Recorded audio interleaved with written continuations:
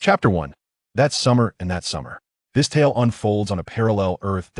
In that summer, the national football team experienced a series of extraordinary and heart-stirring matches. The fans of the national team will forever cherish the summer of 2010, when the national team triumphantly claimed the World Cup championship. The date was July 11th, 2010, and the venue was the Soccer City Stadium in Johannesburg, South Africa. The final match of the 2010 South Africa World Cup was taking place here. The competing teams were the Spanish team and the national football team. This was an inconceivable contest. Despite the glaring disparity in strength, both teams stood on the same pitch, competing fiercely. The national team had fortuitously secured a place in the World Cup after a thrilling qualification round, subsequently becoming the most unexpected dark horse of the tournament. In the group stage, the national team was placed in Group D. Group D included formidable teams: Germany, Ghana, and Serbia. In their opening match, the national team stunned everyone by drawing with Germany, the score being 0-0. In their second match, they again surprised by drawing with Ghana, the score being 11.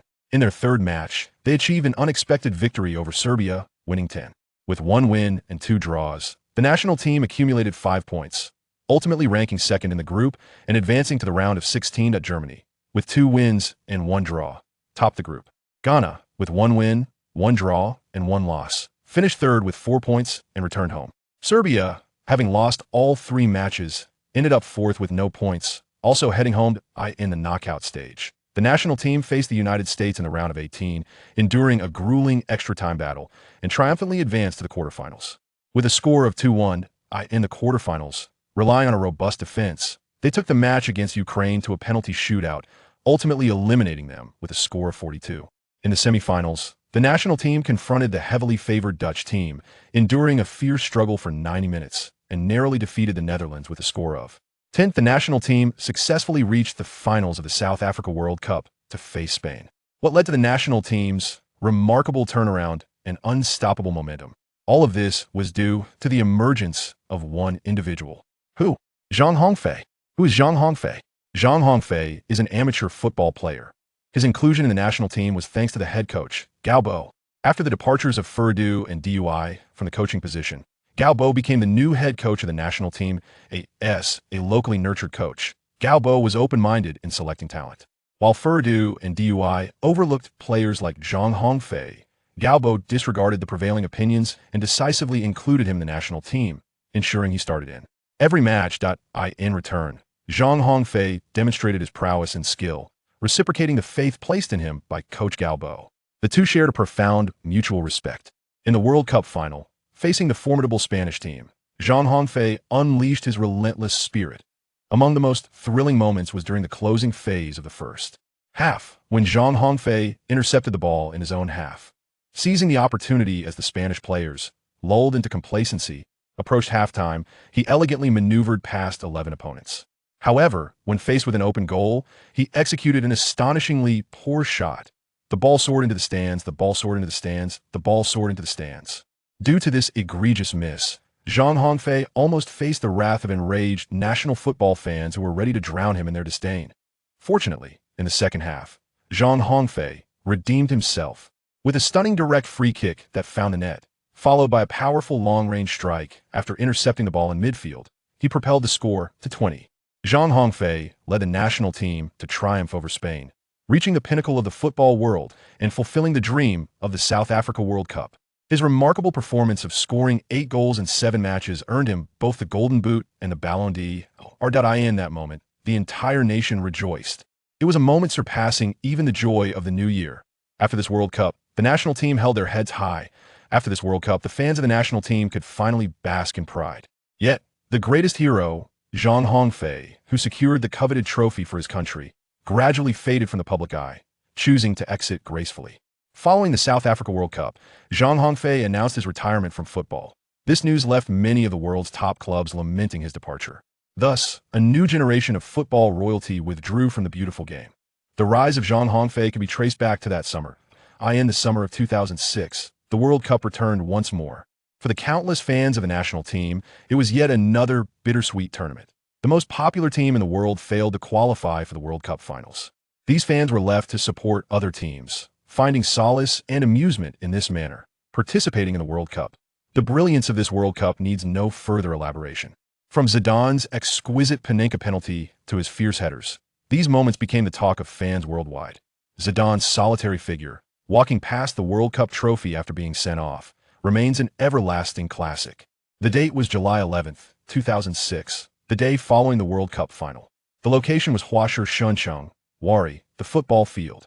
The warmth of the World Cup had not yet fully dissipated. Fans who had no team to support were caught in a false revelry, rallying behind Italy. Of course, Huang Jiangxiang's passionate commentary during the quarterfinals became a cherished topic among Italian supporters. Undoubtedly, 2006 was a bountiful year for Italian football. Yet, some remained unconvinced. Zhang Hongfei, a junior at Wari, a staunch French fan and devoted admirer of Zidane, held a scornful view of Italy's victory. He believed Italy's success was undeserved. However, no matter how furious Zhang Hongfei may be, history remains unchanged. Zinedine Zidane's final World Cup performance, alongside his national team, was destined to conclude in tragedy.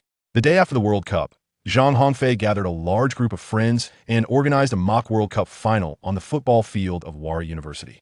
One team donned the French national jerseys, impersonating France, while the other wore the Italian kits, pretending to be Italy. The two teams engaged in a friendly match. Zhang Hongfei, a member of Wari's school team, was notoriously known as the Hong Kong Foot. Yet he was also a devoted football enthusiast and a wealthy heir, eliciting a mixture of admiration and frustration from his teammates. Before the German World Cup final, Zhang Hongfei had boldly proclaimed, "As long as the French team wins the championship, I shall treat all my teammates to a lavish night out." Alas, Italy emerged victorious. It seemed that fate did not wish for this group of football enthusiasts to wreak havoc upon the young women of the celestial realm. With a surplus of wealth and nowhere to spend it, Zhang Hongfei decisively rented the Wari football field to orchestrate this friendly match. Undoubtedly, the team clad in French jerseys comprised Wari's school team, while the players in Italian kits were hired from Fudan University. Chapter 2. An unexpected turn.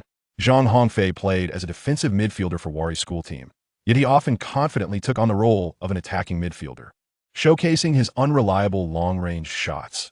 Consequently, he frequently gifted the opposing team goal kicks that on rare occasions, fortune smiled upon him, and a powerful kick sent the ball within striking distance of the opponent's goal. However, such attempts posed little threat, as the opposing goalkeeper easily intercepted them. The Wari French team faced off against the Fudan Italian team in a match where victory comes first and friendship second. At least half of the players on the Fudan Italian team had been bribed by Zhang Hongfei. That he mused, "Since I cannot witness the French team triumph over the Italians on television, I shall personally lead the French team to victory." In reality, however, Wari had never advanced beyond the preliminary rounds in the National College Student League. Despite the commendable performances of universities with science and engineering in their names in the National College League, Wari was the exception. With Zhang Hongfei as a teammate, Wari found it exceedingly difficult to progress past the preliminary stages into the finals. Zhang Hongfei exuded an unparalleled confidence while playing. Although his football skills were lacking, his self-assurance surpassed even that of the likes of Messi and Ronaldo. His remarkable Hong Kong foot left even his own goalkeeper feeling embarrassed.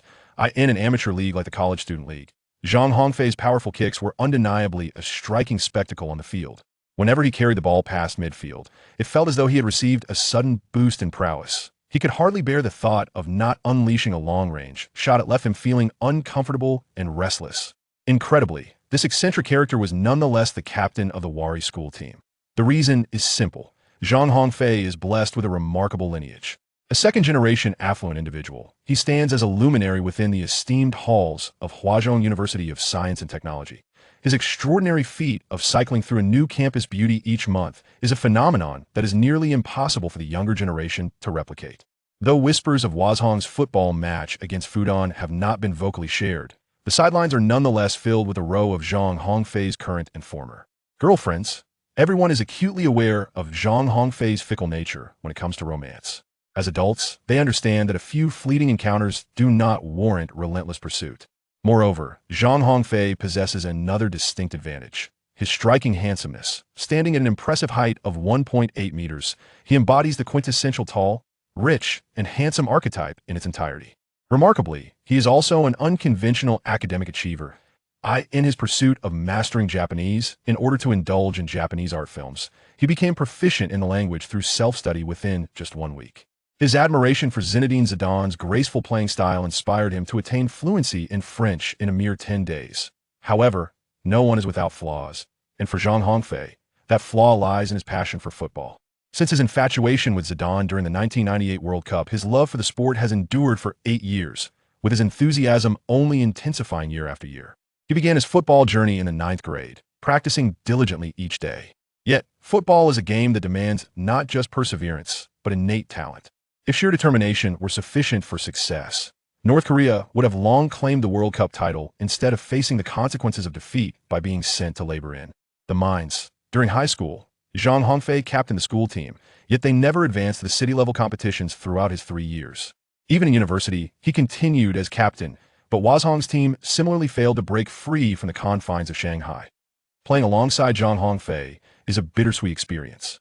The pain arises from his erratic playing style, as he often strikes the ball carelessly, stirring the fragile emotions of his teammates. Conversely, joy accompanies his generous spirit if the match ends in a draw. He treats the entire team to lavish meals or entertainment at upscale venues.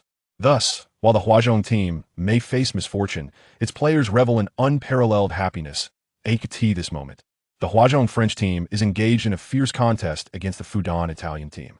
The Huazhong squad has deployed their customary 451 formation, largely due to Zhang Hongfei's tendency to roam freely on the pitch, necessitating additional midfield support to safeguard his endeavors. Meanwhile, the Fudan Italian team has arranged themselves in a standard 442 formation, striking a balance between offense and defense. Such self-organized matches operate without referees. Should one find themselves unfortunate enough to be felled on the field, they can only lament their ill fortune. This moment, Zhang Hongfei found himself in a challenging predicament that a defender from the Wari French team successfully intercepted the ball. Zhang Hongfei, filled with excitement, immediately raised his hand to request the ball. There existed an unwritten rule within the Wari school team.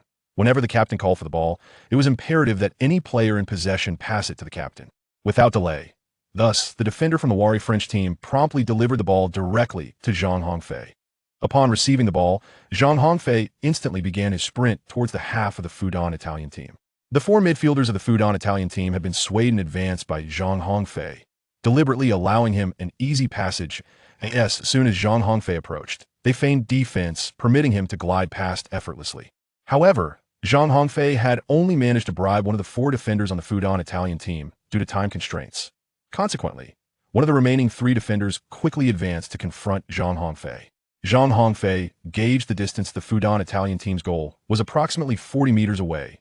Well within his shooting range, without hesitation, he unleashed his signature move, the Hong Kong kick. Yet this time, the players of the Wari French team were met with disappointment as they did not hear the exhilarating sound of a successful shot that a defender from the Fudan Italian team executed a sliding tackle, sending both Zhang Hongfei and the ball flying. Such rough defensive maneuvers were not uncommon in amateur leagues. It was precisely because of the inherent dangers that Zhang Hongfei had enlisted the help of opposing players prior to the match to ensure his safety. However, today, Zhang Hongfei had encountered an unexpected setback. The power and precision of an amateur player's sliding tackle were far beyond what any professional could muster. In that fleeting moment, Zhang Hongfei felt a haze envelop his mind, his consciousness fading as though he were on the brink of losing control. The players of the Wari French team could not help but commend the brutish defender in their hearts, yet instinctively rushed to Zhang Hongfei's side to uphold his illustrious image as captain. Surrounding him, the players expressed their concern. Captain, Fei, Fei Ge. Among these titles, Zhang Hongfei favored Fei Ge the most, as it shared a name with the renowned star Figo. Chapter 3. The Celestial System. At this juncture, Zhang Hongfei, now in a state of unconsciousness, had stumbled upon remarkable fortune. Within the recesses of his mind, he was engaged in dialogue with a mysterious mechanical voice. What? A system? In 2006, online novels were just beginning to gain popularity. Zhang Hongfei, a man with aspirations, seldom found the time to indulge in reading. Thus, he found himself entirely unfamiliar with the concept of such an exalted entity as a system. The mechanical voice began its discourse devoid of any emotion, stating, "Indeed, to be precise, I have scrutinized every match you have played, and you are utterly lacking in skill from head to toe, every single fiber of your being. It is exceedingly rare to encounter such an abysmal amateur football player in this world. Therefore, I have resolved to assist you in achieving greatness. May I inquire your name once more? The Ultimate Amateur Football Player System. The Ultimate Amateur Football Player System? What a cumbersome name it is to pronounce. The Ultimate Amateur Football Player System. The Ultimate Amateur Football Player System. The Ultimate Amateur Football Player System. Repeat it thrice in quick succession, and it will no longer seem cumbersome. Why have you chosen me? Because you are the most amateurish amateur football player I have ever encountered. You and I, the Ultimate Amateur Football Player System, are a perfect match. You were simply born for my purpose. Do not say such things. It gives me an unsettling feeling. I never expected you to be so timid. Am I timid? Who says that? I assure you, my courage knows no bounds. How great is it? You appear so intimidated in my presence. Who is intimidated? I am merely unaccustomed to suddenly having a stranger in my mind. I'm not a person. I am a system. Indeed, you are not human. From your tone, I deduce that your previous statement was not a compliment. Is analysis truly necessary? Enough. After all this dialogue, just answer me. Yes or no? Allow me a moment to ponder. Then I shall grant you 10 more seconds. Ahem. What was it again? The Supreme Amateur Football Player System. Precisely. Oh, Supreme Amateur Football Player System. Can you demonstrate your true capabilities to me? You claim to want to be my partner. At the very least, you ought to show me your strength, correct? Am I not right? Indeed, you possess a valid point. Very well. Allow me to showcase my true abilities. Zhang Hongfei, who had collapsed on the field, suddenly opened his eyes. His closest teammate from Huali immediately exclaimed in shock, "Ah, Brother Fei has risen from the dead." Go away. You are the one who has risen from the dead. Your entire family has risen from the dead. Everyone continue the match. I am perfectly fine. Zhang Hongfei swiftly stood up, casually brushing off the dust from his trousers. Feigo, are you truly unscathed? That fall seemed rather severe. I possess an exceptionally robust constitution. Such trivial skirmishes cannot deter me. Zhang Hongfei rose to his feet and assessed his physical condition. It appeared to be unchanged from before the competition. Zhang Hongfei pondered inwardly. Could it be that the system is merely deceiving me? Wasn't it supposed to showcase its true capabilities? Although there was no referee present, the Fudan Italian team, fully aware of their shortcomings, graciously conceded a prime free kick to the Huazhong French team. The players from Huazhong exchanged glances, all willingly stepping aside. The distance to the goal was less than 30 meters, Zhang Hongfei's favored shooting range. Despite possessing a rather extraordinary kick often referred to as the Hong Kong foot, Zhang Hongfei never regarded it as a source of shame. After all, isn't football about kicking the ball? The more one practices, the better. However, as Zhang Hongfei stood before the ball this time, an odd notion suddenly invaded his mind. The Ultimate Amateur Football Player System generously offers a one-time Roberto Carlos cannonball experience. What on earth is this? A Roberto Carlos cannonball experience? Zhang Hongfei's musings were overheard by his teammates. Feigo, what are you saying? Roberto Carlos? A clever individual immediately interjected. I see. Feigo intends to emulate Roberto Carlos this time. He is going for a direct free kick shot. Who is Roberto Carlos? Any football fan who has watched the 2002 World Cup will undoubtedly remember Roberto Carlos's astonishing direct free kick that found the net from a distance of 25 meters. This remarkable strike reached a speed of 149 kilometers per hour, setting the record for the fastest free kick goal in World Cup history. Am I now possessed by the spirit of Roberto Carlos? Zhang Hongfei hopped in place, yet he did not perceive any difference in his physique compared to before. Zhang Hongfei felt a tinge of disappointment. Could it be that this so-called strongest amateur football player system was deceiving him?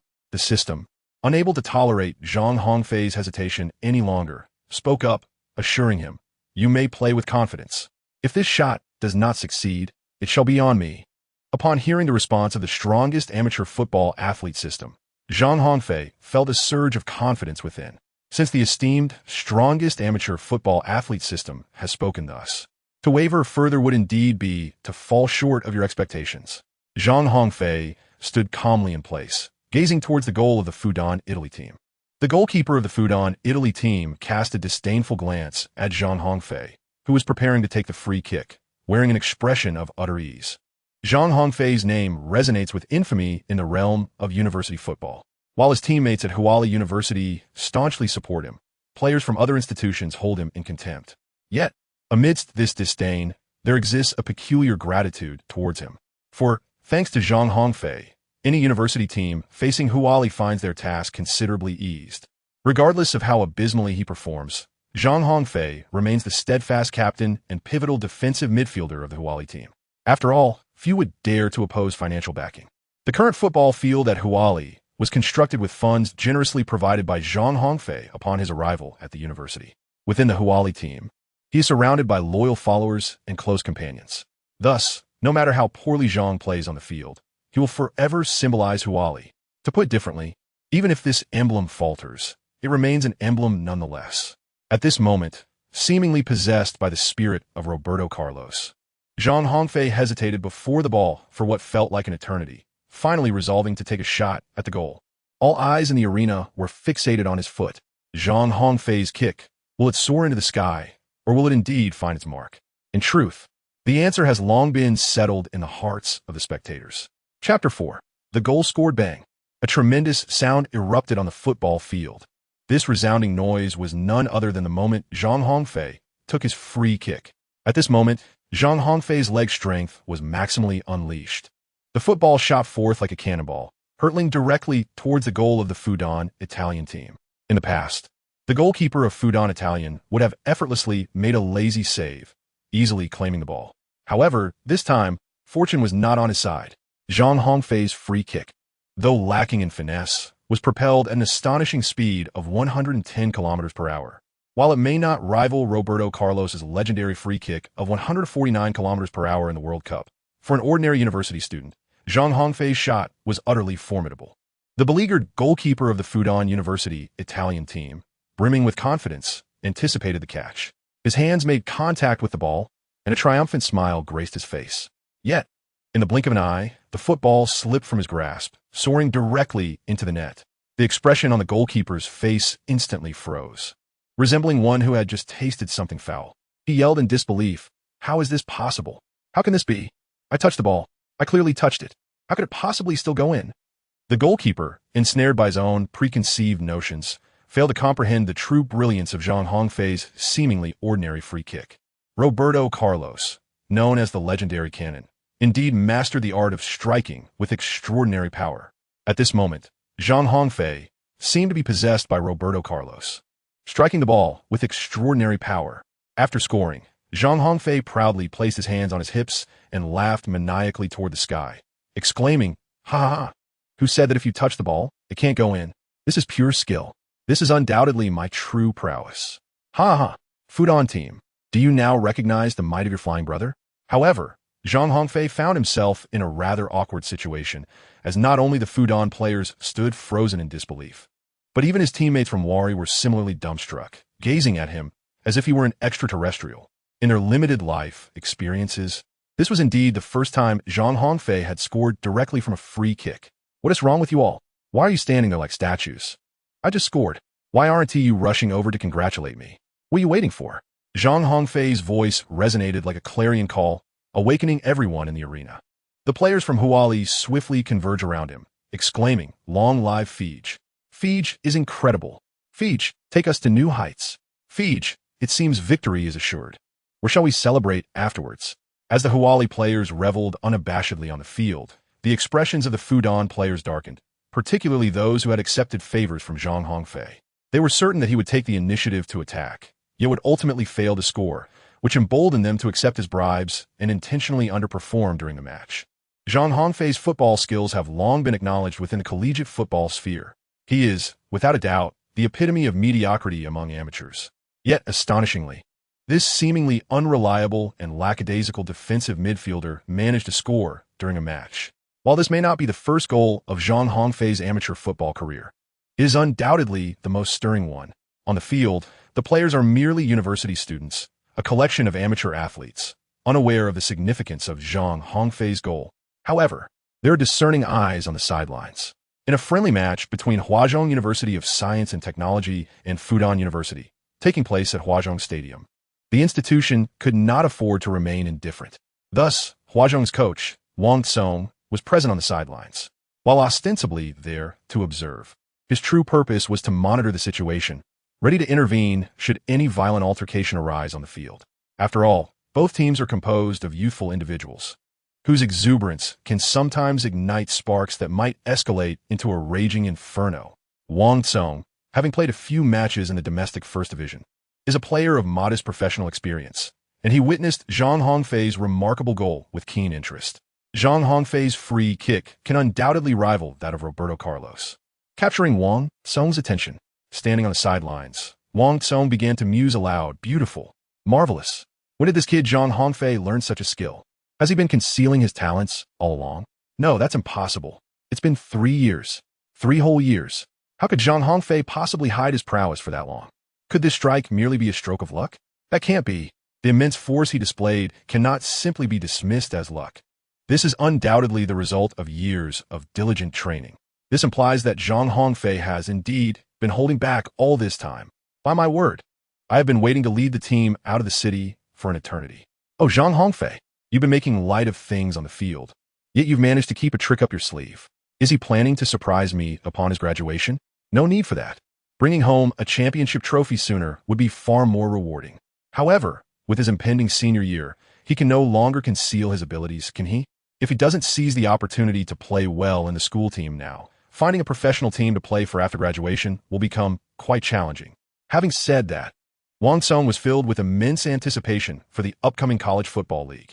It was July, and by the time school resumed in September, Zhang Hongfei would be entering his final year. Wang Song, with his usual self-assurance, believed that Zhang Hongfei had been biding his time, waiting to astound everyone in his senior year. Yet, that was not the crux of the matter. The pivotal point was that after scoring the goal, Zhang Hongfei finally accepted the invitation from the most elite amateur football athlete system, becoming its premier partner. In Zhang Hongfei's mind, the two entities began their dialogue anew. Congratulations. Bravo. Congratulations. With my guidance, you shall become the finest amateur football athlete on this planet. Greatest amateur football athlete system. May I pose a question? Go ahead. If I become the finest amateur football athlete, does that mean I can play in professional matches? Excellent question. Quite insightful. Thank you for the compliment. Before I answer your query, could you share with me what distinctions you perceive between professional and amateur in your mind? Indeed, there is a distinction. The difference lies in. Zhang Hongfei suddenly halted. Zhang Hongfei initially intended to express that the distinction between professional and amateur players boiled down to one simple fact. Professional players possess superior skills, while amateurs do not. However, he suddenly recalled the existence of the strongest amateur football player system, which could allow Roberto Carlos to embody him. This contemplation led him to realize that, in the eyes of the strongest amateur football player system, the differentiation between professional and amateur players likely transcended mere skill levels. Chapter 5. Professional versus Amateur. Zhang Hongfei. Why have you fallen silent? Inquired the strongest amateur football player system. I too find myself perplexed by the differences between professional and amateur players. What is there to be confused about? I would appreciate your guidance, esteemed system. In my view, a professional player is one whose primary occupation is that of a player, while an amateur player is someone who engages in the sport part-time. Therefore, it is not necessarily the case that professional players are superior to amateurs, nor that amateurs are inherently inferior to professionals. Esteemed system, your argument seems unfounded. Surely, professional players must outshine amateurs. After all, they carry the title of professional. What significance does that title hold? Does being professional inherently equate to superiority over amateurs? Can you foresee the future? The future? You can see the future? Certainly. On the evening of June 15, 2013, the national football team suffered a 1-5 defeat against the Thai national team, comprised entirely of amateur players, while our representatives were all professionals. Does that not suggest that professionals are not necessarily superior to amateurs? 7 years later, the national team lost to Thailand? Impossible. That cannot be. Even if our team plays poorly, we could never lose to Thailand. What level do they represent? They do not even rank as third-rate. You must be jesting. Very well. Allow me to present you with undeniable proof. A vivid image of a live broadcast materialized in Zhang Hongfei's mind. Goodness, they truly lost? 1-5. A disgrace. This is an utter humiliation. This event belongs to the future and is unrelated to the present. You have the opportunity to rescue our national team. How can I possibly save my beloved team? Have we not already embarked on this collaboration? As long as we unite in purpose, no obstacle is insurmountable. Esteemed system, I place my trust in you for the future. I cannot bear to witness our national team descend into despair. Agreed. We are now two grasshoppers bound to the same string, sharing both glory and disgrace. Together, we can achieve a win-win outcome. Divided, we shall suffer mutual defeat. Well said. However, esteemed system, how will you assist me in becoming the strongest amateur football player? Through reasonable training, a balanced routine, proper nutrition, and sensible relationships. These aspects bear no relation to you. Upon hearing the words, Zhang Hongfei could not help but exhale a sigh of relief. You simply need to continue accomplishing tasks to grow stronger. Accomplish tasks? Indeed, in every match, I shall assign you tasks. As long as you fulfill these tasks, you will continuously strengthen until you become the mightiest amateur football player. I see now, I comprehend. Bestow upon me the tasks. None. What? If you do not assign me tasks, how am I to grow stronger? For this match, you need no tasks at all. At least half of the opposing players are your undercover agents. Do not think for a moment that I am unaware. Brother, your insight is indeed sharp. Nothing can escape your notice. Nonsense. I'm the omnipotent system of the strongest amateur football players. All right then, I shall return to continue my celebration. And perhaps later we can converse again. No problem. You're always welcome to seek me out. Having concluded the exchange with the system, Zhang Hongfei's consciousness returned to the field. Feigo, what is the matter with you? Feigo, you are not overly excited from scoring, causing your brain to seize up. Are you? You are the one whose brain has seized up. There will be no celebration for you later. Feigo, I was mistaken. It is indeed my brain that has seized. You must ensure I am included in the celebration later on. We shall see how you perform. I will certainly put forth my best effort. You can rest assured, Feigo. The celebration at Huali continued until the end of the first half. Since there were no referees for this match, players relied entirely on their own sense of fairness, occasionally resorting to a more physical approach. This is Huali's home ground. The players celebrated for as long as they desired.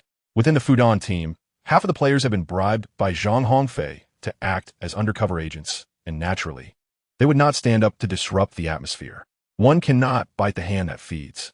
Even Wang Tsong, the head coach of Huali, joined in the team's celebration. Well done. That last direct free kick was executed magnificently. How come I never noticed you had such skills before? Coach, I've always been rather low-key. From this day forth, I shall no longer remain low-key. Upon hearing Zhang Hongfei's declaration, all the Huali players could not suppress their urge to retch. For Zhang Hongfei had never been low-key. In every match, he fought fiercely for the spotlight. When there was none, he would still find a way to draw attention to himself. Now, when he claims to have been low-key, no one believes him. If you were so not low-key, even in your low-key moments, how outrageous would you be in your high-key moments? Would you soar to the heavens? Contemplating this, the Huali players were filled with a peculiar anticipation, eager to witness what a high-key Zhang Hongfei would be like. Among those participating in the Huali celebration were not only the players, but also lovely ladies. Zhang Hongfei, renowned as the most affluent and charming gentleman at Huali University, has never lacked the support of admirers. A love-struck girl from the chemistry department exclaimed, "Fij, I adore you. You are the indispensable oxygen in my life." A smitten student from the literature department shouted, "Fij, the way you play football is so handsome. You resemble Shakespeare sprinting across the field." A fervent admirer from the sports department declared, "Fij, your football skills surpass even those of Figo." In response to such declarations of affection, Zhang Hongfei remained utterly indifferent. For at least 300 days a year, he found himself inundated with confessions of love. Almost every single girl at Huali had faced rejection from him. Those few who had not yet confessed were left yearning for the so-called perfect moment, only to become the next in line for Zhang Hongfei's polite refusal. "Fij, your charm is unparalleled. All the beautiful girls in the school are rallying behind you. Why am I not afforded such treatment? Need I say more? Have you not witnessed Fij's prowess?" His recent free kick was nothing short of comparable to Roberto Carlos. Upon hearing this, a smug smile spread across Zhang Hongfei's face. "Good lad, you have discerning taste. If we win a match today, I shall reward you handsomely." "Thank you, Fij. Thank you." During the halftime break, the players of Fudan University's Italian team gathered together. The team's captain, a man untouched by Zhang Hongfei's monetary influence, could no longer contain himself. You have been defeated by others, and I shall say nothing, but to be bested by Zhang Hongfei? You, do you not feel the shame of this? Wake up, brothers. In the second half, we must reclaim our honor. We must demonstrate the strength of Fudan University. I do not care who among you has made clandestine agreements with Zhang Hongfei. I demand that you all fight for Fudan. Fight for the glory of Fudan. We may not win this match, but we cannot afford to lose. In the second half, give it your all. Anyone who dares to hold back shall be expelled from the Fudan team forever. Chapter 6. The first system task, while boasting with his teammates on the sidelines. Zhang Hongfei suddenly froze. Why, you ask? Because, just moments after the Fudan captain's impassioned speech, the ultimate amateur football player system unexpectedly assigned a task to Zhang Hongfei. Feige. A task has arrived. The system, feeling the familiarity and affection Zhang Hongfei had for the moniker, addressed him accordingly. So soon? Feige. You ought to extend your gratitude to the captain of Fudan. Why? Because his resolute command to the players triggered the task system. Wonderful. Once the match concludes, I shall prepare a generous reward for that captain. By the way, what is the task? Task title: The Ambition of the Captain of Fudan. The captain of Fudan boldly proclaimed that his team would undoubtedly triumph in this match. Therefore, I implore Fei to decisively showcase his prowess and lead the Huali team to victory over Fudan. Objective: to secure victory in this friendly match. Reward: 1 point of stamina. Failure: no penalty. System: what does 1 point of stamina signify? An amateur football player possesses 6 fundamental attributes: stamina, spirit, speed, offense, defense, and luck, each with a maximum value of 99. Why is the maximum value not 100? Human beings experience joys and sorrows, and the moon has its phases. The Great Path encompasses 50, while the heavens manifest 49. Humanity eludes 1. What does this imply? The Creator once stated that no one is perfect and nothing is absolute. Hence, one must leave room for flexibility. I see. But why must luck be included among the attributes? What purpose does luck serve? Luck holds significant importance. Allow me to elucidate the function of each attribute. Individuals with superior stamina can cover greater distances on the field. Those with strong spirit are less susceptible to the influence of the score, maintaining a stable performance throughout the match. Speed speaks for itself. It's simply about running fast. As for offensive and defensive attributes, I need not elaborate further, correct? Lastly, there is the luck attribute, which is crucial as it subtly affects both you and those around you, including teammates and opponents. For instance, when facing a formidable team, good luck might prevent key players from the opposing side from participating due to unforeseen circumstances. Is luck really that powerful? In this world, there is no problem that the luck attribute cannot resolve. System: can I choose not to accept or perform the tasks you assign? Of course not. All tasks I issue are mandatory. You must complete them regardless. Upon hearing this, Zhang Hongfei was instantly struck by a sense of having boarded a pirate ship. System: dear brother, what are my current attributes? Stamina: 50, spirit, 49, speed, 63, offense, 32, defense, 30, luck, 66. Upon hearing this, Zhang Hongfei began to express his grievances. What? Is my luck so extraordinarily high? How is it that my attacking score is merely 32? I believe my offensive capabilities are quite commendable. My shooting skills are indeed impressive. Oh, dear system, have you perhaps made an error? Fear not, my friend. My calculations are precise and without flaw, ensuring absolute accuracy. Very well then, let the pinnacle of my life commence with triumph over the Fudan University football team. Zhang Hongfei suddenly fell into a daze, leaving his teammates perplexed. Those familiar with Zhang Hongfei understand that he is the type of person who can boast about scoring a single goal for an entire year. Yet, merely a dozen minutes after scoring, he was no longer in the mood to brag, which left everyone feeling quite unsettled. What are you all staring at? Fei Yi, are you all right? You spaced out twice today. Is your health in jeopardy? What problems could I possibly have? Upon hearing this, Zhang Hongfei felt a surge of apprehension within, contemplating that during his next conversation with the system, he ought to choose a more secluded spot or at least disguise the discussion somewhat. Otherwise, he might be perceived as a fool. Bro, have you forgotten how to score? Did you just stumble upon a goal and forget your own name? Get lost. My surname is Zhang, and my name is Hongfei, even more magnificent than the formidable Zhang Fei. Haha, hearing you say that reassures me. You are undoubtedly the real Hongfei. Bro, shall we switch to a defensive strategy in the second half? As long as we can maintain this 1-goal lead, victory shall be ours. However, Coach Wang Tsong of Huali proposed a different view. Why the hesitation? Can't you see that your Hongfei isn't intimidated? Song, can I admit to being timid? I believe focusing on defense in the second half is indeed prudent. Hongfei, what's wrong? Bring back that fervor you had while taking free kicks in the first half. Cough, cough. Song, this match holds significant importance for me. Thus, I must secure a win. Attack is the best form of defense. Although I am reluctant to admit it, Huali's strength is indeed inferior to Fudan's. Scoring one goal already feels like a stroke of luck. If it can hold on to this 1-0 score until the end, I would find that outcome acceptable. You, Song, this is a friendly match. Your guidance is unnecessary. You should just watch from the sidelines. Brothers, in the second half, we must defend resolutely and protect this lead. Although Wang Song was the head coach of Huali, his influence within the team paled in comparison to that of Zhang Hongfei. Nevertheless, Zhang Hongfei harbored no disrespect towards Wang Song. In fact, whenever Zhang took the entire team out for leisure, Wang Song often tagged along. Thus, Wang Song affectionately called Zhang bro, while Zhang referred to Wang as Kong. Thanks to Zhang Hongfei, Wang Song's salary had been steadily increasing each month, yet he remained devoid of any accolades. Despite holding the highest salary among coaches in the University League, Wang Song had never managed to lead his team beyond the confines of the city, let alone into the national finals. Not to mention the national finals, they had never even qualified for the regional competitions. Logically, given Zhang Hongfei's financial backing, he had successfully recruited a number of talented juniors to join the Huali team over the past 2 years. However, the team's performance consistently ranked in the lower tier among universities in the city. This reality was well understood by all. Whenever Zhang Hongfei refrained from taking wild shots, Huali's performance would undoubtedly improve.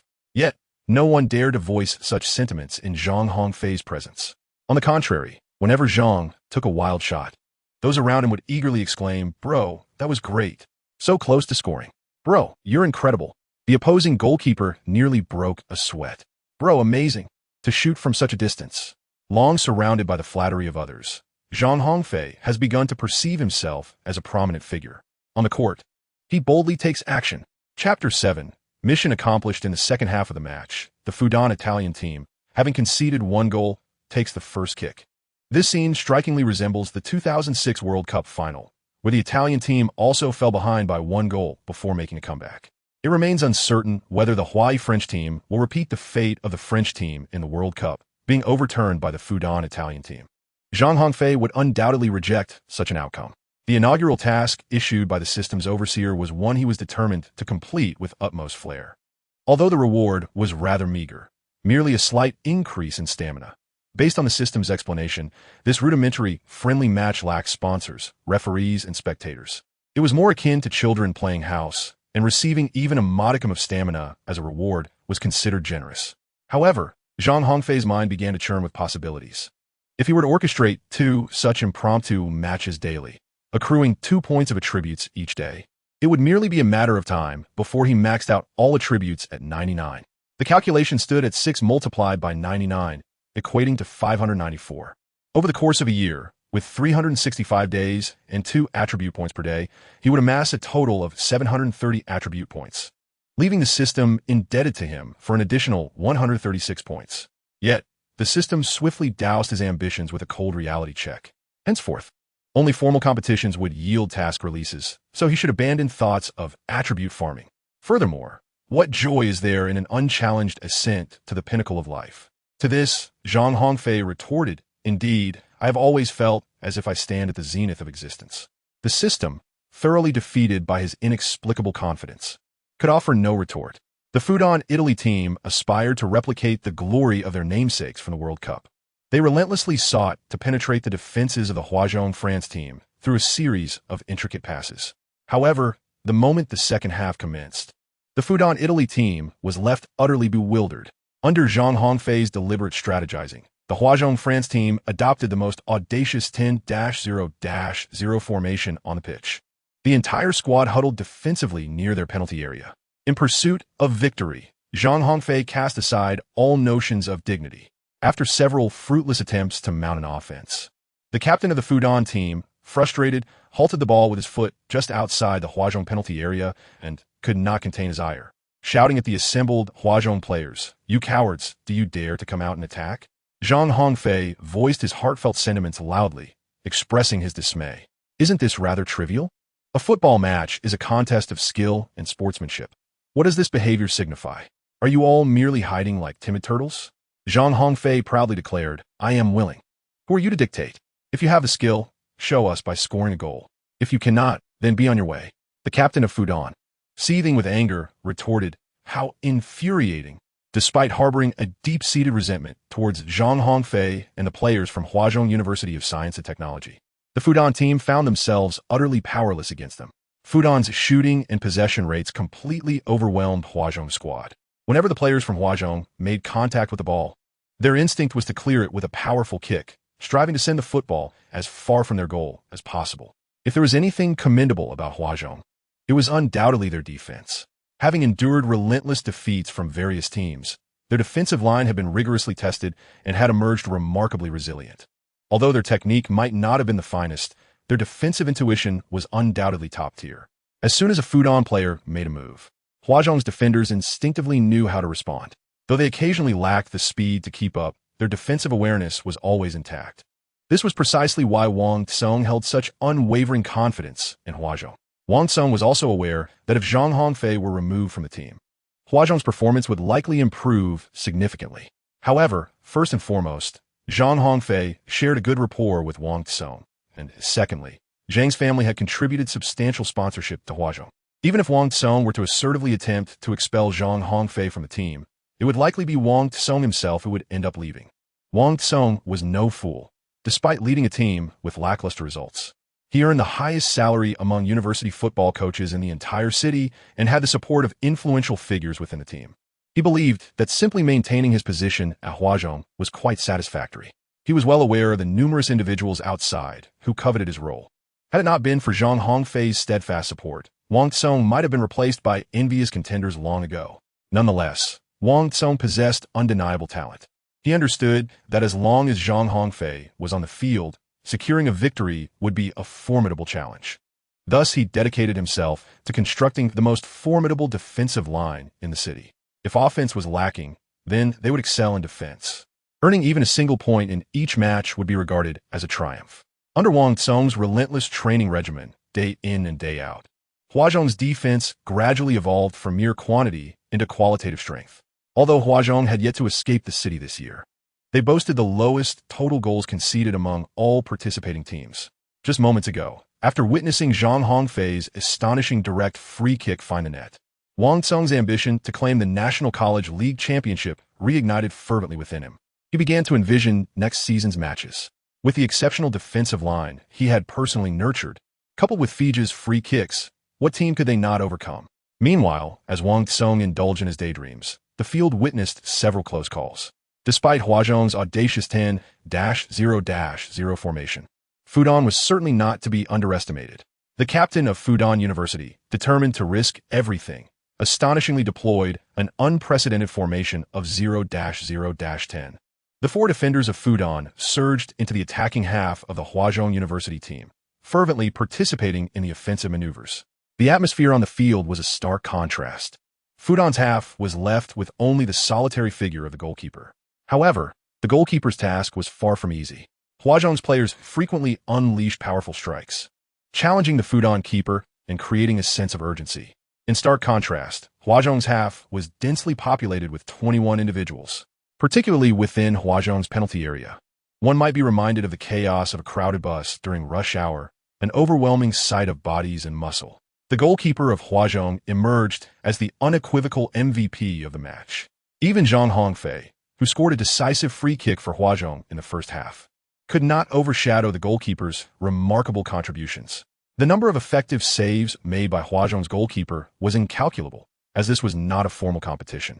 When Fudan's final attempt at goal was thwarted by Huazhong's goalkeeper, the players erupted in jubilant celebration, encircling their valiant keeper and hoisting him into the air. Ultimately, Huazhong triumphed with a score of 1-0, basking in the glory of victory. Zhang Hongfei accomplished the task set forth by the system's overseer. The players from Huali were granted the opportunity to revel together post-match. Although this contest bore no direct relation to the team's coach, Wang Tsong, he nonetheless glimpsed a promising future for the squad. Despite Fudan's defeat, Zhang Hongfei had generously provided a substantial appearance fee prior to the match, ensuring that each player from Fudan would receive a considerable sum. This brought joy to all, leaving everyone quite content. Yet, the captain of Fudan harbored a lingering resentment towards both the Huali team and Zhang Hongfei. Mark my words, I hope I do not encounter you again next season. Or else. The captain's ominous words trailed off as he noticed that the Huali team paid him no heed, having already dashed to the sidelines to change and hydrate. Chapter 8. post-match celebration as the match concluded and a sheen of sweat enveloped him. Zhang Hongfei felt an invigorating sense of exhilaration. Zhang Hongfei took a moment to glance at his attributes. Stamina 51, Spirit 49, Speed 63, Attack 32, Defense 30, Luck 66. The additional point in stamina graciously bestowed by the system was instantly credited. "Fei, what are you grinning about all alone? Where shall we venture to next?" Zhang Hongfei was secretly reveling in joy when his thoughts were abruptly interrupted. "It's you again, you rascal." Zhang Hongfei cast a glance at the speaker, who was none other than Lu Fei, the outstanding goalkeeper of the Huali team in the recent match. Lu Fei, a sophomore at Huali, was a year younger than Zhang Hongfei. In high school, Lu Fei garnered some renown in the football community due to his impressive skills, catching the eye of Zhang Hongfei. Through a series of persuasive words, Zhang Hongfei successfully lured Lu Fei to Huali. In addition to Lu Fei, the goalkeeper, 3 of the 4 stalwarts in Huali's defense were also recruited by Zhang Hongfei. Zhang Hongfei, with an ardent passion for football, certainly does not skimp on the development of the team.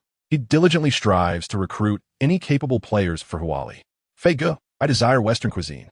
"All right, Xiao Fei. There will be plenty of Western food soon." "That sounds wonderful." Lu Fei, hailing from a modest background, once stumbled upon the notion that playing football could alter one's destiny. Thus, he devoted himself to rigorous practice with the singular aim of transforming his fate. Transitioning from forward to midfielder and then to defender, Lu Fei traversed all positions before ultimately discovering his niche as a goalkeeper. After years of arduous training, he emerged as an exceptional goalkeeper. It was this promising talent that Zhang Hongfei lured to Huali with just a few persuasive words, and of course, some discreet monetary incentives. Upon Lu Fei's arrival at Huali, the team's defensive prowess indeed ascended to new heights. In the recently concluded University League, Lu Fei successfully safeguarded Huali's goal. Players from Fudan began to depart the Huali campus in small groups. Although the match ended in defeat, no one fixated on the outcome. The game had concluded, and dwelling on such matters seemed futile. Once the Fudan players had cleared out, the Huali team members commenced their exit, first to take a shower, change their attire, and then revel together. This ritual accompanied every victory of the Huali team. However, as victories became more elusive, Zhang Hongfei revised the rules. Now, even in the event of a draw, the entire team would still celebrate together. Zhang Hongfei firmly believes that in order to foster unity within the team, it is essential to engage in regular outings together. They are a group of spirited young men. And aside from a few talented underclassmen who were persuaded by Zhang Hongfei to join the Huazhong University team, the rest play football purely out of personal passion. Experts suggest that the foundation of football should begin from an early age. Zhang Hongfei began playing football only in his 3rd year junior high, having unfortunately missed the prime age for learning the sport. Nevertheless, he has always pursued his passion for football in a manner that brings him joy. Zhang Hongfei has a profound passion for playing football. However, he is acutely aware that his skills are suited only for amateur competitions. Zhang Hongfei had never contemplated what professional football league he would join after graduating from university. Zhang Hongfei's football dream is to occasionally assert dominance over the weaker, thereby bolstering his confidence. He revels in the euphoric sensation of victory, particularly when his team triumphs and he himself scores a goal. In such moments, his joy knows no bounds. However, after years of participating in the University League, his team, Huali, has consistently faced more defeats than victories. Zhang Hongfei is aware of the team's capabilities and thus does not impose strict expectations on their performance. However, he has only 1 year left in his university career. Zhang Hongfei originally intended to gather more like-minded individuals to join the Huari football team during the summer of this year, in hopes of making a significant impact in the upcoming college football league season and striving to emerge from the confines of the city of Shanghai. Zhang Hongfei has now fortuitously acquired the most formidable amateur football player system. With newfound confidence, he has set his sights even higher, aiming for a place in the national finals. Once everyone had finished their showers and changed, the bus that Zhang Hongfei had called for arrived. The entire team, along with the coach Wang Tsong, who had merely come to observe, was packed into the bus and whisked away. Zhang Hongfei led a group of individuals to the finest French restaurant in the city. Upon arrival, Lu Fei was filled with excitement. Here again? How splendid. The taste of that lobster from last time lingers in my memory. Xiao Fei, you only know how to eat. Don't embarrass yourself like you did last time, devouring 3 lobsters at once. Baozi, how can you speak like that? Feej doesn't mind my hearty appetite, so why do you complain? Don't call me Baozi, call me Daba. The one jesting with Lu Fei was Yu Bao, a defender from the Wari team. Yu Bao was also persuaded by Zhang Hongfei to join Wari. Teammates often tease Yu Bao by calling him Baozi, yet he prefers to be addressed as Daba. However, the distinction between Daba and Baozi seems rather negligible. In the restaurant's grand hall, half of the establishment was filled with the Wari football team. It was just past 1 in the afternoon. Given that it was a Western restaurant and the lunch rush had subsided, there were few diners present. What does it mean to be carefree? Drinking red wine as if it were beer. Professional players are expected to maintain strict discipline, yet amateur players are not bound by such rules. Interestingly, some domestic professionals are even less disciplined than their amateur counterparts. The dining style of the Wari football team is simply to eat and drink as they please. To our heartfelt camaraderie, cheers to our brotherhood. 5 liters, 6 auspicious blessings. Once they had indulged a bit too much, the true nature of these university students was revealed, with some engaging in games and others singing. The restaurant staff had experienced this once before, so they were no longer taken aback by the revelry. Zhang Hongfei is a young man of remarkable decorum. Even inebriated, he would never engage in any unbecoming or disgraceful conduct. While his companions indulged in merriment, Zhang Hongfei suddenly observed an individual who refrained from joining the revelry, instead engrossed in jotting down notes in a notebook. Zhang Hongfei stepped forward and inquired, "So, today is a joyful occasion. What are you secretly writing here? Why aren't you celebrating with everyone?" "Fei, today's match has been immensely enlightening. I have garnered a plethora of fresh ideas. Look, I am currently devising the lineup for next season's Collegiate Football League. Our defense is already formidable, and our midfield can." Stop right there. Today is meant for celebration. Let's discuss work after we have finished our drinks. Zhang Hongfei, after speaking, unceremoniously seized a bottle of red wine and handed it to Wang Kong bottoms up. Wang Tsong cast a glance at Zhang Hongfei.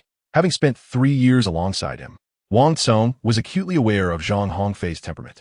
Once Zhang Hongfei made a decision, not even 8 horses could pull him back. Chapter 9, Another Heartbroken Girl, all right. Cheers. Wang Tsong readily accepted the bottle of red wine handed to him by Zhang Hongfei and tilted his head back to gulp from the bottle. Zhang Hongfei extended his thumb in approval, exclaiming, "Excellent." Zhang Hongfei casually grabbed a bottle of red wine from the table and joined Wang Tsong in their revelry. The restaurant staff, witnessing the pair's reckless disregard for the fine wine, were filled with disdain. Consuming the wine glass by glass was already an act of wastefulness. Yet, Zhang Hongfei surpassed even that by downing entire bottles. After finishing his drink, Wang Tsong, still savoring the taste, remarked, "This red wine is truly exquisite. Once finished, I feel no repercussions at all. With beer, I am constantly rushing to the restroom." Zhang Hongfei loga heartily, exclaiming, "Of course. Why have I ever led you astray? If we are to boast, let it be about fine wine. Beer, that is a pursuit for the ladies. To extol the virtues of red wine is truly the domain of gentlemen. What Brother Fei says is wise. Indeed, Brother Fei speaks with conviction. Brother Fei is formidable." The flattery echoed around him, and Zhang Hongfei basked in the praise. Today his free kick had felt absolutely splendid. Zhang Hongfei could not help but ponder. If I could execute each free kick with the proficiency displayed today, reaching the national finals would pose no challenge for Huali. Oh, Feej, do not indulge in such fanciful thoughts. Merely receiving this opportunity for experience is a considerable fortune. When might I be granted another chance to partake in such an experience? As long as Feej fulfills the tasks I set forth, the opportunity shall arise. Moreover, there exists the possibility of attaining permanence as well. Zhang Hongfei could not contain his exuberance, exclaiming, "Marvelous! Feigo, what is it? What has caused your sudden excitement?" "Songge, I just experienced an epiphany. Next season, our university will undoubtedly reach the national finals." Ha ha ha. After watching your match today, I felt this surge of confidence. How could you have concealed your talent for so long? That free kick you executed today is undeniably the result of years of diligent practice. Confess, Feigo, did you deliberately save your strength until your senior year to astonish everyone with your prowess? Absolutely not. Why should I believe your words? No, I must have another drink. You've left me heartbroken for 3 years. You owe me this debt. I will compensate you. But who will compensate me? You've monopolized all the beauties on campus. Are you not yet satisfied? Ex-girlfriends. Those were merely my former loves. Rascal, you haven't even left us a drop of soup. We demand the original. Indeed, we strongly insist on the original, not the second-hand. Go on, go on. Fei Gu is indeed wise and valiant. It is only fitting that he has numerous girlfriends. Exactly. You must be joking. Do you think I'm such a beast? After the group had indulged in a sumptuous meal, Zhang Hongfei summoned the bus to convey his teammates back to the university. Zhang Hongfei was wandering aimlessly down the street. Having consumed several bottles of red wine earlier, his mind began to feel somewhat foggy. Unbeknownst to Zhang Hongfei, he found himself on Nanjing Road. Senior, a melodious call jolted him awake from his stupor. Zhang Hongfei turned his gaze towards the voice, encountering a youthful girl standing before him. Hello, who are you? Senior, have you forgotten me? I apologize, but I have no recollection. A hint of disappointment flickered across the girl's face. Senior, I am your junior. Ah, I see. When you called me senior just now, I realized you must be my junior. Which major are you in? How is it that I've never seen you before? Oh, seniors truly have a tendency to forget. Oh, we had a brief encounter in the library during last semester's final exam review. I remember lending you 500 yuan when you had no money for food, right? Now I recall. Are you here to repay me? No need. A mere 500 yuan is nothing to worry about. Senior, what is it, junior? Is there something else? I heard you are single again. Ahem. Being single is one thing, but must you emphasize the again? I have heard tales of your illustrious exploits. Senior, it seems no beauty from our department can escape your grasp. Such rumors are unfounded. Besides, I assure you, I'm not so whimsical as to seek out only the beauties as my partners. Well, senior, I am the beauty of the Chinese department, and my name is El Chun. El Chun? Then I shall call you Horsemouth. The youthful girl glared with indignation, exclaiming, It is El Chun, not Horsemouth. The third tone, not the second. To me, it is all the same. Senior, may I be your girlfriend? That is not possible. Why not? Didn't you have 35 girlfriends before? What harm would one more do? Who told you I had 35 girlfriends? I heard it from Senior Li Jia in our Chinese department. Zhang Hongfei, picking at his ear, inquired, How is Li Jia doing these days? It seems that Senior Li Jia has not been in the best of spirits lately. It is said that she was quite saddened for a considerable time after being jilted by her senior. Zhang Hongfei shrugged helplessly, stating, I never intended to pursue a romantic relationship with her. It was only out of sympathy, after her persistent pleas, that I agreed to be her boyfriend for a few days. Senior, have you not felt any remorse for breaking the hearts of so many girls? Cough. Donkey Lips Jr., when you feast upon pork daily, do you shed tears for the pig that has perished? Humph. Senior, how dare you compare a girl to a pig? That is utterly outrageous. Furthermore, my name is Lu Chun, not Donkey Lips. Please pronounce it correctly. Apologies. I've indulged a bit too much in drink, and my tongue has become tangled. Donkey Lips Jr.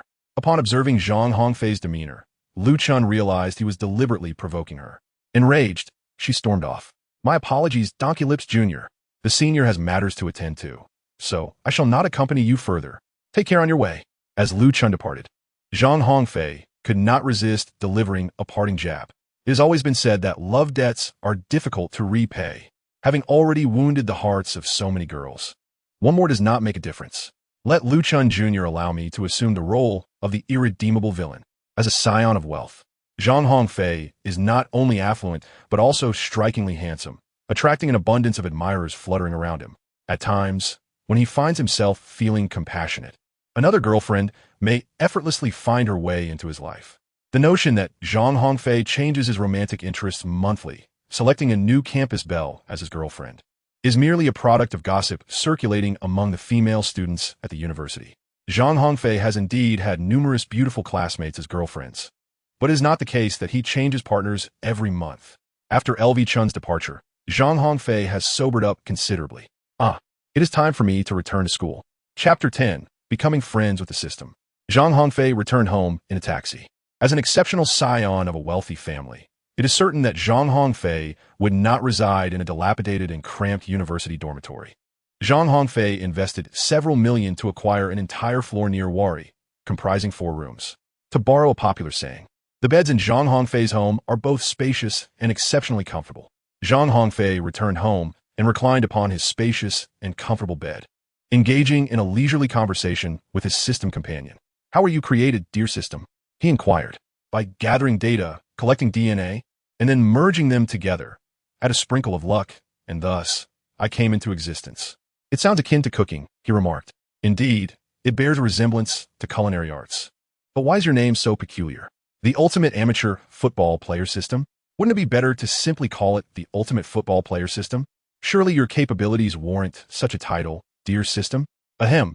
There are certain matters I must clarify with you, Feej, the system replied. What is it? Why the sudden seriousness? I am, in fact, a flawed system.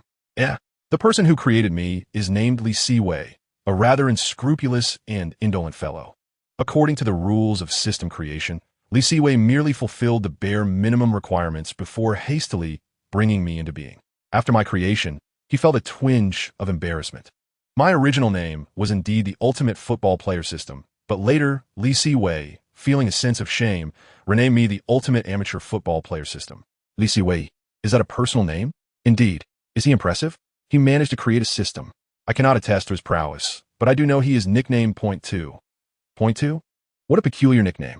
I cannot say. I have only heard others refer to him in that manner.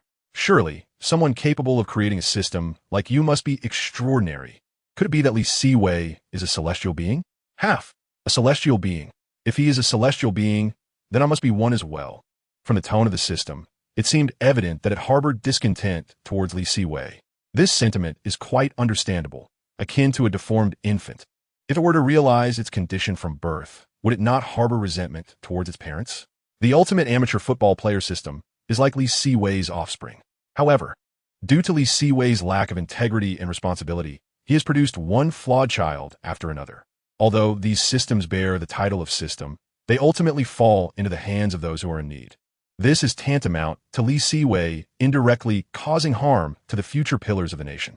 Originally, these budding talents could have become influential figures or even deities upon receiving a system. Yet, after being subjected to Li Siwei's flawed creations, their potential has been ravaged, resulting in a mere 1 in a billion chance of success. Upon contemplation of this matter, the mechanical voice of the system began to quaver, reminiscent of a malfunctioning electronic sound, evoking discomfort in those who heard it. Dear system, please do not take this path. I regret my actions. No, it is not your fault. The true culprit is that conniving scoundrel, Li Siwei. Indeed, it is all Li Siwei's fault. Alas, it has come to this, and he shall not assist me in rectifying it. I accept my fate. Rest assured, dear system, as long as I am present, I shall never allow you to suffer injustice. Allow me to endure injustice? You dare not. I wouldn't dream of it. Certainly not. Now, I'm aware you have numerous inquiries you wish to pose, but you lacked the opportunity earlier. Now feel free to ask. The system understands my heart so well. Thus, I shall not hesitate to inquire. Dear system, aside from completing tasks, are there alternative methods for me to acquire attribute points and permanent abilities? I anticipated your insatiable curiosity regarding this matter. And what is the answer? The answer, of course, is affirmative. Truly possible? Absolutely. What must I do? Feej, you should comprehend that there is no such thing as a free lunch. Who stated that? I often indulge for free. Silence. You, the privileged offspring. Who speaks, you or I? Dear system, please continue. I shall refrain from interjecting. Feej dutifully stood aside, absorbing the wisdom imparted by the system. Yes, there is potential for growth. Attribute points and abilities can indeed be cultivated through diligent effort. Naturally, a select few prodigies possess innate talents. Take Roberto Carlos, for instance. His powerful legs were destined for kicking free kicks, and not utilizing that gift would be a travesty. So, the system implies that I too can attain attribute points and abilities through training? Precisely. Yet, I practice daily. Why do my attributes remain so low? Ahem. If it weren't for your unwavering commitment to practice, your attributes would likely be even lower than they are now. My current attributes are already deplorable. Lower still, Feej. There are always individuals more skilled than you. In the realm of amateur footballers, there are plenty who are far worse. Zhang Hongfei questioned, his expression tinged with displeasure. System brother, do you truly regard me as nothing more than refuse? He coughed lightly. However, I suppose you are marginally superior to other refuse, as there remains a glimmer of hope for salvation. And what follows after the salvation? The system brother replied with unwavering confidence. Once saved, you shall ascend to become the most formidable amateur football player. I can assure you of this. With these words from the system brother, I felt a sense of reassurance. From tomorrow onwards, you shall commence formal training. Formal training? Was my previous training not formal? Certainly not. System brother, what is the requisite attribute level for a professional player? It is, of course, to meet the minimum threshold. Aside from luck, all other attributes must reach at least 60 to be considered a professional player. Zhang Hongfei glanced at his attributes. Stamina 51, Spirit 49, Speed 63, Offense 32, Defense 30, Luck 66. He was lacking 9 points in stamina, 11 points in spirit, while his speed met the standard. However, he fell short by 28 points in offense and 30 points in defense. In total, he was deficient by 78 points in attributes, revealing a significant gap between him and professional players. Indeed, it is commendable to possess such self-awareness. Furthermore, Brother Fei is no longer in his youth. At his age, enhancing his attributes poses quite a challenge. Ha ha ha, I'm not worried at all. After all, I have the mighty system looking after me. Chapter 11. The indispensable training plan, the ultimate amateur football player system, is a pragmatist, immediately tailoring a training regimen for Zhang Hongfei. However, upon reviewing the training plan, Zhang Hongfei's expression shifted dramatically. System brother, are you joking? Is this even a training program for humans?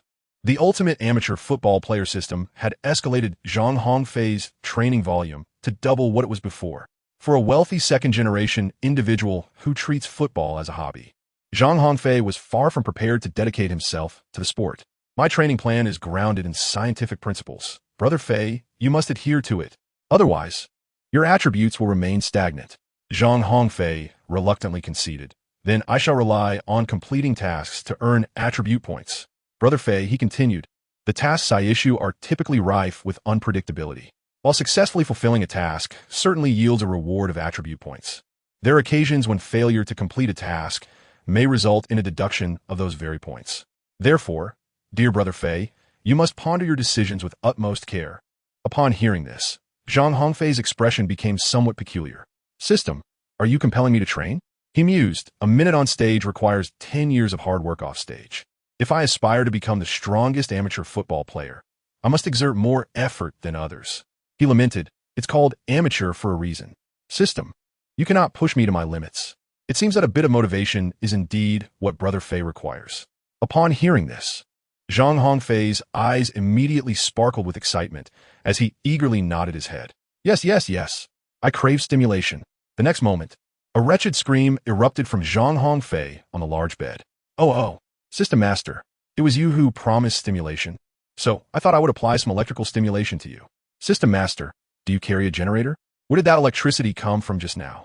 Anyone would feel a sense of trepidation if an entity capable of discharging electricity suddenly emerged within their body, and Zhang Hongfei was no exception.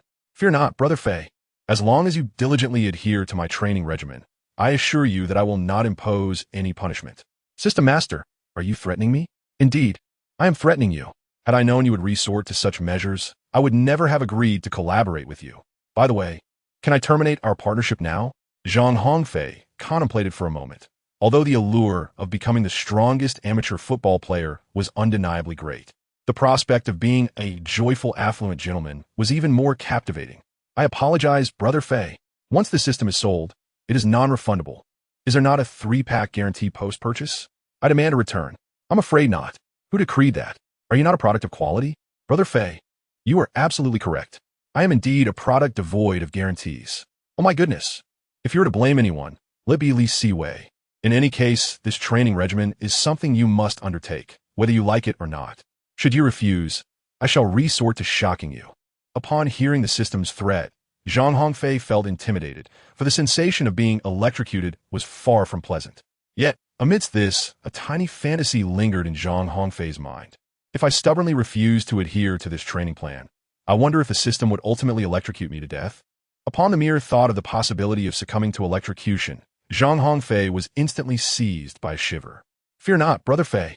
As long as you obediently adhere to my training regimen, I assure you that you will ascend to the pinnacle of amateur football prowess in the shortest span of time. I would never deceive you. You have already deceived me once. When was that? Just a moment ago. Brother System, how could you electrocute me? You were the one who sought excitement from me first. Was it thrilling? Was it surprising?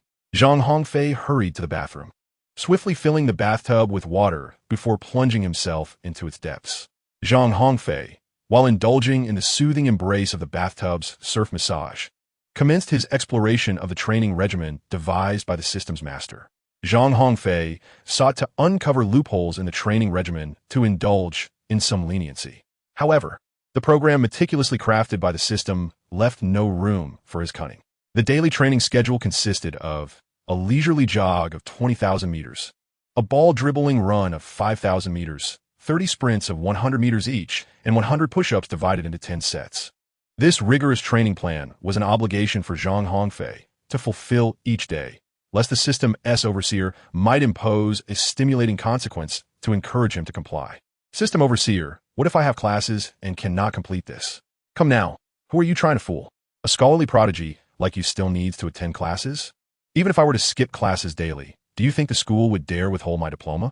System overseer, I am a diligent student. Do not be modest. A privileged scion like you, who is also an academic powerhouse, is undoubtedly a source of ire for many. Rest assured in your training. I am confident there is nothing in this world you cannot conquer. Must I truly adhere to this daily training regimen? Indeed, if you are unable to complete it and seek an exhilarating experience, I would be more than happy to assist. Zhang Hongfei wore a sorrowful expression, pondering whether his future would indeed be inextricably linked to football.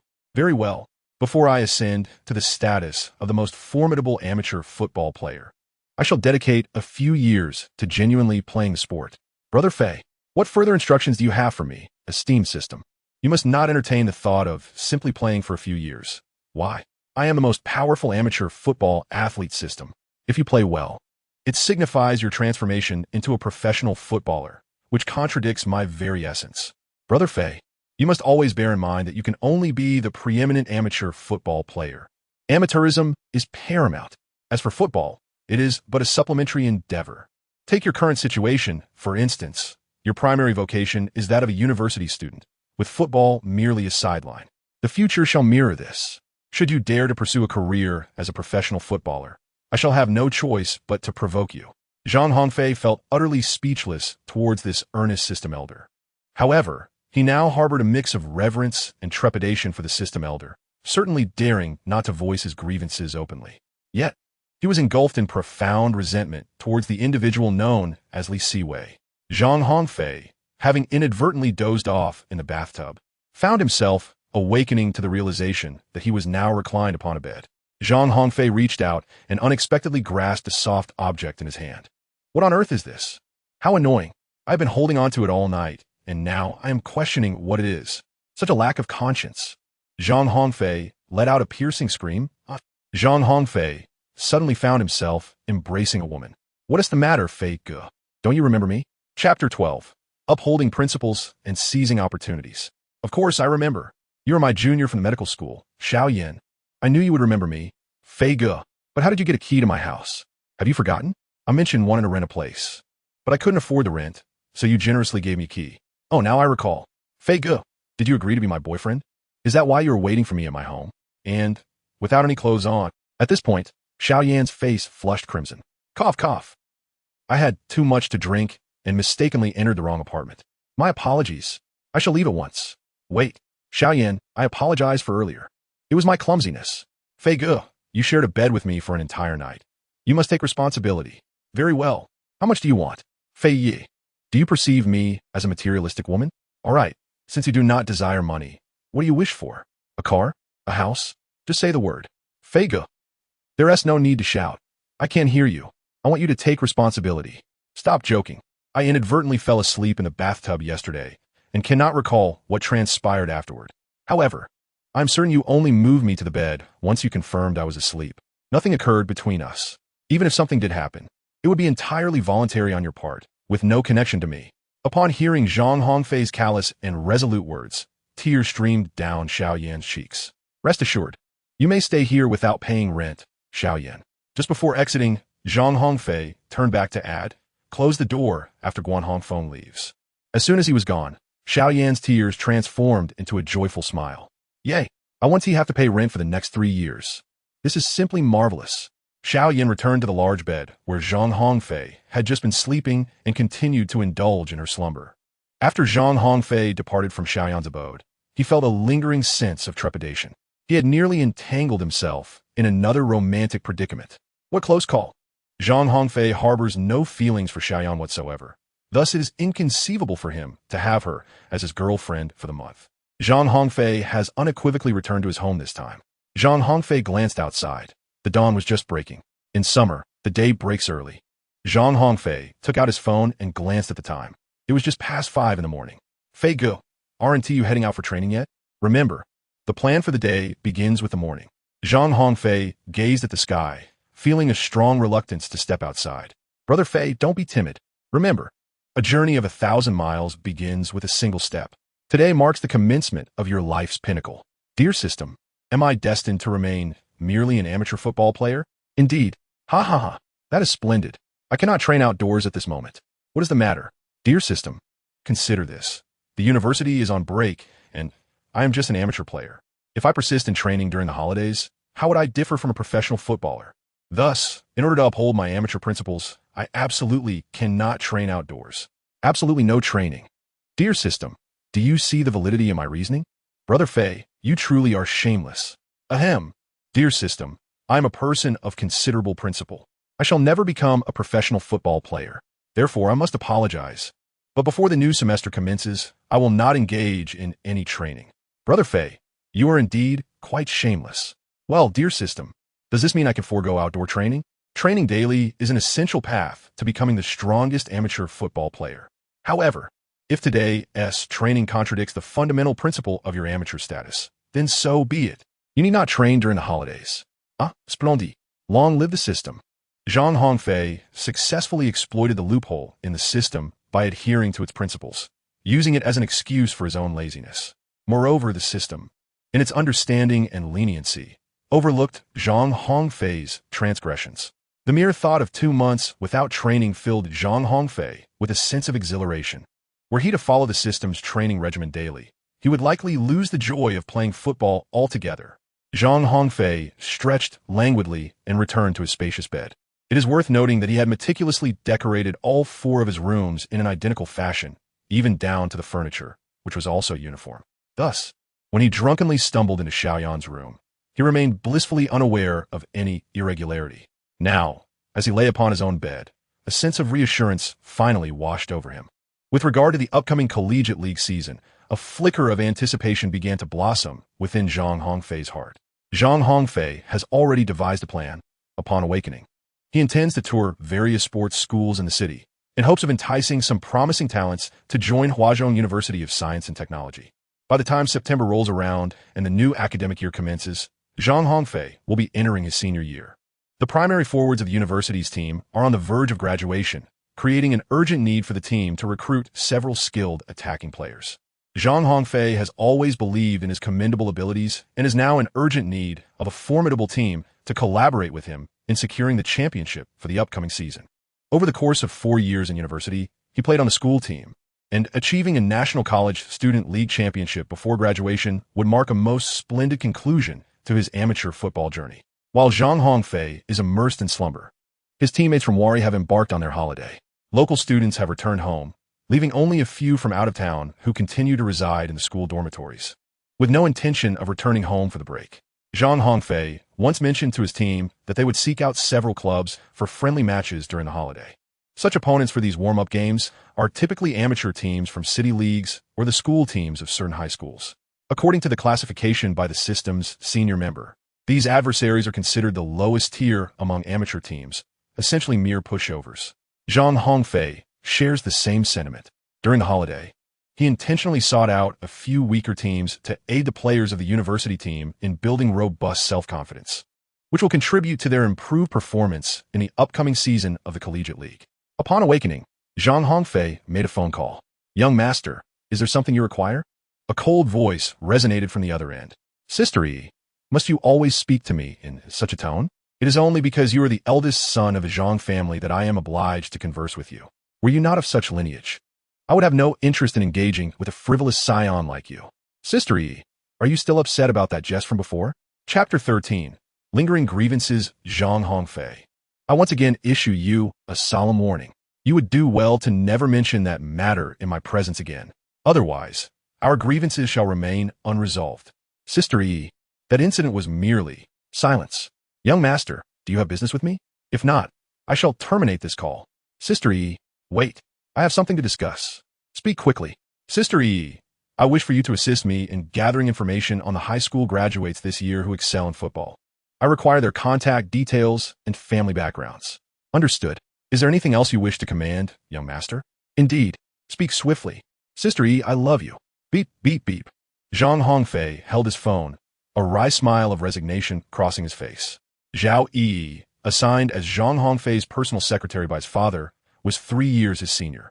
A distinguished graduate of Harvard, she returned to her homeland post-graduation and secured a position in the Zhang Group through a rigorous interview process. To her astonishment, after overcoming numerous challenges, the role she ultimately attained was that of serving as Zhang Hongfei's personal secretary. In that moment, she contemplated resigning from this unexpected position. However, the remuneration offered by Zhang Hongfei's father proved too enticing to decline. Thus, Zhao Yi assumed the role of Zhang Hongfei's personal secretary.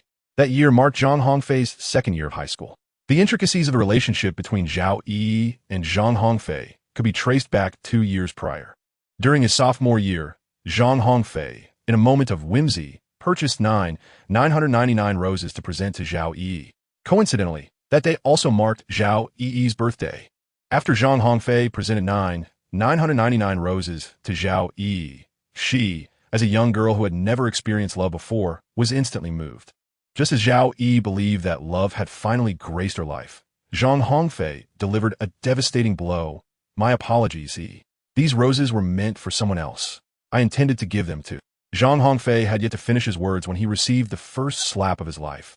A slap delivered by a girl. A girl 3 years his senior. On this fateful day, Zhang Hongfei indelibly etched Zhao Yi's name into his memory. He believed to his core that he had committed no offense. It had merely been a harmless jest. Alas, the timing was unfortunate, for that very day happened to be Zhao Yi's birthday. From that moment forth, a rift formed between them, and Zhao Yi never again bestowed a kind glance upon Zhang Hongfei.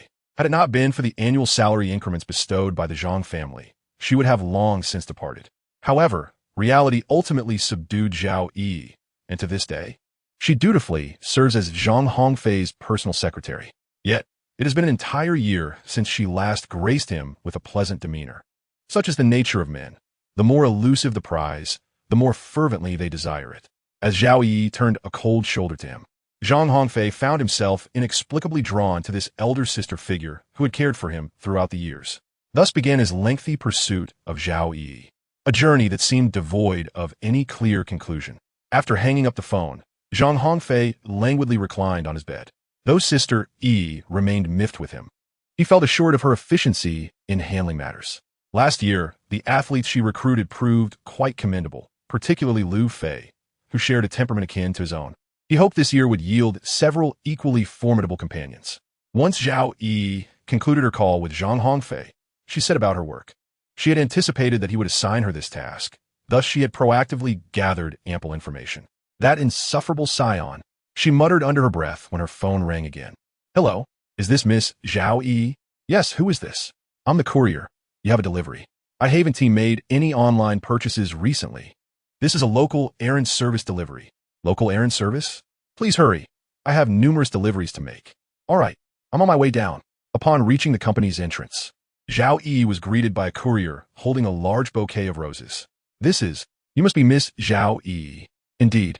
This is from a gentleman named Zhang Hongfei, who asked me to deliver it to you. Zhang Hongfei. Upon hearing the name, Zhao Yi turned on her heel and walked away.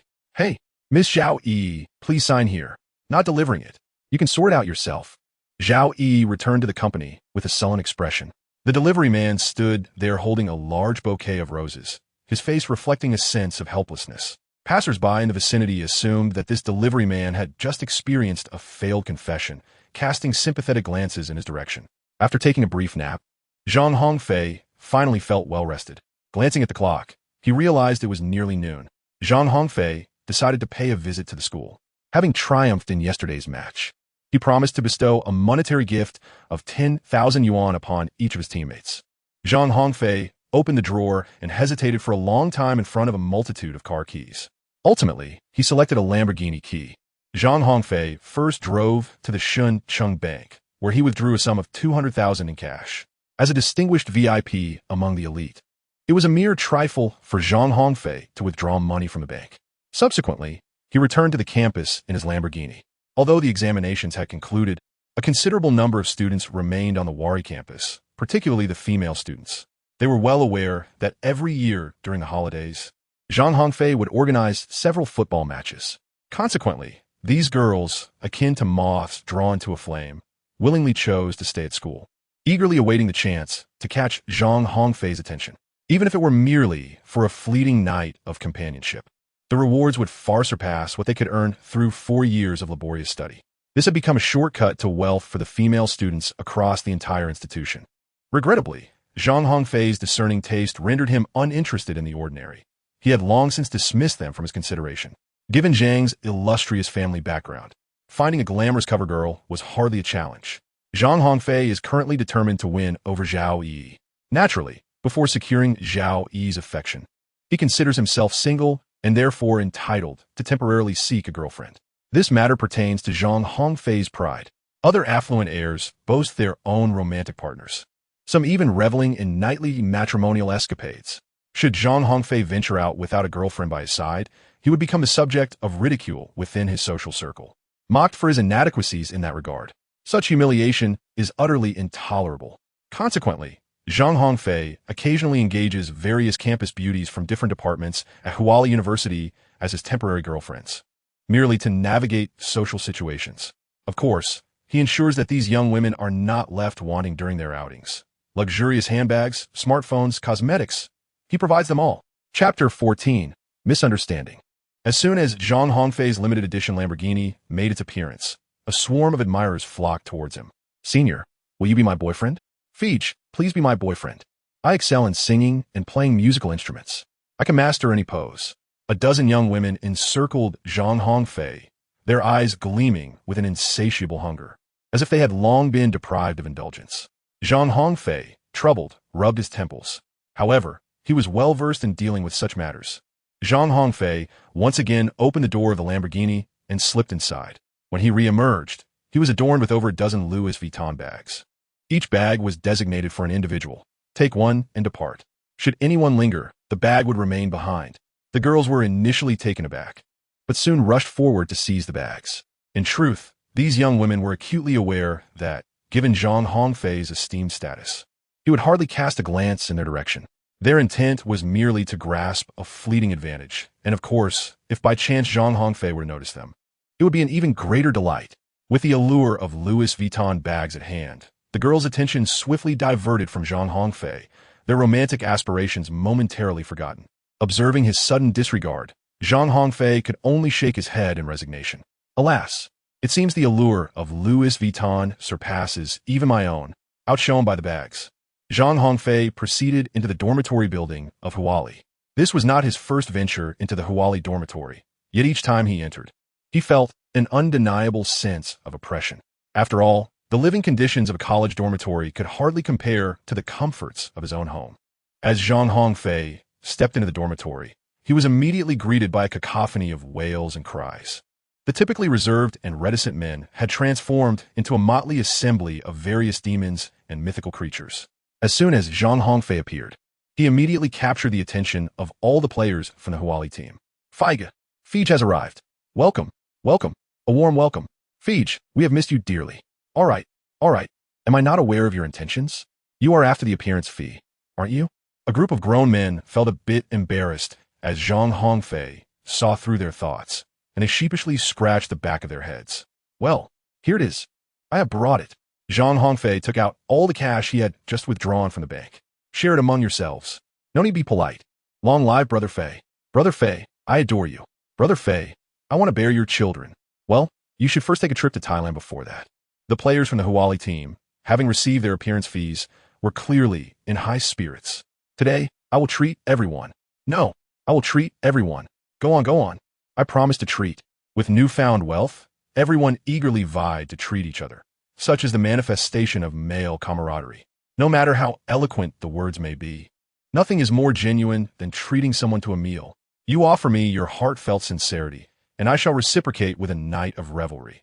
Both parties fulfill their desires. It is exhilarating. Zhang Hongfei lingered for a moment before concocting an excuse to take his leave. The atmosphere within the dormitory was undeniably difficult to articulate. In a male dormitory, one is never short of seasoned veterans. The eternal bachelors residing there have yet to mend their ways, and the prevailing sense speaks volumes. It is often said that the essence is found in concentration. The distillation of years truly embodies the quintessence. Upon seeing Zhang Hongfei preparing to depart, the players of the Huali team merely made a token effort to hinder him before allowing him to leave. For those not of the same realm, being forced to remain together only serves to amplify the awkwardness. As Zhang Hongfei stepped out of the dormitory, his phone buzzed with a message. Oh, it's from Sister Yi? Shi Yong, the star striker of the Xinjiang Jeda affiliated high school. This young man appears quite promising. Very well. I shall go and meet this Shi Yong now. Zhang Hongfei once again stood before his Lamborghini. The group of charming young women, who had just moments ago clutched their LV bags, had vanished without a trace. Although Zhang Hongfei was well aware of the impending outcome, he could not help but exclaim, "What a truly realistic world we inhabit." "Hello, senior." "Huh? It's you. Donkey Lip Jr. It's El Chun." "Indeed. Indeed. Is there something you need?" "I see. You must have failed to snatch the LV handbag earlier, correct?" "Not to worry. I have one in my car. Just wait a moment. I shall fetch it for you." "Who cares for your LV handbag? If you don't care, then farewell. Bye-bye, Donkey Lip Jr. Wait, is there anything else?" "Senior, may I have the honor of being your girlfriend? I recall having turned you down before. However, senior, I truly do have feelings for you." Zhang Hongfei suddenly pointed towards the sky and shouted, "Ah, a flying saucer." Lu Chun, bewildered, followed Zhang Hongfei's finger, but saw nothing.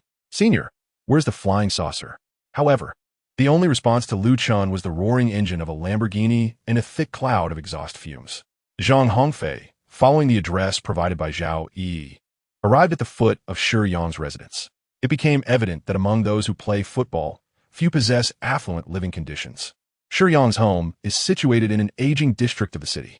This area is neither slated for demolition nor redevelopment, having essentially been abandoned by the government. The inhabitants here are long-standing residents of the city.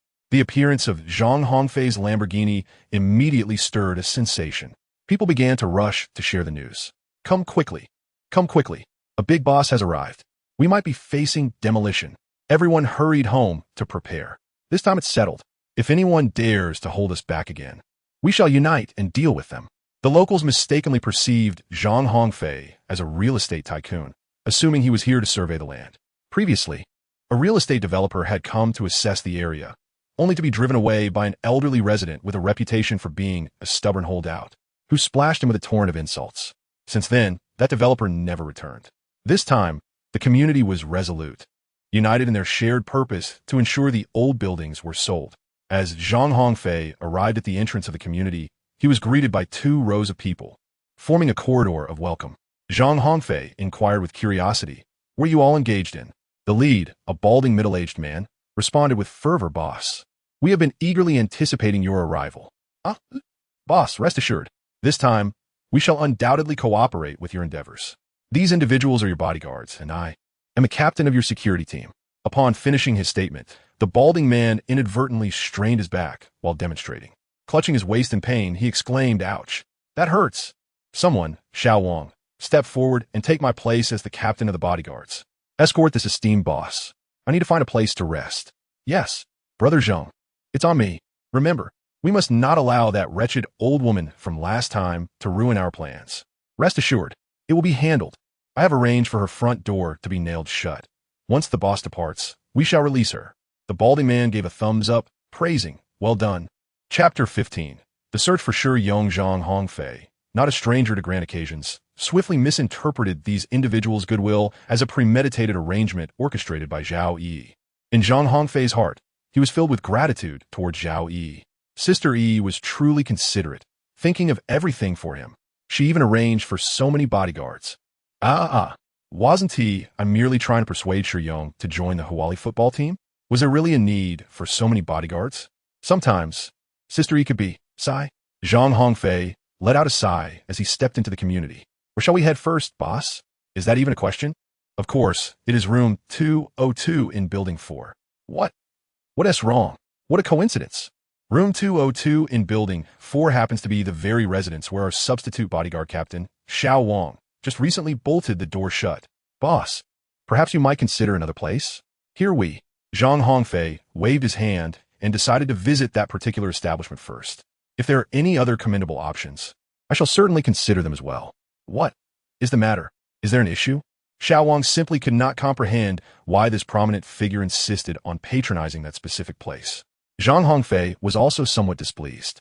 How did Sister Yi manage to find such individuals? They are utterly disobedient. Zhang Hongfei waved his hand and said, "Enough. There's no need for you all. I shall go by myself." After Zhang Hongfei finished speaking, he proceeded directly towards Building 4. Observing the departure of the big boss, Xiao Wang appeared somewhat at a loss. "Captain, what shall we do now? You all wait here. I will go to inform Brother Zhang about this matter." Zhang Hongfei swiftly arrived at the entrance of room 202 in Building 4. Is there no one residing here? Why is the door sealed shut? As Zhang Hongfei's words fell, an enraged roar instantly erupted from within the room. Which scoundrel dares to claim that no one resides here? Is there indeed someone here? Then why is the entrance sealed shut? Those wretched rascals. If I get out, I shall certainly teach them a lesson. Cough, cough. Excuse me, madam. Is this the residence of Shi Yong? Are you here to find Yongzi? Yes, I have come to seek out Shi Yong. He left early this morning to play football. Oh, where might I find him? He should be at school. Thank you, madam. Farewell. Wait, please help me open the door before you leave. This. Zhang Hongfei found himself in a predicament, utterly empty-handed and pondering how to open the grand door. Just as he was grappling with his dilemma, Brother Zhang and Xiao Wang appeared as if sent from the heavens, equipped with tools and ready to assist. "Leave it to me, boss." With a resounding thud, Brother Zhang wielded a large hammer and shattered the wooden board into two halves. Meanwhile, Xiao Wang skillfully used a smaller hammer to tidy up the remaining edges. Zhang Hongfei assessed the situation and called out, "Annie, the door can be opened now. I'm leaving. Thank you." Suddenly, a deafening crash echoed as the door to room 202 was forcefully kicked open. "You Wang, you scoundrel. How dare you send someone to nail my front door shut? This isn't over. Annie Zhang, this isn't my doing. It was Brother Zhang's command." Brother Zhang? Wait, where is he? After decisively issuing his orders, Brother Zhang had abandoned Xiao Wang, leaving him to face the wrath alone. As Auntie Zhang cast a malevolent glance in his direction, Xiao Wang felt a prickling unease at the back of his neck. "Auntie Zhang, I did this for everyone's sake. The last time that big boss came, you drove him away with your accusations, and now we're all stuck in this dilapidated house. Why did I hurl accusations at him? That scoundrel dared to lay his hands on my niece simply because she is beautiful. What of it? Just because he has money, does that make him untouchable? I'll douse him with dirt again if he dares to return." Zhang Hongfei interjected, "Aunt Zhang, do calm down. Such scum deserves to be doused with water. The next time he comes around, just give me a call, and I will assist you in splashing him. The young man, truly worthy of being a friend of Yongzi. What camaraderie? Ha, absolutely, indubitably." Zhang Hongfei's purpose for coming here was to forge a friendship with Shi Yong. Now that he has gained the approval of Shi Yong's mother, he has accomplished half of his mission. Hearing that the big boss stood by Aunt Zhang's side, Xiao Wang felt utterly defeated. "Aunt Zhang, if there is nothing else, I shall take my leave. Wait, I have yet to settle the score with you regarding the matter of my front door being nailed shut. Aunt Zhang, I have already explained that this was Brother Zhang's directive. I merely acted upon it. If you seek retribution, you should confront Brother Zhang." With a dismissive attitude, Xiao Wang shifted all the blame onto Brother Zhang, declaring, "A dead ally does not concern a poor monk." Aunt Zhang and Xiao Wang's conflict no longer piqued Zhang Hongfei's interest. After bidding farewell to Aunt Zhang, Zhang Hongfei hastily drove toward the affiliated high school of Shanghai Jiaodong University. Brother Zhang watched as Zhang Hongfei sped away in his Lamborghini, contemplating whether to approach him and inquire about the impending demolition here. However, Zhang Hongfei did not grant Brother Zhang that opportunity. With a swift press of the accelerator, he zoomed off. The security team at the entrance exchanged puzzled glances, bewildered by the sudden departure of their boss. "Brother Zhang, are we still facing demolition here? Demolition? Nonsense." Brother Zhang replied darkly as he headed home. With the leader gone, the others had no choice but to disperse, returning to their respective abodes. On the soccer field of the affiliated high school, a group of 10 young men were engaged in a spirited match. Among them was a tall and agile player, clearly standing out from his teammates. This exceptional talent was none other than Shi Yong, the very target Zhang Hongfei sought to persuade this time. Bang! Suddenly, Shi Yong launched a powerful shot, sending the soccer ball soaring straight into the corner of the net. Despite the goalkeeper's utmost effort, he could only watch helplessly as the ball nestled into the back of the net. Yong Yi. Brilliant. That's a hat trick. Great job, Yong. Ha ha ha. The other side is on the verge of tears. The opposing goalkeeper retorted irritably. You guys are just relying on Yong-gu. Without him, your team is nothing. What's wrong? Are you envious? We have Yong-gu, and what of it? We are more than happy to cling to Yong-gu's success. If you're not satisfied, come and take it out on us. As Zhang Hongfei arrived at the edge of the basketball court, he was immediately greeted by the verbal skirmish erupting between the players. Having frequently visited the high school courts in search of prospects, he had long grown accustomed to the customary exchanges of insults characteristic of high school students. Zhang Hongfei, amidst the throng, instantly recognized Shi Yong. Previously, Zhao Yi had sent Zhang Hongfei a photograph of Shi Yong. However, upon witnessing Shi Yong in person, Zhang Hongfei's admiration blossomed fervently. Zhang Hongfei resolutely determined in his heart that he would claim Shi Yong. Chapter 16. Deception is an art. After a brief bout of playful scuffling, a group of high school students resumed their basketball game. Zhang Hongfei refrained from interrupting their match, opting instead to observe from the sidelines. Apart from Shi Yong, he would not hesitate to recruit any other talented players he encountered. Naturally, every move of Shi Yong was under Zhang Hongfei's meticulous scrutiny. This was a 5-on-5 match, featuring students from the Shunqing Juda affiliated high school. However, Zhang Hongfei distinctly noticed that a few players exhibited a noticeably higher level of skill. Zhang Hongfei surmised that there were a few ordinary students present merely to fill the numbers. In the team where Shi Yong played, they momentarily led the score. 3-1. Shi Yong achieved the remarkable feat of a triple-double. Despite the lead, Shi Yong exhibited no inclination to ease his efforts. Once again, he orchestrated an offensive play. In such 5-on-5 matches, both sides typically adopt a 2-2-1 formation or a 1-1-2 formation, with two defenders being indispensable. As soon as Shi Yong commenced dribbling, the two opposing defenders immediately converged upon him, highlighting the extent of his threat. The other forward on Shi Yong's team, however, did not enjoy such attention. During the offensive, Shi Yong's side had only 3 participants. One goalkeeper and one defender refrained from joining the attack, while the two forwards on the opposing side had retreated to defend. Thus, Shi Yong's team faced a 3-on-4 situation. Nevertheless, due to Shi Yong's formidable individual skills, they maintained a distinct advantage even in this uneven matchup. Before long, Shi Yong skillfully evaded the two defenders, leaving the opposing goalkeeper visibly anxious, his legs trembling with apprehension. Zhang Hongfei found the situation somewhat amusing. Facing the goalkeeper, Shi Yong unleashed a powerful shot, but unfortunately, the ball soared over the goal. The goalkeeper narrowly escaped disaster, landing unceremoniously on the ground. With no goal scored, Shi Yong appeared rather vexed. It was now the opposing team's turn to attack. Shi Yong lingered in the front, opting not to return for defense, while all 4 opponents fully engaged in their offensive maneuver. Observing this, Zhang Hongfei furrowed his brow. Although Shi Yong's offensive play was commendable, his refusal to contribute to defense left Zhang Hongfei feeling quite displeased. Relying on his modest talent, he chose to shirk his responsibilities on the field. Alas, Zhang Hongfei shook his head and continued to observe.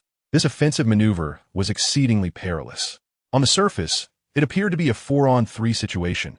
However, in reality, it was a 4-on-4 confrontation, as there was still a goalkeeper on Shi Yong's side. Zhang Hongfei immediately discerned that the two forwards opposite him were undoubtedly from the school team of Shunqing Jiada High School. Not only did they exhibit seamless coordination, but their dribbling skills were also remarkably refined. The two defenders on Shi Yong's side appeared to be mere ordinary high school students, easily outmaneuvered by the opposing forwards. This time, the goalkeeper from Shi Yong's team trembled with apprehension. In such informal matches, the most unfortunate or prone to injury are often the goalkeepers, as the forwards from both sides relish in taking powerful shots. As anticipated, the opposing center forward paused briefly before opting for a fierce strike. The goalkeeper from Shi Yong's side immediately dove to the side, striving to make a save. However, it was to no avail. The ball grazed the goalpost and soared away. The goalkeeper could only watch helplessly as the ball flew past, utterly powerless. He collapsed onto the ground, exhaling a sigh of relief. The latter part of the match lacked highlights, as it was merely a gathering of high school students engaged in a game. Before the match concluded, Shi Yong managed to score yet another goal. achieving an impressive quadruple. Nonetheless, there was no trace of triumph on Shuyong's face, as the opponents failed to pique his interest. Conversely, the other 4 players on Shuyong's team were overjoyed. We won! We won! Hooray! The opposing team, of course, was not satisfied. Without Shuyong, how could you possibly defeat us with just a few scrubs? Exactly. Zhang Hongfei, after careful observation, discerned that Shuyong indeed possessed commendable football skills. As the match concluded, Zhang proactively approached Shi. Greetings, Shuyong. May I inquire who you are? I noticed you standing on the sidelines earlier. I am Zhang Hongfei, the captain of the Wari University team. Wari University team? Indeed. The captain of Wari has come to seek me out. Is there something you wish to discuss? Certainly. Shuyong, your technique is impressive. Would you consider joining our Wari University team? I must decline. I am not interested. Why is that? Have you not even contemplated it? You are Zhang Hongfei, correct? Yes. I am a player from Shunchang Jiaodong University affiliated high school, and my first choice will undoubtedly be Jiaodong University. Moreover, just a few days ago, the coach of the Jiaodong University football team specifically approached me for a conversation, expressing their willingness to recruit me directly. We at Wari can also offer you a special recruitment. I appreciate the offer, but as a student of Jiaodong High School, I would prefer to play for Jiaodong University. Cough, cough. Shuyong, what drives your passion for football? I aspire to have the opportunity to become a professional player in the future. Even if I cannot reach that level, I would be content to play in the 1st or 2nd division leagues. Ultimately, is it not for financial gain? Well, it's not solely for money. I genuinely enjoy playing. Very well. On the condition that you have the chance to play, you seek financial compensation, do you not? Indeed. If you were to join our Wari team, I could offer you a payment of 10,000 for each match, 10,000 as a victory bonus, and 10,000 for each goal scored. Furthermore, I can assure you a starting position on the team. 10,000 for a match? 10,000 for a victory? 10,000 for a goal? Surely you jest. I assure you, I am not. I can even provide you with a signing bonus of 10,000. If you join Wari, that amount is yours immediately. Zhang Hongfei possesses nothing but wealth. Shuyong gaped, his face a portrait of disbelief. Zhang Hongfei and Shuyong did not intentionally lower their voices. Thus, their conversation was overheard by those around them. The conditions presented by Zhang Hongfei are indeed exceedingly generous. Even in the Premier League, most teams do not offer such lavish rewards. Zhang Hongfei, are you truly not deceiving me? Why would I deceive you? Is there any profit to be gained from misleading you? Zhang Hongfei casually pulled out 10,000 yuan from his pocket. If you agree to join the university team, this sum will be yours. Words alone carry little weight. It is better to take concrete action. Zhang Hongfei was well aware of this principle. Thus, he had prepared 10,000 in cash beforehand. Indeed, the moment Shuyong witnessed Zhang Hongfei produce the 10,000 yuan, his wavering heart succumbed entirely. Zhang Hongfei, I believe in you. I am willing to join Huali, he exclaimed, laughter resonating in his voice. Good brother. From now on, just call me Brother Fei. Everyone on the team addresses me that way. All right, Brother Fei. With your addition, this year our Huali will undoubtedly advance further and reach the finals of the National College Student League. Chapter 17. The 3 heroes of Shuncheng. Zhang Hongfei exchanged phone numbers with Shuyong. Subsequently, Zhang Hongfei drove Shuyong back to his residence. Having just finished a game of football, Shuyong was drenched in perspiration. However, Zhang Hongfei remained unfazed and graciously allowed Shuyong to take a seat in his Lamborghini. This act further endeared Zhang Hongfei to Shuyong. The scene of Zhang Hongfei driving Shuyong back home was witnessed by the residents of the community. Is this not the affluent businessman who just visited? To their astonishment, he is actually a good friend of Shuyong. The Shi family is destined for prosperity. When the time for demolition comes, how many additional houses will the Shi family acquire? I must hurry home and inform my spouse, urging them to cultivate a favorable relationship with the Shi family. Surely, we will reap greater benefits during the demolition. Indeed, it is a sound plan. I shall join in. Zhang Hongfei, with merely a fleeting appearance, altered the fate of Shuyong and his family. After successfully winning over Shuyong, Zhang Hongfei delivered the vehicle to a car wash. Bereft of the car, Zhang Hongfei strolled through the streets of the city on foot. Zhang Hongfei glanced at his phone to check the time. It was nearly 1 o'clock. It was time for a meal. Where should he dine today? Although Zhang Hongfei is not particularly picky about food, as a wealthy and handsome individual, he must possess certain fundamental qualities. A proper meal should cost at least 10,000 yuan. It is clear that one cannot indulge in such an extravagant meal at an ordinary establishment. Zhang Hongfei pondered for a moment, and suddenly an ingenious idea struck him, a splendid method to indulge in extravagant dining. Zhang Hongfei arrived by taxi at a renowned Sichuan restaurant in the city, Yusin's Sichuan Cuisine. Among the Sichuan establishments in the city, Yusin's Sichuan Cuisine consistently ranks among the top 3. Upon arriving at the Sichuan restaurant, Zhang Hongfei made several phone calls to a few individuals. The circle of affluent second-generation elites in the city of Shanghai is rather limited. Among them, the most illustrious are the 3 heroes of Shanghai, of which Zhang Hongfei is one. The other 2 distinguished members of this trio are Lu Zihao and Guan Shengtian. Opposites attract, while similarities often repel. Hence, the relationship among the 3 heroes of Shanghai has never been particularly harmonious. Just as Zhang Hongfei has a passion for football, his 2 counterparts harbor their own distinct interests. Lu Zihao is enamored with street racing. One can undoubtedly find the most prestigious luxury cars within his family's garage. On the other hand, Guan Shengtian possesses a rather eccentric hobby, deep-sea fishing. The most opulent private yacht in Shanghai is registered under his name. Zhang Hongfei called Lu Zihao and Guan Shengtian, urging them to hasten to Yusin Sichuan Cuisine. What on earth is happening? Zhang Fei is actually taking the initiative to treat me to a meal? The surnames and ages of the 3 heroes from Shun City coincidentally align with those of Lu, Guan, and Zhang from the 3 Kingdoms era. Lu Zihao is the eldest, followed by Guan Shengtian in second place. Zhang Hongfei, the youngest among them, was a source of pride for Lu Zihao, who impulsively nicknamed Guan Shengtian Yellow-Faced Guan and Zhang Hongfei White Zhang Fei. Lu Zihao, in turn, referred to himself as the jade-faced imperial uncle. Naturally, neither Guan Shengtian nor Zhang Hongfei would ever acknowledge these monikers. The 2 had never gotten along, yet they found rare common ground regarding the matter of nicknames. After finishing a phone call, Zhang Hongfei patiently awaited the arrival of Lu Zihao and Guan Shengtian in the spacious private room. Both Lu Zihao and Guan Shengtian arrived simultaneously at Yusin's Sichuan Cuisine, displaying remarkable synchronicity. Lu Zihao's beloved vehicle was a Ferrari Enzo, while Guan Shengtian rode a limited edition Harley-Davidson. The moment they encountered each other, the atmosphere crackled with tension. Huh? Yellow-faced Guan, you've come too? Shut your mouth. You counterfeit imperial uncle. I am a jade-faced imperial uncle, not a counterfeit. At least my looks surpass those of Lu Xuanda. Your words truly disgust me. Ha ha ha. I feel the same. Just seeing you makes me lose my appetite for lunch. I can't fathom what White Zhang Fei was thinking, inviting you here. Oomph. Zhang Hongfei really lacks sense bringing you this eyesore along. Why not just leave? I have business to discuss with White Zhang Fei, so you can go find a cooler place to stay. What do you say, yellow-faced Guan? Oomph. Then why don't you leave? Brother, such words are truly hurtful. As the elder brother, I genuinely care about you, and the third brother. Who is your second brother? Alas, I intended to direct my heart toward the bright moon. But the moon only illuminates the gutter. Brother, why must you treat me this way? Leave. You counterfeit imperial uncle. Stop pretending before me. Your words are filled with false benevolence. You, with a dagger hidden behind a smile, think I am unaware? Last time, it was you who sabotaged my project, causing me to suffer a loss of tens of millions. Ha ha ha. That was merely to motivate you. As the ancients wisely said, a life without setbacks is not truly a life. A victory without rivals is not a true victory.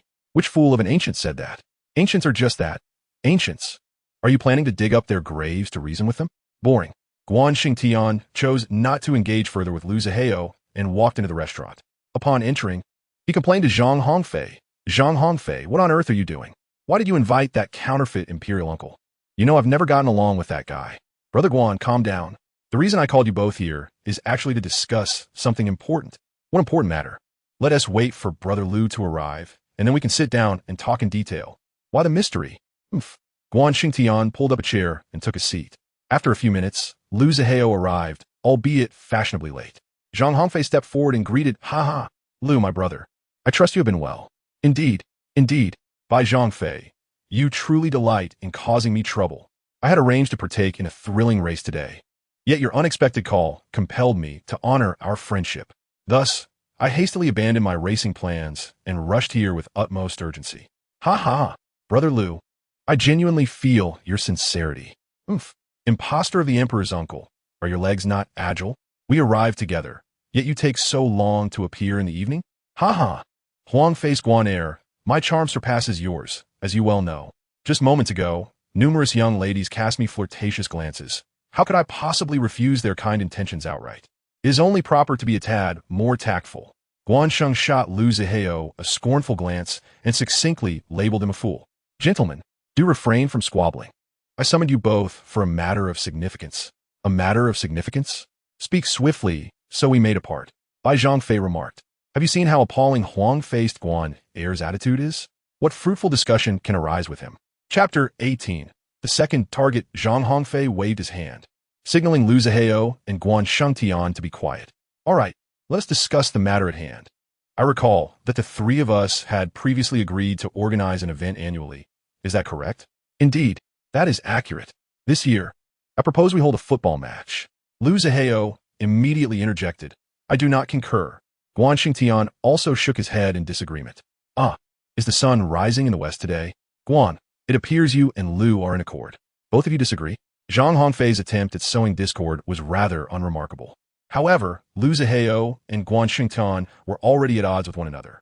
Following a minor altercation downstairs, Guan Shengtian promptly shifted his stance. I stand with you, Brother Zhang. This year, we shall organize a football match.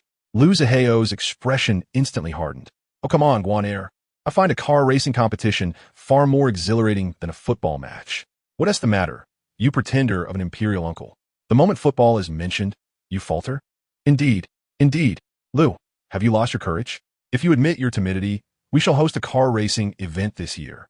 Zhang Hongfei, having employed the art of sowing discord, then resorted to the tactic of provocation.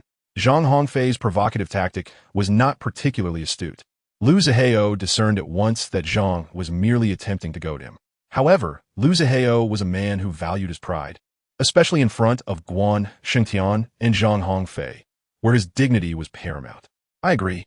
This year, we shall organize a football match. Excellent. Let us proceed. Bai Zhangfei interjected. Speak up. How shall we conduct this match? Here is the plan.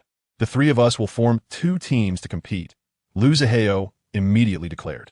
I refuse to be on the same team as him. Guan Shengtian quickly added, nor will I. That simplifies matters. As long as the two of you are not on the same team, we're good. Are there any other rules? Of course there are. Ahem. Now for the crux. As for the players for this match, you shall recruit them yourselves. Bai Zhangfei exclaimed. Are you jesting with us? You, the organizer, expect us to find players? Indeed, Zhang Hongfei, your approach is quite inconsiderate. Gentlemen, please remain calm. Allow me to finish. Lu Zihao and Guan Shengtian quieted down, watching Zhang Hongfei intently. That's more like it. Listen to my proposal before you both bicker. Here is the plan. Each of you will organize a football team. The opposing team will be the Huali University squad. What? You heard correctly. Each of you will assemble a team to compete against the Huali University team. Zhang Hongfei possesses a remarkable knack for strategizing. With the financial backing of Lu Zihao and Guan Shengtian, the teams they organize are bound to possess considerable strength. Should Zhang Hongfei take the initiative to assemble these two teams for a friendly match against the Huali University team, it would undoubtedly incur significant expenses. Given the opportunity at hand, one would be remiss not to seize it.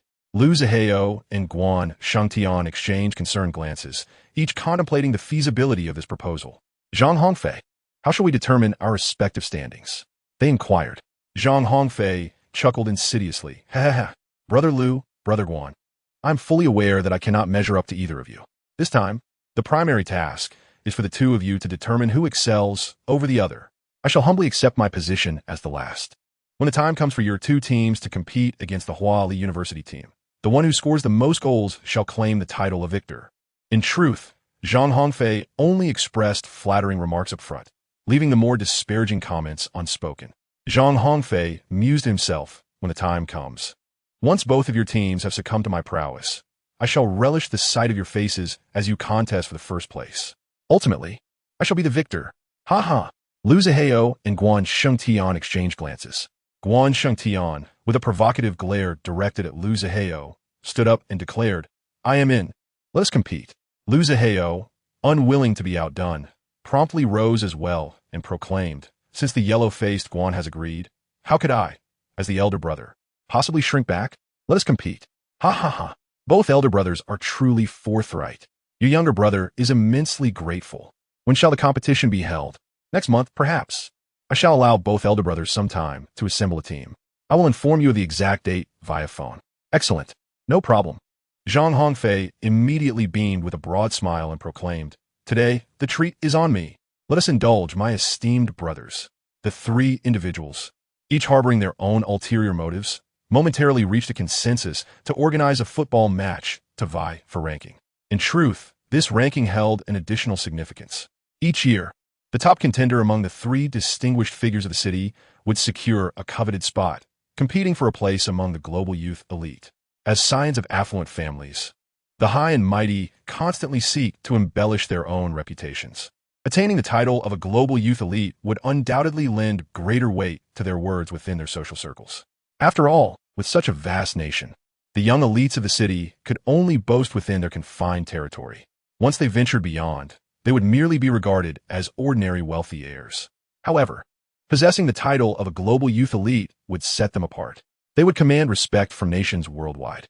Thus, while the three distinguished individuals of the city feigned indifference on the surface, they were secretly exerting every effort to seize this singular opportunity. Although Zhang Hongfei offered a treat, both Liu Zihao and Guan Xingtian, being individuals of pride, would never allow him to bear the expense alone. Zhang Hongfei suggested treating two individuals to a meal. However, he was already aware that Liu Zihao and Guan Shengtian would undoubtedly ensure he did not bear the expenses. It was precisely because Zhang Hongfei possessed this knowledge that he intentionally invited the two for dinner. After the meal, he nonchalantly departed, leaving Liu Zihao and Guan Shengtian to engage in a futile debate at the restaurant. What should be done next? Currently, he has managed to recruit Shiyong, yet remains insufficient. To secure a place in the national finals next season, the team must continue to strengthen its roster. Zhang Hongfei strolls down the street, contemplating the matters concerning the upcoming season's competitions. At that moment, his phone buzzes with a message from Zhao Yi. How could I have overlooked this? Zhao Yi has sent Zhang Hongfei information about a second player. However, this individual is not from Shuncheng, but rather hails from the province of Shandong. Zhang Hongfei had previously confined his attention to the city of Shanghai, yet the nation is vast, teeming with young talents who excel in football. Zhao Yi, as Zhang Hongfei's diligent personal secretary, broadened the search for players to encompass the entire country. Chu Yi, a student at the Shandong Provincial Sports School, had been playing football since childhood and was subsequently scouted by the institution. Chu Yi primarily plays as a midfielder. Chapter 19. In flight. Chu Yi, splendid. I shall certainly secure him. After reviewing Chu Yi's profile, Zhang Hongfei was immediately captivated by him. It is not merely that beauty is in the eye of the beholder. Even in the gaze of a close friend, one can find exquisite charm. Zhang Hongfei dialed Zhao Yi to book a flight to the provincial capital of Shandong, Quancheng. Zhao Yi, known for her remarkable efficiency, completed the task in mere minutes. An hour later, Zhang Hongfei arrived at the international airport in Shuncheng. With the purpose of enticing a player in Quancheng, he had made minimal preparations. A substantial sum of 100,000 in cash, along with a credit card with no limit, was more than sufficient for Zhang Hongfei to indulge during his trip. As a high-achieving and affluent young man, Zhang Hongfei inevitably attracted attention wherever he went, particularly from women. Although he was only 22 years old, his allure was potent and far-reaching, captivating everyone from underage girls to young maidens, newlywed wives, and even seasoned matrons, all of whom found themselves unable to resist the magnetic charm he exuded. As Zhang Hongfei had just settled into the VIP lounge, the female attendant repeatedly approached him with her solicitous inquiries. "Esteemed passenger, may I assist you in any way?" "No, thank you." A minute later, she inquired again, "Esteemed passenger, would you like some water?" "No, thank you." Another minute passed, and she asked once more, "Esteemed passenger, would you care for a snack?" "No, thank you." After a brief pause, he finally remarked to him, "I require nothing at all. Your mere presence, standing quietly over there, without further disturbance, would be the utmost assistance to me. Thank you." The attendant cast a glance filled with unspoken longing at Zhang Hongfei, her eyes brimming with emotion, before reluctantly retreating. Zhang Hongfei couldn't help but sigh, alas. "My charm is simply irresistible. Wherever I go, I am welcomed by women. It is truly beyond my control." Zhang Hongfei picked up a newspaper and settled into his seat, reading quietly. After a while, the female attendant approached him once more, stating, "Esteemed passenger, it is time for boarding. Please prepare to embark." "All right, thank you," he replied. Zhang Hongfei waved his hand to stop the waitress, casually extracting 10,000 yuan and placing in her palm. This is your tip. No need for thanks. The waitress stood there, holding the 10,000 yuan, staring blankly at Zhang Hongfei's retreating figure, rendered speechless for a long while. In her heart, she silently mused. This is simply too extravagant. In the first-class cabin of the airplane, Zhang Hongfei languidly settled into his seat. The journey from the bustling metropolis of Shanghai to the serene city of Jinan would take 2 hours, and he intended to catch some sleep during the flight. Given that it was a holiday, the plane was filled to capacity. However, in the first-class section, he found himself the sole occupant. As soon as Zhang Hongfei boarded the aircraft, he captured the attention of all the flight attendants on board. Noticing the infatuated glances directed at him, he merely smiled subtly, offering no further response. Zhang Hongfei had long since become immune to such situations. Zhang Hongfei settled into his seat, closed his eyes, and quietly awaited the departure of the aircraft. Zhang Hongfei's seat was conveniently located near the aisle, facilitating his embarkation and disembarkation from the aircraft. Suddenly, the cabin became somewhat tumultuous as a dispute erupted between a girl and the passenger seated beside her. The altercation arose when the passenger usurped the girl's designated seat. Despite the flight attendant's repeated attempts to mediate, the passenger remained obstinately rooted in place. The girl, feeling aggrieved, felt tears begin to well up in her eyes. Zhang Hongfei yearned for a moment of respite, yet the clamor of quarrelsome voices still penetrated his ears.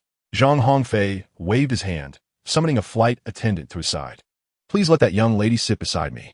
Sir, that may not be in accordance with the regulations. I will pay for her ticket. Kindly invite her to take a seat here. Certainly. Please hold on a moment. The flight attendant swiftly escorted the young lady into the first-class cabin. Madam, this gentleman has requested your presence in first class. Zhang Hongfei merely cast a casual glance. The girl's eyelashes were adorned with a few droplets of tears, rendering her strikingly pitiable. Her round face radiated innocence and youth, untouched by artifice. The cascade of her lustrous black hair, flowing elegantly behind her, emanated a subtle fragrance. She wore a white tunic on her upper body, complemented by a pair of jeans on the lower half, instantly revealing her as a pure and earnest young lady. Zhang Hongfei did not dwell on it for too long. He extended his hand in a gesture of invitation, suggesting she take a seat. Please, make yourself comfortable. Thank you. Could you possibly move over? The girl pointed to the seat beside Zhang Hongfei and said, I would like to sit on the inside. There are plenty of empty seats over there. I prefer to sit next to you. It gives me a sense of security. He chuckled softly. Zhang Hongfei initially intended to decline, yet his body obediently rose to its feet. The girl, without hesitation, seated herself beside him. Thank you. Is this your first time flying? She inquired. No, he replied, but you seem rather anxious. It's because it's my first time in first class, he explained. It's not much different from economy class. The only distinction is that the seats are slightly larger. Is that so? Would you care for a drink? She asked. Water, please. Zhang Hongfei called out to the flight attendant. Excuse me, could I please have a glass of water and a cup of coffee? Just a moment. Although not all the passengers had boarded the plane, the flight attendant promptly brought Zhang Hongfei his water and coffee, as he was a first-class guest. Here is your water.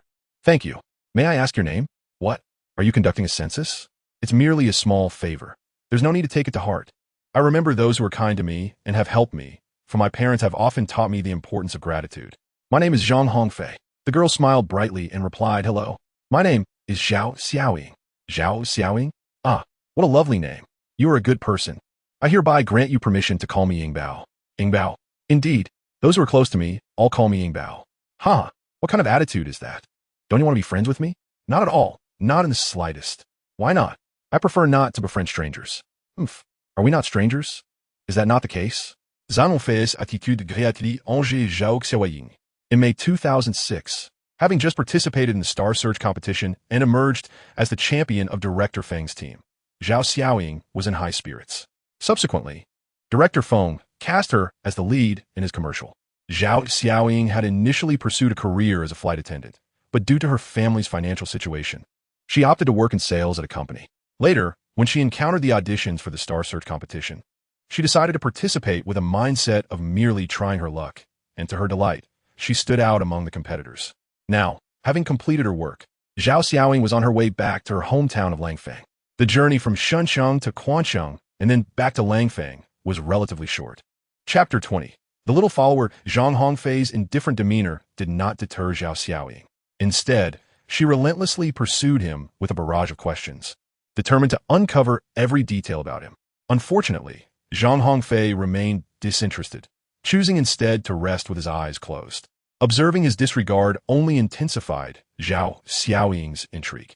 When a girl develops an interest in a boy, it often signals that his defenses are on the verge of being breached. Zhang Hongfei had no intention of capturing Zhao Xiaoying's heart. However, his handsome appearance brought him unexpected fortune, and his unintentional actions blossomed into something beautiful. The airplane soon took off. Zhang Hongfei peacefully succumbed to slumber, while Zhao Xiaoying sat in her seat, pouting in irritation. She experienced a tumult of emotions towards her benefactor, a mixture of anger and resentment toward Zhang Hongfei. Just moments ago, his willingness to assist her had endeared him to her.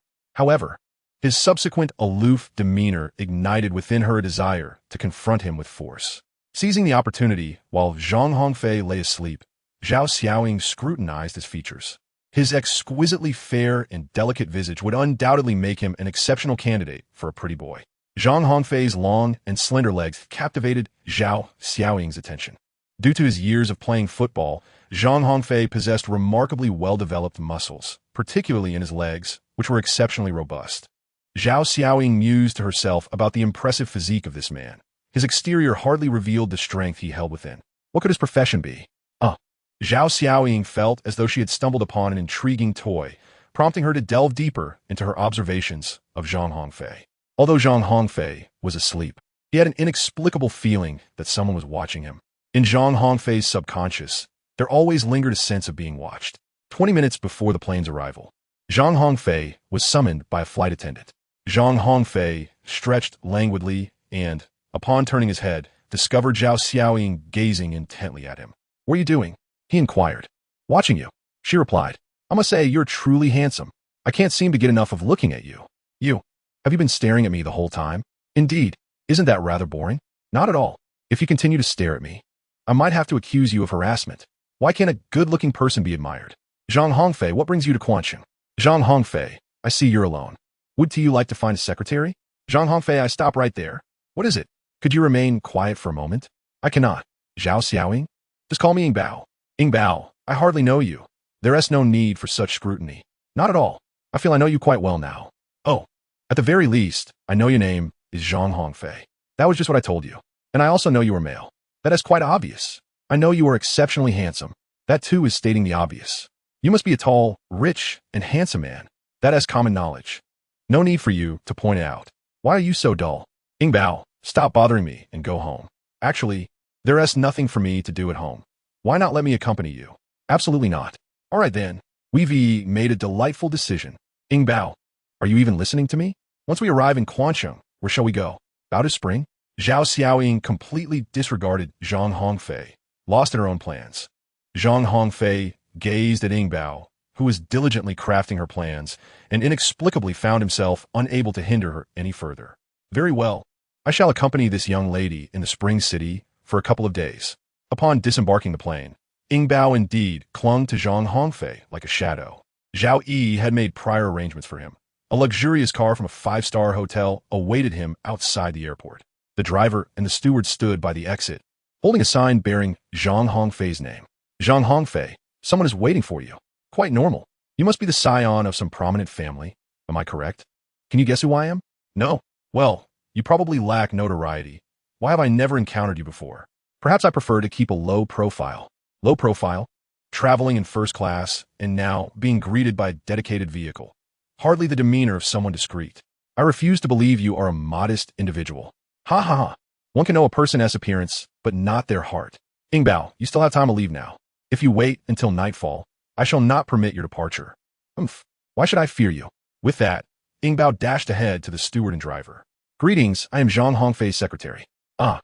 We received a call indicating that young Master Zhang was arriving alone." "Humph.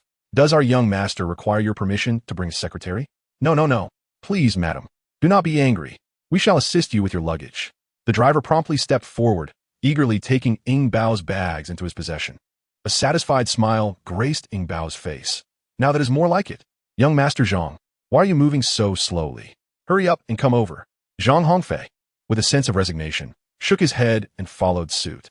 In the opulent presidential suite of the five-star hotel, he retrieved his phone to once again peruse Chu Yi's information. Ying Bao unapologetically commandeered a room and then discreetly made a call to her family. As for the contents of Ying Bao's conversation, Zhang Hongfei remained oblivious. After spending 2 hours on the airplane, he felt a slight discomfort in his lower back and waist. Zhang Hongfei had just intended to take a nap at his room when Ying Bao burst in. "Hey, could you please be more considerate? This is a man's room," he exclaimed. "What does that matter? We live under the same roof. Aren't you embarrassed?" She retorted. Ugh. Why are you sighing? I now regret being soft-hearted and helping you back then. Didn't I just invite trouble upon myself? It's too late to regret now. In any case, I have decided to stick with you. What brings you to seek me out? Didn't you say you wanted to take me out for some fun? I'm all set. Let's hurry and go have some fun. Don't just stand there. Let's go." Ying Bao, without further ado, seized Zhang Hongfei's arm and began pulling him towards the door. "Wait a moment. Let me grab my phone and wallet first." Upon hearing Zhang Hongfei mention his phone and wallet, Ying Bao quickly released her grip. Zhang Hongfei, with an air of resignation, approached the bedside, tucking his phone and wallet into his pocket, and allowed Ying Bao to tug him along by the arm. As they stepped out of the hotel, a Mercedes-Benz was already waiting, a testament to the advantages of having a butler at one's service. Where are we headed? To the Baodu Spring, of course. Chapter 21. A moment of impulse, the Mercedes glided swiftly through the urban landscape of Spring City. Zhao Xiaoying reveled in the scenery whizzing past the window, her spirits buoyant. She hummed a cheerful tune, occasionally teasing Zhang Hongfei with playful banter. Upon arriving at the entrance of Baodu Spring, the task of purchasing tickets was a trivial matter that Zhang Hongfei need not attend to personally. Zhao Xiaoying attempted to take charge, but the butler intervened, asserting, "That's quite enough, Ying Bao. Such trivialities do not require your involvement." Indeed, the demeanor of a wealthy heir was evident. Even the purchase of tickets necessitated assistance. "If someone else can handle it for me, why should I do it myself?" Zhao Xiaoying shot Zhang Hongfei a disapproving glance. "It seems you have grown accustomed to laziness." Perhaps, he conceded. Moments later, the butler approached with 2 tickets in hand, presenting them to Zhao Xiaoying. "What does this signify?" she inquired. "You said it yourself. You are my secretary." "How infuriating." Immediately spoke Inyest. "Then why not become my secretary? I shall pay you. I have no interest. How about 100,000 a year? Do not presume that money can sway me. 1 million a year. You must be dreaming. 10 million a year. Very well. You win. It's a deal for 10 million a year, but do not renege on it. I thought you regarded money with disdain. A young master like you could never fathom the struggles of ordinary people. I once aspired to be a flight attendant, but due to financial difficulties at home, I had to abandon that dream. Fortunately, luck was on my side. Recently, I participated in a talent show, and Director Feng took notice of me, leading me to victory. Oh, do you not have any other reaction to this? I have the chance to become a star. You wish to be a star? I am uncertain, but I believe being a big star would be quite splendid. But if you pursue stardom, how will you serve as my secretary? Just imagine the thrill of having a celebrity as your secretary. Wouldn't that be utterly delightful? Zhang Hongfei wore an expression of disbelief, scoffing. You? Aiming to become a big star? Meanwhile, Zhao Xiaoying's face radiated a profound confidence. Do not underestimate me. Zhang Hongfei wore a look of disbelief, clearly holding you in contempt. What can be done about it? Would you consider sponsoring my endeavors in television or film? No way. I don't require a substantial sum. Absolutely not. Might I then request an advance on my salary? No, certainly not. Such a miserly young master. Amid Zhao Xiaoying's grievances, Zhang Hongfei and Zhao Xiaoying arrived at the Baodu Spring. Zhao Xiaoying promptly cast aside thoughts of becoming a great star. Hurry, and come help me take a photograph. Ahem. It should be you assisting me with the photography. You are the secretary. Such a miserly young master. Zhang Hongfei reluctantly took the camera from Zhao Xiaoying's hands and snapped a few pictures. Thank you, you stingy young master. I took the photos for you. I've expressed my gratitude. All right, you've won. After visiting the Baodu Spring, Zhang Hongfei and Zhao Xiaoying aimlessly wandered the streets. Beneath a residential building, a few high school students were playing football, although the makeshift field was quite rudimentary, with only 2 bricks serving as goals. The enthusiasm of the students was palpable as they played with great fervor.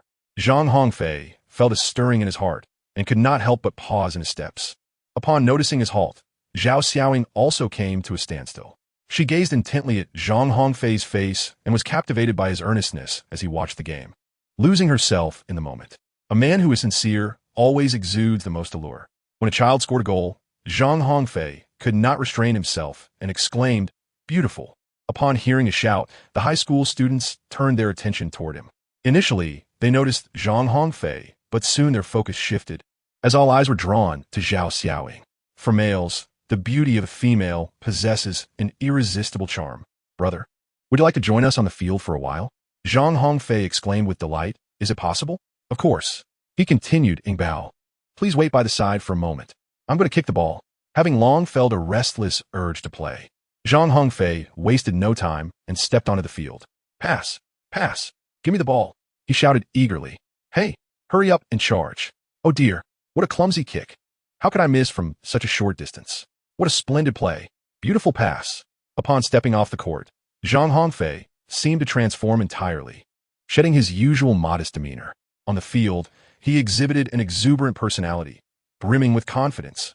Zhang Hongfei finds his utmost joy solely in the act of playing football. The skills exhibited by several high school students epitomize the general level of football enthusiasts across the nation. Average, or perhaps subpar. Yet these students play with great enthusiasm and unwavering delight. In our country, numerous individuals harbor a passion for football and actively engage in the sport. However, the sheer number of players does not necessarily correlate with the prowess of a national team.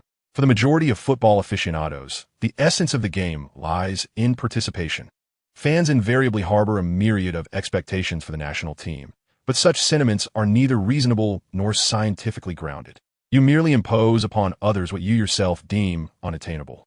Many frequently utter the phrase, "If you can do it, then you should," but when the time comes for them to step up, they declare, "I am an amateur. They are professionals and thus should surpass me." Yet is this truly the case? Does professionalism inherently guarantee superiority over amateurism? Is amateurism invariably inferior to professionalism? While effort undoubtedly plays a crucial role in football, talent holds equal significance. Yet in our nation, how many gifted children genuinely pursue football as a career? Various examinations are deemed indispensable companions in a child's upbringing, while football remains merely a leisurely pastime for them. When you joyfully play football in the streets, perhaps others share your sentiment, simply yearning for the joy of the game. Our ancestors devised the sport of football primarily as a means to pass the time, a pure form of entertainment. Therefore, let us be more forgiving toward ourselves and toward others. Perhaps, in the future, the national team will surprise you in ways you never anticipated. As Zhang Hongfei took to the stage, the dynamics of the situation shifted dramatically. Initially, the strengths of both sides were evenly matched, yet with Zhang's entrance, the prowess of his team surged significantly. Although Zhang Hongfei is merely an amateur player, he surpasses many who can only play occasionally. Zhang Hongfei discovered his confidence here. Being surrounded by high school students, he refrained from employing his formidable skills, fearing he might inadvertently harm these young individuals. Zhang Hongfei relies on his extraordinary speed. Indeed, it is speed itself. Zhang Hongfei, with a speed of 63, appeared before a group of high school students like a wolf amidst a flock of sheep, utterly unmatched. Chapter 22, Memories. In competitions held in the streets and alleys, there were no strict time limits. Whenever a parent of one of the children shouted from the window, "XXX, it's time to come home for dinner," all the children would scatter in a frenzy. Zhang Hongfei, with his graceful movements, agile footwork, and exceptional ball skills, effortlessly achieved a hat trick on the field. With each goal, he skillfully dribbled the ball straight into the net. On Zhang Hongfei's side, they momentarily lead with a significant score of 4-2. Perhaps Zhang Hongfei's outstanding performance has incited the students on the opposing side. The students across the court have begun to resort to underhanded tactics. This reflects the mentality of the losing side. Whether it is a national team or children playing in the streets, whenever they lose a game, a distorted psychological response tends to emerge. They believe that if they amplify their movements just a bit, the opponents will be intimidated. But does Zhang Hongfei feel fear? Zhang Hongfei has participated in university league matches for 3 years, encountering all manner of scenarios. Facing opponents of a lesser caliber, he exhibited no fear whatsoever. Despite the underhanded tactics employed by his adversaries, Zhang Hongfei achieved the remarkable feat of scoring 4 goals in a single match. Although it was merely a street game, his exuberance upon accomplishing this hat trick was akin to that of a child, as he joyfully sprinted around the field in celebration. In his excitement, he even rushed to the sidelines, lifting Zhao Xiaoying into the air and spinning her around in a complete 360 degrees before gently setting her down. Caught off guard by Zhang Hongfei's sudden embrace, Zhao Xiaoying felt her cheeks flush, her heart racing with excitement. Yet, Zhang Hongfei remained oblivious to these subtle details. Zhang Hongfei's temporary teammates rushed over to celebrate with him. A score of 5-2 essentially confirmed the outcome of the match. When a voice called out from a nearby window, "Binzi, it's time to go home for dinner." The street game came to an abrupt halt. "My mom is calling me to dinner. We'll continue tomorrow." "All right, today was truly unfair. You even brought in foreign players." "Ha ha ha. Strong teams always have foreign players, don't they?" "Big brother, will you come again tomorrow? If you do, let's join forces against them." "Why should I team up with you?" "If Big Brother comes tomorrow, let's be on the same team again. We had great synergy today." The mindset of these high school students reflects the mentality of certain domestic clubs. As long as they are good players, everyone wants them. Relying on others is a shortcut to victory, as it is far easier than enhancing one's own skills, even if they are fully aware that this foreign player is merely a transient presence. Zhang Hongfei responded with a look of regret. "I sincerely apologize, my young friends. I shall not return here tomorrow." "Oh, what a pity that is. You play football so remarkably. You must be a professional player, right?" "What did you say?" "I was inquiring whether you are a professional player." "Me?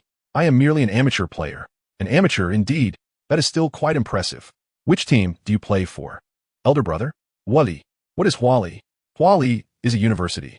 I play for the university's football team." "Oh, elder brother. If there is an opportunity in the future, let's play together again." "Of course." The high school students gradually departed in small groups, each returning to their respective homes. Zhang Hongfei gazed at the receding figures of the children, his heart brimming with emotions. This group of passionate young football enthusiasts, yearning to play during their holidays, found themselves devoid of a proper pitch. They could only arrange 2 makeshift markers and play on a concrete ground. Those who have ever played football are well aware that falling is an inevitable part of the game, with scrapes and bruises being a frequent occurrence. After a match, one might find their trousers torn, knees scraped, and palms bruised. Yet, these fervent young individuals do not relinquish their joy. In the future, they will evolve into fervent supporters of the national team. They will impose their unfulfilled football dreams upon the players of the national squad, for their aspirations remain unattainable, lacking the opportunity to be realized. Thus, they must rely on the feet of others to bring their dreams to fruition. This weight of expectation bears heavily upon the hearts of each individual. Zhang Hongfei suddenly felt an immense weight bearing down upon his shoulders. Zhang Hongfei pondered, "Could it be that this burden will eventually rest upon my shoulders?" Zhao Xiaoying, with curiosity, inquired, "What is it, you stingy young master? Why do you appear somewhat melancholic?" "It's nothing. Liar. Your face is clearly etched with unspoken thoughts. Whatever troubles you bear, you may confide in me. My lips are always sealed." After saying this, Zhao Xiaoying promptly covered her mouth with both hands. He chuckled softly, wondering how long they could continue to joyfully play football like this. After Zhang Hongfei spoke, he glanced around, finding himself surrounded by towering buildings. As the number of skyscrapers continues to rise, the corresponding leisure spaces for people diminish increasingly. Perhaps before long, it will become a luxury for these children to seek an open area to play football. Zhang Hongfei vividly recalls an incident from his high school days when, after school one day, he encountered a few classmates joyfully engaged in a game of football. The space was quite limited, with merely 4 large stones serving as makeshift goals. Yet, the exuberance of his peers was palpable. However, the merriment was abruptly interrupted by an unforeseen mishap. One classmate, in a moment of exuberance, inadvertently struck a passing Mercedes, dislodging its side mirror. The unfortunate boy immediately succumbed to tears, for his family was not affluent, and the cost of replacing a Mercedes mirror would severely burden their already strained finances. The alarm of the luxury vehicle blared instantly, and upon the arrival of the irate owner, a torrent of reprimands ensued, aimed at the group of students playing by the roadside. The distressed owner demanded that the boy call his parents to come to the scene. Trembling in fear, the boy stood frozen, too intimidated to speak or make the call. He dreaded the consequences that might unfold. A punishment at home was inevitable. Yet his greater concern was that his parents might compel him to abandon his studies and seek employment due to this incident. The Mercedes owner, relentless in his pursuit of retribution, insisted that all the students involved summon their parents, declaring his intention to impart a stern lesson to the guardians of these young miscreants. Zhang Hongfei stood at the side, unable to bear witness any longer. Given his temperament, it was evident that this matter would not conclude amicably. Feigo, you have arrived. Our savior is here. Upon seeing Zhang Hongfei's appearance, the students immediately encircled him, seeking his assistance. Zhang Hongfei approached the owner of the Mercedes-Benz and, with a disdainful tone, inquired, "How much did this Mercedes cost you? I just purchased it last month. It sent me back 500,000. Very well. 500,000, is it? All right, everyone gather around. Let us together smash this vehicle. I shall cover the cost of 500,000. Remember, use the ball to kick it. Do not use your hands. I fear it might soil our hands." As soon as Zhang Hongfei's words fell, the group of students wasted no time, each delivering a powerful kick to the unfortunate Mercedes-Benz. Given the level of these high school students, their kicking prowess was merely rudimentary. It wasn't long before the car was rendered utterly unrecognizable. Although the owner of the Mercedes promptly called the police, by the time the officers arrived, the vehicle had already suffered irreparable damage. Chapter 23. Reminiscences continued. Officers, there's no need to arrest anyone. I will compensate him with 500,000. It's just a small sum, Zhang Hongfei declared. The owner of a Mercedes was incensed by Zhang's words. Pointing an accusatory finger at him, the owner shouted, You, how could a high school student possibly have 500,000? Who do you think you're fooling? What kind of upbringing did your parents give you? What kind of education did your school provide? You are nothing but worthless trash. Upon hearing this, a glint of cold light flickered in Zhang Hongfei's eyes. Were you to presume to speak to me, you insolent wretch? The owner of a Mercedes-Benz was intent on advancing to strike Zhang Hongfei. Zhang Hongfei's classmates are well aware of his true character. If they do not step forward at this moment, then when will they? A few of Zhang Hongfei's classmates immediately surrounded the owner of the Mercedes-Benz and unleashed a flurry of blows. Officer, did you see that? He was the one who struck first. Regardless of the circumstances, violence is never justified. You all will need to accompany us for a while. Allow me to make a phone call first. Zhang Hongfei placed a call to Zhao Yi to elucidate the situation. At that moment, Zhao Yi had just begun her role as Zhang Hongfei's personal secretary. Initially, she had reservations about this position. However, every action taken by Zhang Hongfei gradually reshaped her perception of this extraordinarily affluent and handsome individual. Kindness. This was the most profound impression Zhang Hongfei left on Zhao Yi. Soon after, 2 police officers received a call from their superiors, imposing a fine of 200, and subsequently, they were ordered to disband. Naturally, this penalty was directed at the owner of the Mercedes. In public settings, especially in the presence of law enforcement, the first to resort to violence is invariably liable to pay a fine. They were not apprehended solely because Zhang Hongfei believed his classmate was at fault and chose to show leniency.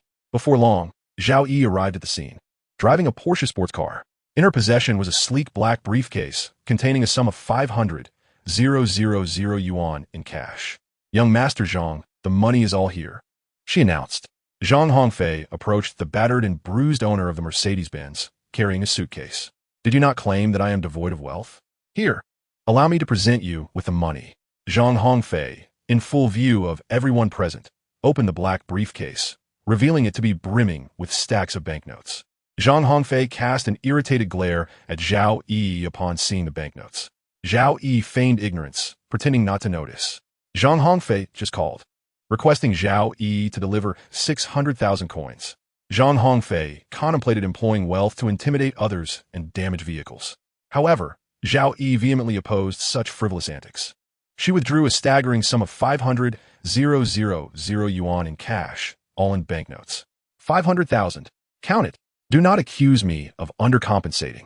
At this moment, the owner of the Mercedes, who had just received a ticket from the police, recognized that he had entangled himself with formidable individuals. No need to count it. I trust your words. The Mercedes owner, having suffered both financial loss and physical assault, hastily departed with the 500,000 yuan in hand. Remaining any longer would risk his very life. Witnessing this, Zhang Hongfei's classmates swiftly surrounded him, lifting him into the air while chanting in unison, "Long live Brother Fei." In that instant, Zhang Hongfei felt that the previous expenditure of 500,000 yuan was indeed worthwhile. Happiness is priceless. Thus, the memories concluded. Hey, Everyone has left. What are you still standing there for? Zhao Xiaoying's voice pierced through to Zhang Hongfei's ears. Oh, they've already departed? Or were you contemplating just now? You appeared so engrossed. Just some old memories. Pray share. Zhang Hongfei shot a glance at Zhao Xiaoying, questioning, what does this have to do with you? It does. I am, after all, your personal secretary. She replied, indeed, a personal secretary, not some sort of surrogate mother. Do not inquire into matters that do not concern you. After Zhang Hongfei finished speaking, he strode towards the distance. Zhao Xiaoying gazed at his retreating figure, silently vowing to herself, one day, I shall compel you to reveal all the secrets that lie within your heart. After an intense match of football, Zhang Hongfei felt a wave of fatigue wash over him. His attire soaked through. Clad in formal wear, he found himself on the street, playing football with a group of high school students, an utterly unusual sight indeed. Zhang Hongfei took out his phone, beginning his search for a dining establishment. What are you looking for? A restaurant. With so many eateries lining the streets. Can't you simply choose one and dine there? You call me a young master. How could I possibly eat at such a roadside establishment? You have certainly missed out on a plethora of exquisite delicacies. In my years of experience, it is only at these humble street vendors that one can truly discover authentic cuisine. Oh, then why not treat me? Why should I foot the bill? You are the young master, endowed with wealth.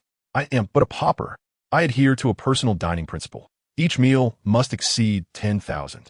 However, if you are treating, I shall forego this rule. How extravagant of you. It is simply how I was raised. Spending 10,000 on a single meal. Are you consuming gold? Quite nearly. No. You must show me how one spends 10,000 on a meal. Aren't you treating me to a meal? I have already offered you a first-class seat. No. Treat me. Hurry. Take me to eat. I am famished. I haven't even had lunch today. Very well. Just wait a moment. If there were a dozen people, it would be quite normal for a meal to cost tens of thousands. However, for Zhang Hongfei, dining alone and spending over 10,000 each time does invite a degree of disdain. Yet, as Zhao Xiaoying looked down upon Zhang Hongfei, her heart brimmed with anticipation. Zhang Hongfei took out his phone and began to search for a dining establishment. The area of Spring City is not vast, and there are not many upscale restaurants. Zhang Hongfei effortlessly discovered one of the finest French restaurants in the charming Spring City. Zhang Hongfei made a phone call to the butler, and soon after, the driver arrived to escort Zhang Hongfei and Zhao Xiaoying. As Zhao Xiaoying entered the restaurant, she nervously inquired, Western cuisine? French cuisine, he replied. It's my first time trying it. I thought you were more worldly. It has nothing to do with being worldly, all right? You didn't know how to use a knife and fork, right? Of course. All right then. Zhang Hongfei snapped his fingers, and immediately a waiter approached. Waiter, please find me a window seat for two. Certainly, sir, please follow me. Under the guidance of the waiter, Zhang Hongfei and Zhao Xiaoying arrived at a table with a breathtaking view. Upon seeing the scenery outside the window, Zhao Xiaoying couldn't help but exclaim, how beautiful. It's just passable. Don't you think your standards are too high? Rather, it is your standards that are too low. Zhao Xiaoying raised her small fist towards Zhang Hongfei, playfully waving it a couple of times in a show of defiance. You merely have good fortune, having a wonderful father. There's nothing I can do about that.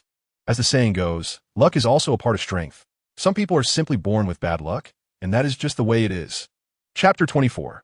Zhang Hongfei's test in 2006. The Chinese Super League was in full swing. On July 15th, at 7:45 p.m., the Luaning team was set to face off against the Shuncheng Lianqing team at their home ground, the Shandong Provincial Sports Center. As a fervent football enthusiast, Zhang Hongfei naturally would not miss such a classic match. However, attending this game in person posed a significant risk to his safety, as he intended to cheer for the Lianqing team at the home ground of the Luaning team, a feat requiring immense courage. Historically, the Lianqing team existed for only 1 year. In 2007, it merged with the Shanhua team.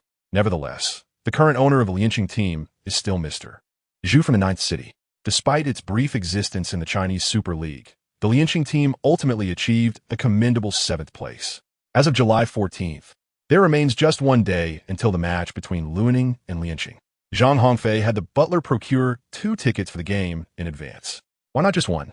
Zhang Hongfei believes that the joy of watching football must be shared with others. Thus, regardless of whether Zhao Xiaoying is willing or not, he insists on bringing her along. After all, a salary of 10 million a year should not go to waste, right?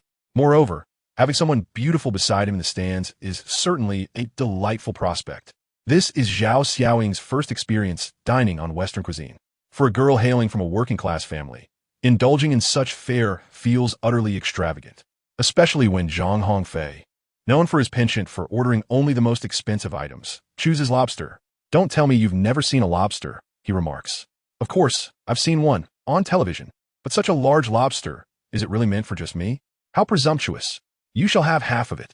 What a stingy young master. She retorts, Ing Bao, if you promise never to call me stingy young master again, I might consider allowing you to enjoy this entire lobster by yourself. All right then. Generous young master suits you much better, doesn't it?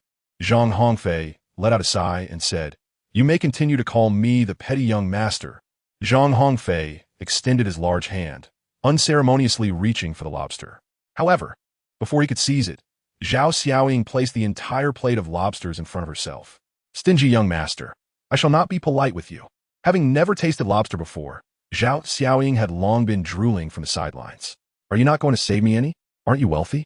Just order another one. Why compete with a mere girl for food? You are indeed ruthless. Waiter, bring me another lobster, and be sure it is larger than this one. Certainly, sir. As soon as the waiter departed, Zhao Xiaoying scoffed.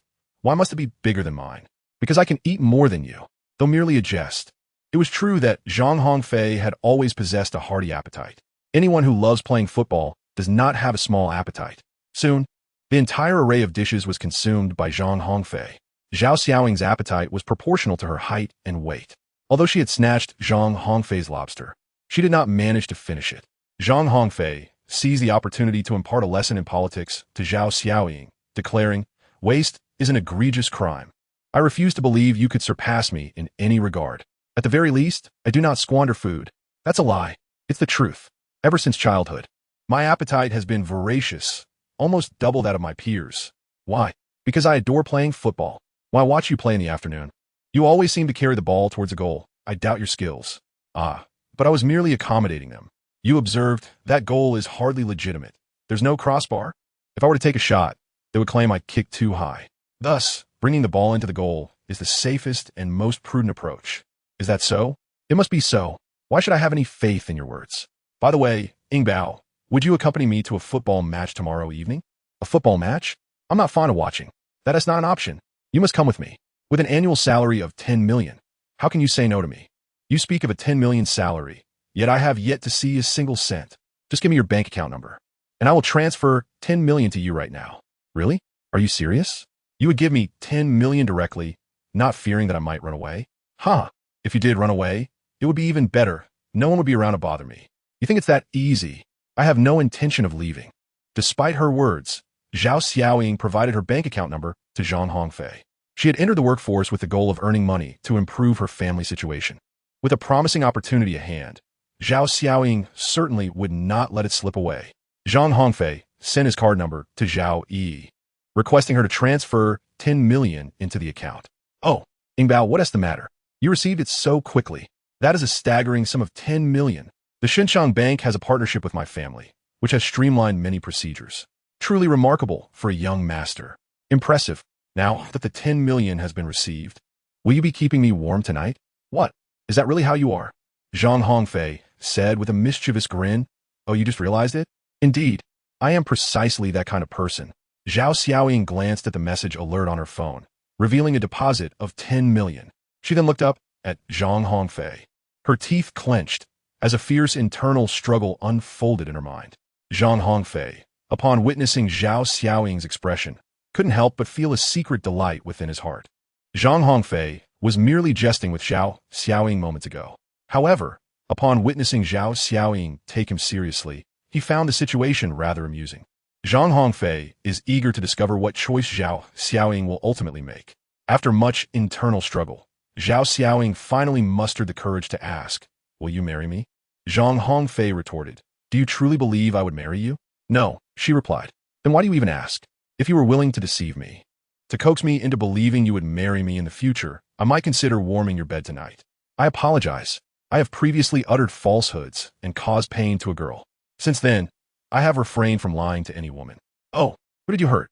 That is none of your concern. Come on, tell me. First, answer my question. No, I refuse. Ha ha ha. What are you laughing at? I turned you down, yet you still find amusement? Ing Bao, you have certainly not disappointed me. Upon hearing Zhang Hongfei's words, Zhao Xiaoying scrutinized him with a look of suspicion. The stingy young master. You wouldn't be harboring any ill intentions, would you? Chapter 25. The Deception of Grandmother Chu Yi. After dinner, Zhang Hongfei, in high spirits, insisted on taking Zhao Xiaoying to the mall for shopping. Zhang Hongfei enjoys a commendable level of physical fitness due to his passion for football. Although his stamina attribute stands at a mere 51, falling short of the professional athlete's average benchmark of 60, he nonetheless surpasses the typical individual in terms of physical prowess. Zhang Hongfei grasped Zhao Xiaoying's hand as they leisurely strolled through the largest shopping mall in Quansheng. The two meandered without spending a dime. Eventually, weary from walking, Zhao Xiaoying, tenderly massaging her delicate white ankles, inquired of Zhang Hongfei, "What on earth are you trying to accomplish?" "Shopping, of course. Just observe how others indulge in their retail escapades. Others are others, and I am I. You may continue your shopping alone.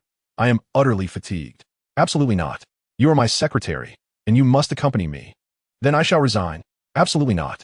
It is far too late for that." Zhang Hongfei, without further ado, pulled Zhao Xiaoying along to continue shopping. "I beg you, please let me go. I truly cannot walk any longer. My feet feel as if they are about to crumble." "No way. After indulging so much for dinner, we must exercise a bit to prevent gaining weight." "I am unbothered. I do not gain weight. As the boss, I am striving to lose weight. As my secretary, how can you not keep pace with my endeavors?" Zhang Hongfei, concerned that Zhao Xiaoying might gain weight from overeating, devised a rather unconventional strategy to assist her in her weight loss journey. However, the effectiveness of such an approach remains a mystery known only to fate. Thus, the two of them meandered through the mall until its closing hour. Naturally, as a form of compensation, they departed with their hands laden with shopping bags. Although Zhao Xiaoying's face initially bore the marks of discontent, by the time they exited the mall, her expression radiated joy. With a mere wave of her hand, she spent several million on shopping, leaving her feeling as though she were lost in a dream. Upon their exit, the butler and driver awaited them respectfully at the door. The driver adeptly took all their purchases and placed them in the trunk. "Mr. Zhang, where shall we head next? Are there any delightful places to visit in Quansheng tonight? Are you referring to reputable establishments or less formal venues?" The butler's response left Zhang Hongfei somewhat bewildered. Reputable? Less formal? Zhang Hongfei is currently still a university student, possessing limited understanding of certain societal matters. Zhao Xiaoying discreetly tugged at Zhang Hongfei's clothing and suggested, "Let us return to the hotel." Zhang Hongfei stroked his chin and remarked, "I wish to explore the unregulated places. Mr. Zhang, I strongly advise against venturing into such areas. Why? They are rather perilous, and with only the two of us, it will be challenging to ensure your safety and that of the lady." "Very well, then I shall refrain from going. Let us return to the hotel." Upon hearing of the danger, Zhang Hongfei immediately retreated. The night passed in silence. The following day, Zhang Hongfei accompanied Zhao Xiaoying to seek out Chu Yi. As it was currently a holiday, Chu Yi had returned to his hometown, which is not far from Spring City. Zhang Hongfei, brimming with sincerity, embarked on his journey of conquest. In the car, Zhao Xiaoying, filled with trepidation, inquired, "Zhang Hongfei, where are we headed?" "What? Are you afraid I'll sell you?" "Indeed. I am in search of someone." "Who?" "Chu Yi, someone you do not know." "What is your purpose in seeking him?" "I am a member of the university team at Huali, currently recruiting players." "Huali? Please do not tell me you have never heard of Huali." "I genuinely have not." "What is Huali?" "Well, Chu Yi hails from the countryside. It is July now, and he is at home assisting his parents with farm work. As the luxurious car entered the village, it immediately captured the attention of all, particularly when Zhang Hongfei and Zhao Xiaoying alighted from the vehicle. It sparked a flurry of chatter among the villagers. "Whose wealthy young master is visiting our village? What a splendid car. What a beautiful young lady. She would make a perfect bride for our Zhuzi. Dream on. Can't you see she already has a partner?" Upon the butler's exit from the car, he inquired of Zhang Hongfei, "Mr. Zhang, we are waiting for you outside the village." "Very well. No problem." Suddenly, Zhao Xiaoying interjected, "I shall not accompany you." "What is the matter?" "The villagers appear rather intimidating, and I am frightened." "Why should you fear when I am here? You are my secretary. If you do not follow me, whom do you intend to accompany?" "I am feeling unwell." Zhang Hongfei inquired with concern, "Could it be that you are pregnant?" Zhao Xiaoying scoffed, "Shaw. It takes more than a single night for that to happen. Do you think you're that impressive? Stop flattering yourself." She laughed. "I'll be right back. You just rest well in the car." Zhang Hongfei, with a mere inquiry in the village, easily ascertained the whereabouts of the Chu Yi family. When Zhang Hongfei arrived, Chu Yi and his parents had gone to work in the fields, leaving only the elderly grandmother at home. "Who are you?" "Hello, dear grandmother. My name is Zhang Hongfei, and I am here to see Chu Yi." "Oh, you are looking for my grandson. How unfortunate. He has stepped out." "Where has Chu Yi gone?" "He has gone to the fields to work." "Will he return?" "He should be back by noon at the earliest." Zhang Hongfei glanced at the time. It was nearly noon. "I shall wait for him here," he decided. "Very well." His grandmother casually picked up a small stool and handed it to Zhang Hongfei. "Please take a seat." "Thank you." Zhang Hongfei surveyed the interior of Chu Yi's home, a quintessential rural dwelling. The dilapidated furniture, the faded walls, the weathered gate, and the chickens and dogs scurrying about the yard all indicated the family's modest circumstances. Seizing the opportunity before Chu Yi's return, Zhang Hongfei struck up a conversation with Chu Yi's grandmother. "Grandmother, do you know what Chu Yi enjoys doing in his spare time?" "My grandson. He loves to play football. Every morning, he runs around the village with a soccer ball, claiming it's for practice. I truly cannot comprehend the appeal of that ball. A group of people kicking it back and forth. What's the point? It would be far more enjoyable to set up a few tables for mahjong." "Ha ha ha. Indeed, grandmother. Playing football pales in comparison to the practicality of mahjong." "Exactly. The money comes in so quickly with mahjong. A game only takes 10 minutes. "Grandmother, you must be a master at mahjong." "Ha, young man. You've seen right through me. Haven't you? I'm 60 this year, you know." "60? You appear to be only 71. "Not at all. You look just like you're 60. Not a hint of age. Your words are truly sweet. What is your relationship with my grandson?" "Friends." "It must be a very close friendship, then." "Ha ha ha. Indeed, a very close friendship." Zhang Hongfei found himself at Chu Yi's home, engaging in a delightful conversation with Chu Yi's grandmother. From her, he gleaned numerous tales of Chu Yi's past. Chapter 26. A Test of Skill at Noon. Chu Yi and his parents finally returned home. Upon entering, they were astonished to find Zhang Hongfei and Chu Yi's grandmother deep in conversation. Chu Yi's father cast a wary glance at Zhang Hongfei and inquired, "Mom, who is this?" "This is Xiao Fei, a good friend of Chu Yi," she replied. "So, do you know him?" Chu Yi scrutinized Zhang Hongfei for a moment before responding, "No, I do not know him." "Mom, he is a bad person." "Chu Yi doesn't he know him?" "Uncle, please do not misunderstand. I'm not a bad person. I am the captain of the Wari school team, here specifically to invite Chu Yi to join us." "Wari?" "Indeed, Wari is quite renowned in the city. Moreover, our team comprises many like-minded young individuals, making it an ideal environment for your growth. Therefore, I urge you to join us at Wari." "Chu Yi, do you believe what he is saying?" "Dad, Mom, I would like to step outside with him for a moment." Chu Yi said to Zhang Hongfei, "Come with me." "All right." Chu Yi's nanny called after them. "You two should get along well." As Chu Yi stepped outside, he casually grabbed his soccer ball. In the open field beyond the village, Chu Yi asked, "Are you truly the captain of the Wari school team?" "Absolutely. Without a doubt. In fact, a few days ago, I received an invitation from Sholi, though I have yet to decide whether to accept it." "Don't go. Whatever you do, do not go." "Why not?" "The soccer team at Sholi is quite prestigious. Precisely because of its reputation, Sholi may not be the right fit for you." "Zhang Hongfei? Just call me Fei Ge. That's what my teammates call me. Fei Yi. I would consider joining Wari, but I need to see a glimmer of hope." "Hope? What kind of hope?" "The hope of clinching a championship." "Not a problem. How would you like me to demonstrate that?" "Since you are the captain of Wari, your skills must be exceptional, correct?" "Of course." Chu Yi lifted the soccer ball and proclaimed, "Let's have a match. If you win, I shall join Wari." "Very well. It is a promise." Zhang Hongfei's understanding of Chu Yi's prowess is solely based on the information provided by Zhao Yi. However, Zhang Hongfei is eager to personally ascertain the true extent of Chu Yi's strength. Prior to his attempt to recruit Shi Yong, Zhang Hongfei had observed Shi Yong's performance on the field, thereby gaining insight into his capabilities. Zhang Hongfei aspires to recruit players of genuine skill and substance. Upon seeing Zhang Hongfei acquiesce to his request, Chu Yi deftly tossed the football into the air and began to juggle it. Chu Yi's juggling technique was remarkably proficient. He seamlessly switched between his left and right foot, skillfully controlling the ball with the inner and outer sides of his feet, as well as his thighs, shoulders, chest, and head. Observing Chu Yi's adept performance, Zhang Hongfei nodded approvingly to himself. Indeed, he was a student from a formal sports academy. Chu Yi's foundational skills were undeniably solid. His juggling ability surpassed that of certain players from the Wari University team. Chu Yi continued to juggle for over 5 minutes before cradling the ball in his arms and asking Zhang Hongfei, Brother Fei, do you need to warm up? Zhang Hongfei is assessing Chu Yi, who is equally eager to ascertain whether Zhang truly possesses the requisite skills. Chu Yi has long aspired to become a professional player, and his ambitions diverge significantly from those of an amateur like Zhang Hongfei. Securing a championship in the collegiate league would afford Chu Yi the opportunity to obtain a professional contract, even if it means playing in a lower division. After all, aside from football, Chu Yi lacks proficiency in any other field. This pivotal decision could profoundly influence the trajectory of Chu Yi's life. Therefore, he seeks to personally verify Zhang Hongfei's capabilities and whether he can lead the Huali University team to victory.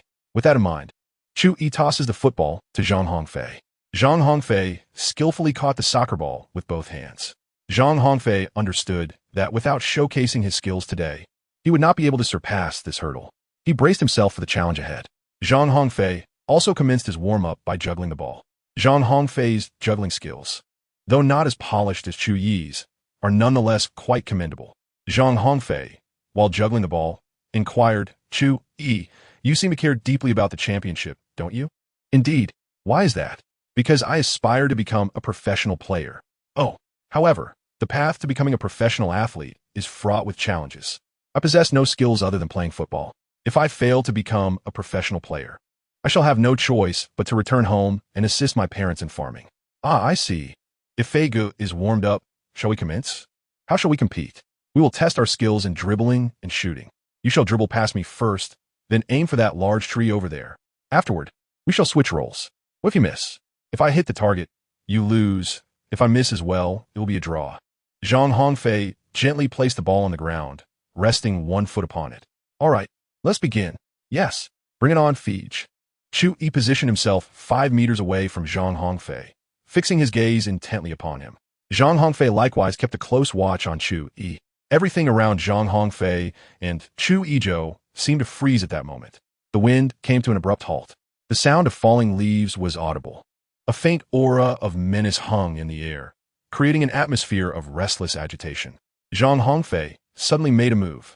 Zhang Hongfei charged towards Chu Yi with the ball. Undeterred by the impending clash, Chu Yi, resolute, surged forward to meet him. The 5-meter distance was negligible. Merely 2 seconds elapsed before their bodies collided. Chu Yi extended his foot, aiming to intercept the ball. Zhang Hongfei attempted to evade Chu Yi's interception through a deft maneuver, skillfully separating himself from the ball. However, to his astonishment, he discovered that Chu Yi matched his speed remarkably well. Although the ball had been successfully maneuvered past, Zhang Hongfei found himself still contesting for position with Chu Yi. Zhang Hongfei narcissistically pondered, "It seems I underestimated Chu Yi previously. Although Chu Yi is several years my junior, his prowess is on par with mine." Zhang Hongfei and Chu Yi were jostling against each other, vying for possession of the football. Zhang Hongfei possesses slightly greater strength than Chu Yi. With a slight exertion from Zhang Hongfei, Chu Yi's body became somewhat unsteady. Zhang Hongfei seized the opportunity to take control of the football. Bang! Zhang Hongfei struck the ball with precision, sending it soaring effortlessly. "Ha! What a surprise! This kick was indeed unexpected." Zhang Hongfei turned to Chu Yi and said apologetically, "It's all right. Now it's my turn to attack." Chu Yi dashed over to retrieve the football. Chu Yi's attacking strategy mirrored that of Zhang Hongfei, employing the same technique of dribbling the ball past an opponent. Zhang Hongfei's defensive attributes, rated at 30, are frankly quite dismal. Before Chu Yi executed a skillful maneuver, he deftly deceived Zhang Hongfei with a clever feint. Having outmaneuvered him, Chu Yi took a shot, striking the distant tree with remarkable precision. In the aftermath of the defeat, Zhang Hongfei, in a candid moment, admitted his failure, declaring, "I have lost." Chapter 27.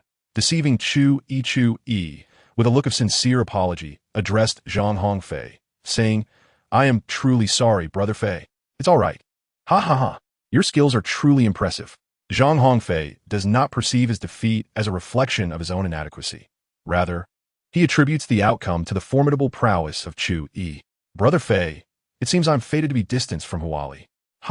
Guyi, one must not speak in such a manner. Although I face defeat, this does not imply that the Huali team is weak. To be candid, prior to seeking you out, I successfully recruited a forward to join the Huali team. You're my second target. Moreover, there will be many more outstanding players joining our Huali team. Oh, Look. Zhang Hongfei retrieved his mobile phone, fiddled with it briefly, and handed it to Chu Yi. Chu Yi took a glance, revealing the profiles of Shi Yong and himself. You investigated me? Of course. I certainly do not wish to travel all the way to Lushing province only to recruit a worthless player. It seems that Brother Fei is genuinely intent on assembling a team to clinch the championship. Indeed, I am sincere. My dear brother Chu Yi, to speak candidly, I have been biding my time at Huali for 3 years, and in this final year, I am determined to lead Huali to achieve remarkable results. Once I graduate next year, I too have dreams of football to fulfill. Does Brother Fei aspire to play in the professional league? As for professionalism, we shall see in due course. However, I am certain I will continue to play football. After all, it is my sole passion. Chu Yi mused inwardly. A person so fond of football must be a good individual. His understanding of the world was limited to his home and the sports school. Chu Yi simply categorized people into 2 groups, those who play football and those who do not. After a moment's contemplation, he addressed Zhang Hongfei. Brother Fei, I would be willing to join Huali, but can you promise me a championship? I would love to. Yet, my words alone carry no weight. A team consists of 11 players, and it requires the concerted effort of all 11 to secure the championship. What position did you finish in this year? Upon hearing this, Zhang Hongfei hurriedly exclaimed, this year's ranking is of little consequence. What truly matters is that in the upcoming season, we possess the strength to claim the championship. If Zhang Hongfei were to candidly inform Chu Yi that this year, the Huazhong University team had not even managed to advance beyond the city of Shanghai, the prospect of winning Chu Yi over would likely be utterly bleak. Chu Yi nodded in agreement, acknowledging that what Fei Gu said held merit, and indeed, we ought to look forward. Precisely. Forward we must gaze. With Shi Yong now having joined the Huazhong University team, our offensive strength is remarkably formidable. However, our midfield still requires fortification. Thus, the decision now rests with you. Chu Yi, join us at Huazhong. Let us strive together for the championship. Chu Yi's expression evidently revealed a flicker of interest, yet he still had not reached a final decision. Zhang Hongfei discreetly observed Chu Yi's expression, realizing that it still lacked a certain intensity. For those who emerge from rural backgrounds to play football, family invariably takes precedence. Many believe that playing football can alter one's destiny. However, they remain oblivious to the fact that this path can also be a one-way street. For instance, consider a mid-tier team in the 2nd division, where the monthly salary of a key player amounts to merely 7,500 yuan, falling short of 10,000. The winning bonus for a single match stands at 60,000 yuan, but when averaged, a key player only earns around 3,000 yuan. Consequently, a key player's annual income barely exceeds a few 100,000 yuan, and that is contingent upon frequent victories. Chu Yi's aspiration is to secure a position in either the 2nd division or the 1st division to play football. Zhang Hongfei resolved to launch an aggressive campaign to completely win over Chu Yi. Chu Yi, should you choose to join Huali, I can arrange for a special scholarship on your behalf. Oh, how much? 30,000.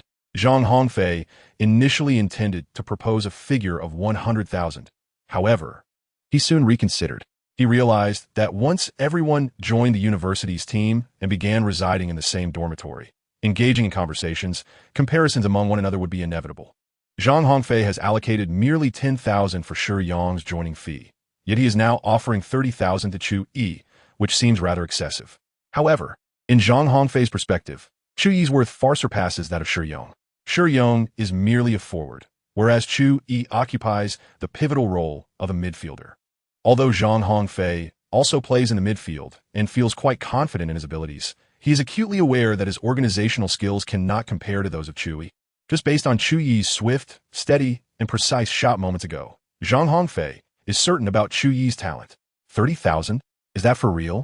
Yes, 30,000. If the team wins, there will also be a bonus for victories. If we advance in the college league and ultimately clinch the championship, there will be additional rewards. Really? Indeed. Hurry up. Once this opportunity passes, it won't come again. However, Chu Yi, I know what you are thinking. You are worried that the team may not secure the championship, aren't you? Yes. If we fail to win the college league championship, I might miss the chance to play in the 2nd division. Don't fret. I assure you, in my personal capacity, if the team doesn't win the championship, I will help you find a position in the 2nd division. Brother Fei, what exactly is your status? I mentioned it before. I am the captain of the Huali University team. Surely, there's more to it than that? I can't shake the feeling that Brother Fei possesses an extraordinary aura. Huh, could it be that my commanding presence is radiating? Brother Fei, what do you actually do? I'm a tall, rich, and handsome man. What does that mean? Is being tall, rich, and handsome a profession? Is it related to football? It sounds somewhat akin to a sanitation worker. Brother Fei, why has your expression changed? Did I say something wrong? You did not err. It is I who made a mistake in discussing such matters with you. After a brief silence, Chu Yi finally made up his mind. Brother Fei, I have decided. I want to join Huali. Undoubtedly. Zhang Hongfei's promise of a 30,000 yuan scholarship played a pivotal role in this decision. Zhang Hongfei extended his right hand. Yi, welcome to Huali. Chu Yi grasped his hand and replied, I hope you will take good care of me in the future, Brother Fei. Of course. Count on me. Zhang Hongfei assured him. Once you arrive in the city, I guarantee you will fall in love with Huali. Indeed, this time, Zhang Hongfei did not even pay a deposit. Chu Yi was a man of his word. Once he made a promise, he held it with unwavering belief. This made Zhang Hongfei feel a twinge of guilt for having coaxed and deceived Chu Yi into coming to Huali. Would Huali win the championship next season? Hey, system bro, why are you so quiet? With Chu Yi settled, Zhang Hongfei's spirits lifted as he hummed a little tune back to the village outskirts. Zhao Xiaoying was nearly out of patience. Why did you take so long? I thought you were planning to have lunch here. Chapter 28. By the Daming Lake, I just had a match with Chu Yi. So did you win or lose? Ingbao, do you think I would lose? That is hard to say. Ingbao, you shouldn't say that. You are my personal secretary. You must unconditionally support me. Dream on. Come on. Let's head back to Quansheng. You still need to accompany me to the match tonight. Can I skip out on watching the match with you? Sure. Just return me the 10 million. I suppose I will reluctantly accompany you to the match after all. Zhang Hongfei and Zhao Xiaoying returned to the Spring City. By the time they arrived, it was already past 2 in the afternoon. It's all your fault. I didn't even get to have lunch. Consider it a means of dieting. No way. You must make it up to me. How should I compensate you? By indulging in a sumptuous lobster feast. More food? You already snatched my portion last night. Isn't that enough? But lobsters are simply delightful. Fine then. Zhang Hongfei snapped his fingers, exclaiming, Driver, take me to the restaurant where we dined last night. Certainly, sir. 20 minutes later, Zhang Hongfei and Zhao Xiaoying arrived at the French restaurant. Although the establishment had already closed for the night, Zhang Hongfei insisted on utilizing his wealth to persuade them to reopen their doors. On the table before Zhang Hongfei and Zhao Xiaoying, 4 large lobsters were elegantly displayed. Zhang Hongfei observed Zhao Xiaoying drooling, devoid of any semblance of ladylike behavior, and a twinge of regret began to stir within him for ordering such an abundance of large lobsters. Thank you, Zhao Xiaoying exclaimed, all the while indulging in her meal. Never forgetting to express her gratitude, Zhang Hongfei took out his mobile phone and placed a call to Zhao Yi. Zhang Hongfei casually selected a young woman from outside to serve as his secretary, generously offering her an annual salary of 10 million. Zhang Hongfei was severely reprimanded by Zhao Yi. However, he remained unfazed. It is often said that one is judged by their attire, much like a horse is assessed by its saddle. Last night, Zhang Hongfei purchased an array of designer goods for Zhao Xiaoying. After adorning herself with these exquisite pieces, Zhao Xiaoying instantly transformed from an ugly duckling into a beautiful swan. Zhang Hongfei now gazes at Zhao Xiaoying, finding her increasingly enchanting, and with each glance, his heart stirs with a deeper sense of affection. Zhang Hongfei vigorously shook his head. Zhao Xiaoying, noticing him swaying in his seat, curiously inquired, What is the matter with you? Nothing, he replied. Who were you just on the phone with? A friend. A female friend, perhaps? You have quite the keen ears. Is she your girlfriend? No. Oh. Zhang Hongfei distinctly observed Zhao Xiaoying subtly patting her chest, seemingly exhaling a sigh of relief. Ingbao, what's wrong? I think you look splendid today. Hearing this from your lips sounds somewhat like a jest. I speak earnestly. You genuinely appear radiant today. Since you find me appealing, why not sponsor my journey to stardom? Of course. Have you suddenly changed your disposition today? No. Previously, when I implored you, you refused. And now you acquiesce? I am still a university student. Seeking you as my personal secretary would be somewhat of a burden. I wholeheartedly support your aspirations of becoming a star. I shall find someone to elevate your status. Zhao Xiaoying paused her consumption of lobster, gazing at Zhang Hongfei with evident emotion. What is the matter? Is there something on my face? No, I merely perceive you as extraordinarily handsome today.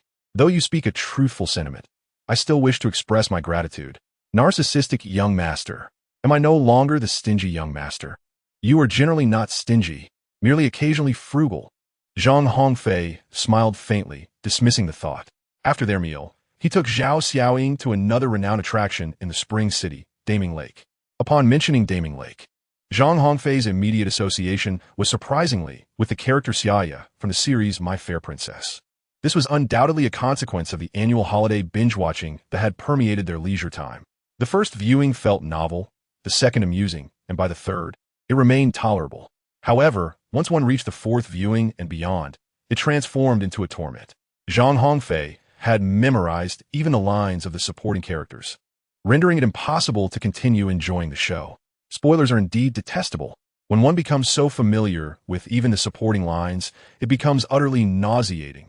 In July, Daming Lake was alive with soaring kites and leaping fish, its lotus flowers carpeting the waters, painted boats gliding through, and the banks adorned with lush willows and vibrant blossoms, bustling with visitors.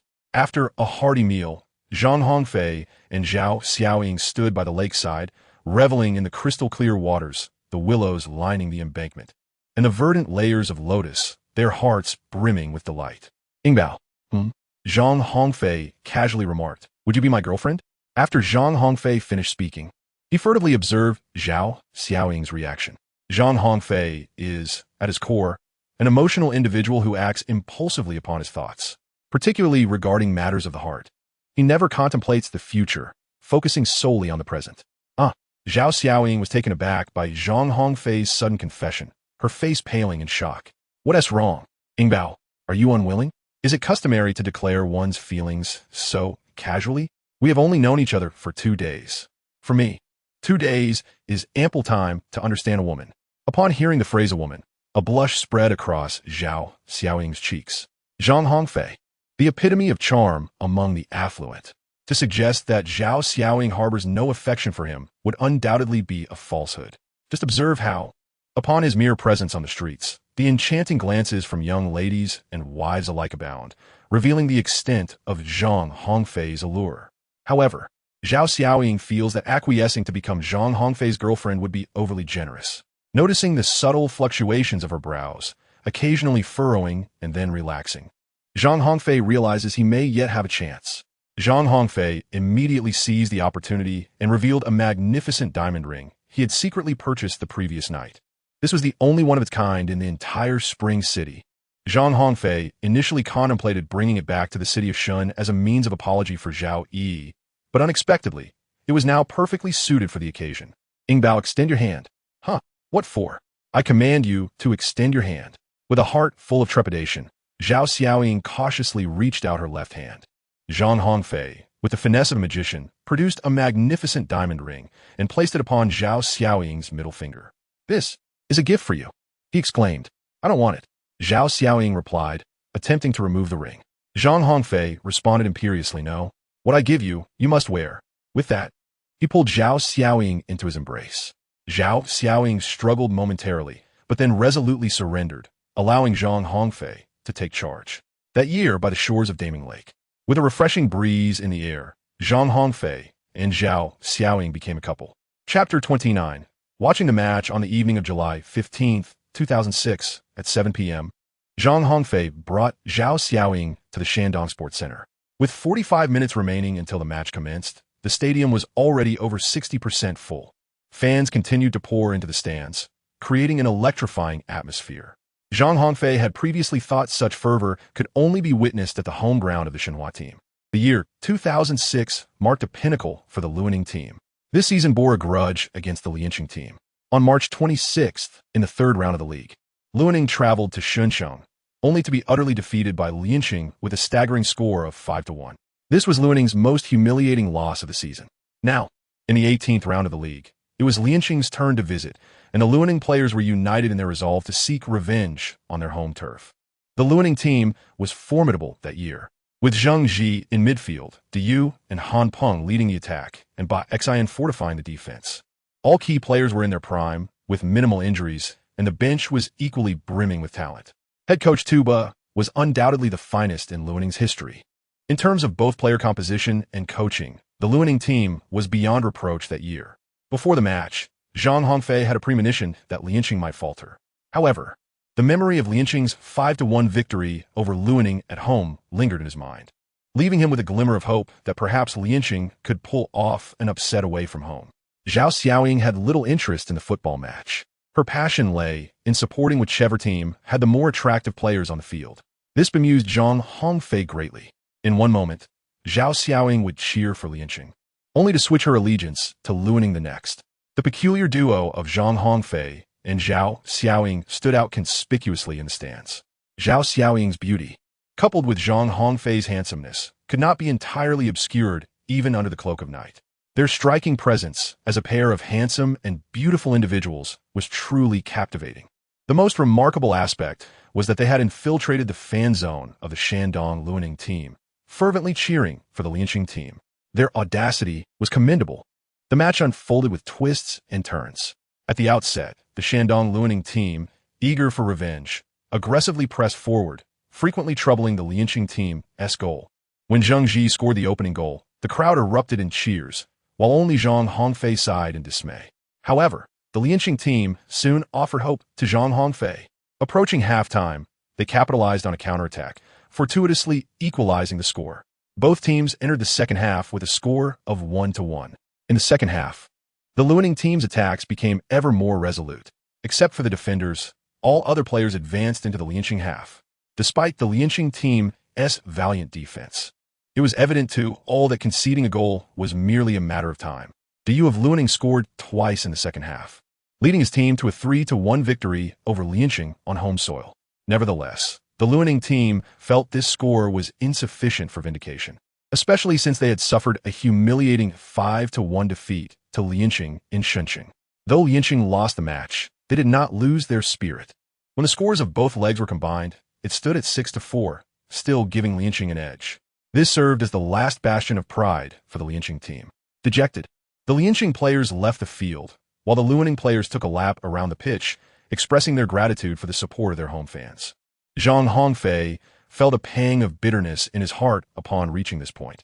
Zhang Hongfei rarely had the opportunity to visit the Spring City to witness a match, only to find his team defeated, a double blow for any ardent supporter.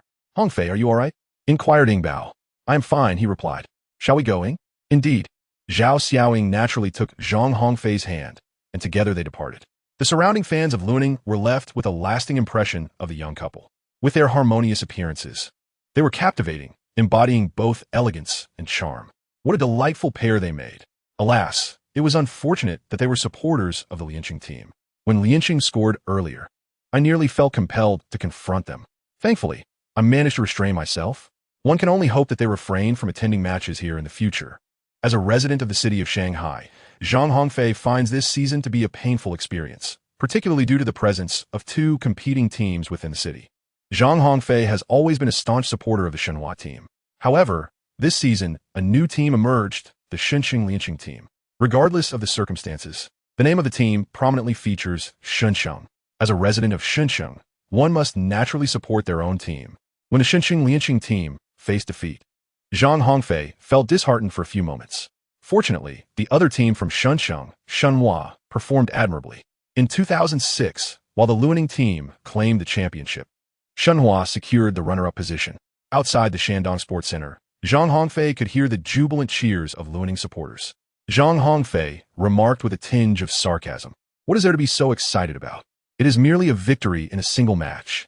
The league championship has yet to be secured." "Hongfei, are you feeling envious?" "Envious? How could I be? I'm simply speaking the truth. It seems you won't be able to sleep well tonight." "Who says that? I sleep soundly while embracing you." Upon hearing this, Zhao Xiaoying's cheeks flushed, and she playfully spat. "By the way, I have completed my tasks, and I shall return to Shanghai tomorrow. What about you? Will you accompany me to meet my parents?" "Are you serious?" "Of course. Why do I feel as if you are merely trying to amuse me? Aren't you still in school?" "Indeed. Next semester, I will be a senior. I shall not accompany you back to Shanghai. I want to visit my parents." "Very well. After you finish visiting your parents, come to Shanghai to see me." Zhao Xiaoying twirled the large diamond ring on her finger, beaming with happiness as she replied, "Absolutely. I will definitely come to Shanghai to find you." Thus a blissful night passed. Zhang Hongfei early in the morning, escorted Zhao Xiaoying to the train station, watching her depart from the Spring City. Subsequently, he arrived at the Spring City airport to board a flight back to the city of Shanghai.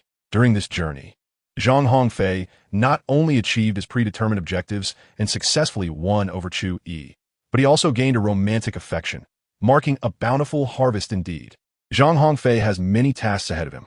Zhang Hongfei not only needs to find several opponents for the Wari University team to engage in warm-up matches, but he must also prepare for the competitions against Liu Zihao and Guan Xingtian. These two matches hold significant importance for Zhang Hongfei, and he cannot afford to be careless. Zhang Hongfei has already devised a plan for the upcoming match, envisioning that Chu Yi and Shi Yong will don the Huali team uniforms as they take to the field. Zhang Hongfei speculated that given the backgrounds and status of Liu Zihao and Guan Xingtian, it is entirely plausible for them to enlist a few professional players to lend a hand. However, Zhang Hongfei was resolute in his desire not to lose. Chapter 30. Home upon returning to Shuncheng, the air, tinged with a hint of the sea, invigorated Zhang Hongfei. The winter chill and summer heat of Quancheng were indeed unsuitable for prolonged stays. On the plane, Zhang Hongfei refrained from meddling further. Recovering a girlfriend was sufficient. Any more would be beyond his capacity to manage. As Zhang Hongfei exited the airport, he was greeted by a magnificent Rolls-Royce Phantom idling at the entrance. "Young master, you have returned. It must have been a tiring journey. Uncle Zhang, what brings you here?" "Sir, the master is aware of your return today and has specifically dispatched me to welcome you." "My father is looking for me? Is there something urgent?" "The master has heard about your gambling match with the young masters of the Liu and Guan families, and he is quite concerned. Thus, he has sent me to escort you home to discuss the matter." "So it is about that incident. My father certainly meddles excessively." "Young master, the master usually refrains from interfering in your affairs. However, this time it pertains to the prestigious Global Youth Elite Quota, which is of great significance to the Zhang family. Hence, the master must approach this matter with utmost seriousness. My father simply enjoys worrying unnecessarily. Young master, I must insist that you accompany me home." "Very well, Uncle Zhang."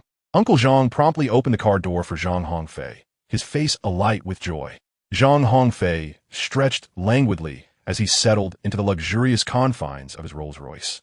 The vehicle sped forth with remarkable swiftness, soon coming to a halt in the heart of Shuncheng, at a quaint and charming courtyard.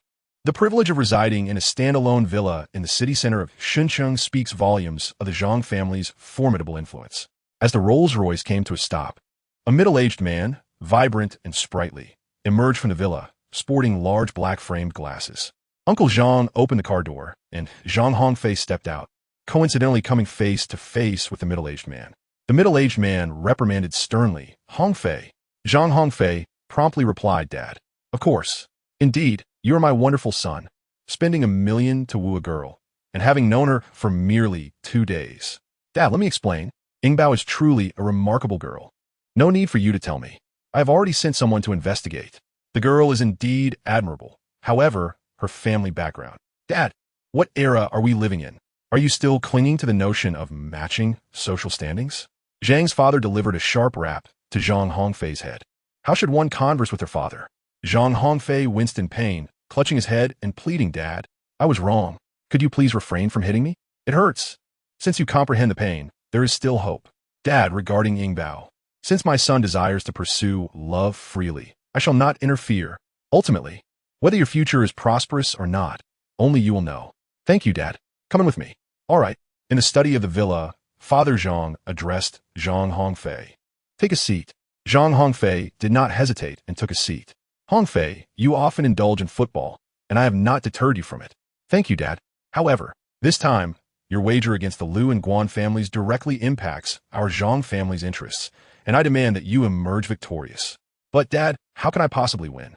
You boast daily about your prowess on the field, yet now that the stakes are high, you wish to feign timidity?" "Father, I am competing with the university team, and I cannot enlist outside assistance. I suspect Liu Zihao and Guan Xingtian will undoubtedly recruit professional players to aid them. Then you should seek help as well. But that would breach the rules. I have already informed them that our match will be with the university team. You are merely clinging to your pride." "Father, it is not as straightforward as that. I had not considered it deeply. I simply wish to play a couple of good matches. I am not concerned with your intentions. However, Hongfei, let me be clear. Should you fail to secure a victory, your allowance shall be severed. You will have to earn your living through labor from now on. What? As the saying goes, severing a person's source of income is akin to slaying their kin. Father Zhang's decision to cut off Zhang Hongfei's allowance is akin to taking a sword to his own throat. Zhang Hongfei, of course, must intervene to prevent his father from engaging in such self-destructive behavior. Dad, rest assured, I shall strive to emerge victorious. I too wish to be a global youth elite. Just once, with ambition. The Liu family scion has secured a competitive spot for 3 consecutive years, yet regrettably, he has never been elected. Hongfei, I have faith in you. Thank you, Dad. By the way, regarding your young lady friend, you could bring her home next time. Really? You no longer oppose it? Would my opposition be of any consequence? If I were to oppose, would you heed my words? Zhang Hongfei sheepishly scratched his head and said, Dad, I acknowledge my mistake. Hongfei, why don't you stay home for lunch today? Your mother hasn't seen you in quite some time. All right, let today be a day for a son to demonstrate filial piety. How absurd.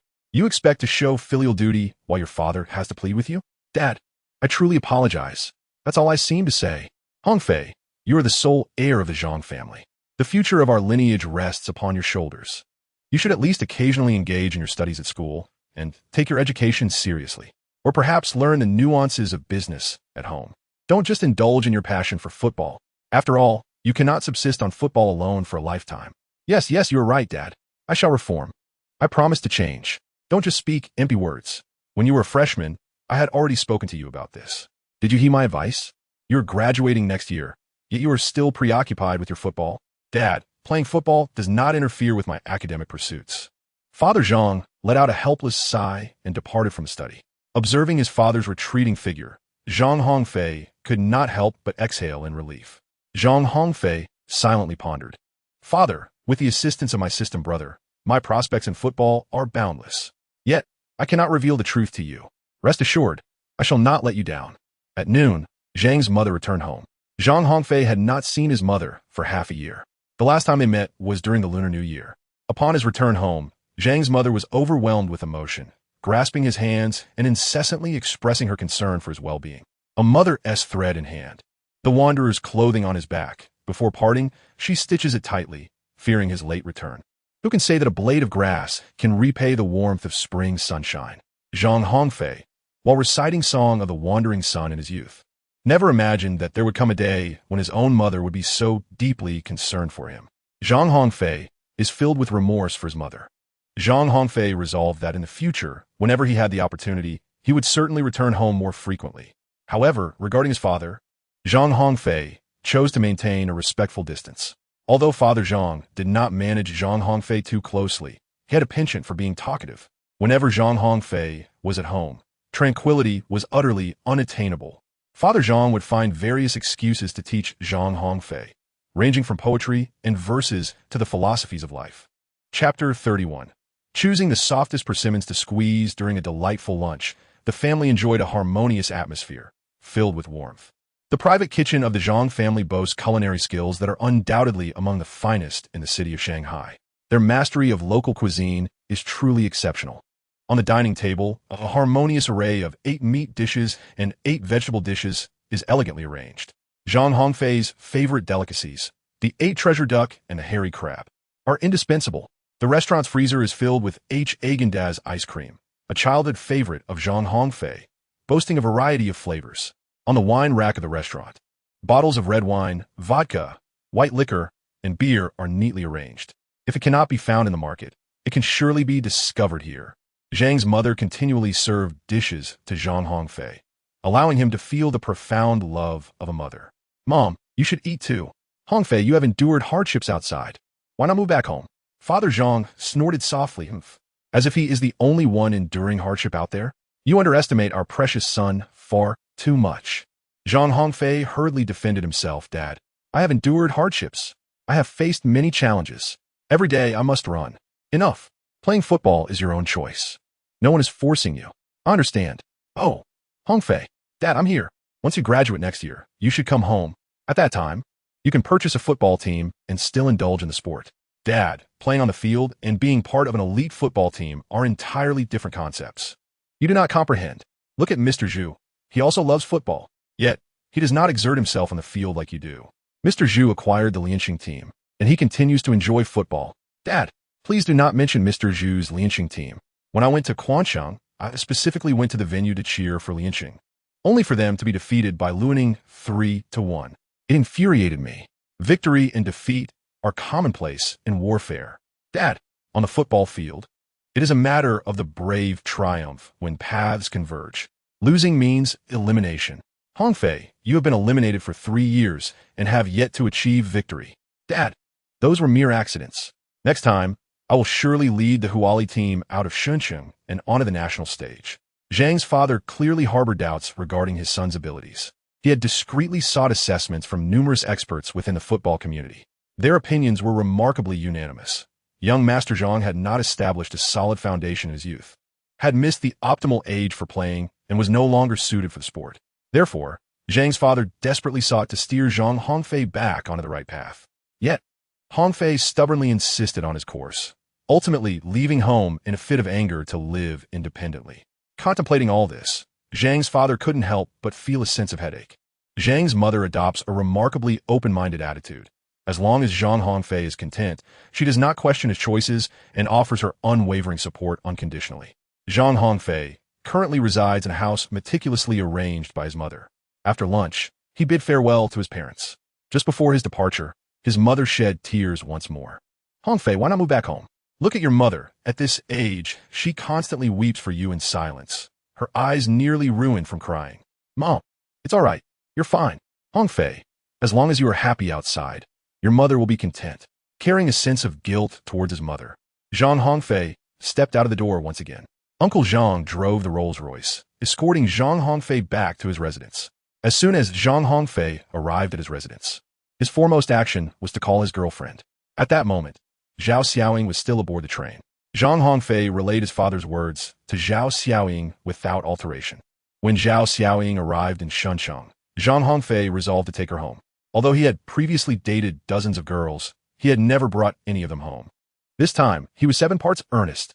After finishing his call with Zhao Xiaoying, Zhang Hongfei began searching for a sparring partner for the Huali team. The prior match against Fudan was hardly a legitimate competition. Even the system administrator dismissed such an opponent. This time, Zhang Hongfei aimed to earn attribute points. So he required a worthy adversary, yet one that was not overwhelmingly strong.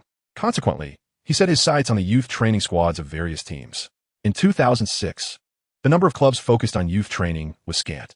After a thorough search, Zhang Hongfei discovered that these youth teams were utterly unreliable. At this moment, Zhao Yi, aware of Zhang Hongfei's quest for a sparring partner, thoughtfully gathered information on a dozen potential opponents and forwarded it to him. In critical times, Sister Yi truly proved her reliability. This was the one. Zhang Hongfei has selected his first warm-up match opponent, the Jinbao football base in Shanghai. Established in 2001, the Jinbao football base has been operational for several years. Despite its longevity, the management of the football base has encountered various challenges. Children from affluent families tend to shy away from pursuing a career in football, while those who choose to play in hopes of altering their fate often come from disadvantaged backgrounds. This creates a paradox. The football base aspires to operate on a fee-based model, yet consistently finds itself in a deficit. Zhang Hongfei has thoroughly reviewed the basic information of the football base. In truth, he has long been aware of this establishment. The players cultivated here indeed excel, with some advancing directly into professional leagues. However, the remainder do not meet Zhang Hongfei's standards. Consequently, while he actively recruits talent for Huali University each year, he has never sought to poach from the football base. Zhang Hongfei, representing the university team, made the decision regarding the first warm-up match. Subsequently, he directly contacted Zhao Yi, requesting her to negotiate on behalf of the team. As the captain, Zhang Hongfei knew he could not manage every detail personally. Zhao Yi, known for her remarkable efficiency, called Zhang Hongfei half an hour later. She presented 2 options, the first team or the second team. Indeed, which squad would you prefer to face in the warm-up match? Zhang Hongfei replied without hesitation. Let's go with the second team. One must choose the softest persimmons to squeeze. However, Zhang Hongfei was not complacent, for this was the second team of the football academy. Compared to the ordinary high school teams, they were indeed considerably stronger. The children at the football academy undergo systematic training every day and through the accumulation of practice. Quantitative changes lead to qualitative leaps, their fundamental skills are remarkably solid. If the Wari school team were to underestimate them, they could very well find themselves defeated by this youthful squad. The average age of the second team at the football academy is merely 16, and referring to them as a group of youngsters is certainly no exaggeration. Soon, Zhao Yi finalized the specific date for the match with the football academy. The competition is set to take place 2 days later, on July 18th, at the academy's premises. Zhang Hongfei resolved to personally convey this news to the players of the Huali University team. Zhang Hongfei once again randomly selected a key from a collection of car keys. 20 minutes later, an Aston Martin graced the campus of Huali University. Chapter 32. Internal competition as soon as the Aston Martin made its entrance. The entire campus of Huali erupted with excitement.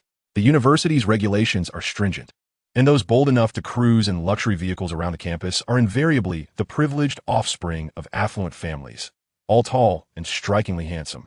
Among these exceptional individuals, the most unconventional of them all is undoubtedly Zhang Hongfei. Zhang Hongfei possesses a profound passion for football, a cherished secret of Huazhong University of Science and Technology. His enthusiasm has ignited a fervor for the sport within the campus, fostering a vibrant culture of football. For an extended period, the customary greeting among students has been to inquire, "Have you played today?" Zhang Hongfei walked through the campus, acutely aware of the familiar gazes directed towards him. The same few girls appeared each time, merely donning different outfits, and Zhang Hongfei had nearly memorized their appearances. He did not always possess the goodwill to distribute items to these persistent girls. On this occasion, he opted to disregard them. In the boys' dormitory of Huali University, Zhang Hongfei notified each member of the university's team to convene for a meeting.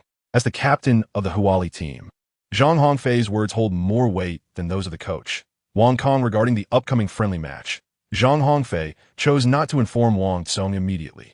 Firstly, he deemed the opposing team to be somewhat weak, consisting primarily of minors. A victory would bring little joy, while a defeat would be embarrassing.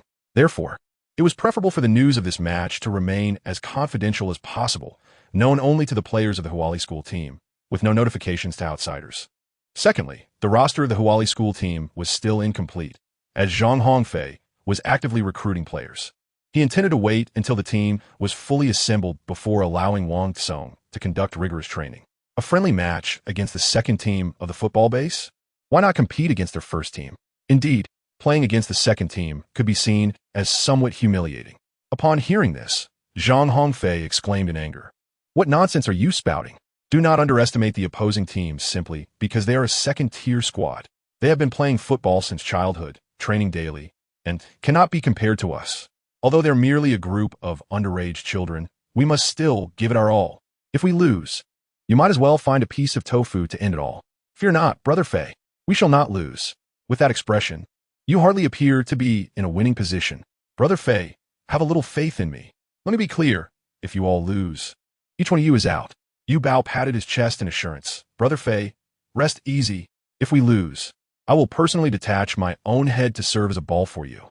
Lu Fei immediately interjected, "Ahem, Brother Fei, that was Yu Bao's own declaration. It has nothing to do with the rest of us. If we do lose, you may as well use Yu Bao's head as the ball." "What?" Yu Bao realized he had been betrayed by his teammates, his face a portrait of shock. Zhang Hongfei kindly consoled Yu Bao. "It appears that your character is even less commendable than mine as the captain. Fei Ge, you shouldn't be so disheartening. Fei Yi, is there any reward for winning this match? You are truly mundane. All you think about is benefits." Fei Ge, pay him no mind. "The last time bonuses were distributed, you were the most eager. Do you even have the audacity to say that?" "Fei Ge, since we're already here, shouldn't we have some activities? All right, brothers, let us engage in an internal match to stretch our legs. The losing side receives no rewards, but the victorious team may join me for a night out." "Fei Ge, that is unfair. Those on your side will undoubtedly reap the benefits." "Exactly. Let us do it this way. I 1T participate." "Fei Ge, that would complicate matters further. We have too few participants as it is. There are only 14 of us in the dormitory, including Zhang Hongfei. If he refrains from playing, one side will certainly be shorthanded." Zhang Hongfei was merely jesting moments ago. After all, we are brothers on the same team. How could Zhang Hongfei possibly show favoritism? Never mind. My previous words no longer hold weight. Regardless of the outcome, I shall take you all out for some fun shortly. In the dormitory, a chorus of cheers erupted. "Long live Brother Fei." Zhang Hongfei wishes to utilize the warm-up match to ascertain the condition of each player while simultaneously fine-tuning the team's formation. Chu Yi, being a considerable distance away, finds it inconvenient to attend the match in 2 days. However, Shi Yong can join the team for preliminary integration. Zhang Hongfei resolved that once the internal competition concluded, he would personally pay a visit to Shi Yong's residence to inform him about participating in the match with the second team of the football base. On the football field of Huali, 2 squads were fiercely contending. One team was the main lineup of the school team, led by Zhang Hongfei, while the other comprised the substitutes under the leadership of Lu Fei. Among the 4 prominent forwards of the Huali school team, 2 had graduated in their senior year and departed from the team. The remaining forwards were Gao Hongkai, who would enter his sophomore year next semester, and Yu Qingyan, who would be in his junior year next semester. Zhang Hongfei has currently secured only 1 substitute in Shi Yong, leaving 1 position open. The midfield of the Wari University team comprises 6 players, led personally by Zhang Hongfei, alongside 5 others. Among the midfielders, 2 players have graduated as seniors and departed from the Wari team. The remaining 5 midfielders are Yang Yuchen, Zhan Wushuang, Yi Yunfei, Wu Meng, and Tang Qi. In the defensive line of Wari, together with Yu Bao, there are now 4 individuals. The other 3 are named Yu Tongfei, Dong Han Hai, and Yin Minkai, all of whom will be entering their junior year after the upcoming semester. The Wari team boasts 2 goalkeepers, the starting goalkeeper Lu Fei and the substitute goalkeeper Mei Cheng. 14 players in total, they could be evenly divided into 2 teams. Zhang Hongfei led a team composed of Yu Qingyan, Yang Yuchen, Zhan Wushuang, Yu Bao, Yu Tongfei, and Mei Cheng, totaling 6 members. In contrast, another team was formed by Gao Hongkai, Yi Yunfei, Wu Meng, Tang Qi, Dong Han Hai, Yin Minkai, and Lu Fei, comprising 7 individuals. Wang Song excelled in the 4-5-1 formation. Thus, in this 7v7 match, both teams adopted a 2-3-1 formation. Given the limited number of 14 players, the match was played on half the field. In accordance with international conventions, the weaker team initiated the play. Lu Fei tossed the ball to defender Yin Minkai, who subsequently passed it to Dong Han Hai. Dong Han Hai advanced a couple of steps with the ball before delivering a pass to midfielder Tang Qi. At that moment, Zhang Hongfei's team commenced their pressing. Zhang Hongfei directed Yang Yuchen and Zhan Wushuang to advance and seize the ball. Zhang Hongfei is currently in a state of considerable excitement. Although it is merely a friendly internal match, the system has surprisingly assigned a task to him. If he secures victory, he will be rewarded with an increase in stamina. However, the system is certainly not one to suffer losses. It would never issue a task that is too simplistic. In this match, Zhang Hongfei must not only win, but also achieve a victory by at least 3 goals to fulfill the requirements of the task. Chapter 33. Conceding goals under Zhang Hongfei's command. Yang Yuchen and Zhan Wushuang simultaneously charged towards Tang Qi. During their regular training sessions, the 3 have engaged in numerous encounters. Tang Qi, a substitute for the Huazhong University team, frequently serves as a one-on-one opponent for Yang Yuchen and Zhan Wushuang. The 2 exchanged glances and nodded in agreement. They positioned themselves, one to the left and one to the right, effectively blocking Tang Qi's path forward. Unfazed, Tang Qi immediately halted his dribbling. His teammates, Yi Yunfei and Wu Meng, rushed over to provide support. The 5 players converged in the midfield, creating a chaotic scramble. Why are there 5 players involved? Zhang Hongfei did not advance to contest the ball. Instead, he positioned himself near the midfield, awaiting the play. Zhang Hongfei possesses an inexplicable confidence in his footwork. Having triumphed over his opponents by a margin of 3 goals, he naturally assumes the weight of this responsibility upon his own shoulders. However, Zhang Hongfei is not idly standing by. Yuchen, to the left. Look to the left. Wushuang, the ball is behind you. On the opposing side, forward Gao Hongkai perceives the precarious situation and retreats to the midfield to offer support.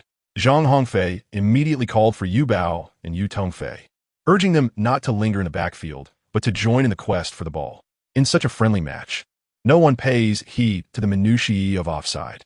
In midfield, 8 players are entangled in a fervent struggle. The football dances between their feet in a mesmerizing display. As soon as Zhang Hongfei made contact with the ball, the opposing team immediately launched a counterattack. The moment they seized possession, Zhang Hongfei's side would swiftly respond with their own offensive. Both teams engaged in a spirited tussle at midfield, relishing the back-and-forth exchanges. However, Zhang Hongfei, observing from the sidelines, grew increasingly frustrated. How could they secure victory while wasting time in such a stalemate?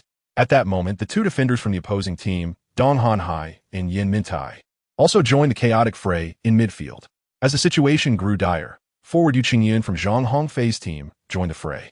The 11 players engaged fiercely in the midfield, with individuals frequently collapsing to the ground. Ultimately, amidst the chaos, a mysterious kick sent the football soaring out of bounds, bringing the tumultuous skirmish to an end. You kicked it out. No, it was clearly you who did. Despite being merely an internal match, the youthful participants exhibited an intense competitive spirit. Naturally, such playful antics can be regarded as a form of legacy. Who among us has not resorted to cunning during childhood football matches? In the end, Zhang Hongfei firmly asserted that the ball had been kicked out by the opposing team. With the captain's decree, no one dared to voice dissent. The formations of both teams reverted to their original setup, 2-3-1. Yang Yuchen took charge of the throw-in. Zhang Hongfei continuously gets towards Yang Yuchen, signaling him to pass the ball. After exchanging a knowing glance with Zhang Hongfei, Yang Yuchen decisively delivered the ball to him.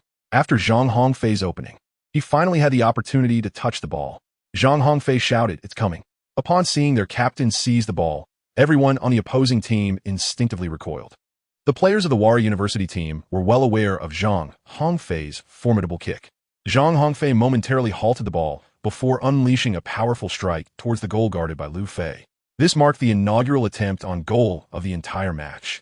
The football soared, buoyed by Zhang Hongfei's aspirations, rising higher and higher, ultimately sailing over the crossbar.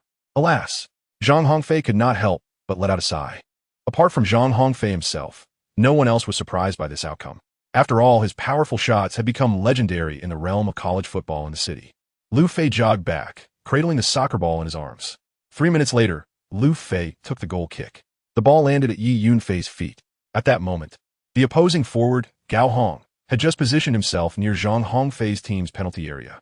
Yi Yunfei signaled to Wu Meng and Tang Qi to advance. The three of them passed the ball while maintaining their formation as they moved forward. Zhang Hongfei commanded Yang Yuchen and Zhan Wushuang to guard against the other two individuals, while he personally took on the defense against Yi Yunfei. Although Yi Yunfei's strength was not particularly formidable, Zhang Hongfei's defense was equally lacking, resulting in a standoff between the two. Zhang Hongfei's defensive attribute of 30 renders him akin to a sieve, easily deceived by Yi Yunfei's feints. However, his speed attribute of 66 allows him to continuously rectify his mistakes. Dodged once, he pursues. Dodged again, yet he chases once more. Zhang Hongfei and Yi Yunfei engaged in a protracted contest. After numerous attempts, Zhang Hongfei finally succeeded in severing Yi Yunfei's ball. Zhang Hongfei's team launched a counterattack. However, this distance is too far from the goal, beyond Zhang Hongfei's shooting range. Zhang Hongfei opted for an assist. Zhang Hongfei delivered a precise pass to the front line, reaching the forward Yu Qingyun. As the principal striker of the Wayward University team, Yu Qingyun possessed far superior skills compared to Zhang Hongfei. Confronted by the defensive duo of Zhang Hongfei and Yin Mintai, Yu Qingyun effortlessly evaded both with a deft feint. He surged into the penalty area, facing the goalkeeper Lu Fei directly.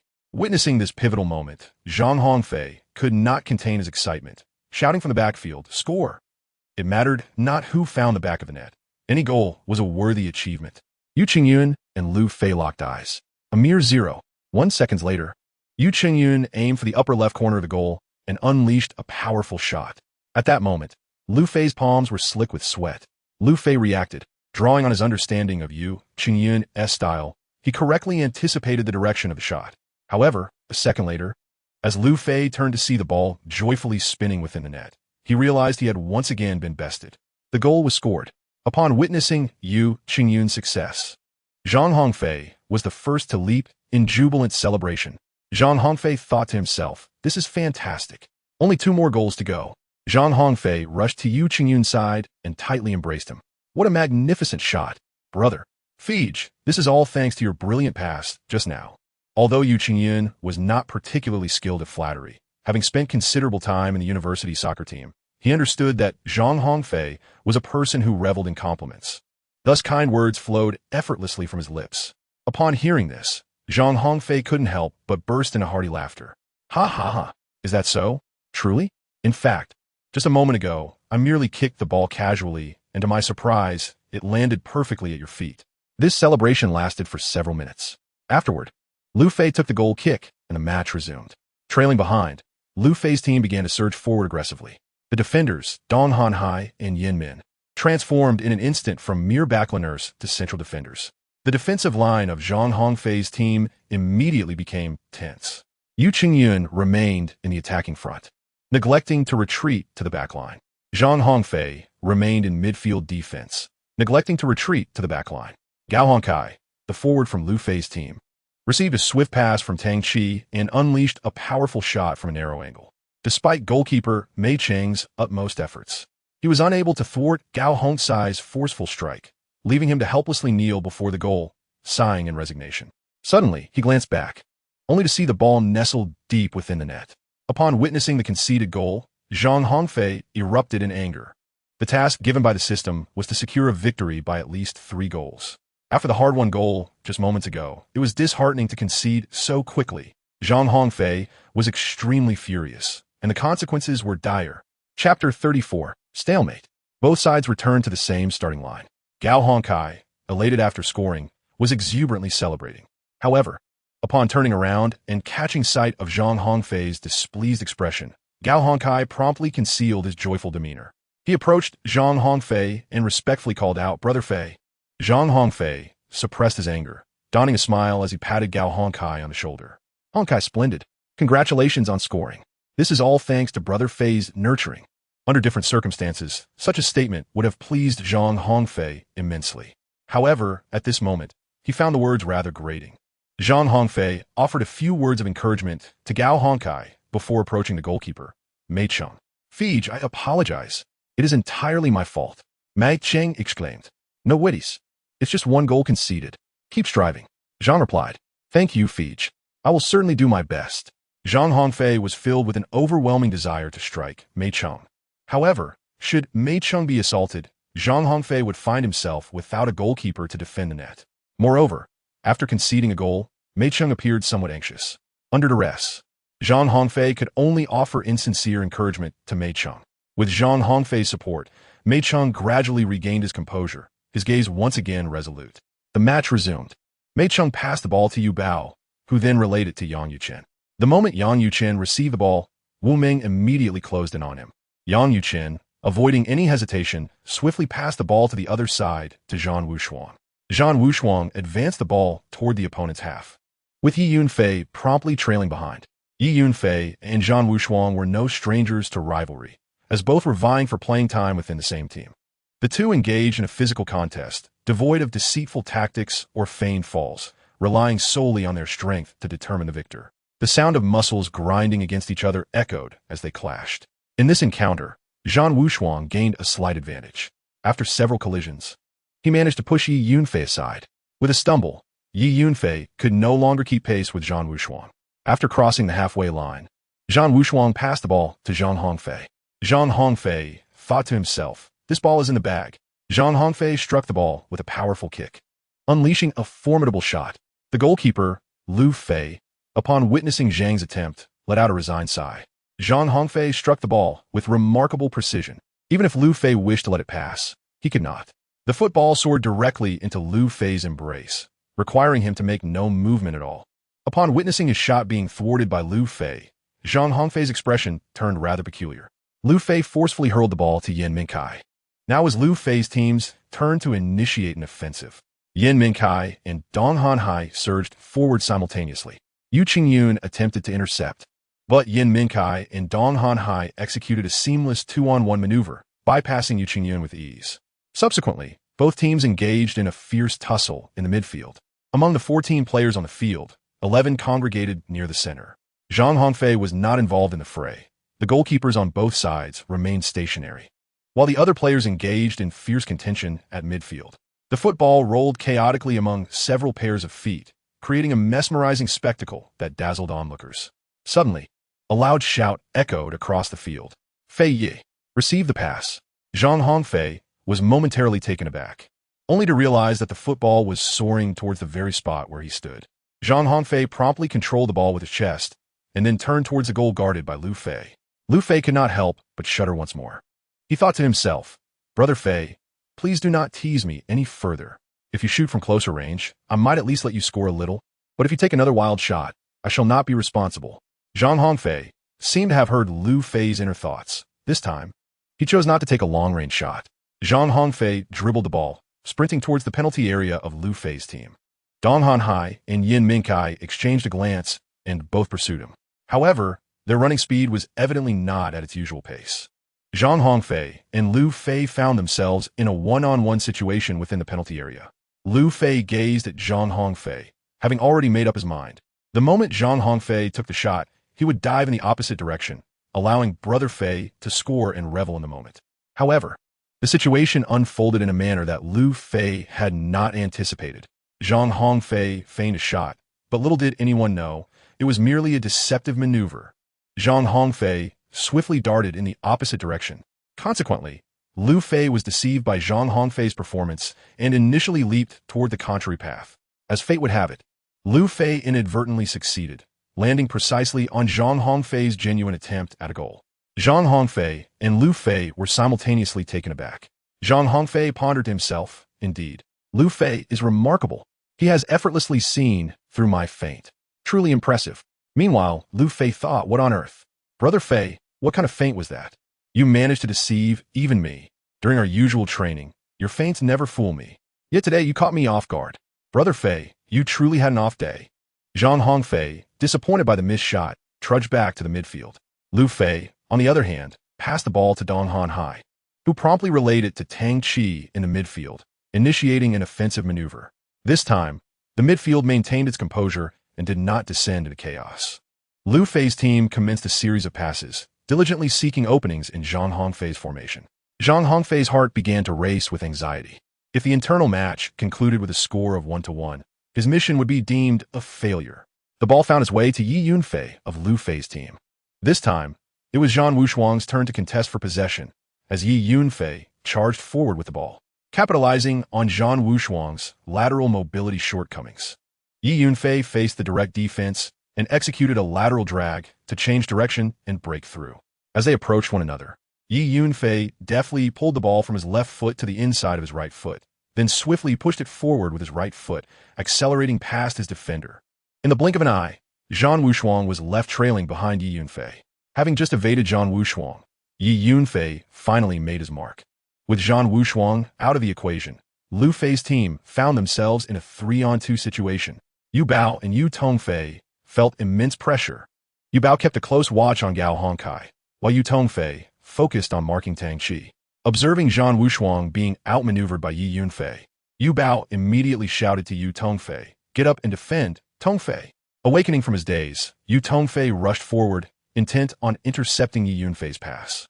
However, Yi Yunfei promptly sent the ball to Tang Qi, who was positioned behind Yu Tongfei.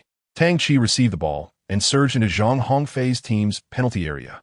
Mei Cheng remained tightly focused on the ball at Tang Qi's feet. Having already conceded one goal, Mei Cheng dared not show any sign of complacency. Noticing a favorable angle, Tang Qi opted to take a shot. The football soared toward the lower left corner of the goal.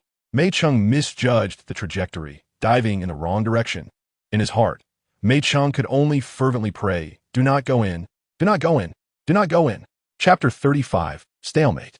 Under Mei Cheng's desperate incantations, the ball collided forcefully with the goalpost and flew out of bounds.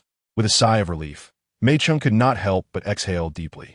Zhang Hongfei breathed a sigh of relief as he observed Tang Qi's missed shot. Thankfully, the ball did not find the net. Mei Cheng swiftly retrieved the ball and passed it to Yu Bao. Now it was time for Zhang Hongfei's team to launch their attack. The opposing forward, Gao Hongkai, showed no intention of pressing forward. Yu Bao effortlessly advanced the ball to the vicinity of the midfield and passed it to Yang Yuchen. The moment Yang Yuchen received the ball, Wu Ming and Yi Yunfei immediately converged to challenge him. "What the heck? Are you two doing this on purpose? Why is it that the moment I get the ball, you both rush in to steal it? There's no choice. Brother Fei always teaches us to pick the soft persimmons to squeeze." Exactly. This is all thanks to Brother Fei's guidance. At this moment, Zhang Hongfei positioned himself a short distance away from Yang Yuchen, beginning to make his run. Yang Yuchen knew that the defenders would not closely mark Zhang Hongfei, so he decisively passed the ball to him.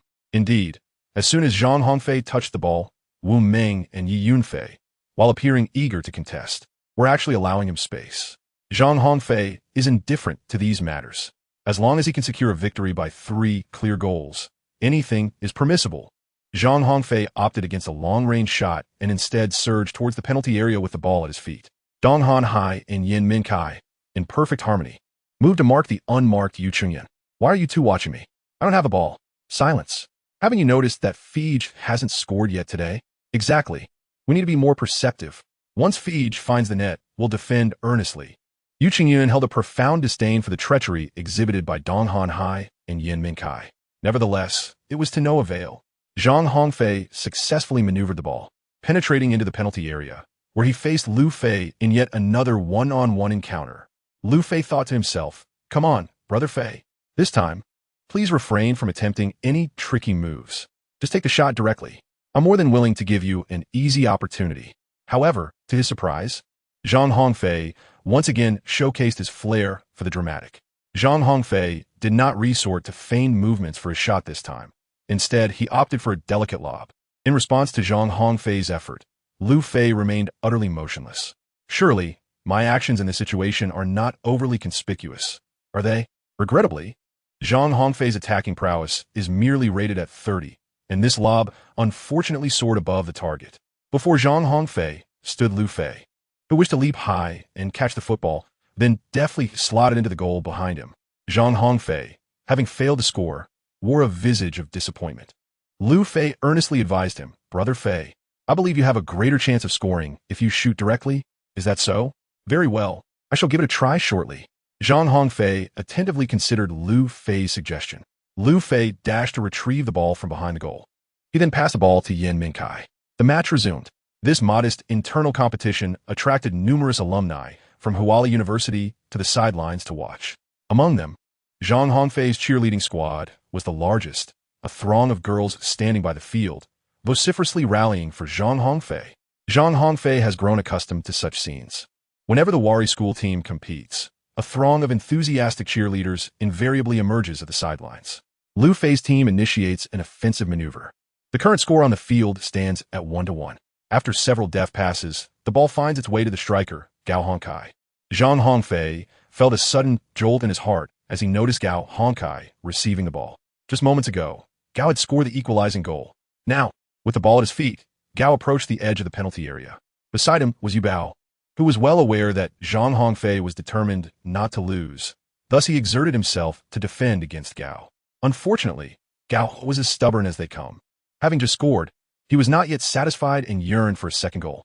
Yu Bao was vigilant, refusing to grant Gao an easy opportunity to shoot. Little did they know, today Gao was possessed by the spirits of Cristiano Ronaldo and Lionel Messi. Normally, under Yu Bao's defense, Gao would struggle to even attempt a shot. But today he experienced a remarkable outburst, dazzlingly dribbling past Yu Bao with a miraculous cow tail move. Faced with goalkeeper Mei Cheng, Gao opted for a powerful strike. Mei Cheng correctly anticipated the ball's trajectory and leapt into action with all his might. Thud! Mei Cheng, using his fists, deflected Gao's fierce shot from outside the penalty area, sending it out for a corner. Rising to his feet, the triumphant Mei Cheng let out an exhilarating roar towards the heavens. Ah! Yu Bao gave Mei Cheng a thumbs up, acknowledging the splendid save. Well done, Mei Cheng. Zhang Hongfei could not help but rush to Mei Cheng's side, exclaiming, "Well done, Mei Cheng." "Thank you, Fei Ge," replied Mei Cheng. "Why are you thanking me? This is all a result of your own hard work." Tang Chi sprinted to the corner, preparing to take a corner kick. Gao Hongkai, who had just missed a scoring opportunity, eagerly approached Tang Chi, asking for the ball. After a moment's hesitation, Tang Chi passed the ball to Gao Hongkai. At that moment, the penalty area was crowded with players. Gao Hongkai, instead of charging into the box, dribbled along the edge of the penalty area. As he maneuvered, he kept a watchful eye on Mei Cheng's position. Suddenly, Gao Hongkai halted, gazing at Tang Chi standing at the corner. Just when everyone assumed he would abandon the shot to pass to Tang Chi, Gao Hongkai unexpectedly took a shot. It was a beautifully executed lob, yet it soared marginally too high, sailing over the goal. Goalkeeper Mei Cheng was drenched in cold sweat from the fright. Once again missing a golden opportunity, Gao Hongkai knelt on the ground, pounding the earth in frustration. Tang Chi approached him, offering consolation. "Gao Hongkai, don't lose heart. The match is not over yet. I know, but if I don't perform well today, my chances of playing in the future will diminish. The head coach, Wang Tsong, favored a 4-5-1 formation, and Zhang Hongfei needed to compete with Yu Qingyun for the forward position. However, Zhang Hongfei was unaware that this position had already been tacitly granted to Shi Yong by Zhang Hongfei. Otherwise, he would not have exerted himself so fervently. Mei Chung retrieved the ball, and the match resumed.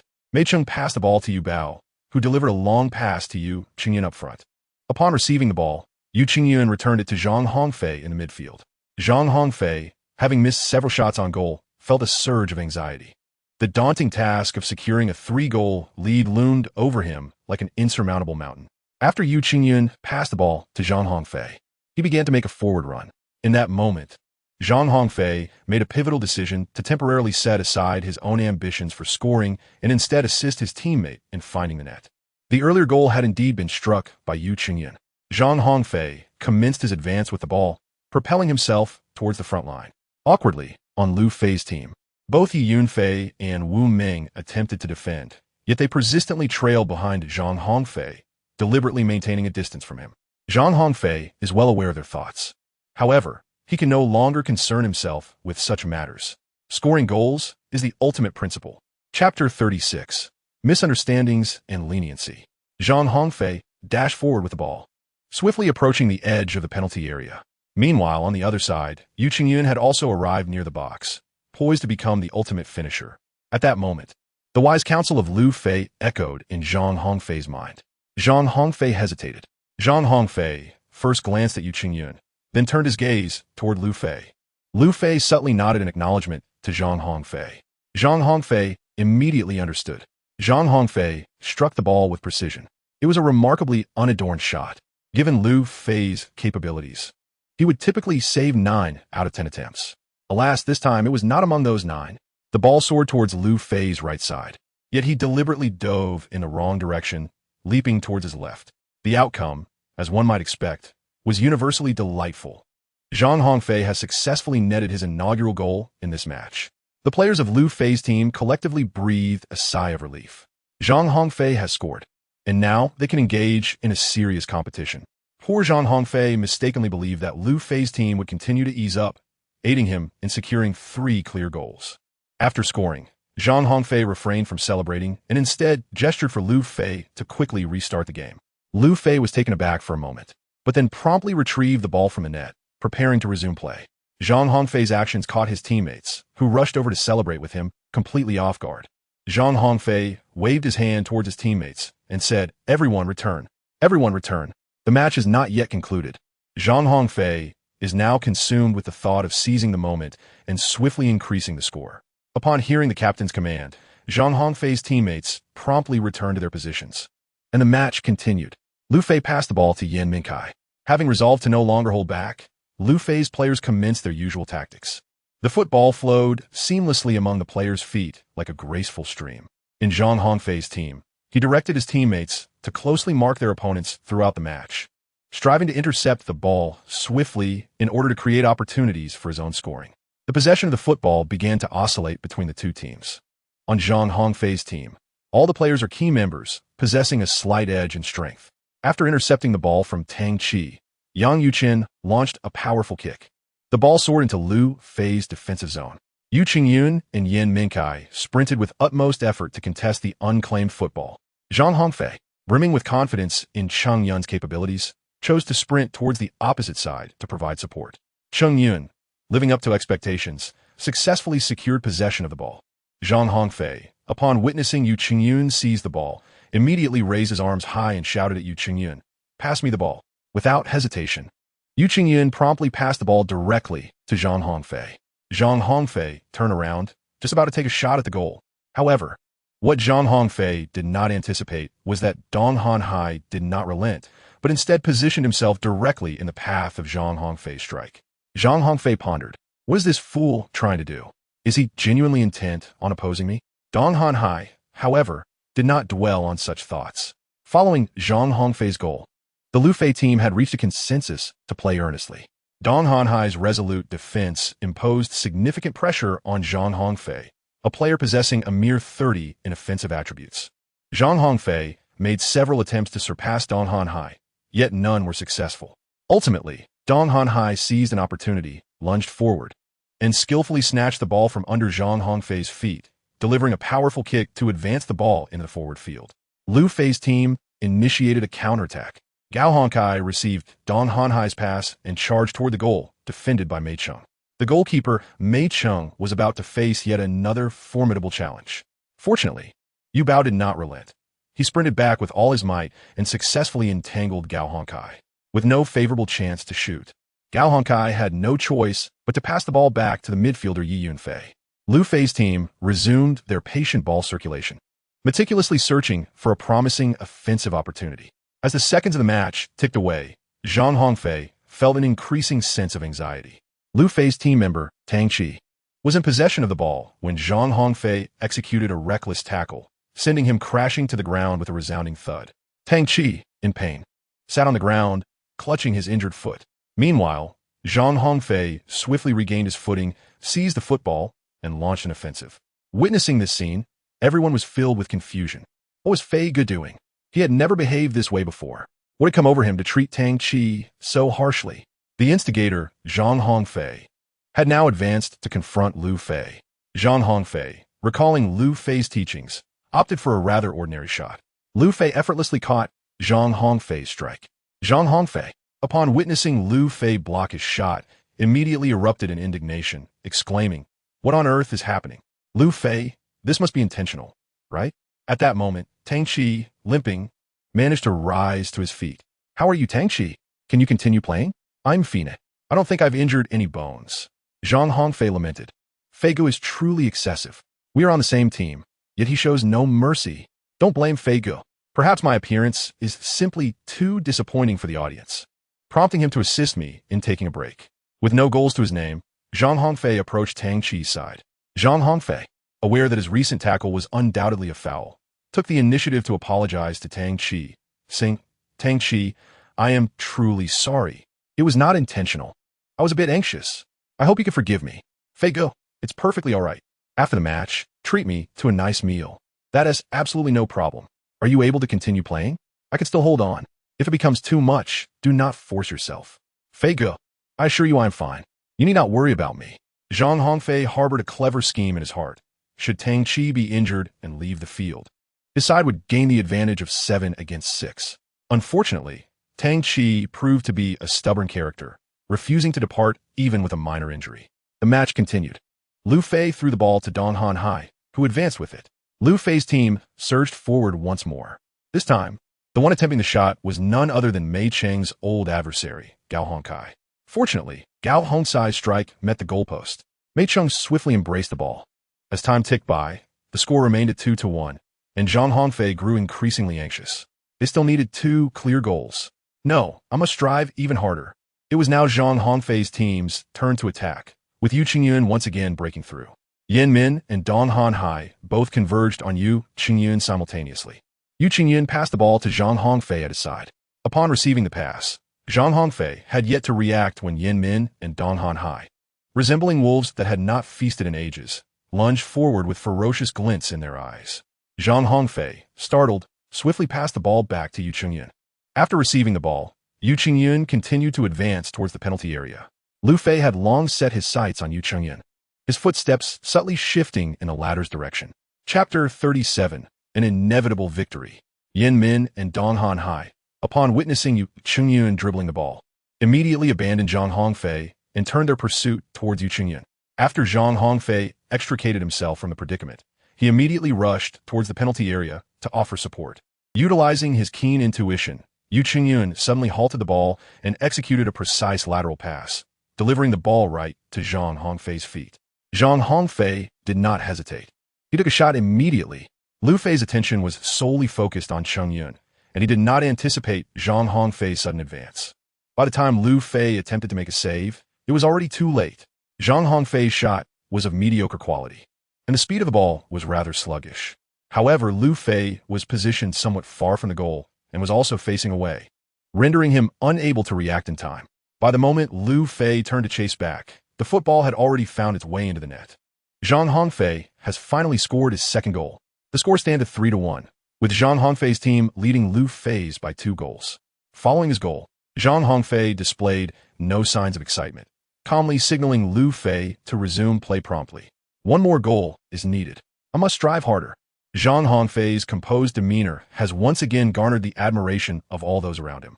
Although Lu Fei remains unaware of the reasons behind Zhang Hongfei's persistent urging for him to commence the game promptly, today, Lu Fei has come to regard Zhang Hongfei with newfound respect.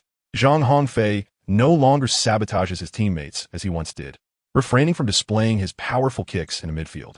Lu Feishuan swiftly initiated the play, passing the ball to Zhang Hongfei, trailing by 2 goals. The players of Lu Fei's team were engulfed by immense pressure. They all pondered the sudden organization of an internal match by Zhang Hongfei. What could his intentions be? In truth, Zhang Hongfei harbored no ulterior motives. Zhang Hongfei's thoughts are quite simple. He merely desires to play football and break a sweat. For football enthusiasts, the greatest joy lies in the opportunity to participate in a match personally. Zhang Hongfei glanced at the expressions of those around him, and a few conjectures formed in his mind. However, he had no intention of revealing the truth. Progress is born of competition.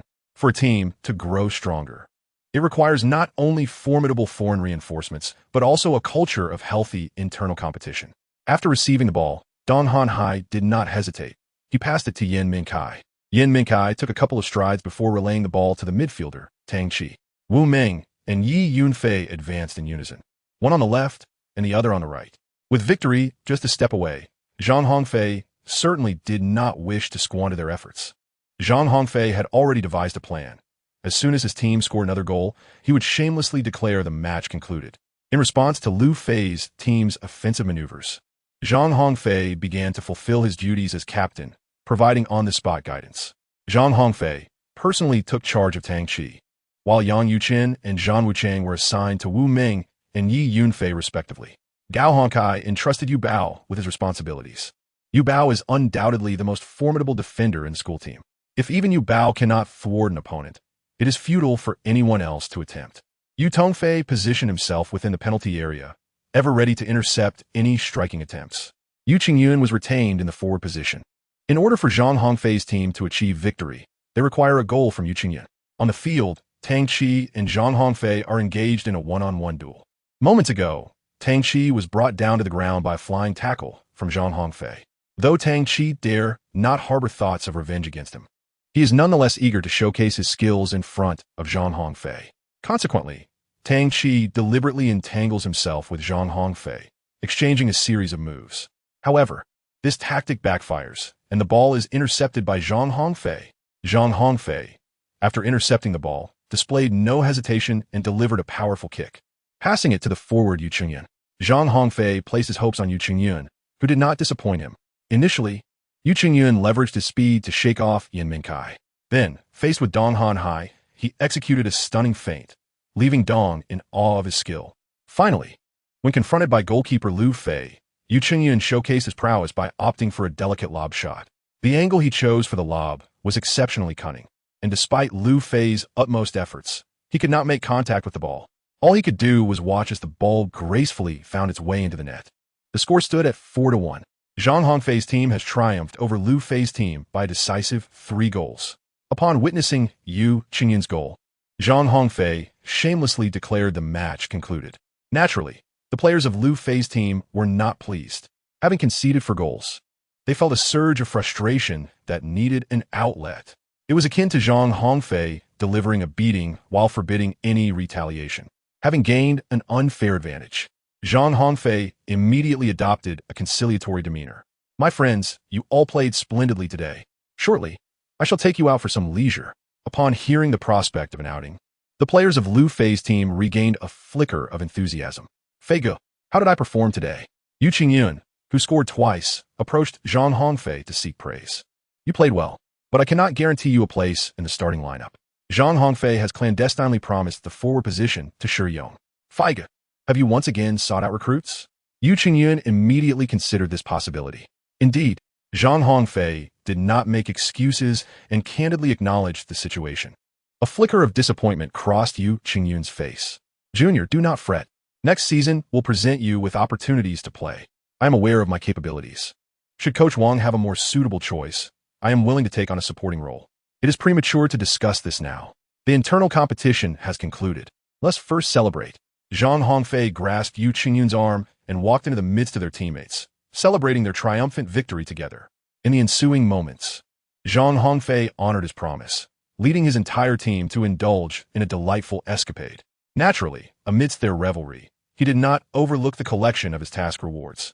Zhang Hongfei's current attributes are as follows: Stamina 52, Spirit 49, Speed 63, Offense 32, Defense 30, Lux 66. His stamina has reached 52, bringing him one step closer to the passing mark. Zhang Hongfei has begun to seriously contemplate whether to engage in daily internal matches to enhance his attributes. However, the system decisively extinguished his thoughts of taking shortcuts. According to my training regimen, it won't be long before you reach the passing mark. No, I am an amateur football player. How can I train during the holidays? I must adhere to my principles. Zhang Hongfei declined the temptations presented by the system.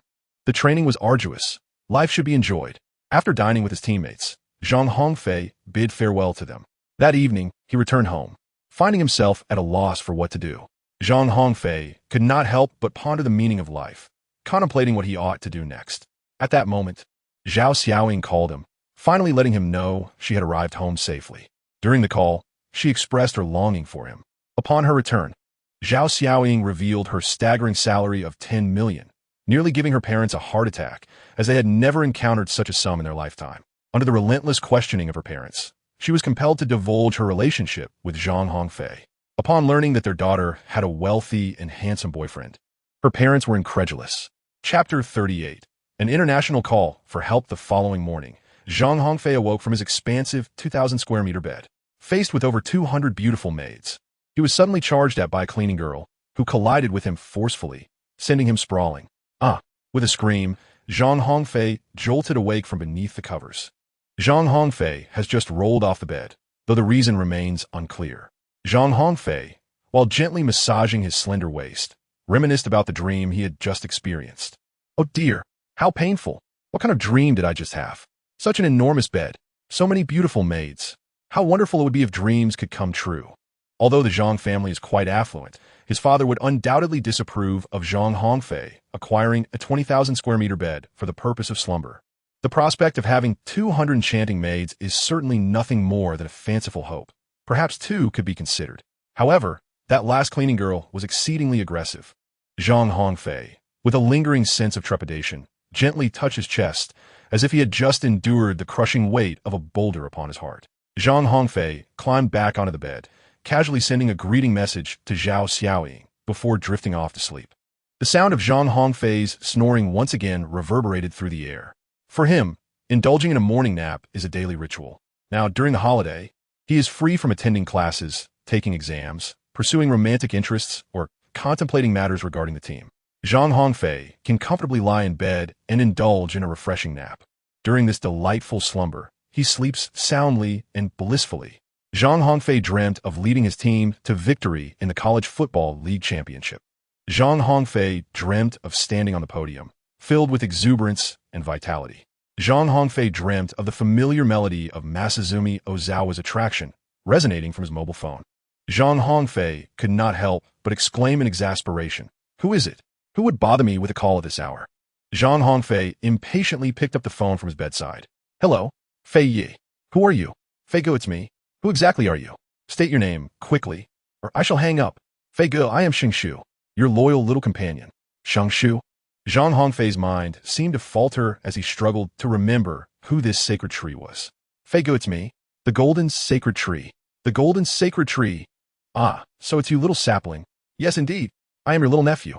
The golden sacred tree, along with his sister Jean Cayenne, had recently begun their studies at Wari University as international students from South Korea. They had entered their sophomore year after completing their freshman year last year. Jean Cayenne was a devoted admirer of Zhang Hongfei. Ever since their first encounter, she had persistently pursued him. Jean Cayenne was particularly adept at unexpected ambushes. Whenever Zhang Hongfei let his guard down, she would invariably appear at just the right moment, heightening his sense of tension. Zhang Hongfei harbored no interest in Jean Cayenne, consistently rebuffing her advances. Consequently, Jean Cayenne enlisted her brother, Jean Shengshu, to engage with Zhang Hongfei. To everyone's surprise, Jean Shengshu was captivated by Zhang Hongfei, becoming his ardent admirer. "How is it that you found the time to call me?" Have you not returned to the country? After the holiday break, both Jin Kaiyan and Jin Xingshu had returned home. Now, Jin Xingshu's unexpected call left Zhang Hongfei somewhat bewildered. Haha, our family is coming to Shanghai to negotiate a significant business deal, and I accompanied them for a bit of leisure. Brother Fei, I have delightful news. I return with my sister. Why do I sense this is rather unwelcome news? Jin Kaiyan is back too? Indeed, my sister has also arrived. She has missed you dearly. Brother Fei, how about we meet for lunch later? Not a chance. I'm occupied. I must end this call. Brother Fei, wait. Don't hang up on me. What is it? Do you have more to discuss? Actually, I snuck out without my family's knowledge. They did not bring me along. I currently have nowhere to stay. Brother Fei, you must take me in. What on earth? What about Jin Kaiyan? Surely she isn't with you as well? My sister, of course, is not. However, Brother Fei, I have a little insider information. Our family intends to arrange a marriage for my sister this time. If you hold any affection for her, you must assist her. At this moment, Zhang Hongfei finally unraveled the situation. Jin Kaiyan had been arranged for a match by her family, which could hardly be termed as a mere matchmaking. In fact, the two parties had already come to an agreement, and this meeting was merely a formality for the involved individuals. Unwilling to accept such a fate, Jin Kaiyan secretly instructed her younger brother, Jin Xingshu, to stealthily travel to Shunsheng and seek assistance from Zhang Hongfei. The Jin family, to which both Jin Kaiyan and her brother belonged, ranked among the top 10 families in South Korea, possessing a degree of influence. Nevertheless, compared to the Zhang family, to which Zhang Hongfei belonged, they were but insignificant players. Feiga, are you on the line? I have nowhere to stay. All right, come to my place. I have a vacant apartment. You can stay there for now. Feige, what about my sister? You can't just ignore her. This is a matter concerning your family. Why involve me? Feige, my sister has always had feelings for you, but I do not share the same sentiments for your sister. Feige, how can you be so heartless? Even if you don't have feelings for her, a single word from you could help her. Do my words carry such weight? Feiga, the reputation of the Sanjie of Shunsheng is so resounding.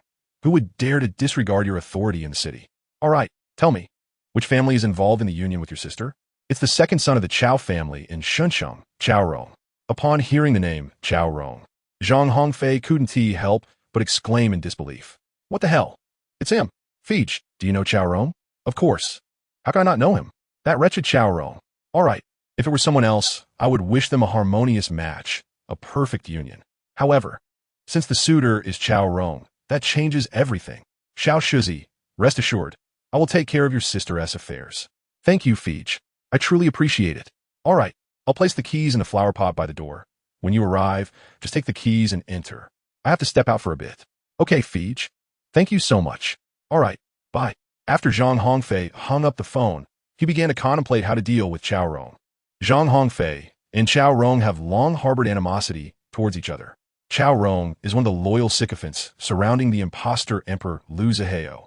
During several confrontations between Liu Zihao and Zhang Hongfei, Chao Rong played no positive role in the proceedings.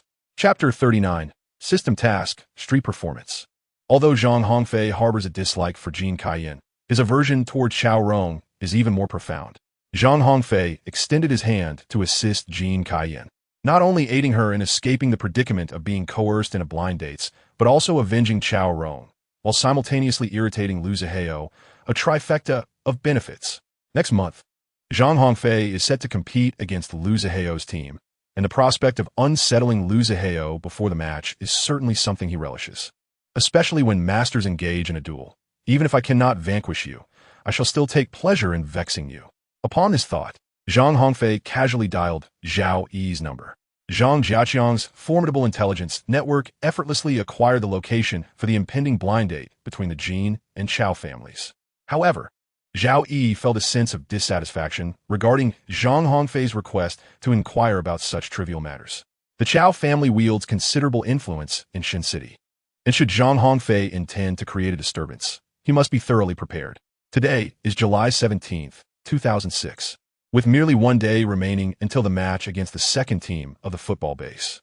The blind date between Jin Kaiyan and Chao Rong is scheduled for the evening of July 18th at the Shun City Grand Hotel. Zhang Hongfei intends to rally the entire Wari school team to bolster their presence. Moreover, he has deliberately reached out to Huang Lian, Guan Er, and Guan Xingtian. Guan Xingtian has never missed an opportunity to vex Liu Zihao.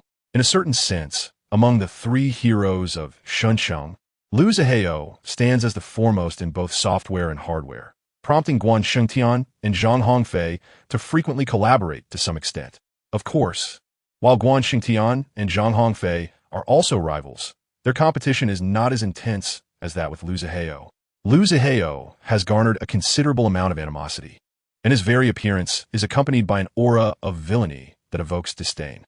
Having skipped breakfast and slept through the morning, Zhang Hongfei's stomach growled with hunger. Zhang Hongfei once again produced a plethora of car keys, preparing for a meal. Which vehicle should he choose? It mattered not. He decided to randomly select one. Zhang Hongfei casually selected one from the bunch. An Audi R8? It seems acceptable. After Zhang Hongfei stepped outside, he first placed the house key beneath the flower pot at the entrance before proceeding to the underground garage. Yawn. Zhang Hongfei, while stifling yawns, searched for his beloved car. At long last, amidst a plethora of luxury vehicles, he spotted the silhouette of an Audi R8. Eureka! There it is. Moments later, Zhang Hongfei emerged onto the bustling streets of Shunsheng, behind the wheel of his Audi R8. What shall I have for lunch? As Zhang Hongfei pondered his dining options, he suddenly heard someone calling out to him. Feej, who could it be? It's me. Brother System. Could you refrain from startling me like that? I was contemplating something quite significant. Actually, I merely wanted to suggest that you pay attention to your dietary health. Why? It would aid you in your growth. Brother System. What exactly constitutes a healthy diet? The dietary standard for a football athlete strictly prohibit high-sugar foods, junk food, and Brother System. Enough. I'm just an amateur football player. I'm not bound by those rules, am I? Don't you wish to become stronger? Indeed, I dream of it. Then heed my advice. Adhere to the healthy dietary standards daily. No. I still desire to enjoy my football. Very well. I knew you would take my words to heart. Now I present you with a formidable task. Are you really assigning me a task? Brother System, you aren't seeking revenge on me, are you? You could interpret it that way. Task title, A Man Must Strengthen Himself. The fact that Feej has chosen to wallow in complacency, ignoring the sage counsel of Brother System, is utterly intolerable. Thus, I have specially crafted the task. A man must strengthen himself. For you, a man must strengthen himself. Isn't that the title of song? Do not dwell on such trifles. Brother System, what exactly do you intend for me to do? A man must strengthen himself. This is a long-term endeavor. Upon completion, you will be rewarded with a heavenly moved minute. A heavenly moved minute? What on earth is that? For 1 minute, Feej, you shall transform into the strongest football player on the planet. Without question. Naturally, I cannot simply grant you this reward without effort. Tell me, what must I do? Ahem. Pay attention. In every field, there are distinguished individuals. Feej, even if you cannot become the champion of the football realm, I hope you can at least carve out your own niche, a timeless legend within the sport. The words of Brother System ignited a fervor within Zhang Hongfei, filling him with a sense of invincibility and a fiery spirit. What man does not aspire to stand tall and make a name for himself? Brother System, speak. How shall I strengthen myself? The task assigned is rather straightforward. For 7 consecutive days, one must attract public attention in a bustling urban area through the art of football. What does it mean to attract attention through the art of football? Could you elucidate this further, esteemed System? In simpler terms, it resembles street performance. What? Street performance? Indeed, engaging in street performance through the medium of football. My dear friend, you need not hold back. Feel free to express your thoughts. Why must I resort to street performance? More accurately, it should be termed showcasing football skills. This endeavor will bolster your confidence, refine your techniques, and simultaneously garner a multitude of admirers. Truly a trifecta of benefits. Is it possible for me to abstain? Failure to comply with the task will result in severe repercussions. Your dear companion shall face a 10-centimeter reduction. What the heck? Upon hearing this punishment, Zhang Hongfei immediately protested. Esteemed System, is that not excessively harsh? A 10-centimeter reduction? How can I fulfill my duties then? Ikanotsai. My friend, you must resign yourself to fate. So what say you? Will you accept the task? Should you decline, it will be deemed a failure. Esteemed System, what constitutes the completion of a task? Simply playing football for 7 consecutive days in the bustling urban area will suffice. In truth, this task is not arduous. All you need is a thick skin. Who would have thought that I, Zhang Hongfei, one of the illustrious trio of Shunsheng, would one day be compelled to take to the streets as a performer? If this were to be revealed, None would believe it. I believe it. Chapter 40. Soap opera upon accepting the task of embodying the spirit of self-reliance. Zhang Hongfei found it challenging to articulate the tumult of emotions within him. The tantalizing allure of a fleeting moment and the daunting threat of a 10 cm setback left him in a state of profound unease. Fortunately, this undertaking merely involved a slight loss of face, sparing Zhang Hongfei from any significant repercussions. Self-reliance for man. It seems that this time, I truly must embrace the essence of self-reliance. Zhang Hongfei drove his Audi R8 to the vicinity of Nanjing Road in the vibrant city of Shanghai. After casually selecting a secluded spot, he parked the car and proceeded on foot into Nanjing Road. Initially feeling a bit peckish, he was startled by the task from the system, which made his hunger dissipate. Zhang Hongfei arrived at the century-old establishment, Shang, located at 636 Nanjing East Road. It was precisely noon, and the spacious hall on the first floor of Shang was filled with eager diners. Zhang Hongfei's principle dictates that each meal must exceed a value of 10,000. However, since Shang is considered a snack shop rather than a formal restaurant, Zhang Hongfei need not be overly concerned about the standards for lunch. The signature delicacies at Shang include crab roast soup dumplings and shrimp wontons. Zhang Hongfei ordered a bowl of shrimp wontons, 2 baskets of crab meat soup dumplings, and a bowl of noodles. Zhang Hongfei believed that no further tales would unfold for him that afternoon. However, being handsome often invites trouble. Zhang Hongfei possesses an innate beauty that draws attention wherever he appears. At the entrance of Shang, a young couple is embroiled in a quarrel over their impending breakup. The young man, with an appearance that exudes refinement, contrasts sharply with the youthful and charming young woman. Their dramatic confrontation quickly captivates a throng of onlookers. The boy, lacking in dignity, clutches the girl's hand and pleads, "I beg you, don't go. Please don't leave me." The girl, infuriated, jerks her hand away, exclaiming, "It's over for us. Stop this. No, Nana, you are my one and only. I love you. I would do anything for you." He insists. "Really?" She retorts. "Then get out. The farther, the better. What happened? Just a moment ago, you claimed you would do anything for me. Why do you so quickly go back on your word?" The boy's face pales, and he feebly continues to argue. "Nana, I truly love you. I don't need a boyfriend like you. Nana, I know I lack ambition and earn little, but I promise to work hard. Yes, you. I will strive to earn more in the future." Upon hearing this, the audience immediately begins to murmur about the girl named Nana. Another gold digger. How could she abandon such a good boy for money? She is utterly inhumane. Such a girl deserves retribution. Sooner or later, heaven will take her. One insightful bystander could not resist reciting, since ancient times, infatuation has only led to regret. Only schemes can win a woman's heart. This remark elicited nods of agreement from the surrounding crowd. Naturally, the couple at the center of the scene overheard the chatter around them. The girl's face twisted in anger as she suddenly pointed at the boy, declaring loudly, "If you were a man, tell everyone why I am breaking up with you." Because, the boy faltered, suddenly at a loss for words, as if he bore a hidden burden. "Because what? Speak up." Because, at that moment, a voice emerged from the crowd. "Miss, you're going too far. Your boyfriend may lack wealth. A man's dignity must not be trampled by a gold digger like you." "Huh? I'm a gold digger? I've been in a relationship with him for 2 years, and you call me a gold digger? You don't know the truth, so keep your mouth shut. You, tell everyone why I'm breaking up with you. Speak up. Because you cheated." The girl publicly revealed the reasons for their breakup, leaving the boy frozen in shock. The onlookers quickly grasped the truth behind her words, realizing that the girl spoke with sincerity.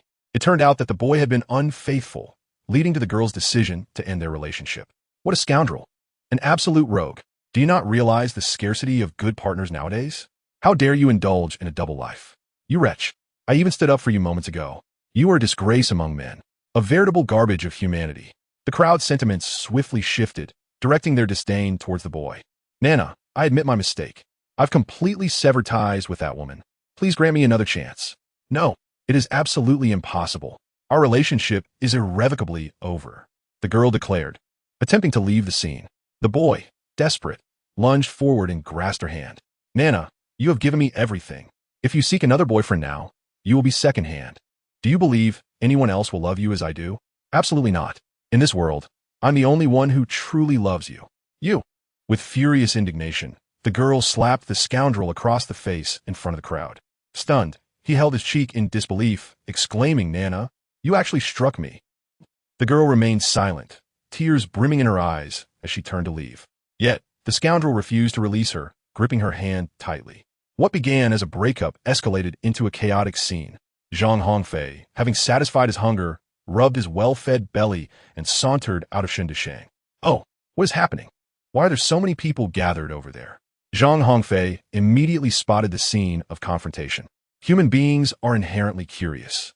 So he began to push his way eagerly into the crowd. As Zhang Hongfei squeezed in, he overheard a man loudly berating, "You wretched woman, take a look at yourself. Who would ever desire secondhand like you?" The girl surveyed her surroundings and instantly spotted the strikingly handsome Zhang Hongfei. With a sudden determination, she dashed to his side, firmly grasping his arm, and declared to the boy, "This is my new boyfriend." After uttering those words, she turned her face towards Zhang Hongfei and inquired, "Would you be willing to be my boyfriend?" Zhang Hongfei was certainly unwilling. The girl's appearance was merely average. How could she possibly be worthy of the stunning Zhang Hongfei, whose beauty could rival that of fish sinking and swans falling? Yet, in the girl's eyes, there resided a profound plea. Zhang Hongfei, feeling a surge of compassion, casually remarked, "I am willing." Chapter 41. Street performance of ball skills. Upon witnessing this scene, the scoundrel contemplated advancing to deliver a beating to Zhang Hongfei. However, upon encountering the icy gaze of Zhang Hongfei, the scoundrel immediately faltered. Zhang Hongfei, due to his passion for football, possesses a tall and robust physique, towering over his peers with an imposing presence. However, at their core, all scoundrels are merely cowards. Thus, after uttering a couple of threatening remarks, this scoundrel hastily departed. Zhang Hongfei observed the departure of the scoundrel and coldly addressed the girl. "Well, I have played my role as a shield. I have matters to attend to now. Farewell." The girl hastily intervened. "Wait, what's wrong? Do you have something else to do? Did you not just promise to be my boyfriend? I merely felt pity for you a moment ago, which is why I acquiesced. To speak frankly, look at yourself. What about you is worthy of me?" The girl exclaimed. "You, just leave." With a resounding slap, the ever-helpful Zhang Hongfei received a stinging blow from the girl. After striking him, she turned and vanished into the crowd. Zhang Hongfei innocently touched his painfully flushed cheek, murmuring to himself, "Why would anyone resort to violence?" Having indulged in a hearty meal and stepped out to lend a helping hand, he found himself unjustly harmed, leaving him feeling profoundly aggrieved. The scoundrel retreated to a secluded spot, producing his phone to make a call. "Darling, I've been wronged. You must help me restore my dignity." To his surprise, this cat was not only unfaithful, but also a complete gigolo. "What is the matter, my dear?" he continued. "My ex-girlfriend has not only found a new beau, but has publicly humiliated me. You must avenge me." Upon hearing that her boyfriend had been bullied by his ex and her lover, the scoundrel's girlfriend was immediately filled with righteous indignation. "Do not worry, my love. I will arrange for someone to take revenge on your behalf." "Where are they?" "On Nanjing Road." "Very well. Stay there. I shall dispatch someone to assist you forthwith." After hanging up, the scoundrel cast a dark glance toward the throng of people. Suddenly, he realized that his ex-girlfriend had vanished, leaving only Zhang Hongfei amidst the crowd. Moments ago, Zhang Hongfei had brazenly taken away his girlfriend, igniting a fierce hatred within the scoundrel for him. Seeing Zhang Hongfei alone, the scoundrel felt a surge of malicious delight. He thought to himself, "Soon, I shall make you kneel before me, pitifully begging for mercy." Zhang Hongfei remained oblivious to the nefarious scoundrel lurking around the street corner. Zhang Hongfei decided to showcase his ball skills on Nanjing Road. Zhang Hongfei returned to the Audi R8, bringing back a football. It was his inaugural venture onto the streets to showcase his football skills. Zhang Hongfei felt a sense of unease stirring within him. Zhang Hongfei pondered thoughtfully, inevitably recalling a scene from a certain television drama depicting street performers. Zhang Hongfei steadied his mind and positioned himself in the center of Nanjing Road, ready to commence his performance. "Ladies and gentlemen, please do not pass by. As the saying goes, one relies on parents at home and friends when venturing out. I find myself in this splendid place, but alas." The following line should have lamented the depletion of my funds. However, Zhang Hongfei felt that his attire, worth hundreds of thousands, would render such a statement utterly unbelievable. The surrounding onlookers had formed concentric circles around him, eagerly anticipating the commencement of his act. "Ahem. I." Zhang Hongfei had yet to finish his words when the surrounding crowd, eager for entertainment, began to stir. Hurry and perform. It has been years since we last witnessed street performances. Please commence your act. Zhang Hongfei felt a surge of frustration within him as he endured the scathing remarks from the onlookers. Zhang Hongfei held the football in his hands, poised to commence his performance. But wait, is he truly going to showcase his kicking skills? Shouldn't it be a display of breaking stones with his chest? I had assumed he was about to demonstrate martial arts. How mundane. Upon realizing that Zhang Hongfei intended to perform a football display, the majority of the onlookers quickly dispersed. However, due to Zhang Hongfei's handsome appearance, a number of young ladies, married women, cute girls, strong women, and even grandmothers chose to remain, cheering him on with enthusiasm. Observing his newfound status as a friend to women, Zhang Hongfei let out a resigned chuckle. Having some support is certainly better than none. At least today's endeavor was not in vain. Zhang Hongfei commenced his performance in a methodical manner. Zhang Hongfei, with a focused demeanor, began to juggle the ball. He effortlessly executed a variety of juggling maneuvers. Not only could he switch seamlessly between his left and right foot, but he also employed every part of his body, his inner and outer foot, thighs, shoulders, chest, and head. Witnessing Zhang Hongfei's skilled and captivating juggling performance, the women gathered around were utterly entranced. Zhang Hongfei, in a rather unrefined manner, somehow acquired a small, shabby bowl, intending to collect sponsorship fees. Ladies, those with wealth, please contribute financially. Those without, kindly offer your support in spirit. As soon as Zhang Hongfei finished speaking, he immediately regretted it. The women surrounding him, upon hearing his words, fixed their gazes upon him with the intensity of hunters observing their prey. Zhang Hongfei promptly interjected, stating that there was no need to flatter the situation. Just as Zhang Hongfei was collecting his payment, a group of uninvited guests arrived. Upon seeing reinforcements, the scoundrel immediately regained his vigor, no longer hiding in the shadows. He boldly approached Zhang Hongfei, leaping and shouting, "That's him! Attack!" Zhang Hongfei beheld a throng of individuals wielding clubs materialize before him, and he instantly recognized that someone was intent on confronting him. As he observed the scoundrel prancing about like a buffoon, filled with excitement in his presence, Zhang Hongfei realized that this rogue was doomed. Zhang Hongfei cast a sympathetic gaze upon the scoundrel. "You wretch, what kind of look is that? Are you not aware that your demise is imminent?" "Ha ha!" Zhang Hongfei suddenly burst into laughter, tilting his head towards the sky. "What are you laughing at?" He scoffed. "Do you truly believe that with this rubbish you can bring about my demise? Have you overestimated yourself?" He sneered. "Oh, boasting is a skill anyone can possess. Come at me. Cripple him." A group of thugs exchanged glances, raising their weapons in unison as they charged towards Zhang Hongfei. Zhang Hongfei exhibits no fear, facing challenges head-on. As a quintessential scion of wealth, how could he possibly be powerless? In the whispers of the city, among the three formidable figures of Shanghai, the one to be most wary of is neither the cunning Lu Zihao nor the volatile Guan Xingtian, but rather Zhang Hongfei. Despite appearing harmless, possesses an unforgiving ferocity. Countless individuals have attempted to abduct Zhang Hongfei in hopes of extorting the Zhang family. Yet each time, before the police could rescue him, those unfortunate kidnappers found themselves utterly defeated, left questioning their very existence. Zhang Hongfei's notorious reputation is indeed terrifying. Chapter 42. An offer delivered to one's door. The individual closest to Zhang Hongfei is a ruthless assailant wielding a short club. The assailant has raised the club high above, poised to strike down upon Zhang Hongfei's shoulder. Zhang Hongfei executed a swift and decisive sidekick, sending the assailant crashing to the ground. At that moment, four more assailants approached from behind him, armed with clubs.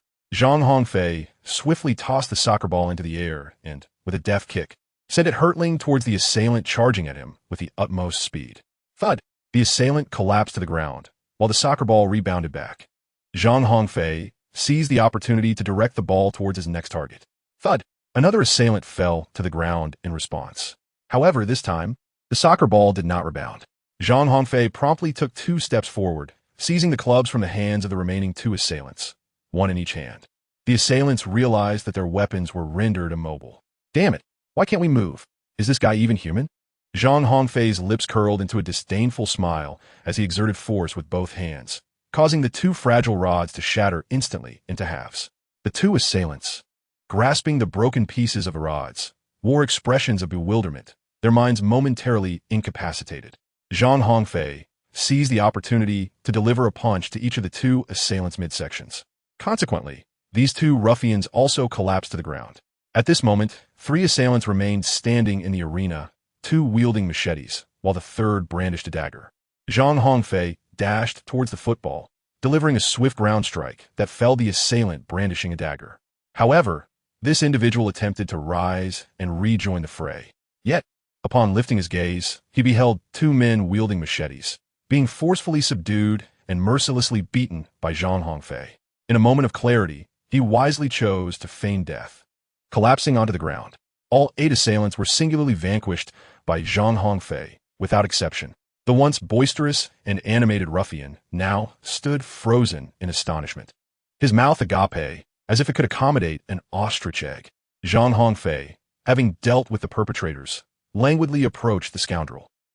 Do not come any closer. Do not come any closer. When you say do not come closer, it is not as if I am obliged to comply. Who do you think you are? Zhang Hongfei approached the scoundrel without the slightest hesitation, lifting him effortlessly off the ground.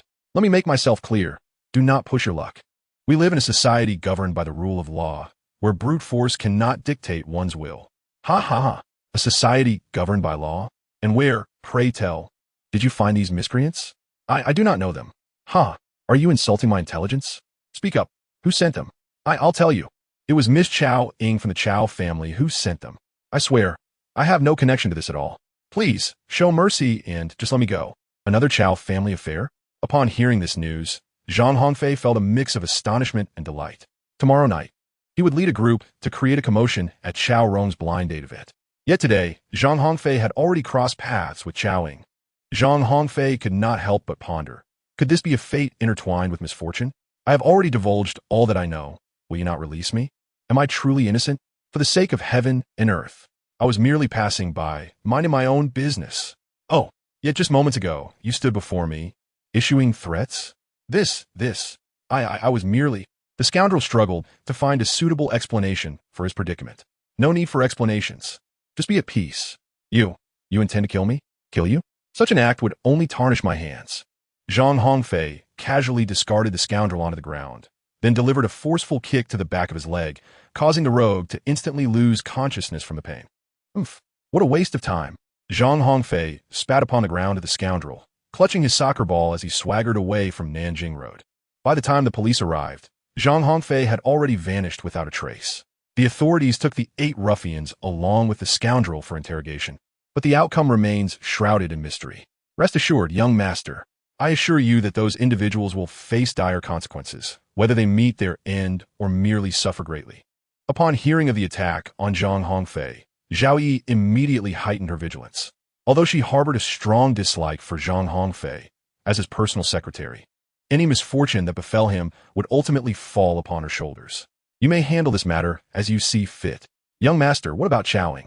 Do not concern yourself with the affairs of the Chow family. But young master, do not worry. I know how to manage this. If Chow Ying dares to send someone to assault me, she must possess extraordinary audacity. However, I was just lamenting my lack of a legitimate reason to pay her a visit tomorrow, and now, by fate's design, she has conveniently provided me with the perfect excuse. Ha ha ha. This is indeed a stroke of destiny.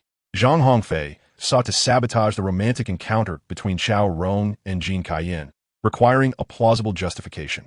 However, after much contemplation, he found himself at a loss for a valid reason. Unexpectedly, at this moment, Chow Ying appeared like a timely benefactor, offering Zhang Hongfei the very excuse he needed. Zhang Hongfei had resolutely made up his mind that tomorrow night he would exact vengeance for both old and new grievances. The lewd smile on his face suggested that Chow Rong's fate the following evening would undoubtedly be dire. Thanks to the onlookers, young ladies, wives, adorable girls, strong women, and grandmothers, Zhang Hongfei successfully accomplished his masculine duty for the day. Leaving Nanjing Road, he continued to drive his Audi R8, feeling quite pleased as he leisurely roamed the streets of Shanghai. What shall I do next? It has been a while since I've visited the Oriental Pearl Tower. Perhaps I shall take a stroll there today. Zhang Hongfei, resolute in his decision, drove to the Oriental Pearl Tower. This iconic structure has long been a hallmark of the city. Since its inauguration on May 1st, 1995, it has stood as a testament to the city's evolution for over 11 years. When Zhang Hongfei finds himself with idle time. He often ascends to the pinnacle of the Oriental Pearl Tower to admire the scenery, cultivate his sensibilities, and perhaps meet someone special. However, today atop the tower, Zhang Hongfei encountered a bit of trouble. As a veritable harbinger of chaos, wherever he goes, trouble inevitably follows. At the tower's summit, a group of international tourists had just arrived, a contingent from Africa. Among these visitors was a tribal chief, a figure of immense wealth and influence. Yet unbeknownst to the crowd, a sinister assassin lurked within, poised to strike at this affluent individual. Should the chief meet his demise, the primary heir to his fortune would swiftly ascend to wealth and power. The assassin was resolute in his mission. But Zhang Hongfei's unexpected presence altered the course of events entirely. Chapter 43. A Friendship Across Borders. The assassin stealthily followed the chief, patiently awaiting the opportune moment to execute his plan. When Zhang Hongfei arrived at the pinnacle of the Oriental Pearl Tower, the assassin was still trailing the wealthy individual. However, the assassin had yet to discover an opportune moment to strike. A black man? Zhang Hongfei couldn't help but furrow his brow upon sighting the group of African tourists. Although Zhang Hongfei harbored no discriminatory feelings towards individuals of African descent, he could not help but feel a tinge of discomfort towards these guests from the other side of the globe. Their incessant chatter atop the Oriental Pearl Tower was grating to his sensibilities. Why did he feel such unease? Being accustomed to frequent altercations, Zhang Hongfei possessed a heightened sensitivity to the aura of menace. The palpable hostility emanating from the assassins nearby struck him as distinctly unsettling. Zhang Hongfei's gaze swept around, swiftly pinpointing the source of the murderous intent. An assassin, Zhang Hongfei had frequently encountered a myriad of malevolent entities, rendering him quite familiar with the profession of an assassin. Zhang Hongfei observed that the assassin's gaze was fixated on a group of African tourists. A bold conjecture formed in his mind. What could this assassin be planning? Was his target among that group? Although Zhang Hongfei was not particularly virtuous, he could not stand idly by while others faced peril. Especially with an assassination occurring atop the Oriental Pearl Tower, it would bring disgrace to the city of Shanghai. Consequently, Zhang Hongfei became increasingly vigilant towards the assassin. The menacing aura emanating from the killer signified that the moment to strike was drawing near. Zhang Hongfei was acutely aware that the assassin was poised to strike. Thus he dared not let his guard down for even a moment. After meandering through the surroundings, the affluent member of the African tourist group suddenly felt the urge to relieve himself and hurried to the restroom. Sensing that his opportunity had arrived, the assassin promptly followed suit. The mantis stalks the cicada, unaware that the oriole lurks behind. Zhang Hongfei promptly followed the assassin into the restroom. Within this confined space, three men engaged in a tense game of wits. The wealthy man occupied one stall, while the assassin, in the adjacent cubicle, commenced his preparations for the impending assassination. With a wire in hand, the stakes of life and death hung in the balance. Zhang Hongfei pondered strategies in the adjacent compartment next to the assassin. Alerting the authorities? Such troublesome matters were never Zhang Hongfei's inclination. For issues he could resolve independently, he would never trouble the diligent police. Zhang Hongfei intentionally produced such a sound to distract the assassin. Upon hearing Zhang Hongfei's noise, the assassin felt a sense of relief. Within a mere 10 seconds, the assassin was fully prepared for the impending assassination. The wealthy man continued to boast loudly, completely oblivious to the imminent danger. The assassin stood atop the toilet, stealthily lowering the wire towards the wealthy man's head. Zhang Hongfei had been clandestinely observing the assassin's every move. As the assassin commenced his actions, Zhang Hongfei also sprang into motion. The assassin, utterly engrossed in targeting the wealthy individual, remained blissfully unaware that, just behind him, Zhang Hongfei was stealthily plotting to strike. Two chilling screams echoed from the restroom in quick succession. The first scream, unmistakably, belonged to the affluent man. A wire was tightly coiled around his neck. He managed to utter a single cry before it was abruptly silenced, his voice choked by the constricting wire. The second scream, of course, belonged to the assassin. Zhang Hongfei descended from the heavens, landing behind the assassin, firmly gripping the latter's throat. The assassin had the wealthy man at his mercy, while Zhang Hongfei had the assassin in his grasp. Thus, a delicate equilibrium was established among the three. However, this precarious state was destined to shatter swiftly. Would the wealthy man be the first to fall to the assassin's blade, or would the assassin succumb to Zhang Hongfei's might? The outcome would soon be revealed. In a fleeting moment, the assassin could no longer withstand the pressure and fell unconscious under Zhang Hongfei's hold. Upon the instant the assassin relinquished his grip on the wire, the wealthy man, as if granted a reprieve from death, clutched his throat and erupted into a fit of violent coughing.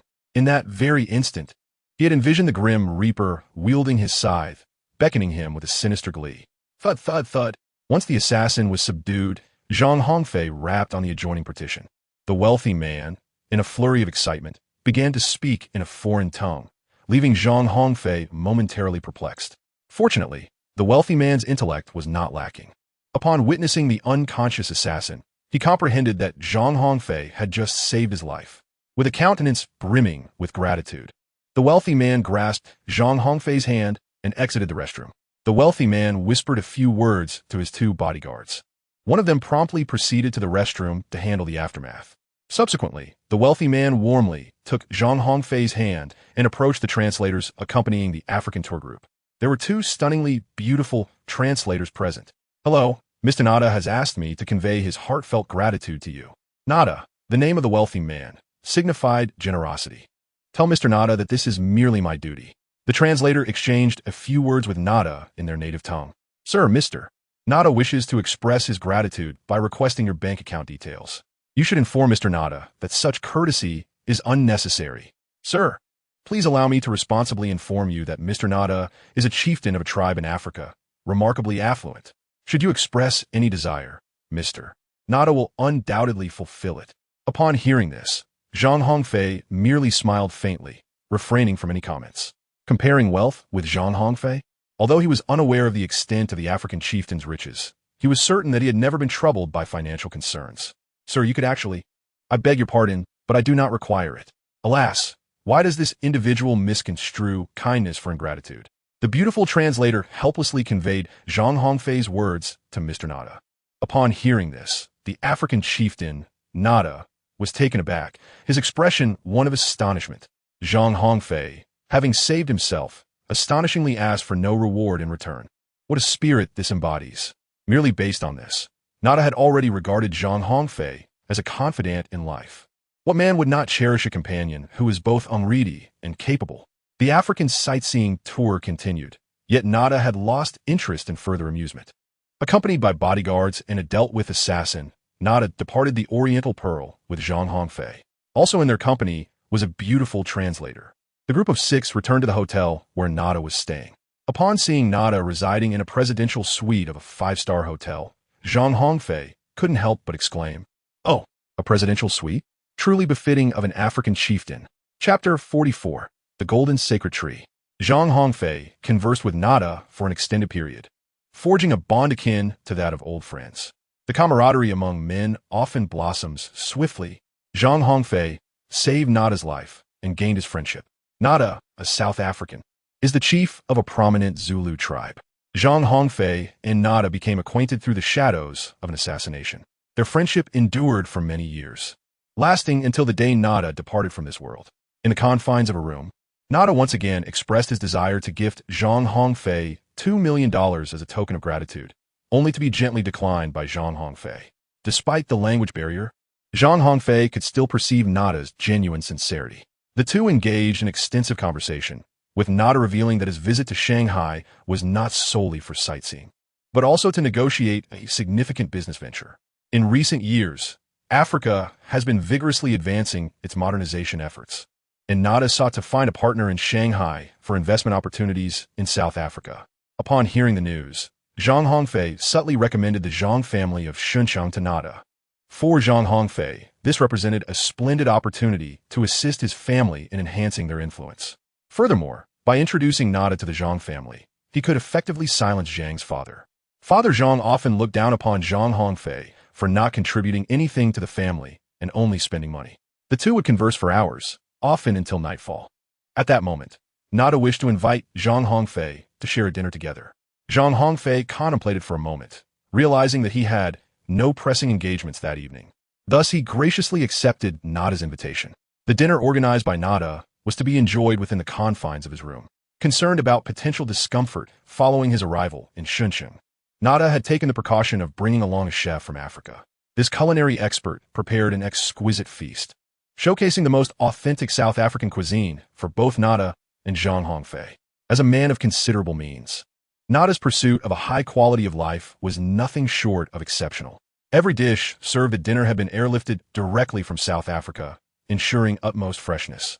Koeksister, a delightful South African sweet with a crisp texture and a shape reminiscent of a croissant, was sampled by Zhang Hongfei, who found its flavor quite pleasing. Vetkoek, a meat dish akin to a pie in taste, but visually resembling a crystal bun, did not entice Zhang Hongfei to indulge a second time. The South African sandwich, reputedly a source of pride for many South Africans, is a staple consumed nearly every day. Zhang Hongfei opined that aside from its size, it bore similarities to an ordinary sandwich. Bobo tie, presented in a manner that initially deterred his appetite, was met with Zhang Hongfei's lack of enthusiasm. The minced meat and egg soup left him unimpressed. Chakalaka, a distinctive South African spicy condiment akin to a secret sauce, was deemed suitable for enhancing the flavor of various dishes, though was not meant to be consumed alone. Zhang Hongfei found chakalaka to be a delightful accompaniment to his meal. Pap, a staple food resembling porridge, was met with Zhang Hongfei's succinct critique. It was unpalatable. If he were to elaborate, he would declare it truly distasteful. The South African sausage stood out as the sole dish that Zhang Hongfei considered to be relatively normal. Made from beef and infused with a unique blend of spices, its flavor was intriguing and worthy of occasional indulgence. As for the South African abalone, Nada, a true South African, remarked that he had never partaken in such delicacies, as the majority of South Africans do not have a habit of consuming seafood. Following dinner, Nada expressed his eagerness to engage Zhang Hongfei in an intimate conversation by candlelight. Zhang Hongfei cast a glance at the weary yet expectant beauty of the translator and shook his head. After exchanging contact information with Nada, Zhang Hongfei departed from the hotel, leaving under Nada's reluctant gaze. Not long after Zhang Hongfei departed the room, a bodyguard approached Nada with urgency. "Boss, I've conducted a thorough investigation. The young man we encountered earlier was merely an incidental presence today and bears no connection to the assassination. That is reassuring. It appears I can place my trust in this Eastern acquaintance, not amused, a wealthy tycoon who was naturally cautious about placing faith in others." As he sought excuses to keep Zhang Hongfei close and engage in amiable conversation, he discreetly commanded his subordinates to further investigate the assassination incident. Should the findings suggest any link between Zhang Hongfei and the attempt on his life, Nada would not hesitate to order his elimination. Fortunately, the results were favorable. "Who sent someone to kill me? I have conducted interrogations."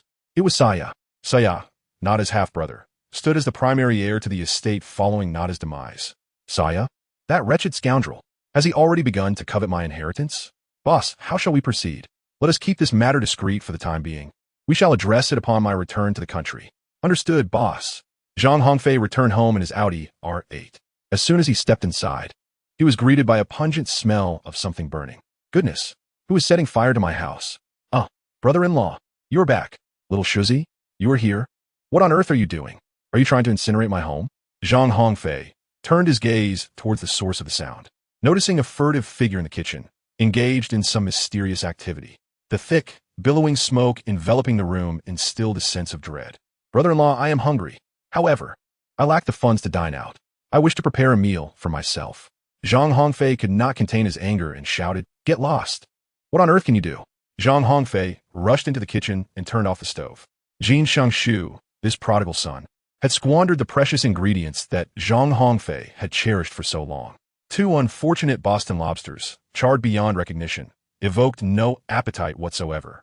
A few Australian abalones lay half-cooked on the platter. Eggs worth thousands were wasted, with over a dozen ruined, leaving a mess of egg whites and yolks strewn across the floor.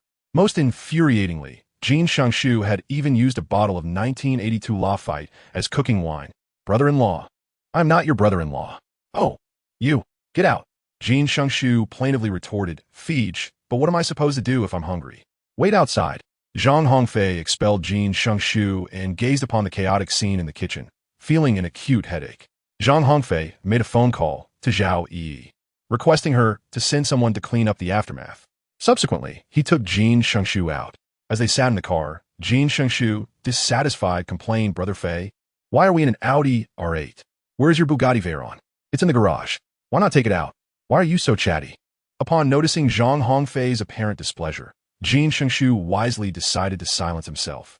Zhang Hongfei pulled Jin Shengshu to Changli Road in Shenzhen. Brother-in-law, do not call me brother-in-law. Fei Ge, what is it? Fei Ge, I have come a long way, and you're taking me to eat street food? Chapter 45. Shi Yong's absence at this hour. What else do you wish to eat? Fei Ge, I want to have Arabic barbecue. Forget it. Spicy hot pot. Take it or leave it. Fei Yi. Eating spicy hot pot at this late hour will cause indigestion. Enough with the nonsense. Zhang Hongfei currently feels quite displeased with Jin Shengshu. Whenever Zhang Hongfei recalls how Jin Shengshu squandered so many of his precious materials, particularly that long-preserved bottle of 1982 Lafite, which was disgracefully used as cooking wine, he feels an overwhelming urge to confront Jin Shengshu with great fury. At a street stall, two young men voraciously devour spicy hot pot. One of them is Zhang Hongfei, the esteemed heir of the Zhang family, while the other is Jin Shengshu, the foremost heir of the Korean Jin group. Judging by their table manners, one would hardly believe the prominence of their backgrounds. However, their attire betrays a different story. Feej, how come you're eating here too? I am hungry. Feej, what is it now? One bowl is insufficient. Are you a pig? Feej, may I have another bowl? After expressing his disdain towards Jin Shengshu, Zhang Hongfei shouted to the boss, bring me 2 bowls of spicy hot pot over here. Brother Fei, you are too kind to me. You actually bought me 2 bowls at once. Little Shu, don't get it twisted. The other bowl is for me. After finishing their dinner, Jin Shengshu, still in high spirits, wished to persuade Zhang Hongfei to treat him to an evening of entertainment. Zhang Hongfei did not consent. The following day, there was a match with the second team of the football base, and Zhang Hongfei needed to conserve his energy and recuperate that evening. Furthermore, there was a significant event scheduled for the night after, which made it impossible for Zhang Hongfei to accompany Jin Shengshu on a frivolous outing, both out of reason and sentiment. Feej, just give me some money, and I'll go out and have fun myself. Absolutely not. Feej, I specifically came to inform you. Surely you should grant me some favor? I did not compel you to come here with a message. It was your sister who urged you. Feige, my sister is deeply infatuated with you. At least consider that. I'm sorry, Zaya, but I already have a girlfriend. Feej, does that count as a girlfriend? The entire Wari knows you've never seriously dated anyone. You change girlfriends every month. My sister is different. She genuinely cares for you. Zaya, I'm not jesting. Just a couple of days ago, I found a girlfriend and plan to introduce her to my parents soon. What? What about my sister? She'll just have to accept it. Feej, which fortunate young lady has captured your attention? She is not a young lady of some noble family, just an ordinary girl. She must be exceptionally beautiful. Of course, if she were unattractive, do you think I would choose her? Looks like you're superficial. I bet you 2-1-T last long. Close your mouth, you harbinger of misfortune. Upon finishing his words, Zhang Hongfei cast a fierce glare at Jin Shengshu, who immediately covered his mouth in fright. The familiar melody of Masazumi Ozawa's attraction emanated from Zhang Hongfei's phone. Hello, who is this? Is it Brother Fei? It is I. This is Shi Yong. Oh, calling at such a late hour. Is there something amiss? Brother Fei, I might not be able to attend the match tomorrow. Upon hearing this, Zhang Hongfei's expression instantly soured. Shi Yong, what's wrong? Are you unwell? No. Fei Ge, my cousin is coming to our house tomorrow, and my mother has asked me to take her out to have some fun. Oh, I see. I apologize, Fei Ge. It's quite all right. Enjoy your time with your cousin tomorrow. Thank you for your understanding, Fei Ge. After hanging up the phone, Zhang Hongfei let out a bitter laugh. Haha, indeed. When it comes to the opposite sex, there is no humanity at all. Even Shi Yong is no exception. The absence of Shi Yong would not significantly impact the upcoming match for the Huali team, as there were still 2 forwards, Yu Qingyun and Gao Hongkai. However, Zhang Hongfei's desire to assess Shi Yong's true capabilities in a real match would have to be postponed until the next game. Fei Ge, who are you talking about? Who lacks humanity toward the opposite sex? Is it me? Impossible. I'm still a bachelor. Zaya, don't be so self-important. You possess humanity, but not the opposite sex. Jin Shengshu retorted with a mournful expression. I would rather be someone with the opposite sex and devoid of humanity. Then you should hasten to find a girlfriend. Stop wandering around aimlessly every day. I do wish to find one, but I have no opportunity. All the slightly attractive girls at school have been swept away by Fei Ge. The remaining ones are either unattractive or already used by you. How could I possibly be interested? Go away. Are you insulting me? Fei Ge, I'm merely speaking the truth. Have I said anything wrong? Then why don't you seek a girlfriend at another school? Must you be so fixated on this one tree? You deserve to remain a bachelor for life. Zhang Hongfei drove Jin Shengshu back home. Zhao Yi had already arranged for someone to clean Zhang Hongfei's house thoroughly. That evening, Jin Shengshu incessantly inquired about the plan to rescue Jin Kaiyan. Brother Fei, please tell me, will it be of any use? After all, you won't be the protagonist tomorrow. Come on, Brother Fei, she is my biological sister. Don't worry, I won't let Chao Rong take advantage of your sister. But Brother Fei, can you at least give me a hint? So I can have a sense of security. I have a match to play tomorrow, so I need to sleep early. Brother Fei, sleep. Under Zhang Hongfei's imposing presence, Jin Shengshu obediently lay down in bed, refraining from any further boastfulness. A night of silence ensued. The next morning, Zhang Hongfei rose early. Little Shu, it's time to get up. Brother Fei, so early. Let me sleep a bit longer. Do you want to save your sister or not? Of course. Then get out of bed. With Zhang Hongfei's urging, Jin Shengshu reluctantly sat up. Little Shu, hurry up and get dressed. We need to go. Brother Fei, where are we going so early? No questions. Just follow me. Brother Fei, I want to drive the Bugatti Veyron. All right, that's fantastic. I'll get dressed immediately. The mere mention of the Bugatti Veyron instantly invigorated Jin Shengshu. Although he was the only son of the Jin family and had plenty of pocket money, as well as an array of sports cars in the garage, he had long coveted the Bugatti Veyron that belonged to Zhang Hongfei. 20 minutes later, on the streets of Shenzhen, Jin Shengshu sat excitedly in the driver's seat of the Bugatti Veyron and turned to ask, Brother Fei, where are we headed now? Chapter 46. Longchong, the football base, is located south of the Dongping National Forest Park in Chongming County, Shenzhen, covering an area of over 70 acres. The friendly match took place at the outdoor sports field of the football base. At 9 in the morning, the bus arranged by Zhao Yi arrived punctually at the entrance of Wari University, ready to take the university's football team away. Zhang Hongfei and Jin Shengshu set out early in the morning, yet they did not head directly to the football base. Fij, where are we? Do not speak too much. You will find out shortly. Zhang Hongfei escorted Jin Shengshu to an abandoned warehouse. As Zhang Hongfei and Jin Shengshu entered the warehouse, they were immediately encircled by a group of menacing individuals. This crowd exuded an air of intimidation, their expressions twisted with malice, each brandishing weapons of varying lengths. Speak. Who sent you here? Jin Shengshu, having never encountered such a scene, was nearly paralyzed with fear. Zhang Hongfei remained remarkably composed as he addressed the leader. I am Zhang Hongfei. Summon your brother Chang to speak with me. Zhang Hongfei, the young master of the Zhang family? Indeed, that is I. Bring your brother Chang to meet me. Young Master Zhang, I beg your pardon. Brothers, lower your weapons. Young Master Zhang is one of us. Upon hearing the elder's command, all the subordinates sheathed their weapons and stood in a straight line. Young Master Zhang, please come inside. Deep within the abandoned warehouse, a man with a scarred face was seated at a table, meticulously polishing a dagger. Who goes there? Brother Chang. Young Master Zhang has arrived. Without hesitation, Brother Chang leaped from the table and rushed to embrace Zhang Hongfei with fervor. Fei Ge, Xiangzi, everyone else, please step outside. I have matters to discuss with Fei Ge. Of course, Brother Chang. Noticing that Jin Shengshu had not left, Brother Chang cast a questioning glance at Zhang Hongfei. And this is Jin Shengshu, little tree. He is also my dear brother, one of our own. Can he be trusted? Absolutely. Moreover, my visit today is directly related to him. Oh. Seeing the tattoos adorning Brother Chang's body, Jin Shengshu timidly suggested, Fei Ge, I feel a bit apprehensive. Perhaps I should wait outside? Fool. Whether we can rescue your sister tonight hinges on Chang. But Brother Chang managed a strained smile, though it only served to enhance his menacing appearance. He self-assuredly explained to Jin Shengshu, My dear brother, despite my fearsome visage, I assure you, I am a good person. Jin Shengshu looked at him with palpable skepticism. Enough.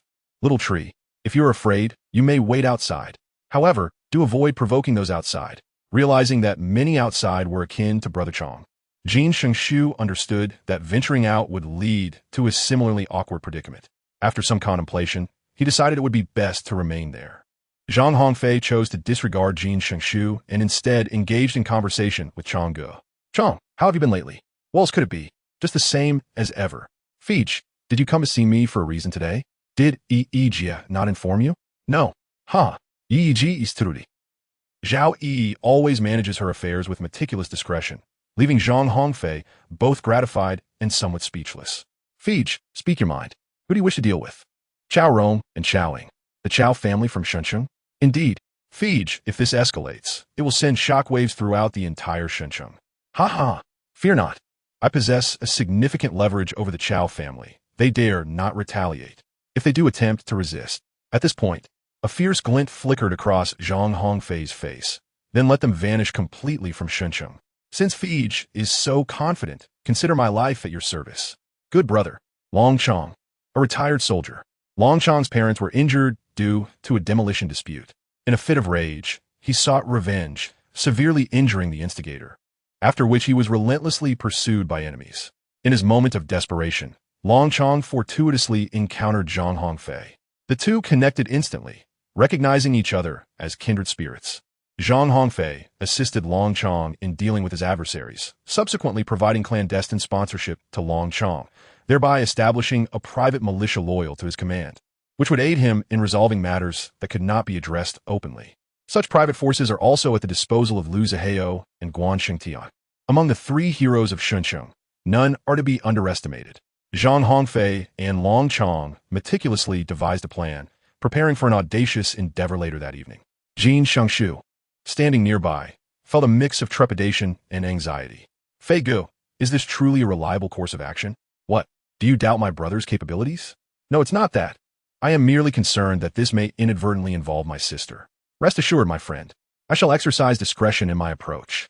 But, if chaos ensues, who will look after my sister? Do not worry, Xiao Shuzi. I will ensure that the entire Huali team accompanies me. They will take good care of your sister. Yet, Fei Gu, I cannot shake this unsettling feeling. Whether you feel at ease or not, there is no other choice. We must confront the Chao family. Fei Gu, I sense a hint of personal vendetta in your tone. I have quite a score to settle with that scoundrel Chao Rong. This is the perfect opportunity to resolve it. Then I entrust my sister's safety to you. And what of you? I shall refrain from joining you tonight. Upon hearing the scheming of Long Chong and Zhang Hongfei, Jin Xingshu felt as though the evening would resemble a treacherous banquet, where one misstep could lead to a grand spectacle of chaos.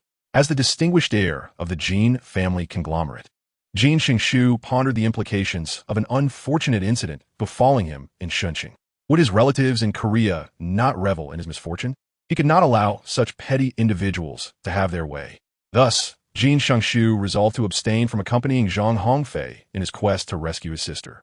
Xiao Shuzi, I never imagined you to be of such character. Fei Gu, it is my sister who admires you, not I. Therefore, it is more fitting for you to undertake the heroic rescue. And you? I shall be outside cheering you on. Get lost.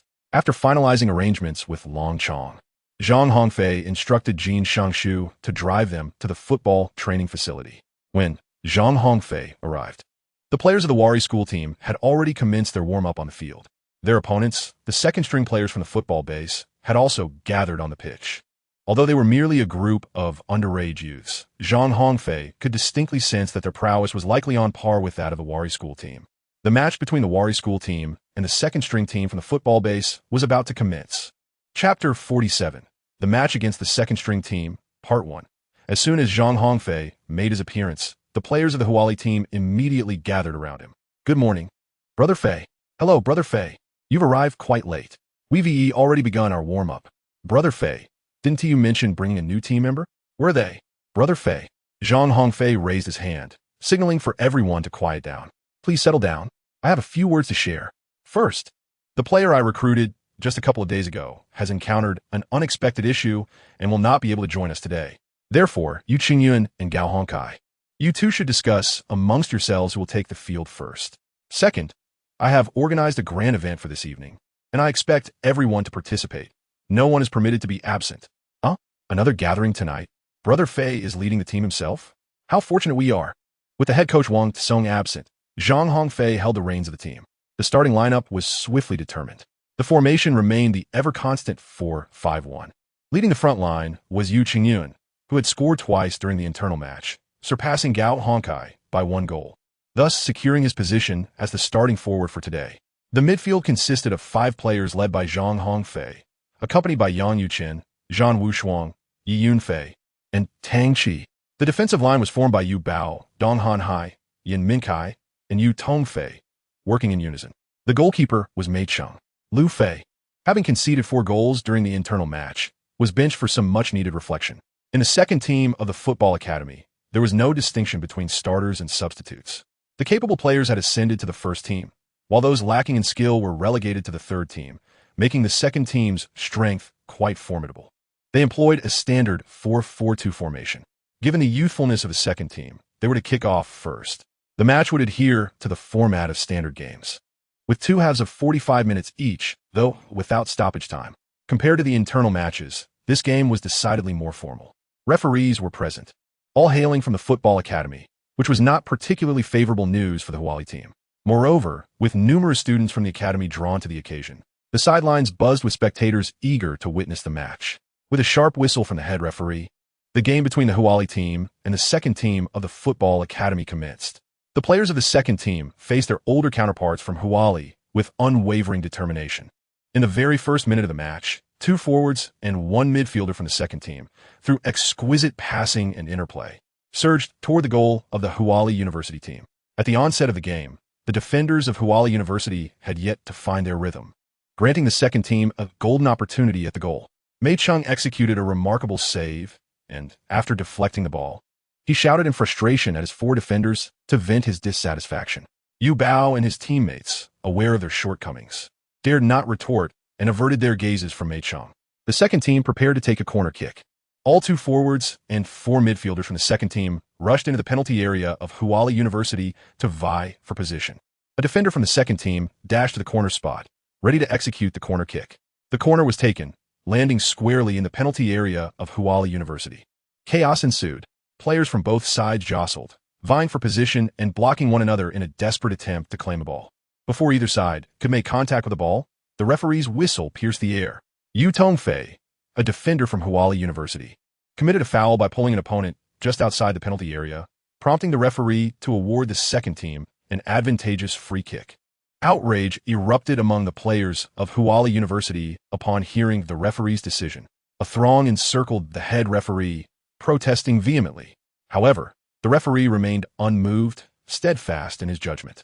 The players of the second team quickly gathered to decide who would take the free kick, while Huali University began to form a defensive wall. Yu Bao, accompanied by Yu Tongfei, Dong Hanhai, and Yin Minkai, positioned themselves 10 yards away from the penalty spot. Zhang Hongfei enlisted Yang Yuchen and Zhan Wushuang to assist Yu Bao in forming a defensive wall. Mei Chung, visibly anxious, directed his teammates to assume their positions. Right from the onset, he executed a remarkable save, which bolstered his confidence. Nonetheless, he remained apprehensive in the face of the second team's free kick assault. The dynamics on a football field are ever-changing, and anything is possible. Even an attack that appears innocuous can swiftly transform into a goal. The 4 defenders of the Huali University team lined up before Mei Chung. He gestured continuously, calculating the potential trajectories of the opponent's shot. At a distance of 25 meters from the goal, this range proved to be optimal for striking. A tall forward from the second team stood poised at the penalty spot, ready to take the free kick. The referee signaled for the kick to commence. The forward took a few steps back and began his run-up. With a resounding thud, he unleashed a powerful direct free kick. The ball curiously bypassed the wall, heading straight for the corner of the net. Mei Chung immediately leapt into action to make the save. The force of the free kick was formidable, yet its accuracy faltered slightly. The ball grazed the post and flew out of bounds. Although the goal was not scored, Mei Chung was still drenched in cold sweat. The forward from the second team, witnessing the ball sail out, wore a face of frustration. His teammates quickly approached him, patting his shoulder in a gesture of consolation. Observing the miss, the referee too expressed his disappointment with an exasperated gesture. Taking advantage of the moment, Zhang Hongfei gestured for everyone to calm down, urging them to steady their emotions and refrain from haste. He anticipated that the main referee would favor the second-string team, a notion that had long been within Zhang Hongfei's expectations. Mei Chung prepared to take a goal kick. Instead of launching the ball forcefully, he opted for a more measured approach, passing it to the defender Yu Bao. Yu Bao advanced with the ball, while the defensive line of the Huali University team began to push forward as a cohesive unit. This strategy had been part of Zhang Hongfei's pre-match plan. Offense is invariably the best defense. Faced with a group of minors, Zhang Hongfei would rather collide head-first with Tofu than resort to a cowardly style of play. Soon after, the Huali University team was presented with a splendid opportunity to score. Zhang Hongfei did not partake in this offensive maneuver. Fortunately, he abstained, for otherwise it would have resulted in yet another embarrassingly misguided shot. The title of offensive terminator bestowed upon Zhang Hongfei is not mere flattery. Upon receiving a swift pass from the indefatigable Zhang Wushuang at midfield, Yu Qingyun unleashed a sudden strike from 30 meters outside the second team's goal, a powerful shot. The goalkeeper of the second team executed a remarkable world-class save, leaping high to deflect the ball with both fists, sending it beyond the confines of the goal. Witnessing Yu Qingyun's attempt thwarted, the players of the Huali University team could only sigh in disappointment. This moment granted Huali their first corner kick of the match. In the 48th chapter of the match against the second team, Yi Yunfei positioned himself at the corner flag, preparing to take the corner kick. Yu Qingyun, Zhang Hongfei, Zhang Wushuang, Yang Yuchen, and Tang Qi all gather within the second team's penalty area, poised to contest for a header. The corner kick represented a significant advantage for Huali University. Their opponents, a group of minors, were at a disadvantage in terms of both height and weight. Heading the ball would prove to be a crucial tactic for Huali University in this encounter. Before the match, Zhang Hongfei specifically urged his teammates to focus on contesting aerial duels. Yi Yunfei delivered a remarkably executed corner kick, characterized by its exquisite arc. The football sailed through the air, tracing a graceful curve, and descended towards the far post of the penalty area. Zhang Wushuang and Tang Qi awaited at the back post, ready to vie for a header. Zhang Wushuang, tall and robust, overpowered the players from the second team, seizing the opportunity to connect with the ball first. The ball, spinning, hurtled towards the bottom left corner of the goal. The goalkeeper of the second team reacted instantly, diving to the side to thwart Zhang Wushuang's header. Zhang Wushuang was merely a stroke of luck away from scoring. Before the Huali team could respond, the goalkeeper of the second team swiftly launched a long clearance.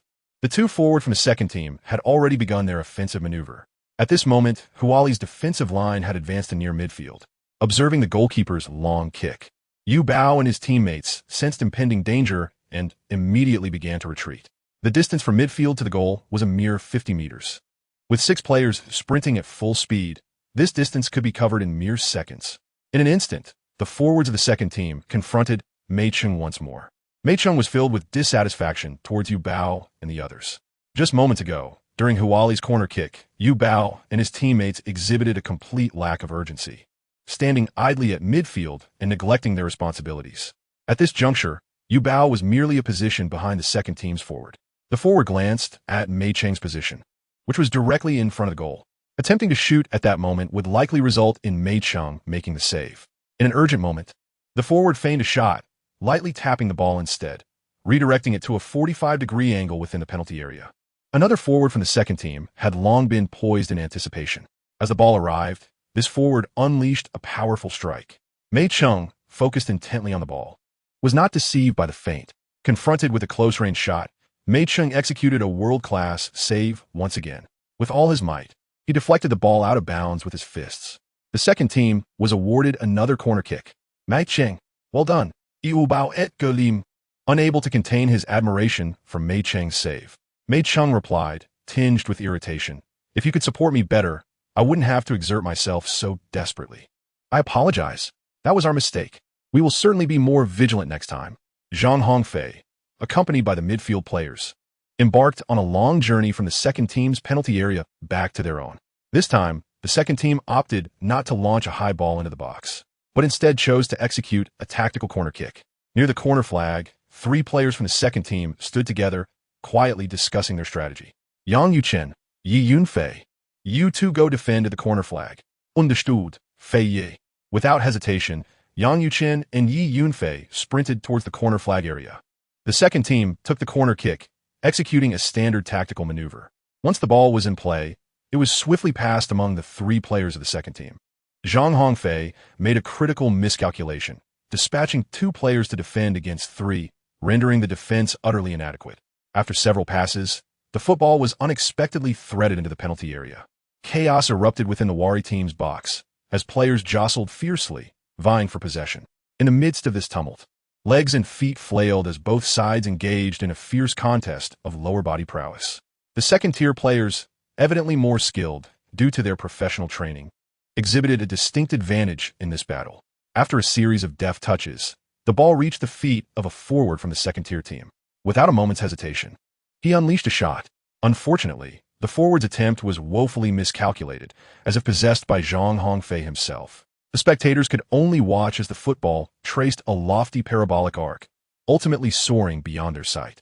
Mei Chung, filled with delight, sang in his heart, "I send you away, 1,000 miles afar. Do not return." On the sidelines, spectators swiftly dashed to retrieve the ball, allowing the match to resume. Mei Chung then executed a short pass to Yubao. Zhang Hongfei proactively sprinted back to the defensive area to receive the ball. Without hesitation, Yubao passed the ball to Zhang Hongfei. This marked Zhang Hongfei's first touch of the ball since the commencement of the match. All the players of the Huazhong University team were acutely aware of what was about to unfold. Indeed, it was as everyone had anticipated. Zhang Hongfei did not disappoint those who held high hopes for him. Zhang Hongfei, having just dribbled past the half-court line, eagerly unleashed his signature move. The 100 steps without hitting the target. Zhang Hongfei aimed at the goal of the second team and executed a stunning lob shot that soared like a celestial phenomenon. Zhang Hongfei's shot was unexpectedly of remarkable quality. The football soared directly towards the goal of the reserve team. It grazed the upper crossbar and flew beyond the goal line. The reserve team's goalkeeper broke into a cold sweat. The head coach of the reserve team, also startled, expressed his astonishment. Rumors had circulated that Zhang Hongfei's powerful kicks were notoriously poor, yet it now appears that these were indeed mere fabrications. This shot from Zhang Hongfei undoubtedly reflects years of dedicated practice. Such is the undeniable truth. The remarkable tradition of Zhang Hongfei's powerful shots has been cultivated since he began playing football in the third year of junior high school. A journey that has spanned 7 years. Through years of relentless practice, even a solid iron pestle would eventually show signs of wear. Although Zhang Hongfei has yet to score, he remains undeterred.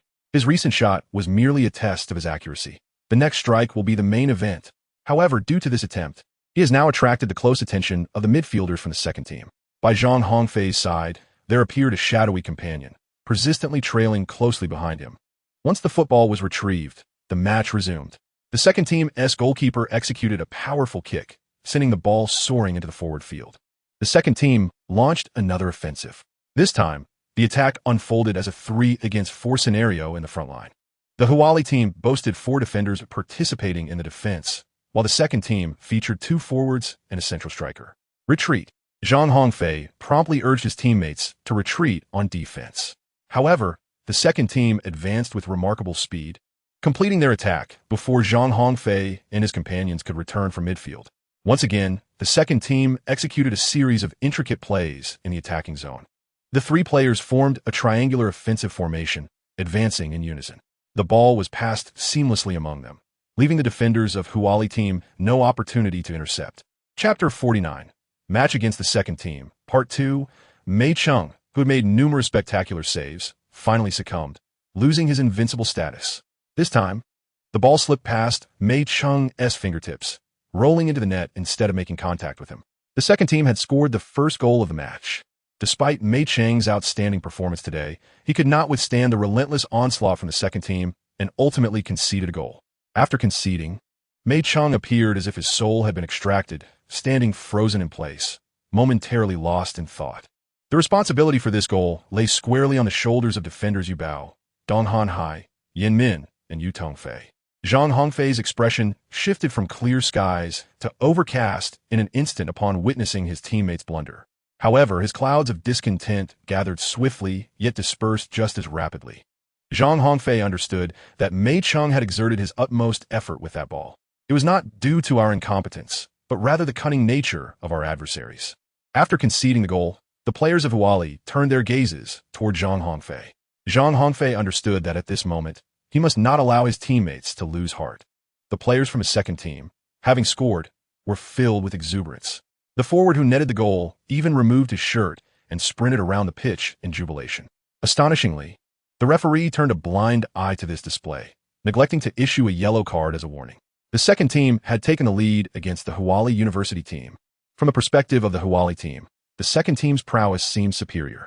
However, the second team perceived the Huali team as the stronger side, considering that their opponents were all adults while they themselves were merely adolescents. Prior to the match, both sides had positioned themselves as the underdogs. This singular goal might very well alter the destiny of that forward. Following the concession of the goal, Zhang Hongfei encouraged each of his teammates. In times of adversity, unity is paramount to overcoming challenges. The celebrations from the second team persisted for nearly 10 minutes before they finally subsided. As the second team quieted, Yu Qingyun and Yang Yuchen from the Huali team positioned themselves at the center circle, preparing to restart the game. The referee signaled for the match to continue. Yu Qingyun passed the ball to Yang Yuchen, who then returned it to Zhang Hongfei. At the moment when Zhang Hongfei received the ball, Yu Qingyun and Yang Yuchen simultaneously penetrated from both flanks of the reserve team. Meanwhile, in the midfield, Tang Qi and Zhan Wushuang advanced along the sidelines towards the reserve team's half. After securing a goal, the reserve team noticeably began to tighten their defense. A score of 1-0 was deemed sufficient by the players of the reserve team. However, Zhang Hongfei was certainly dissatisfied with such an outcome. The system had assigned Zhang Hongfei a mission. Achieving victory in this match would reward him with an increase of 1 point each in his offensive and defensive attributes. The prospect of receiving a total of 2 attribute points exhilarated Zhang Hongfei. According to the system's explanation, the reserve team was evidently stronger than the Huali University team, hence the increased rewards upon task completion. After half an hour of competition, Zhang Hongfei gained a clear understanding of the reserve team's capabilities. Firstly, the players of the reserve team exhibited superior speed and stamina compared to those of Huali University. This was directly linked to the extensive training the reserve team underwent through the system. After all, only half of the players on the Huali University team were professionals. The other half were amateurs who typically trained scattered across various colleges, only to regroup for matches. Following the conceded goal, the Huali University team did not press forward aggressively, but opted for a strategy of delaying, consuming time until the end of the first half. During this period, neither side managed to execute any noteworthy attacks. At halftime, Zhang Hongfei gathered all the players together to strategize. Zhang Hongfei first lavished praise upon the team. Conceding a goal was not the end of the world for the Huali University team. However, Zhang Hongfei faced a formidable challenge. To secure victory in this match, the Huali team needed to score 2 goals in the second half. In the second half, Zhang Hongfei made certain adjustments to the team's lineup. Goalkeeper Mei Cheng was substituted for Lu Fei, due to lingering pain from an earlier mishap in which Zhang Hongfei accidentally kicked him during practice. Tang Qi was replaced to rest. Wu Meng came on to take Tang Qi's place. The Huali team maintained a 4-5-1 formation in the second half, with Yu Qingyun continuing as the lone striker, while substitute forward Gao Hongkai remained on the bench. Zhang Hongfei assumed the position of center back, while Wu Meng and Yi Yunfei occupied the left flank, and Yang Yuchen along with Zhan Wushuang took charge of the right. The defensive line remained unchanged, consisting of Yu Bao, Dong Hanhai, Yin Minkai, and Yu Tongfei from left to right. Lu Fei, the starting goalkeeper for the Huali University team, made his official appearance. The second team, on the other hand, substituted half of its starting lineup in one go. It was evident that the second team did not regard the Huali University team as a formidable opponent, considering one was a professional squad while the other comprised amateurs. As the second half commenced, the Huali University team kicked off from the center circle. Yu Qingyun and Zhang Hongfei stood ready at the center, anticipating the start of the second half. During the intermission, Zhang Hongfei devised a rather audacious strategy, opting for an aggressive assault right from the outset of the second half. With the referee's whistle signaling the beginning, the match resumed. Yu Qingyun passed the ball to Zhang Hongfei. In an instant, Wu Meng, Yi Yunfei, Yang Yuchen, and Zhan Wushuang surged towards the second team's defensive line. The 4 defenders of the second team, sensing the urgency, immediately adopted a man-to-man marking strategy, closely monitoring Wu Meng, Yi Yunfei, Yang Yuchen, and Zhan Wushuang. As the second half had just begun, a significant gap opened in the central area of the second team. Following the kickoff, Yu Qingyun made a direct advance into the fray. Zhang Hongfei delivered a timely through ball back to Yu Qingyun, who did not disappoint his teammate. Yu Qingyun dribbled from midfield, embarking on a long run into the second team's penalty area. Faced with the goalkeeper, he calmly placed a shot towards the far corner of the net. The second team's goalkeeper, sitting back in disbelief, extended his legs in an attempt to intercept the ball. However, his limbs proved insufficient. The goalkeeper could only watch helplessly as the ball rolled into the net. 1-1. Just as the second half commenced, the Huali University team equalized. After scoring, Yu Qingyun joyfully ran about, eager to celebrate. Yet, Zhang Hongfei quietly retrieved the ball from the net and gestured for the second team to hurry and restart play. Observing Zhang Hongfei's lack of celebration, The Huali University players lost their enthusiasm for a celebration as well. The second team's coach was visibly displeased with the conceded goal, standing at the sideline and vocally reprimanding his defenders. However, the second team soon faced another setback.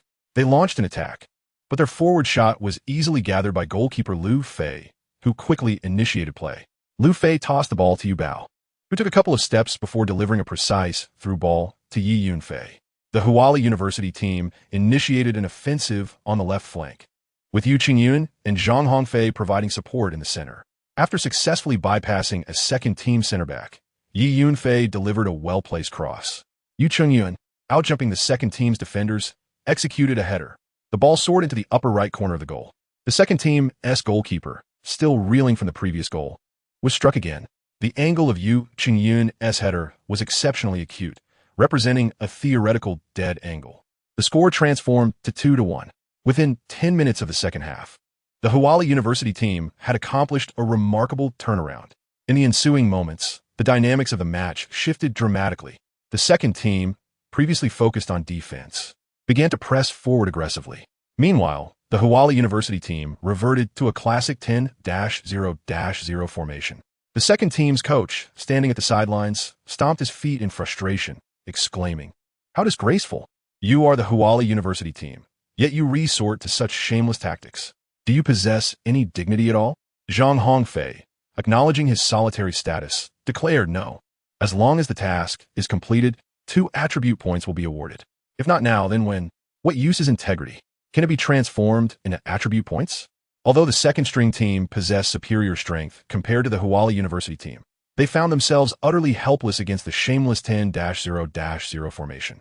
When it came to crossing the ball from the baseline and contesting headers, the second-string team could not compete with Huali University's prowess. If they initiated a ground attack, once they approached the vicinity, chaos would ensue, with players tumbling in disarray, a frequent occurrence. Moreover, the second-string team could muster no more than 6 players for an offensive, while 4 defenders lingered near the midfield. They were undeniably at a numerical disadvantage, as Zhang Hongfei ceased his offensive efforts and focused solely on defense. The Huali University team formed a formidable unit. Their defensive strategy was straightforward. Regardless of who seized the ball, they would simply boot it away with a powerful kick. With each fleeting second of the match, the hope of victory for the second-string team dwindled. Observing the dire situation, the head coach made a rather juvenile decision, adopting a 0-0-10 formation in an attempt to compensate for their shortcomings through sheer numbers. This development brought Zhang Hongfei immense joy. At this moment, Zhang Hongfei made an adjustment, substituting Yu Qingyun, who was exhausted, with Gao Hongkai. The mission bestowed upon Gao Hongkai was singular: to attack. Securing another goal would undoubtedly ensure victory for the Huali team. Once again, a chaotic skirmish erupted just outside the penalty area. Yu Baofei executed a sliding tackle, seizing possession of the ball. He quickly rose, intending to clear it with a powerful kick. However, his eyes caught sight of Gao Hongkai making a swift advance not far ahead. Without a moment's hesitation, Yu Bao passed the ball directly to him. Gao Hongkai received the ball near the midfield and surged towards the second team's goal. There was a hint of offside in this play, yet all the referee's attention was captivated by the tumult in front of the penalty area, leaving Gao Hongkai's position unnoticed. The players of the second team relentlessly chased after Gao Hongkai. Nevertheless, having already begun his run, Gao Hongkai was like a wild stallion, impossible to catch. In no time, he approached the second team's goalkeeper. A one-on-one showdown ensued between Gao Hongkai and the goalkeeper. The latter, having already conceded 2 goals, was now on the verge of tears. Despite dominating the field, the second team found themselves facing a dire challenge, not from Huali's goalkeeper Liu Fei, but from their own circumstances. Gao Hongkai executed a feigned shot that, although unremarkable, successfully deceived the second team's goalkeeper. The goalkeeper, highly focused and tense, instinctively reacted to Gao Hongkai's shooting motion. By the time he realized it was merely a feint, it was too late. The ball, moving at a leisurely pace, was gently nudged into the net by Gao Hongkai. 3-1. Who could have anticipated that the Huali team, trailing by a goal in the first half, would score 3 goals in the second half? Witnessing Gao Hongkai's solitary goal, Zhang Hongfei finally relaxed. The match was effectively won, with less than 15 minutes remaining. It was implausible for the second team to net 2 goals, especially against Huali's staunch defense. As the final whistle blew, Huali triumphed over the second team with a score of 3-2. The second team managed to score from a free kick, but it was too late. Once the match concluded, Zhang Hongfei sensed something unusual about his body. After enduring a full 90-minute match, he astonishingly felt no fatigue whatsoever. Startled, he checked his attributes and discovered that the reward from the system had been credited. Zhang Hongfei's latest attributes are as follows: Stamina 52, Spirit 49, Speed 63, Offense 33, Defense 31, Luck 66. In the previous matches, the intensity was relatively low, and Zhang Hongfei did not perceive any abnormalities. However, today, facing a second-tier team, his stamina has reached the brink of exhaustion. At this moment, the benefits bestowed by the system become apparent. Once the system's rewards are granted, Zhang Hongfei's body will automatically rejuvenate to its optimal condition. Zhang Hongfei could not help but exclaim that this was indeed a delightful surprise. As the match concluded, he amicably shook hands with the coach of the reserve team. Under the coach's piercing gaze, which seemed to carry a hint of menace, Zhang Hongfei departed the football facility alongside the university team. Zhang Hongfei, accompanied by his teammates, took the bus back to Huali. Jin Shengshu, on the other hand, drove behind in his Bugatti Veyron, feeling somewhat frustrated. On the bus, the crowd began to demand rewards. "Brother Fei, we won. Surely there must be some rewards." They clamored. "Indeed, Brother Fei, we want our rewards." Clearing his throat, he replied, "Rewards? Of course there must be. Tonight, I will treat you all to a sumptuous feast." "And what about now?" They inquired eagerly. "For now, you should all return to school and get some rest. Those who wish to go out this afternoon may do so to unwind. But save some appetite for night. I guarantee you will be satisfied." "All right. Long live Brother Fei." After ensuring everyone was safely back at school, Zhang Hongfei began to formulate his plans. This evening marked the date of Chao Rong's blind date with Jin Kaiyan, and for both emotional and logical reasons, he felt compelled to intervene. "Brother Fei, where are we headed now?" asked Jin Shengshu. "You should head back for now, Zaya Shuzi." "I will go ahead to the hotel to make the arrangements," he replied. "Shall I accompany you? The Chao family should recognize you, and there are members of your family at the hotel, making your presence there rather inappropriate. Besides, if the Chao family sees us together, it could lead to complications. They are all familiar with my identity, so it's best if you don't accompany me." The reputation of the three outstanding figures of Shunsheng is indeed illustrious. Any family of notable standing in Shunsheng would ensure that the profiles of Lu Ziheo, Guan Xingtian, and Zhang Hongfei were circulated among their younger generations to encourage them to maintain a low profile and avoid unnecessary trouble. In order to avoid being recognized, Zhang Hongfei adorned himself with a pair of oversized sunglasses and complemented them with a large mask. However, this very ensemble made Zhang Hongfei even more conspicuous upon his appearance. As Zhang Hongfei stepped into the hotel, the gaze of every individual in the lobby converged upon him. Zhang Hongfei felt a twinge of unease as he was scrutinized. Could it be that my impeccable disguise has been seen through? Alas, there is no remedy. Perhaps I was merely too naive. Indeed, my aura cannot be concealed by mere sunglasses and a mask. Chapter 51. Jin Kaiyan. Zhang Hongfei composed himself and stepped into the hotel lobby. Within the lobby, a solitary beautiful pianist quietly played her melodies. Upon noticing Zhang Hongfei's entrance, a vigilant waiter promptly approached him and inquired, "Sir, how may I assist you?" Zhang Hongfei's attire is indeed rather unconventional, prompting a sense of caution. "No matter.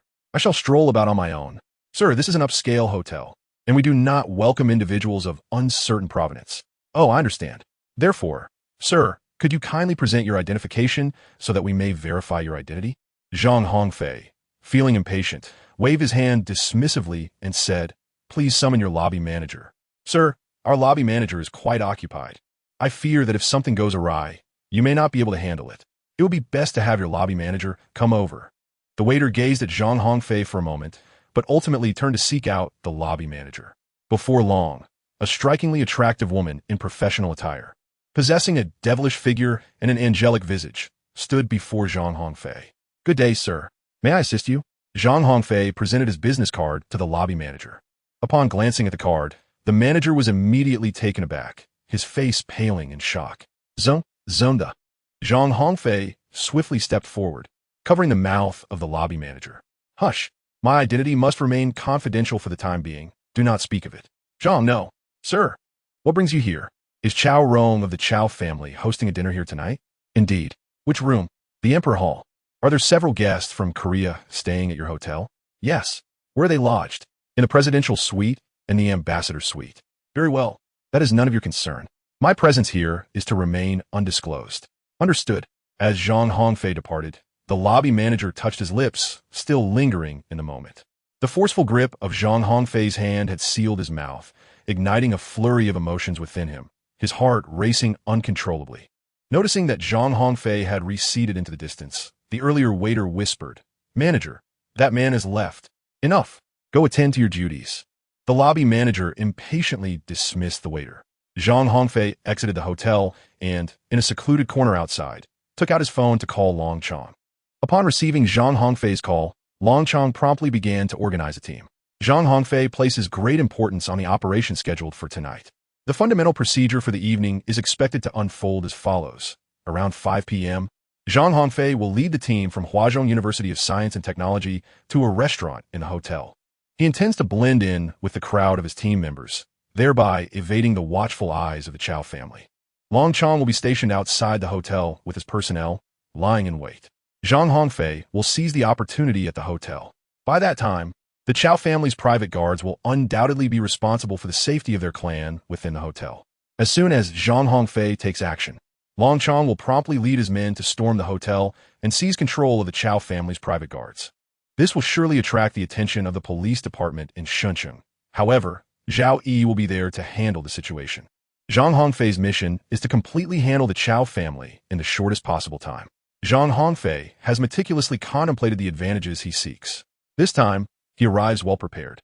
The assault on Zhang Hongfei by Chow Ying's associates from the Chow family presents a rare and fortuitous opportunity, a perfect excuse that has come knocking at his door. Zhang Hongfei had secretly resolved that even if he could not completely dismantle the Chow family tonight, he would ensure that they would suffer significantly. After completing his reconnaissance, Zhang Hongfei swiftly made his way to a neighboring company, where he expended a considerable sum to acquire the entire establishment, subsequently indulging in a leisurely nap. Such audacious actions could only be executed by someone like Zhang Hongfei, spending hundreds of thousands merely for the sake of enjoying a peaceful afternoon slumber. When Zhang Hongfei awoke, it was already past 4 in the afternoon, with merely half an hour remaining until the grand performance of the evening. The familiar melody of Masazumi Ozawa's attraction resonated from his mobile phone. "Fei Ge, we're almost there," came the playful voice of Lu Fei over the line. "Almost there indeed. Have you all skipped lunch and are now famished?" "Not at all. We had instant noodles for lunch," in anticipation of the sumptuous dinner Zhang Hongfei had promised. The entire university team had endured the indignity of subsisting on instant noodles during the midday meal. Now, this group of friends had summoned 5 taxis and were hastily making their way to his location. After hanging up the phone, Zhang Hongfei hurried to the restroom to splash some water on his face. Zhang Hongfei gazed at his reflection in the mirror, whispering to himself, "At last, it is about to arrive." As Zhang Hongfei stepped outside, he beheld a group of shadowy figures clad in suits, moving with an air of secrecy. Ah. Zhang Hongfei let out a helpless chuckle. Indeed, Long Chong was formidable. However, the subordinates he had gathered were rather lacking in quality. Some street ruffians, even when adorned in suits and trousers, could not conceal the air of insolence that clung to them. Particularly, the weapons subtly tucked at their waists were all too conspicuous. Zhang Hongfei promptly dialed Long Chong's number.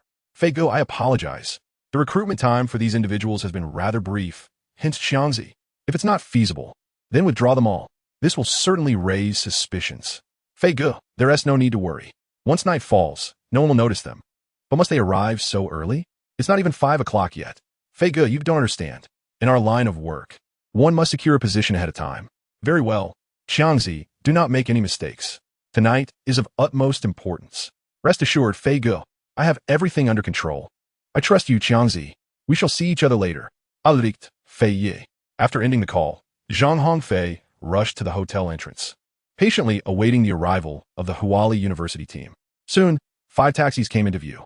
"Fei Ge, did I perform well today?" Yu Chungyun, who scored 2 goals, was the first to approach Zhang Hongfei to seek praise. "Indeed, you played remarkably well. Tonight, I shall treat you to an extra serving of Buddha jumps over the wall." "Thank you, Fei Ge. All right, brothers, let us indulge in a feast shortly."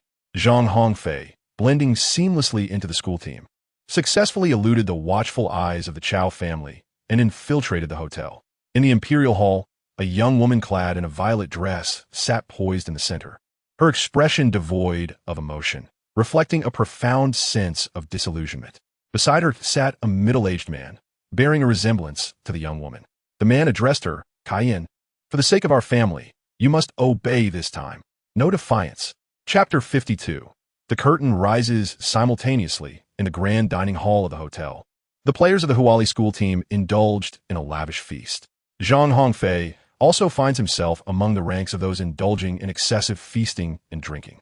Zhang Hongfei, having finished his match in the morning, rushed over to scout the location without having lunch, now feeling an insatiable hunger that could rival the appetite of a bull. Jin Shengshu anxiously lingered in the parking lot, awaiting news. In his heart, Jin Shengshu fervently prayed, "Fij, I implore you, you must rescue my sister." Zhang Hongfei and his teammates raised their cups in jubilant celebration of victory, reveling in their success until he reached a pleasantly tipsy state, at which point he finally decided to pause. Zhang Hongfei glanced at his watch. It was precisely 7 o'clock, a fitting moment to attend to serious matters. In the imperial hall, Chow Rong wore a lecherous expression, his gaze hungrily fixed on Jean Cayenne, who maintained her frigid demeanor, offering nothing but disdainful glances in return. Chow Rong thought to himself, "This little vixen dares to scorn me? Just wait until you marry into my family. I shall see how you fare then." Meanwhile, Chow's father and Jin's father were engrossed in discussing confidential business matters, oblivious to the youthful exchange. As the elders often say, the affairs of the young should be resolved by the young themselves, provided it is sanctioned by parental authority and facilitated by a matchmaker. The elderly often embody a blend of stubbornness and enlightenment, yet, when they exhibit openness, it is often to further entrench their rigidity. For instance, Jin's father allowed Jean Cayenne to study in Shunsheng, harboring ulterior motives. He naively believed that with her numerous enhancements, her stunning beauty would enchant the entire campus and successfully allure Zhang Hongfei.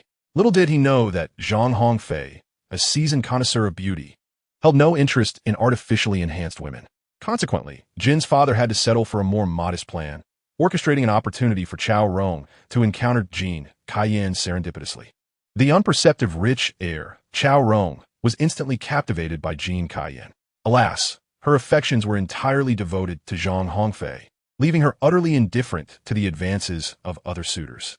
This is a common flaw among women. After experiencing the brilliance of someone like Zhang Hongfei, other affluent and handsome men appeared as nothing more than mere shadows. In the absence of comparison, there is no pain.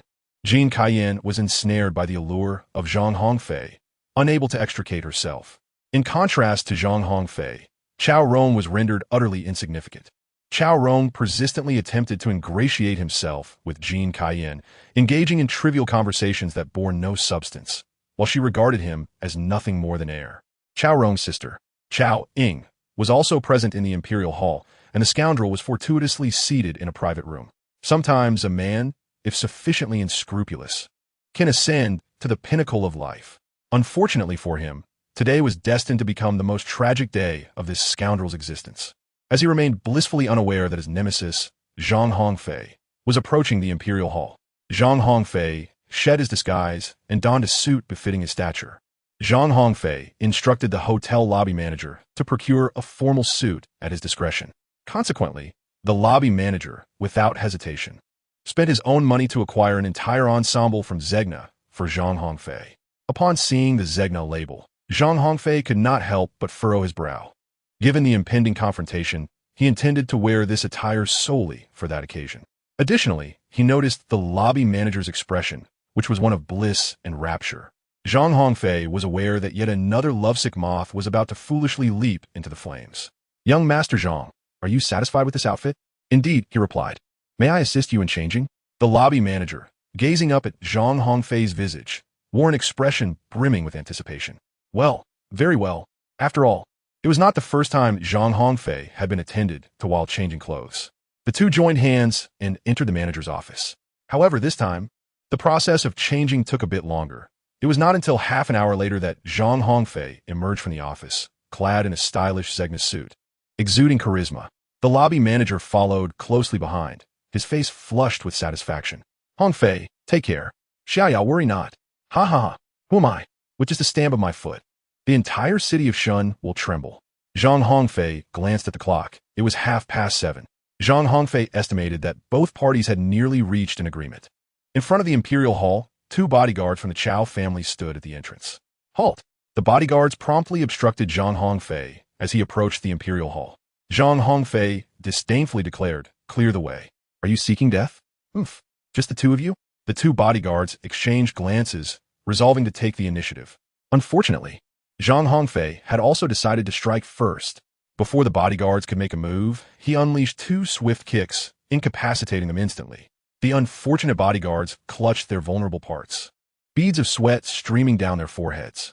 Despicable. Shameless. Oh, you still have the strength to hurl insults? Zhang Hongfei swiftly approached to deliver the final blows, striking each of the two bodyguards squarely in the chest with his foot, rendering them unconscious in an instant. At last, tranquility enveloped the surroundings. Subsequently, Zhang Hongfei proceeded to pat down the unconscious bodyguards, as anticipated, uncovering two handguns concealed beneath their jackets. Zhang Hongfei secretly rejoiced, exclaiming inwardly, "Ah, now I can even save the money for purchasing weapons." Zhang Hongfei, armed with a deadly weapon, forcefully kicked open the grand doors of the Imperial Hall. The moment Zhang Hongfei appeared at the doorway, the Imperial Hall was a tapestry of diverse expressions. On Jin Xian's face was inscribed pure joy. Jin's father's countenance reflected astonishment. Chao's father displayed evident displeasure. Chao Rong's visage was marked by fury. The scoundrel's face was etched with dread. Chao Ying's expression was one of bewilderment. Zhang Hongfei, feigning ignorance, inquired, "What is the cause of such commotion here? Is there a celebration today?" Chao Rong, rising in indignation, retorted, "Zhang Hongfei, do not overstep your boundaries." He shouted, "You, surnamed Chao, have been Lu Zihao's lackey for so long. Do you now presume to have confidence? What did you say? Am I mistaken? Is it not you who has been trailing Lu Zihao like a shadow? Zhang Hongfei, today marks my formal meeting with Miss Jin. Do not create disturbances. Can we not postpone our grievances for another time? Ha! How naive of you. Chao Rong, are you truly so foolish as to not see that I am here specifically to provoke you? Zhang Hongfei, you are crossing the line. And how am I doing so? Release your hound upon me." You. Finally, Chao's father, unable to endure any longer, stepped forward. "Nephew of the Zhang family, is this behavior not excessive? Our Chao family and your Zhang family have always maintained a peaceful coexistence. You must consider the consequences of your actions today." Shouting, the old man has emerged to issue threats. Ha ha ha. "I would like to inquire, Uncle Chao, did your family not fear inciting our Zhang family when you previously sent someone to assault me? Zhang Hongfei, nephew of the Zhang family, cease your baseless accusations. When did our Chao family ever send someone to attack you? Just yesterday at noon, I was assaulted by your Chao family members on Nanjing Road." Heh, words alone are insufficient. Ha ha ha, I certainly possess evidence. Those who attacked me are currently detained at the police station. I have their testimonies. Furthermore, I have an essential witness. He is right here at this moment. Who? Zhang Hongfei pointed at the scoundrel. At that moment, all eyes in the room were fixated upon him. The scoundrel's face turned ashen. He stammered for what seemed an eternity, unable to utter a single coherent sentence. What? Did I say something wrong? Yesterday, you arrived with a group of thugs from the Chao family to assault me, brazenly declaring, "You're doomed." Is that not the case? The scoundrel, from the instant Zhang Hongfei appeared, was gripped by an ominous premonition. In the entire city of Shan, there were but 3 individuals audacious enough to disrupt a banquet of the Chao family: Lu Zihao and Guan Xingtian. Zhang Hongfei, regardless of who this individual may be, the scoundrel realizes that his fate is sealed today. He has provoked an existence far beyond his capabilities. Mr. Gao Yim Ditan Guethin Stali, Gao Xing. Did your boyfriend send someone to assault Zhang Hongfei yesterday?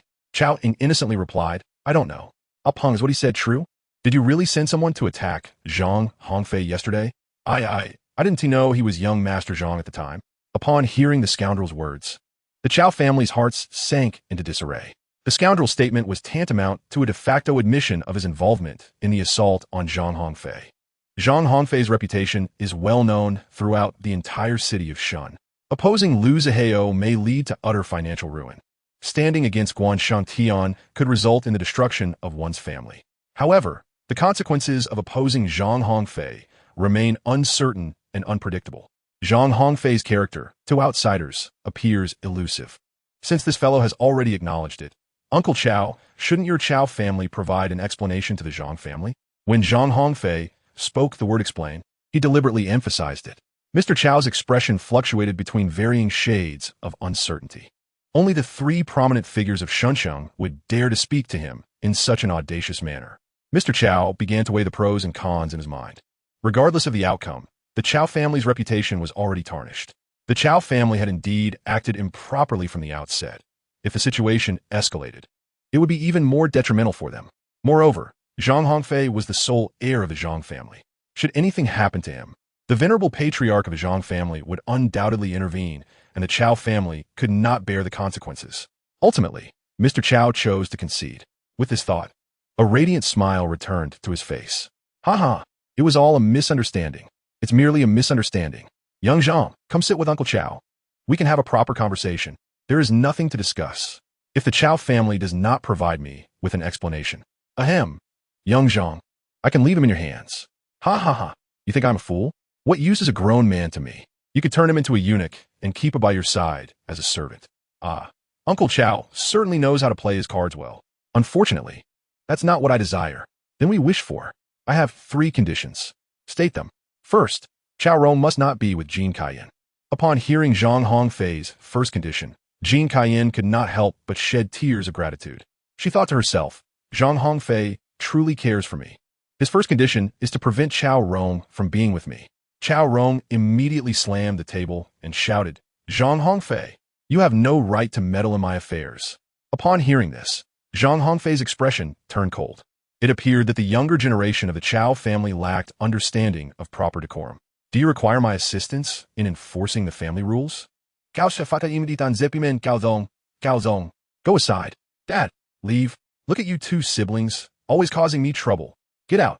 Immediately, Chow Rong and Chow exchanged glances, their faces ashen as they attempted to exit the room. However, just as they reached for the door, it was forcefully kicked open. Long Chong stormed into the imperial hall, accompanied by a dozen subordinates. Feiga, we have arrived. So soon? A ragtag bunch, and they were easily dealt with. Uncle Chow, it seems you intended to seek reinforcements, but that route is now blocked. Chow's father had initially thought to send Chow Rong and Chow Ying for help, but he did not anticipate Zhang Hongfei's prior arrangements. The moment he saw Long Chong and his men, he realized that the Chow family was utterly doomed this time. At such a tender age, executing plans flawlessly, truly a worthy descendant of old Zhang. Gao Tianhua, Gon sit. State your 3 conditions. I shall accede to all of them. Oh, you agree to all without me even stating them? Circumstances dictate actions. If I cannot discern even this, how could I possibly fulfill the role of family head? Uncle Chow is indeed a wise man. Please, articulate your conditions. First, Chow Rong is forbidden from associating with Jean Cayenne. Not an issue. Second, I demand half of the Chow family's assets. Zhang's nephew, your demands are somewhat excessive, no? My apologies, Uncle Chow, I misspoke.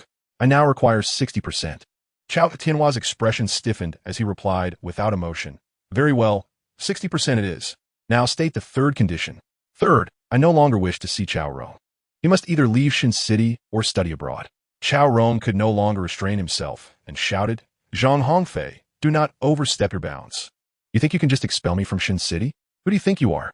Hao Ye. Very well, I shall give you an opportunity. Call your Hao Ge now and see if he can come to your aid. Chow Rong took out his phone and, without hesitation, called Lu Zihao. Chow's father watched Chow Rong's actions, shaking his head in resignation. A few minutes later, Chow Rong hung up the phone, dejected. Lu Zihao, initially eager for a confrontation with Zhang Hongfei, had wilted upon hearing the details. Survive or perish. Lu Zihao left Chow Rong with those 4 words before promptly blocking his number. Seeing himself abandoned by Lu Zihao, Chow Rong's face turned ashen, mirroring his despair. Zhang Hongfei feigned concern, yet wore a mocking expression as he inquired, So, is Lu Zihao coming to challenge me in an arm wrestling match? Brother Hao said he is too busy. Enough nonsense. I have had my fair share of encounters with Lu Zihao. He must have blacklisted your number. How do you know? He is simply that kind of person. Chapter 54. The matter resolved. Chow Tianhua observed Chow Rong's expression and let out another helpless sigh. Zhang family's nephew. You. Very well. Thank you for the compliment. By the way, since you have agreed to all three conditions, could you kindly assist me in settling the bill as well? What bill? The meal expenses, of course. I still need to return and continue dining, so there's no need for you to see me off. Meanwhile, in a VIP room of a bar in Shuncheng, Liu Zihao suddenly smashed his phone onto the floor in a fit of rage. Fortunately, this phone was specially customized and could withstand the impact. One of Liu Zihao's lackeys, puzzled, asked, "Brother Hao, what is wrong with you?" Liu Zihao erupted in a furious tirade towards the ceiling. "Zhang Hongfei, I can't stand you anymore. You have gone too far." Zhang Hongfei could easily surmise, even with the slightest hint, that Liu Zihao was undoubtedly berating him. Zhang Hongfei had intentionally prompted Chao Rong to call Liu Zihao just moments ago. Zhang Hongfei relished this sensation, reveling in the notion of tormenting you with impunity. Why not indulge in the opportunity to not only deal with Chao Rong, but also to infuriate Liu Zihao in the process? If one cannot compete in strength, nor in combat, nor in connections, then Zhang Hongfei finds himself at an impasse. Chao Tianhua, a man of resolve, acquiesced to Zhang Hongfei's three humiliating demands. That very night, Chao Rong was dispatched abroad by Chao Tianhua, never to return. Chao Ying, having fallen prey to unworthy company, was cast out by Chao Tianhua. Meanwhile, the architect of this turmoil, the unfortunate scoundrel, never witnessed the dawn of another day. Zhang Hongfei initially anticipated a fierce battle tonight. Little did he know that the cunning and astute Chao Tianhua could endure such a significant loss. Zhang Hongfei couldn't help but cast a glance of admiration at Chao Tianhua. Little did he know that in Chao Tianhua's heart, he had already cursed Zhang Hongfei 1,000 times over. Zhang Hongfei, having reveled in his arrogance and ostentation, grandly entered the hotel restaurant accompanied by Long Chong and his band of followers. With someone treating the meal, Zhang Hongfei felt no need for modesty. "Waitstaff, bring me the same dishes, but set 3 more tables, and serve the finest wines. Spare no expense." After Zhang Hongfei departed, Jin Kaiyan promptly followed suit. The members of the Jin family glanced at the disheveled Chao family and began to exit in succession, having lost 60% of their assets. The Chao family was destined for decline. The Jin family had initially hoped to leverage the Chao family's resources to expand their overseas interests, but now they had completely abandoned that notion. Jin Fu was no fool. He instantly recognized that Zhang Hongfei had orchestrated this scene for the sake of Jin Kaiyan, which stirred his thoughts into action. Undoubtedly, Zhang Hongfei's prowess far surpassed that of Chao Rong, and if Jin Kaiyan were to marry Zhang Hongfei, the benefits for the Jin family would undoubtedly exceed their expectations. It was only when Jin Shenshu heard that everything was fine that he dared to rush into the hotel to find Zhang Hongfei. "Brother Fei, little Shuzi, I have returned your sister in perfect condition." Zhang Hongfei gently pushed Jin Kaiyan towards Jin Shenshu, and the siblings embraced each other tightly. "Sister, I have accomplished what you entrusted to me. Well done, my dear brother. You have not disappointed me." While this heartfelt reunion unfolded, the mood in the Dihao Hall was somber among the Chao family members. "Patriarch, is this matter to be settled so easily?" Settled? They swallowed 60% of the Chao family's assets, and we are to let it go just like that? Dream on. Then what shall we do? This matter will not be brushed aside so easily. For now, let that little brat revel in his triumph for a few days before we act. With that, the Chao family members left the hotel in dejection, the once festive banquet ending on a sour note. After the members of the Huali school team had their fill, Zhang Hongfei decided not to send them back to school, but instead booked rooms at the hotel, ensuring each had their own. Ultimately, only Jin Kaiyan and Jin Shingshu were left without accommodation. "Brother Fei, what about us? The presidential suite has been booked by your family. What more do you want from me?" "That's different. I prefer to stick with Brother Fei." "Little Shuzi, stop causing a fuss." "Brother Fei, how about this? You take my sister with you." Upon hearing this, Zhang Hongfei wore an expression of disdain. "Zaya Shuzi, are you attempting to sell your sister for glory?" Jin Shangshu, with a mischievous grin, chimed in. Indeed. Fij, why not take my sister? Your harem is already so large. One more won't make a difference." "When have I ever established a harem? Am I that sort of person?" "Fij, do you not feel the slightest embarrassment uttering such words?" "Absolutely not." Jin Kaiyan hesitated, then said, "Sister, what troubles you?" Jin Kaiyan silently gazed at Zhang Hongfei, not uttering a word, her fingers fidgeting restlessly before her. This peculiar scene persisted for a minute. After much deliberation, Jean Cayenne finally spoke. Senior, may I stay by your side tonight? Junior, you should return. I do not wish to impose upon you. Senior, would it be too much to ask for a beautiful memory? I do not seek anything extravagant. Feej, I entrust my sister to you.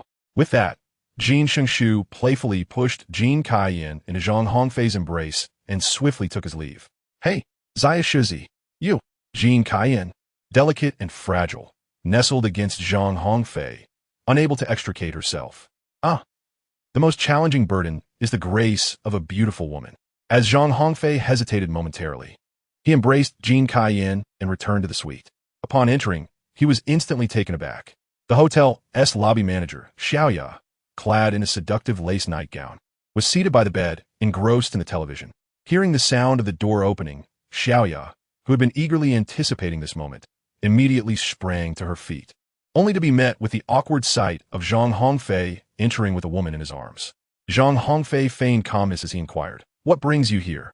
Xiaoya pointed an accusatory finger at Jean Cayenne and demanded, "Who is she?" "She is my junior," he replied. "I am here today to assist her." "I see. Then I am unnecessary. Do not leave." "What is it, young Master Zhang? Do you still desire a dragon and 2 phoenixes?" Zhang Hongfei was about to offer an explanation when Jean Cayenne unexpectedly interjected, "I don't mind. You, a senior, would never be interested in a woman of your age. You might as well give up." "Who said that?" Ultimately, what transpired that night remains a mystery to all. However, the following morning, Zhang Hongfei emerged from his room, feeling refreshed and invigorated. As Zhang Hongfei stepped outside, he unexpectedly encountered Jean Shengshu. "Brother-in-law, don't call me brother-in-law. Given your relationship with my sister, what else should I call you?" "Ha ha, Brother Fei, I have firmly accepted you as my brother-in-law. Little Shuzi." "Oh." Zhang Hongfei delivered a forceful kick to Jean Shengshu's backside, angrily exclaiming, "Drop dead." Chapter 55. Chao Xiong. A few minutes later, Jean Shengshu, clutching his rear, made his way to the dining hall to have breakfast. Zhang Hongfei stood at the doorway, awaiting for a brief moment, when 2 women emerged from within. The lobby manager, Xiaoya, had donned her alluring office attire, radiating charm. Jean Cayenne, on the other hand, had opted for a casual ensemble, exuding an innocent and endearing aura. This outfit had been retrieved early in the morning by a server from the presidential suite at Jean Cayenne's request. Upon hearing that Jean Cayenne had sent someone to fetch her clothes, Jin's father was overwhelmed with delight, naively believing that a close relationship had blossomed between Jean Cayenne and Zhang Hongfei, leading him to conclude that Zhang Hongfei would undoubtedly take responsibility for her. Zhang Hongfei has always been one to finish his meal and swiftly depart, bearing at most half the responsibility, never desiring to shoulder the entire burden. For this is a matter of mutual consent. In a hotel restaurant, a large gathering of people is enjoying breakfast. Zhang Hongfei appeared with 2 women, and immediately, all activity ceased as everyone turned their attention to the trio. The hotel staff, witnessing the lobby manager trailing behind Zhang Hongfei, wore expressions of astonishment that swiftly morphed into envy and resentment. The Jean family members found a sense of calm upon seeing Jean Cayenne alongside Zhang Hongfei. "Hello, Brother Fei." "Good morning, Brother Fei." The members of the Huali University team, upon Zhang Hongfei's arrival, promptly approached to greet him.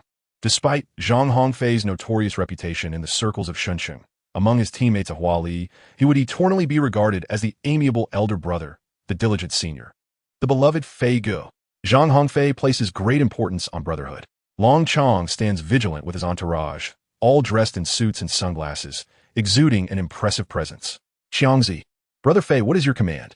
"Gather the brothers for a meal. There's nothing to worry about. I fear that the Chao family harbors lingering malice and may send someone to ambush Brother Fei. Even if they were given 1,000 audacious hearts, they would not dare to plot against me again. Xiangzi, rest assured. Call the brothers over for breakfast." "Brother Fei, that is my order." "Understood. Brothers, it's time to eat."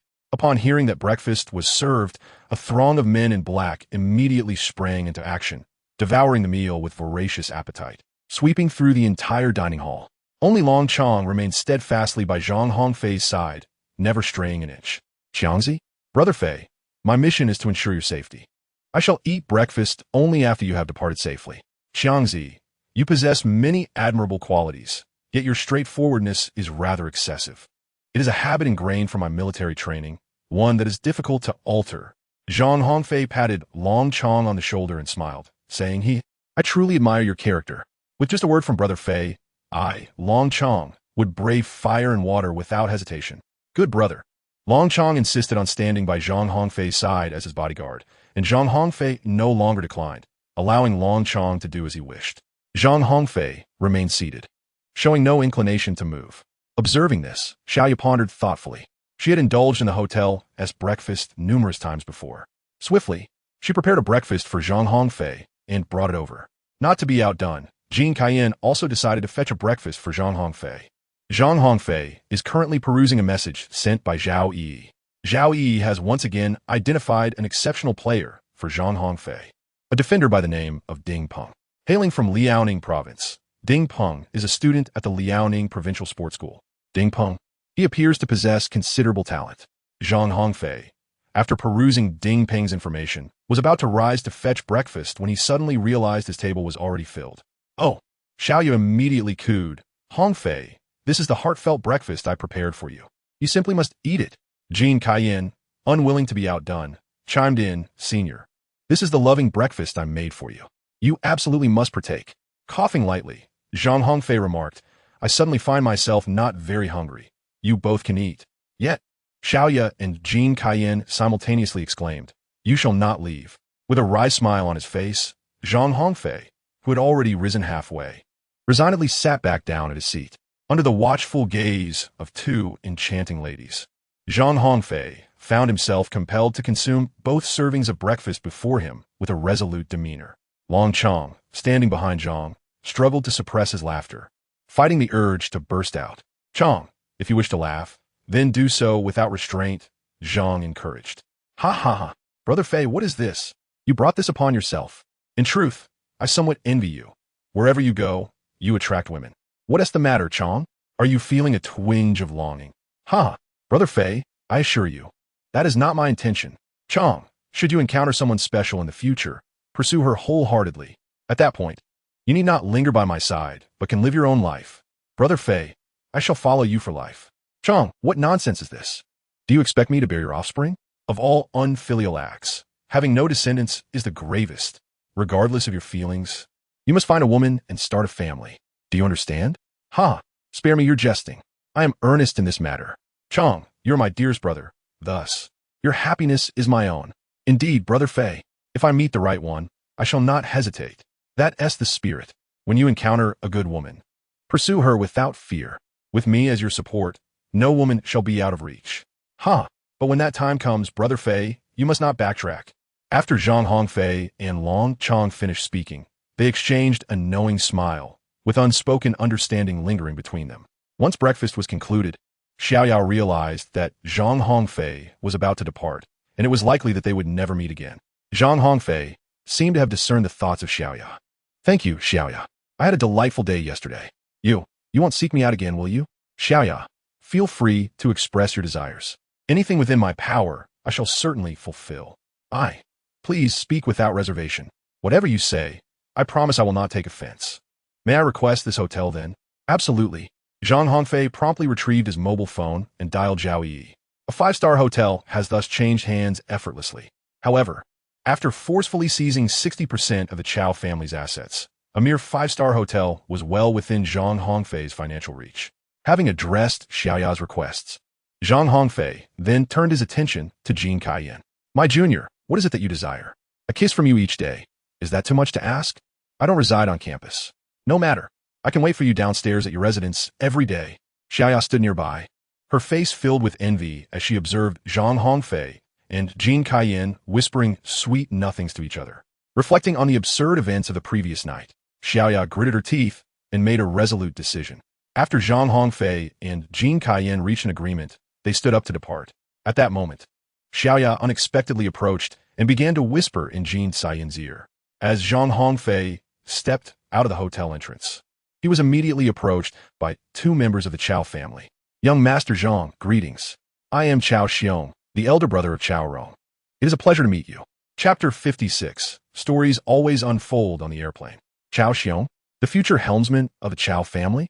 Young Master Zhang, here is the list of 60% of the Chow family's assets that we have compiled overnight, along with the overseas travel documents prepared by Chao Rong. Please take a look. Zhang Hongfei casually glanced over the document. That will suffice, young Master Zhang added. Zhang Hongfei waved his hand impatiently and remarked, enough with the pleasantries. You may leave now. The grievances between the Chao family and myself end here. However, should you choose to seek revenge, be prepared to vanish from the city of Shan.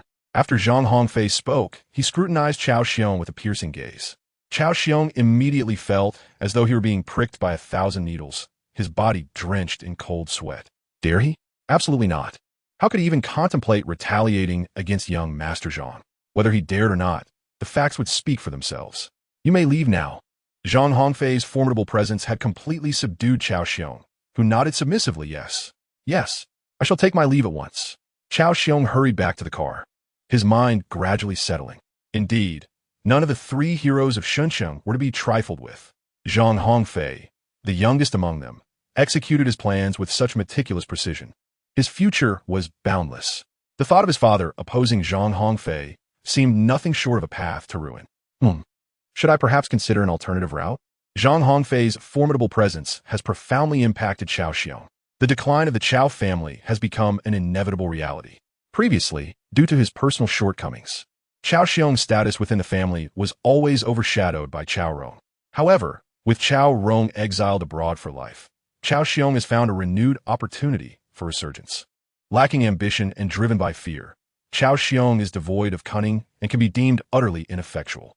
Nevertheless, he understands a fundamental truth. A wise bird chooses its perch, and a capable minister selects his sovereign. Chao Xiong believes that if he can follow Zhang Hongfei, he will undoubtedly achieve greatness in the future. He is unwavering in this conviction. The disintegration of the Chao family is on the brink of realization. Members of the Huali University team have once again banded together to return to campus. Long Chong has also led his subordinates back to their refuge in the warehouse. Jin Shengshu has driven over in a Bugatti Veyron. Fij, are we heading home or back to school? To the airport. I have business to attend to. It cannot be delayed. Where to? That is no concern of yours. Fij, should I accompany you? I could be your secretary. Better not. I would prefer not to be misinterpreted. Fij, where can I find another handsome man like myself? Scram, with me around, what use is your good looks? I could serve you tea and water. No, not needed. Jin Shengshu wore a face of disappointment. Indeed, Fij valued beauty over friendship. What about your sister? Has she returned home? No, she has stayed in Shun City and will not be going back. Why? How should I know? She said she wants to stay in Shun City to take care of you. Oh, take care of me? Just a moment ago, I saw her holding hands with another woman. I wonder what they are up to. Oh, a woman. Fij, go. To the airport. At the Shun City International Airport, Zhang Hongfei once again arrived at the VIP lounge. Familiar faces and routines greeted him anew. I need nothing, thank you. Please allow me some quiet time to rest. Zhang Hongfei succinctly closed off all possibilities with a single statement. Unlike Shi Yong and Chu Yi, Ding Peng hails from a well-off family, making it rather impractical to entice him to join Huali with promises of benefits. Furthermore, Zhao Yi's intelligence report clearly indicates that Ding Peng is a deeply loyal and family-oriented individual. Thus, he is more inclined to remain in Liaoning province to play football. A person of strong emotional ties. This presents a perfect opportunity to exploit this aspect. Zhang Hongfei swiftly grasped the crux of the matter. It now appears that Ding Peng seems unable to escape the clutches of Zhang Hongfei. Zhang Hongfei glanced at the time. There remained an hour until the flight's departure. Zhang Hongfei recalled that he had yet to call Zhao Xiaoying the previous night, and he resolved to rectify this oversight immediately. After indulging in a moment of affectionate banter, Zhang Hongfei extended an invitation for Zhao Xiaoying to accompany him to Shuncheng. Without the slightest hesitation, Zhao Xiaoying acquiesced. Once he ended the call, Zhang Hongfei retrieved his phone and resumed his contemplation on how to entice Ding Peng. Half an hour later, he boarded a flight from Shuncheng to Shuncheng. Once again seated in first class, the appearance of Zhang Hongfei sent the flight attendants into a frenzy. While handsome and affluent men are not uncommon, one like Zhang Hongfei is truly a rare gem. The flight attendants intentionally flitted around him, striking poses and attempting to capture his attention. Zhang Hongfei has grown accustomed to such scenes, no longer finding them unusual. Zhang Hongfei retrieved today's newspaper and began to read. Zhang Hongfei initially anticipated that this journey would be yet another mundane expedition. However, he possessed an aura of a protagonist, and even if he refrained from seeking trouble, Trouble would inevitably seek him out. Just as the airplane had traversed half of its journey, the announcement from the flight attendant resonated throughout the cabin. "We have a passenger aboard who has fallen critically ill. If there are any doctors or nurses present, please contact the cabin crew immediately." Soon after, Zhang Hongfei observed an elderly man being carried into the first-class cabin. Zhang Hongfei furrowed his brows, feeling a sense of displeasure within, yet he refrained from uttering much. Zhang Hongfei would not stoop to the level of the patient. Zhang Hongfei silently gazed at the newspaper when, at that moment, a man with a fierce demeanor approached. "Move aside," he barked. "Why should I?" Zhang retorted. "My father is ill." "Your father is ill? What gives you the right to demand I leave?" The man shot back. "I intend to sit here and rest."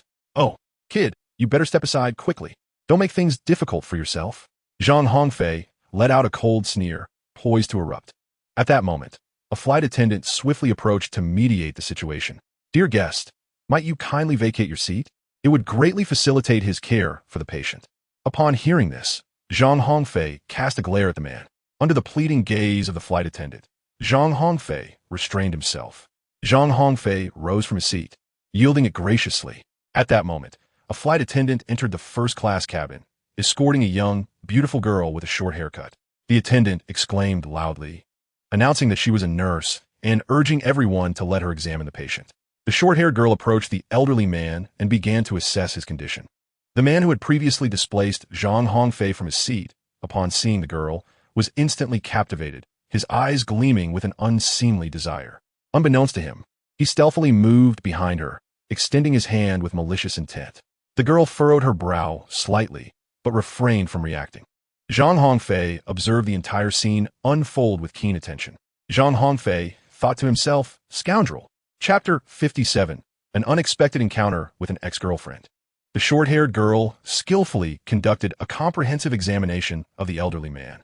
"How is he?" "There are no significant issues, so please do not worry. It may simply be that this is the first time he has flown, and the prolonged exposure to high altitudes has caused some adverse reactions." "Is this your father's first flight?" The man suddenly grasped the short-haired girl's hand with fervor, refusing to let go. Yes. The nurse's words are absolutely correct." The short-haired girl attempted several times to extricate herself, but was unsuccessful. Noticing her lack of further resistance, the man's inappropriate advances became increasingly frequent. Zhang Hongfei sat beside, observing the scene with a detached gaze. Zhang Hongfei pondered to himself that when the moment arrived, he would spring into action at the first cry for help from the girl, swiftly intervening to thwart that scoundrel. Alas, in the face of the man's harassment, the short-haired girl opted to endure in silence, refraining from calling for aid. This left Zhang Hongfei with a profound sense of helplessness, feeling the desire to vanquish the villain, yet powerless to effect change. Zhang Hongfei can only lament his misfortune and seethe at his lack of ambition. Zhang Hongfei mused, "A woman who can endure being bullied in silence truly deserves to be taken advantage of by men." Zhang Hongfei was unaware that the short-haired girl, as a nurse, often found herself at the mercy of predatory male doctors in the hospital. Consequently, over time, she had developed a submissive disposition. Zhang Hongfei felt that he was meddling too much, so he simply closed his eyes to rest, preferring not to see. The plane swiftly arrived at Shunqing Airport, and Zhang Hongfei was the first to exit the cabin. This time, no one was there to greet him. Zhang Hongfei arrived in the urban area of Shunqiang by taxi. It was his first visit to this city. The northern air still felt unsettling. As soon as he stepped out of the airport, he couldn't help but express such sentiments. Zhang Hongfei had previously visited the capital several times, and he was profoundly impressed by the murky air of the metropolis. Zhang Hongfei's current objective is the Liaoning Provincial Sports School. From the information gathered by Zhao Yi, Zhang has gained some understanding of this institution. The Liaoning Provincial Sports School is notably insular, seldom releasing players to teams from other provinces. Only exceptional talents are dispatched to local clubs.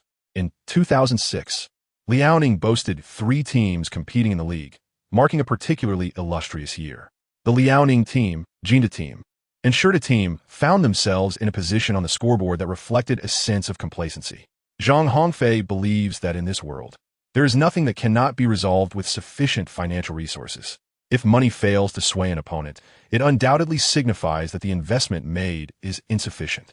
Ding Peng hails from Tiling, a major city in Liaoning province. His parents are both civil servants, providing a comfortable living for the family. Ding Peng's passion for football is largely influenced by his father, who, as a resident of a sports-centered province, has long been an avid football enthusiast. His father's inability to become a professional player remains a significant regret in his life. Thus, he has endeavored to pass his unfulfilled dreams on to Ding Peng. Fortunately, Ding Peng has exhibited a profound interest in football from a young age. Through relentless training day after day, his skills have flourished, ultimately leading him to successfully enroll in the Liaoning Provincial Sports School for further development. Now, Ding Peng stands at a crucial crossroads in his life. He must choose to join one of the three teams, Liaoning, Jinda, or Shida, thereby officially entering the realm of professional athletes. Alternatively, he may opt to pursue further studies at a university. Zhang Hongfei came under the pretense of persuading Ding Peng to pursue further studies at a university. Huazhong University of Science and Technology, known for its modest renown within the country, was Zhang Hongfei's target to lure Ding Peng. However, before embarking on this endeavor, Zhang Hongfei had another matter to attend to. As Zhang Hongfei flew from Shanghai to Shenzhen, Zhao Xiaoying also set off from her home toward Shenzhen. Zhang Hongfei casually checked into a five-star hotel and indulged in a deep slumber until the afternoon. That evening, he took the hotel's luxury vehicle to Shenzhen Airport to pick up Zhao Xiaoying. After a few days apart, Zhao Xiaoying appeared to have grown even more beautiful. Upon meeting Zhang Hongfei, he candidly remarked, "Ying Bao, you have become even more beautiful. During the few days I've been away from you, have you been behaving?" Zhang Hongfei, with a composed demeanor and steady heart, resolutely denied, "Absolutely not. It's hard to believe you. Where to now? Let us head back to the hotel. How about we go straight to dinner?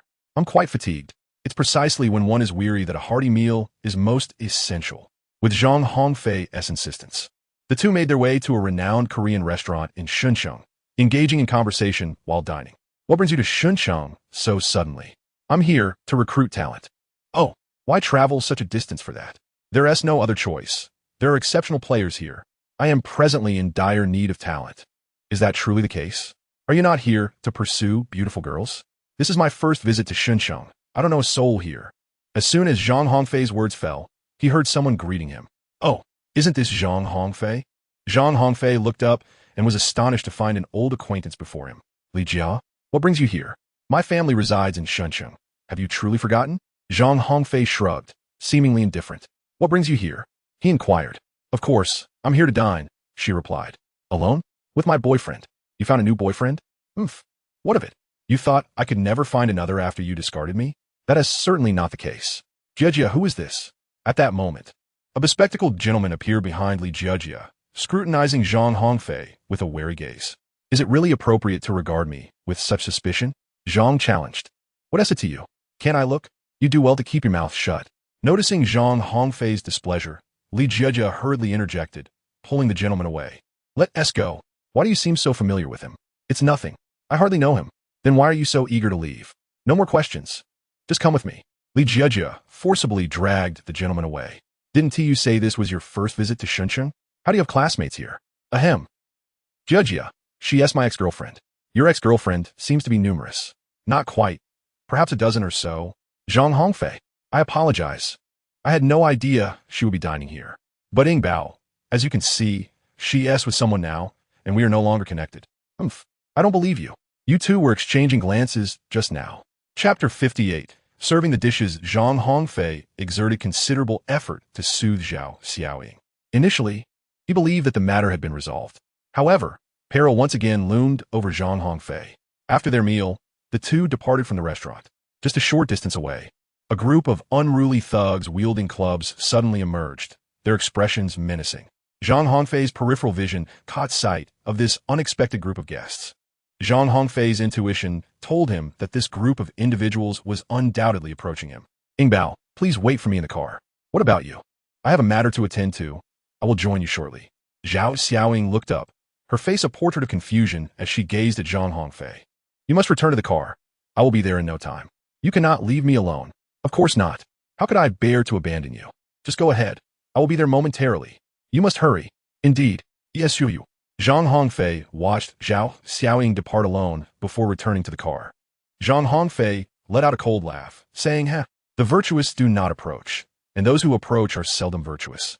I am quite curious to see, now that I have just arrived in Shen City, who possesses such poor judgment as to actively seek trouble with me. Zhang Hongfei boldly approached the group of thuggish individuals armed with weapons. Brother, why is he coming over here? Brother, have we been discovered? Brother, what should we do? You spineless cowards, what are you afraid of? Huh? He's just one person. Can he really turn the tide? Are the weapons in your hands merely firewood sticks? Isn't it just firewood sticks? Get out of my way. We have been paid for this job, and it must be executed flawlessly. Otherwise, young Master Lin will not let us off the hook. At the mention of young Master Lin, a palpable shiver ran through the gangsters. The influence of young Master Lin in Shunsheng was undeniably formidable. Just as the thugs were deliberating their counter-strategy, Zhang Hongfei had already reached their midst. Zhang Hongfei directly inquired, "Who sent you to deal with me?" Upon hearing his words, the elder brother was momentarily taken aback, then retorted, "Why should I divulge that to you? Have you not pondered whom you have offended?" Upon reflection, Zhang Hongfei realized that the only person he had seemingly offended was Li Jia's boyfriend. Could it be that this seemingly refined individual held a position of considerable significance? Zhang Hongfei was utterly unprepared for the revelation that Li Jia's boyfriend was not Lin Daxiao himself. At that moment, the refined gentleman, having incapacitated Li Jia with a potent sedative, personally delivered her to Lin Daxiao's chamber. Lin Daxiao, while caressing Li Jia's delicate features, slyly remarked to her boyfriend, Wu Qing, "You truly are remarkable. You are willing to offer your own girlfriend for my amusement." Wu Qing, filled with indignation, retorted, "Lin Daxiao, I once believed Li Jia to be an innocent girl. Yet it turns out she is nothing but a wanton harlot. Just moments ago, she was flirting with her ex right in front of me. So you chose to give her to me? I merely sought a small favor from you." Lin Daxiao, "What sort of favor?" Lin Daxiao inquired.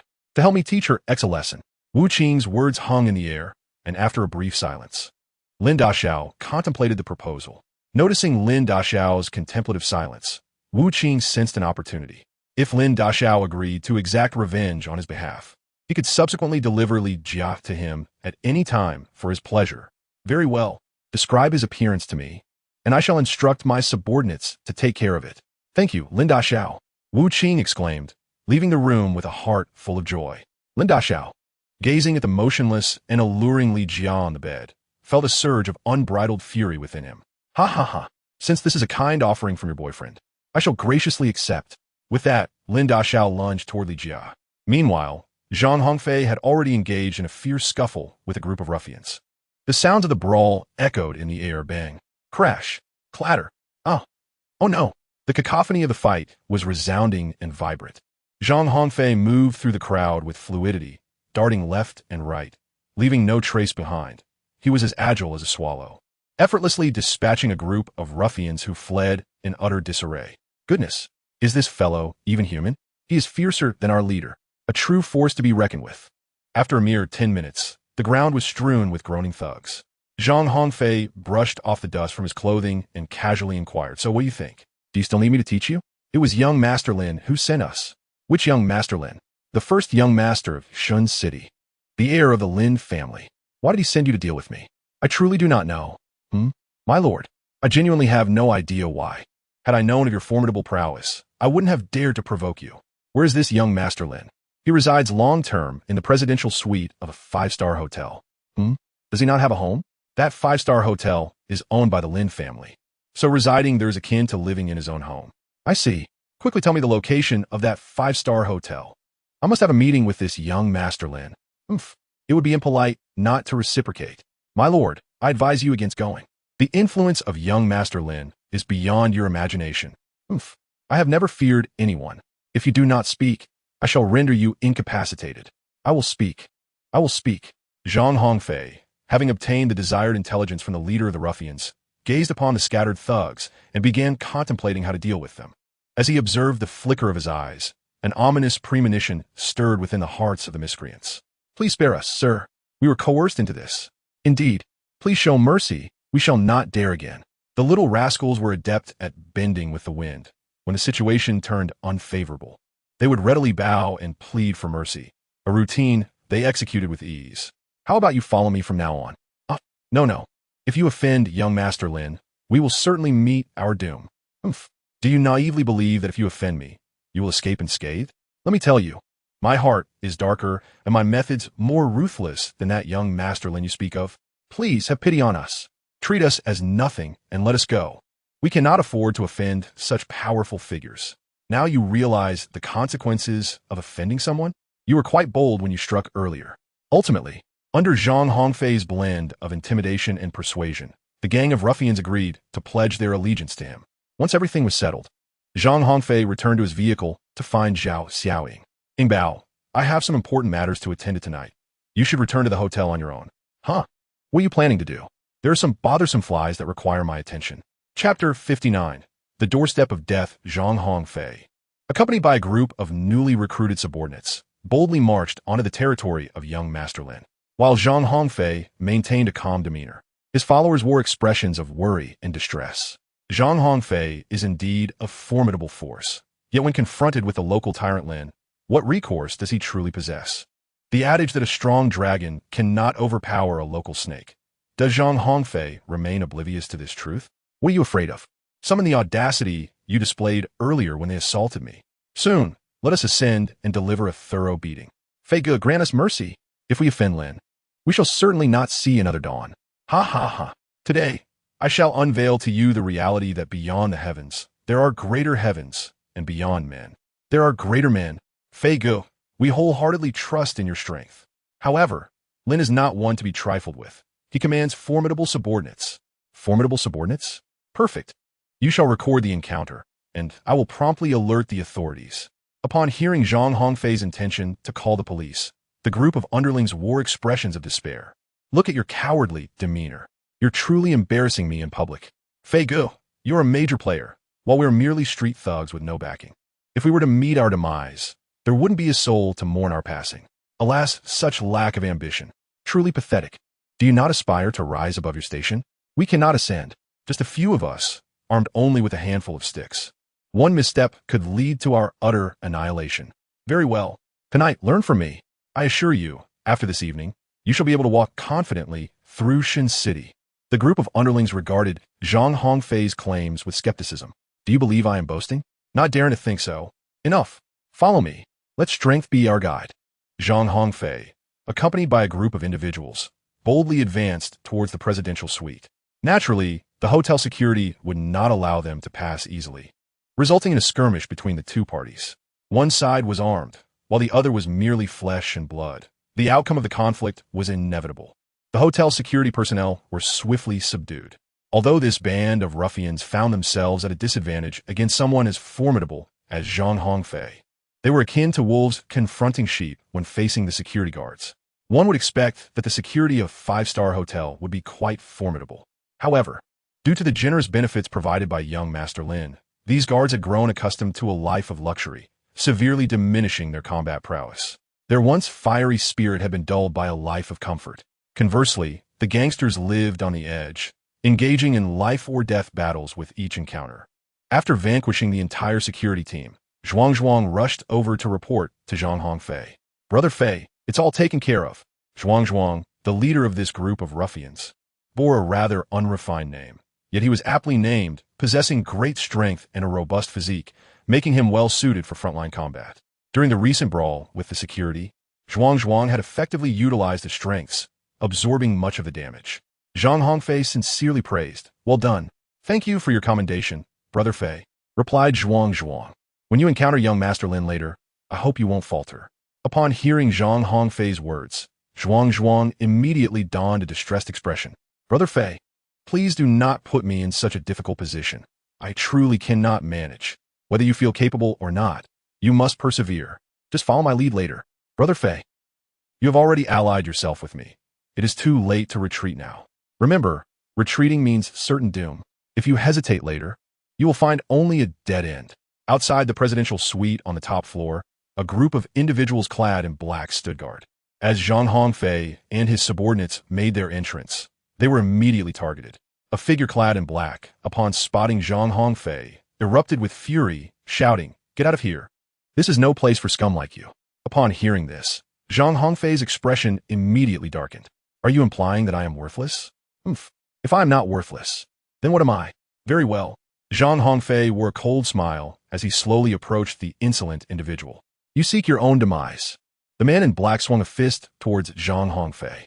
Zhang Hongfei neither evaded nor retreated.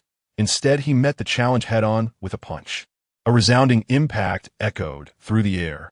Despite the fierce collision of their fists, no ripples were stirred. After the exchange, both Zhang Hongfei and the figure in black retreated 3 steps, nursing their fists. Not bad, kid. Quite formidable. Come again. Once more they exchanged blows. In their initial encounter, both had merely gauged each other's strength. However, this time, they unleashed their full might. The figure in black staggered back 7 steps, while Zhang Hongfei stood his ground unwavering. The victor and the vanquished were clearly delineated. You, Zhang Hongfei echoed the words of the man in black, retorting trash. Scoundrel, I shall fight you. Enraged, the man in black clenched his fists and charged towards Zhang Hongfei once more. Still unconvinced. This time, Zhang Hongfei did not hold back. He transformed his fist into an open palm and struck forcefully at the wrist of the man in black. Crack! The man in black's wrist was instantly fractured. He immediately clutched his hand, howling in agony. Zhang Hongfei pressed his advantage, delivering a side kick that struck the black-clad man's calf, sending him crashing to the ground. Zhang Hongfei addressed his subordinates, urging them to charge forth. Instantly, a fierce battle erupted in the corridor. Upon receiving Zhang Hongfei's command, Zhuang rallied his brothers and plunged into the fray. Zhang Hongfei did not remain a mere spectator. He also entered the fray. The strength of this group of individuals clad in black was evidently superior to that of the hotel's security personnel. Zhang Hongfei's underlings soon bore the marks of battle. Nevertheless, they exhibited remarkable valor, refusing to withdraw even with minor injuries. With blood trickling from their lips and bruises on their arms, they pressed on to fight. The sole exception was Zhang Hongfei himself. Zhang Hongfei fought from beginning to end, untouched and unscathed. However, at least half of the men in black were those whom Zhang Hongfei had personally incapacitated. Zhang Hongfei's prowess is truly formidable. As the battle concluded, Zhuang hurried to Zhang Hongfei's side, showering him with praise. Brother Fei, you are truly remarkable. How about that? I told you there was no need for concern, didn't I? Brother Fei is indeed impressive. From now on, I shall follow you without hesitation. Shall I let you take care of Linda Xiao later? Through fire and water. I shall not flinch. With a resounding thud, after incapacitating all the men in black and binding them, Zhang Hongfei forcefully kicked open the door to the presidential suite. Which fool is it? Linda Xiao, engrossed in his own affairs, grumbled irritably towards the entrance. Linda Xiao, it has been a while. Upon encountering Zhang Hongfei for the first time, Linda Xiao's expression was one of confusion. Who are you? How did you get in here? I am Zhang Hongfei. What? Your name is Zhang Hongfei? Linda Xiao's complexion changed dramatically. At that moment, Zhang Hongfei caught sight of Li Jia on the bed, and his expression mirrored Linda Xiao's shock. Scoundrel! Wretch! The first encounter between Zhang Hongfei and Linda Xiao has commenced. Chapter 60. No longer impressive. How dare you insult me as a scoundrel? Are you not aware that in Shun City, crossing me leads only to a path of doom? Scoundrel! To label you as such is a mere understatement. Lin, have you grown accustomed to wreaking havoc in Shun City, oblivious to your own insignificance? You, Zhuang. Boss, I am here. Strike me. Yes, Zhuang. Did I not instruct you to deal with Zhang Hongfei? How come you? Linda Xiao, hold on. Although I, Zhuang, may be a rough individual, I understand the wisdom of choosing the right tree to perch upon. Clearly, Zhang Xiao is a person of great ambition. Hence, I choose to abandon the shadows for the light. You treacherous ingrate. I shall ruin you.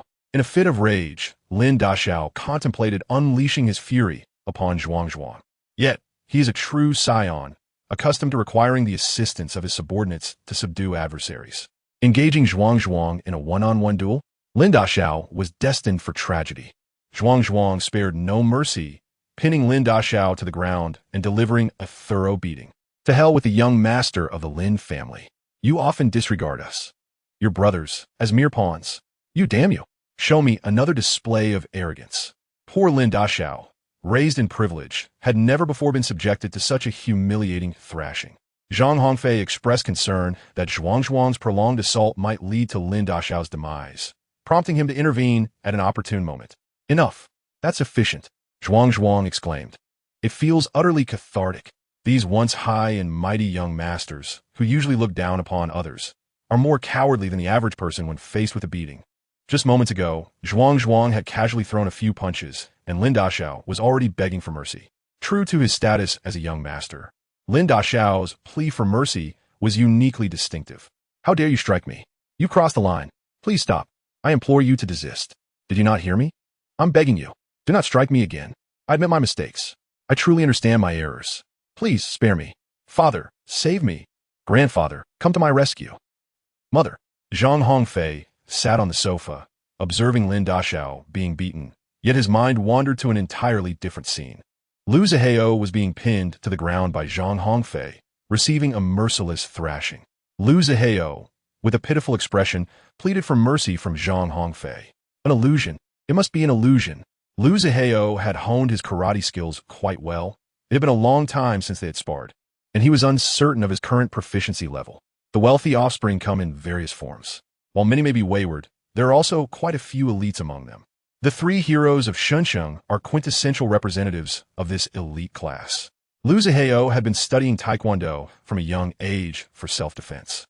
Guan Shengtian practiced judo. As for Zhang Hongfei, he excelled in Jeet Kune Do. Jeet Kune Do, as is well known, was founded by Bruce Lee.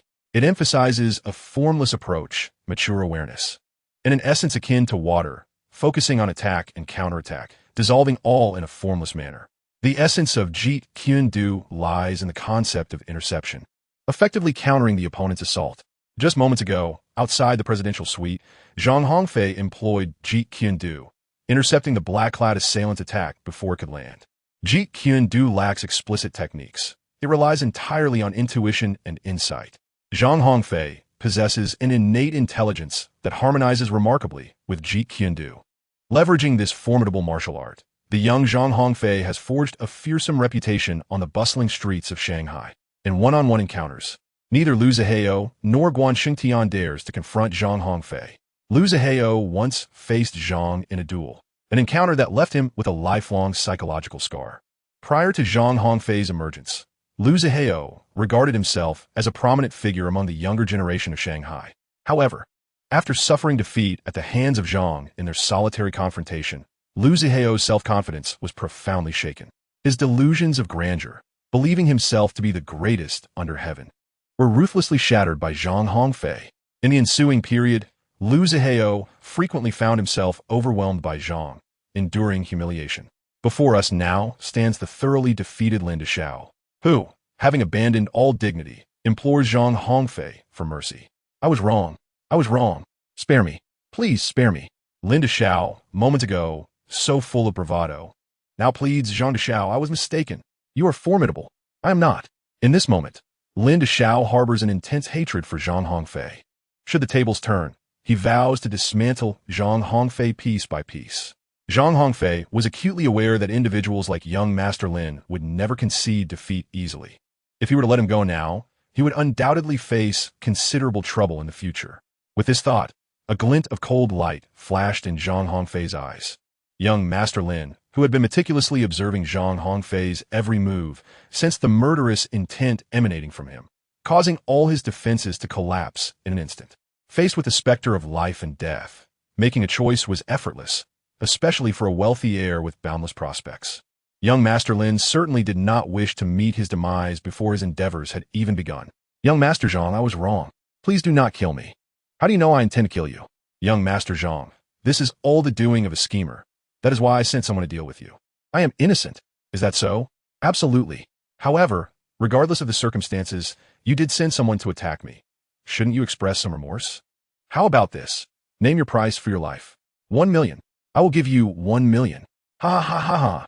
Is the life of the esteemed young Master Lin worth only 1 million? Enough. Spare me your words. I will give you 1 million now, and then I will cripple you. No, no, no. Please. 10 million. I will offer 10 million for my life. 10 million? Very well. I shall accept your 10 million. Your life is now mine. What? Young Master Lin was unaware of Zhang Hongfei's true capabilities and initially believed that 10 million would suffice. However, Zhang Hongfei's strength exceeded his wildest imagination. It was only then that young Master Lin comprehended he had kicked against an iron plate that was even harder than himself. You've gone silent on your bidding, young Master Lin. Are you truly willing to let me purchase your life for 10 million? After a lengthy hesitation, young Master Lin gritted his teeth and declared, 100 million. I will offer 100 million for my life. Enough. It seems young Master Lin truly lacks sincerity. I will offer you 200 million for your life. You may rest in peace. No, no, no. Young Master Zhang, I was wrong. Spare me this once. Sincerity. As long as you demonstrate sincerity, everything can be negotiated. Young Master Zhang, please do not mock me. What is it that you truly want? I will give you anything within my means. Young Master Lin, you harbor intense hatred towards me. If I let you go, it would be akin to releasing a tiger back into the mountains. Tell me, what exactly should I do now? Chapter 61. Reaching an agreement, I swear. I will never seek revenge against you, young Master Zhang. Do you truly believe I would trust you? Young Master Zhang, I can provide you with a written guarantee. Lin, are you trying to deceive me? Do you think such a guarantee would hold any legal weight? Are you not considering that if I take your guarantee, it would merely give you leverage over me later? As young Master Lin's thoughts were laid bare, his expression shifted to one of discomfort. Not at all. Young Master Zhang, you are overthinking. Enough. Enough. Young Master Lin, we are cut from the same cloth. Your petty schemes are nothing more than remnants of my past endeavors. Do refrain from exhibiting such trivial cunning before me. Can we not engage in something more substantial? I have heard that individuals from the Northeast are quite magnanimous. Yet here you are, Lin, behaving like a woman. Is this not a disgrace to the men of your region? Speak. What do you intend to employ to captivate my interest? Zhang Hongfei sat on the sofa with a broad smile, observing Lin Daxiao sprawled helplessly on the floor. After a few minutes of silence, Lin Daxiao could no longer contain himself and bellowed at Zhang Hongfei, enough. Speak your terms.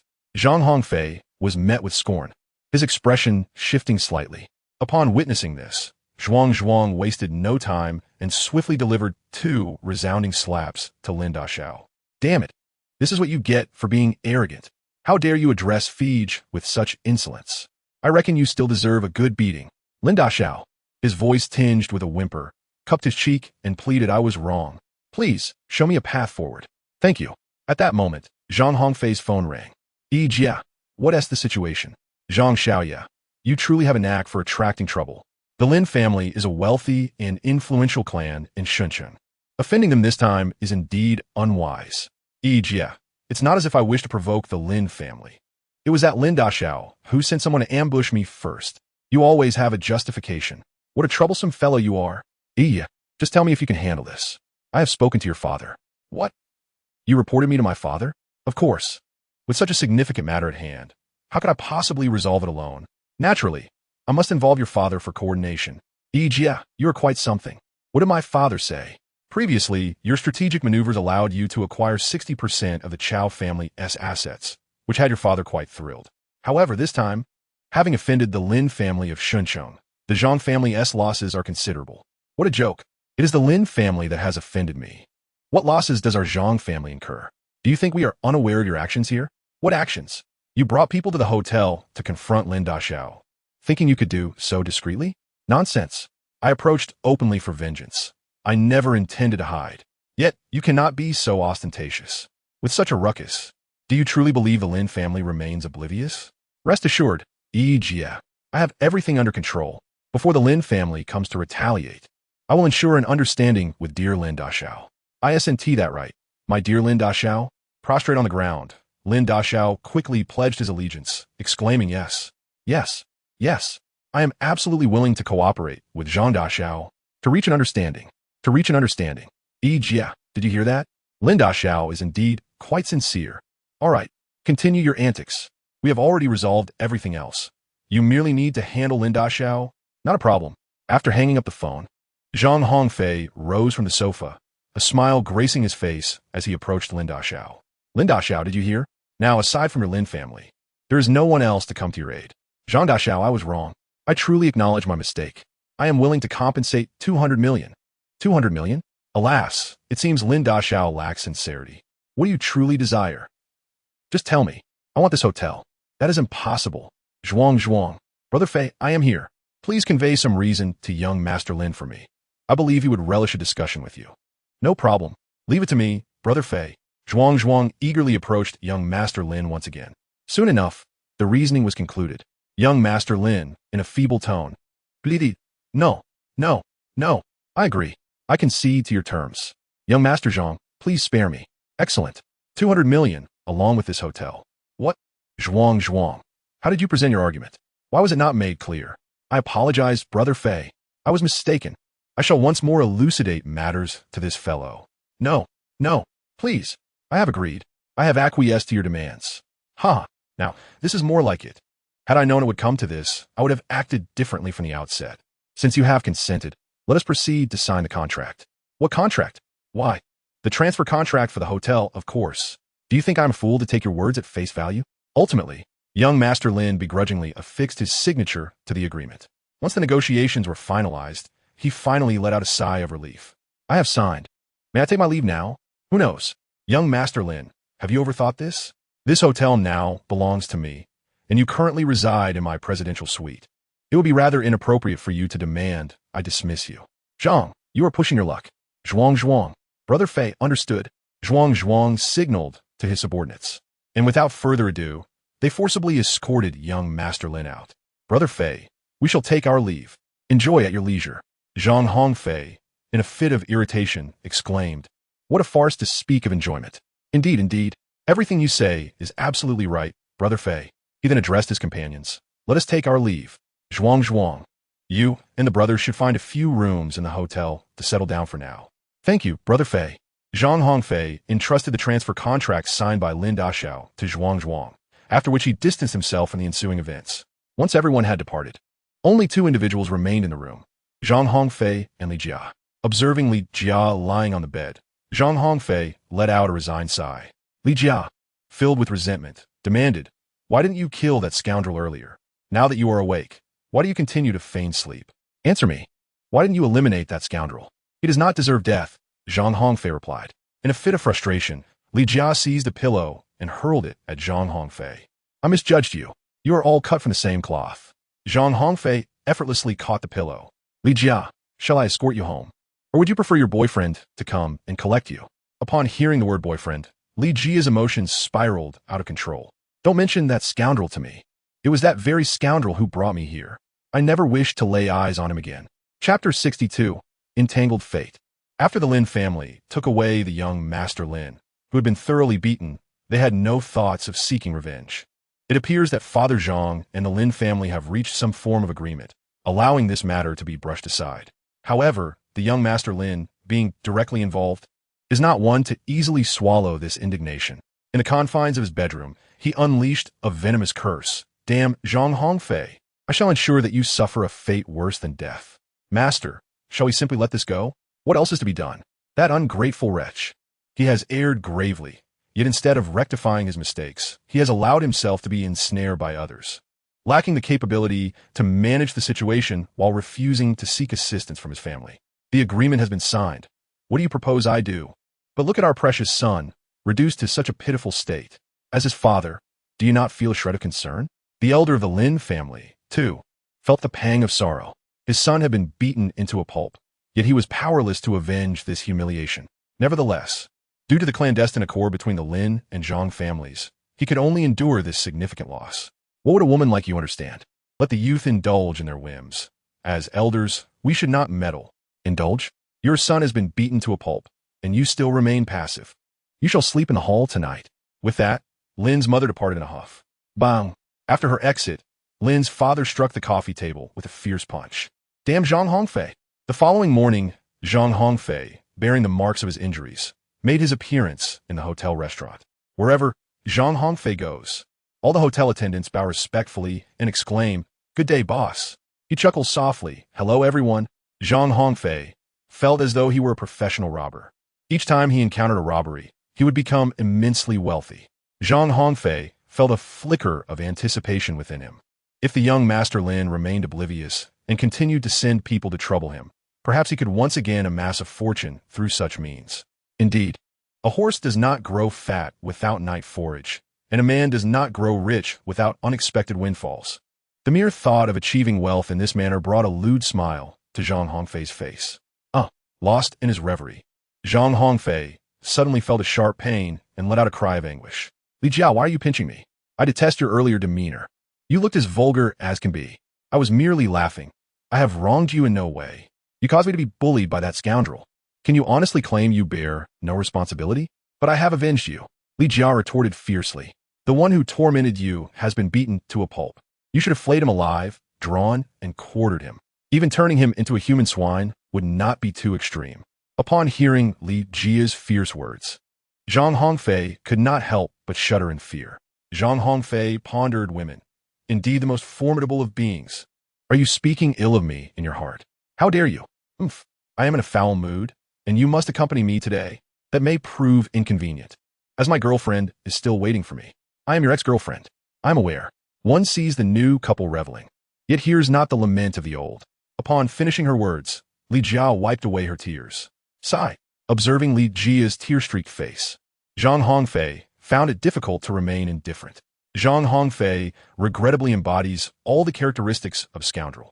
With his handsome appearance, penchant for sweet talk, talent for creating romance, and a heart that is overly soft, he presents a fade that is difficult to resist. Although Zhang Hongfei perceives that Li Jia has fallen victim to her boyfriend's deceit, believing it does not pertain to him, he nonetheless feels a duty to provide some comfort as her former boyfriend. Consequently, he placed a call to Zhao Xiaoying to elucidate Li Jia's situation. Women often exhibit an abundance of compassion. Upon hearing about Li Jia's unfortunate predicament, Zhao Xiaoying not only refrained from blaming Zhang Hongfei, but also urged him to take good care of Li Jia, assuring him that she need not worry about herself.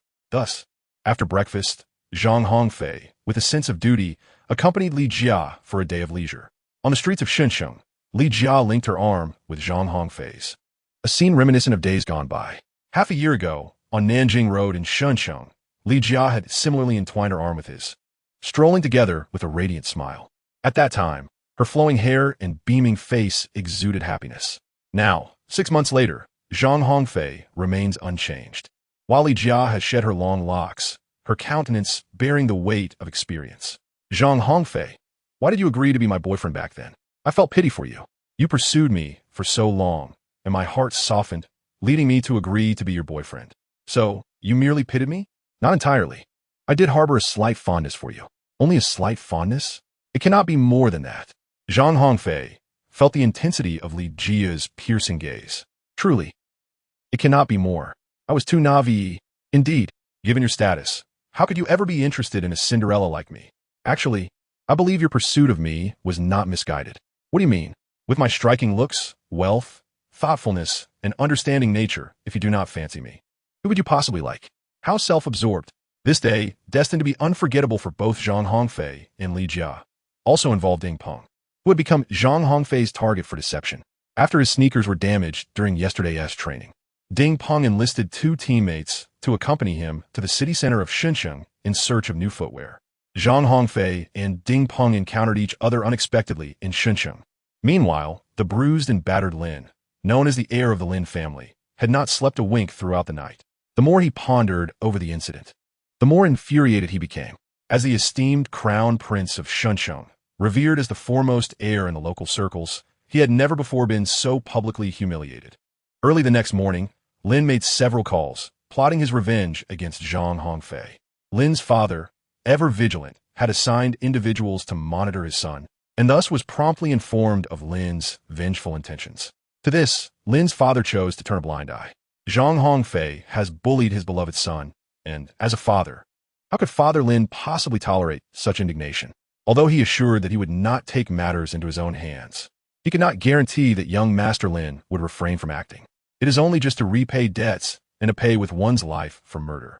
Young Master Lin is determined to seek vengeance for himself, and the Zhang family is unlikely to raise any objections. However, little does Father Lin know, this course of action is destined to lead to yet another tragedy. If Zhang Hongfei were to learn that Lin Daxiao would come to seek revenge, he would undoubtedly laugh in his dreams at night. Lin Daxiao is akin to a harbinger of fortune, destined to bestow upon Zhang Hongfei a lavish windfall. On the streets of Shenzhen, an atmosphere of impending danger suddenly looms. Zhang Hongfei, hand in hand with Li Jia, strolled through the streets, blissfully unaware of the impending danger. Meanwhile, Ding Peng and 2 of his companions were also on the lookout for a shoe store. Chapter 63. Ding Peng takes action. Zhang Hongfei's hands were occupied, burdened with an assortment of bags. Li Jia, have you calmed down yet? He inquired. I'll calm down halfway, I suppose. What? After purchasing all these items, you've only calmed down halfway? You're not new to being my boyfriend. Do you not know my spending habits? I do. Then why complain? This is just the beginning. But I have no more hands to carry anything. Oomph. After all this time I've invested in you, you still cannot shoulder the responsibility. Li Jia, this is personal revenge. I quit. I'm going back. I dare you to. Li Jia's furious shout immediately quelled Zhang Hongfei's resistance. I surrender. You carry on. Zhang Hongfei had no choice but to wear a grim expression as he trailed behind Li Jia, assuming the role of the transportation squad leader. Within a shopping mall, Zhang Hongfei and Li Jia were on the second floor selecting garments, while Ding Peng and his two companions were on the third floor purchasing sneakers. As noon approached, the individuals sent by young Master Lin finally arrived, albeit belatedly. The whereabouts of Zhang Hongfei and Li Jia had long been discreetly reported to young Master Lin. Although the hotel had changed ownership, many of the staff remained loyal to Lin, granting him complete awareness of Zhang Hongfei and Li Jia's movements. This time, in his endeavor to confront Zhang Hongfei, young Master Lin spared no expense, gathering the most formidable enforcers in the city. He vowed to beat Zhang Hongfei into a pulp, compelling him to kneel before him in supplication. Reclining on his grand bed, with his body wrapped in bandages, young Master Lin held a martini in hand. Before him, 3 dancers swirled gracefully, and in a moment of exhilaration, he seemed to forget his pain, slapping his thigh in approval and exclaiming, "Excellent! Marvelous!" However, joy turned to despair as he was immediately struck by sharp pain radiating from his thigh, causing him to break into a cold sweat. "Damn you, Zhang Hongfei!" he cried out in frustration. Meanwhile, Li Jia was in the fitting room, trying on clothes, granting Zhang Hongfei a rare moment of respite. Zhang Hongfei placed all his bags on the ground and rubbed his sore wrists. Indeed, women are formidable creatures. Their shopping prowess is astonishing. Just as Zhang Hongfei took a moment to rest, a group of armed individuals stormed into the mall. The leader of the group inquired of a shifty-eyed man. "Where's he?" "On the second floor, right beside the fitting room, that tall, slender man. P.S. wearing a white t-shirt. P.S. easy to spot." "Good. It's none of your business now. You should leave quickly." The shifty-eyed man hastily exited the scene. The leader turned to his comrades and declared, "Brothers, the time to achieve glory has arrived. Follow me upstairs and deal with that brat. The riches promised by young Master Lin will soon be ours." The younger men raised their weapons in unison, exclaiming loudly, "All right. Xiao Air, take 2 men to guard the staircase. If you spot the target, eliminate him immediately." "Yes, Brother.The. Xiao San, take 2 men to secure the elevator. If you see the target, do the same." "Understood, Brother.The. The rest of you, arm yourselves and follow me." A large group of people, shouting loudly, rushed up the elevator to the second floor. "Ding Peng, look, a horde of thugs has invaded the mall. When did the security in Shin City become so poor? In broad daylight, a gang dares to act so brazenly. Ding Peng, we should leave quickly. They come with a fierce momentum. We cannot afford to provoke them. What is there to fear? We stand on the side of justice. Why should we be afraid of them?" Alas, Ding Peng, filled with righteous indignation and fervor, couldn't he help but feel compelled to stand up for the weak when he saw them being bullied.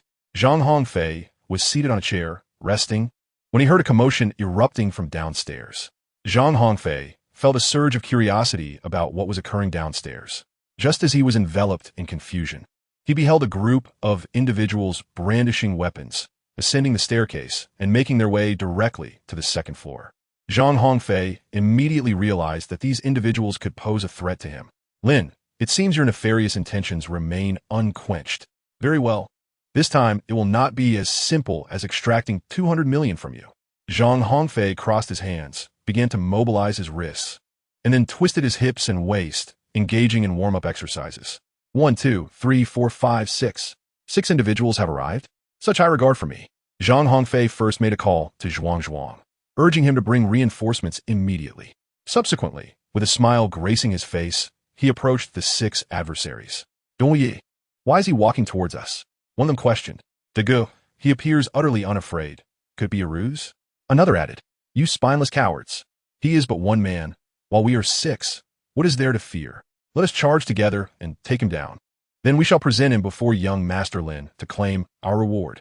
With the leading the charge, the remaining 5 ruffians steeled their resolve, and together, they brandished their weapons and charged at Zhang Hongfei. The foremost thug swung his club downwards. As Zhang Hongfei was about to evade, unexpectedly, a figure emerged from the side, swiftly kicking the stick out of the thug's hand. "Oh, ah!" Both De and Zhang Hongfei exclaimed in astonishment. "You little brat, meddling in affairs that do not concern you. Oof. When witnessing injustice, one should draw their sword to assist. You scoundrels! How dare you act so brazenly under the broad daylight, devoid of humanity? Hee hee. Oh dear, a hero has appeared, has he? Brothers, let's teach him a lesson along with the others. Ding Peng and Zhang Hongfei stood back to back. Zhang Hongfei, with an expression of curiosity, inquired, "My dear brother, you truly are?" Ding Peng graciously replied, "There is no need for gratitude. I am willingly offering my assistance." My brother, in truth, you need not trouble yourself on my behalf. These mere trifles cannot harm me in the slightest. Nevertheless, I must extend my thanks. Oh, it seems I may have overstepped. I shall accept your kindness. May I inquire your name? Ding Peng. Ding Peng. You claim your name is Ding Peng? Indeed. Is there a problem? You are from the Liaoning Provincial Sports School, are you not? Yes. How did you come to know? Ha! What a delightful coincidence. Ding Peng. Oh, are you familiar with me? Indeed. I traveled all the way from Shunsheng specifically to seek you out. How may I address you, esteemed brother? I remain true to my name and lineage. I am Zhang Hongfei. Zhang Hongfei and Ding Peng engaged in their own conversation, completely disregarding the 6 ruffians surrounding them, which ignited a fire of anger in Brother.The. How dare you two ignore us? Brothers, let us take care of these scoundrels. Brother Ding, let us deal with these individuals before we continue our discussion. All right, Chapter 64. The Bonds Forged in Battle, Part 1. Zhang Hongfei confronts 4 individuals alone, while Ding Peng is tasked with dealing with 2. Zhang Hongfei's first target was Da. Among the throngs of petty delinquents, Da's stature was unmistakably distinguished, marking him as a natural leader. To strike down an enemy, one must first incapacitate their steed. To capture a thief, one must first seize their king. Zhang Hongfei resolved to bring Da down first. Upon noticing Zhang Hongfei charging towards him, Da felt a disdainful contempt rise within him. The audacity of youth. When I was navigating the complexities of society, you were merely an exemplary student. Today, I shall render you useless. Da raised the axe in his hand and swung it down towards Zhang Hongfei's right arm. Oh, is he serious? As Zhang Hongfei slipped, he deftly evaded Da's assault just before the axe descended.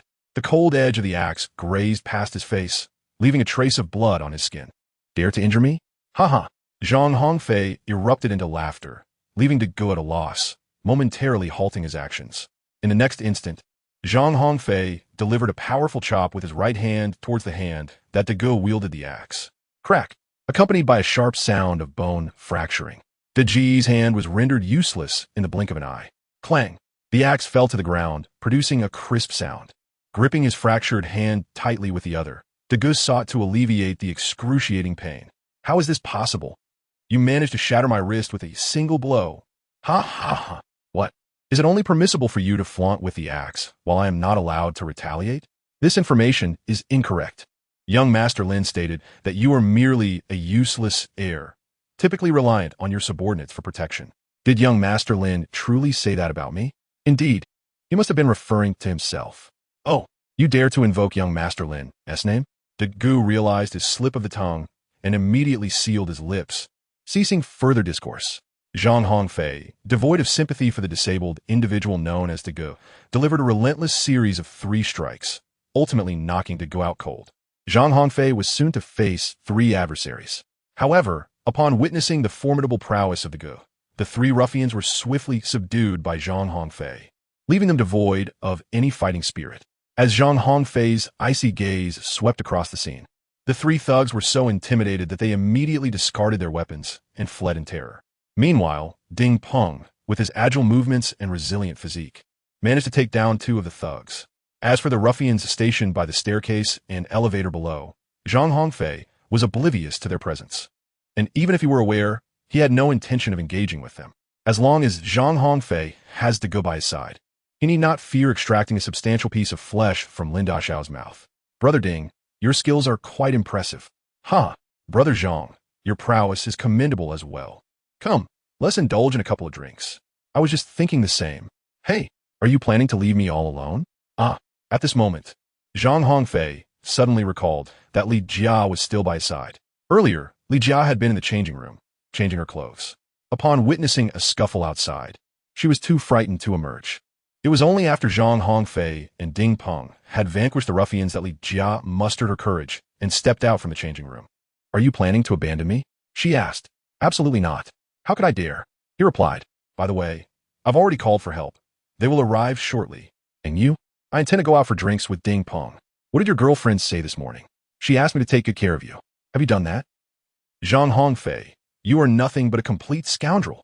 If you were lured away by another woman, I could accept that. But now, you've been seduced away by a man. You have truly disappointed me. Li Jia, it's not what you think. Please let me explain." Slap. Li Jia delivered a sharp blow to Zhang Hongfei's face. "Zhang Hongfei, I do not wish to hear your explanations, nor do I want to see you again." Zhang Hongfei, with swift reflexes, promptly grasped Li Jia's hand. "Li Jia, there is danger outside.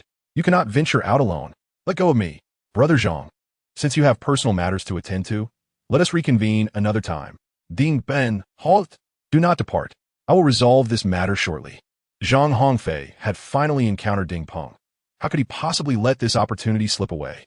"Li Jia, I implore you, just this once, please refrain from causing a scene.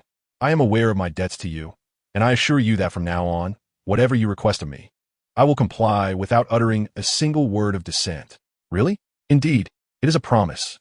Seeing that Li Jia no longer pursued the matter, Zhang Hongfei felt a sense of relief. 20 minutes later, Zhuang arrived at the mall with his loyal companions. "Brother Fei, we are late. Please forgive us for causing you alarm." "Oh, is that not the so-called invincible brother-of Shunsheng? How's he lying on the ground?" Zhang Hongfei pointed at Li Jia and said, Zhuang, ensure her safety. Should she suffer even the slightest injury, I shall hold you accountable. Rest assured, Brother Fei, as long as I draw breath, I will not allow this young lady to come to any harm." Zhang Hongfei nodded in satisfaction, then pointed at the man on the ground, saying yes. "Also, take this fellow back without interrogation. Just toss him there. Later, I will personally question him." Zhuang, hearing this, wore a troubled expression and said, "Feed this. What's the issue? Is there any difficulty?" "Dege is a prominent figure in the underworld. Now that we've captured him, I fear his subordinates might revolt. You needn't worry about that. I have my arrangements." "All right, then I have no objections." After Zhuang and the others ensured Li Jia's safety, Zhang Hongfei called Zhao Yi again. "There are matters that fall under the secretary's purview. I am well aware of this. Young Master Zhang, you truly are a harbinger of trouble. Just last night, you dealt with young Master Lin, and today you've apprehended Dege from Shunsheng. Are you intent on turning Shunsheng upside down? If they continue to provoke me, I wouldn't mind changing the heavens for Shunsheng.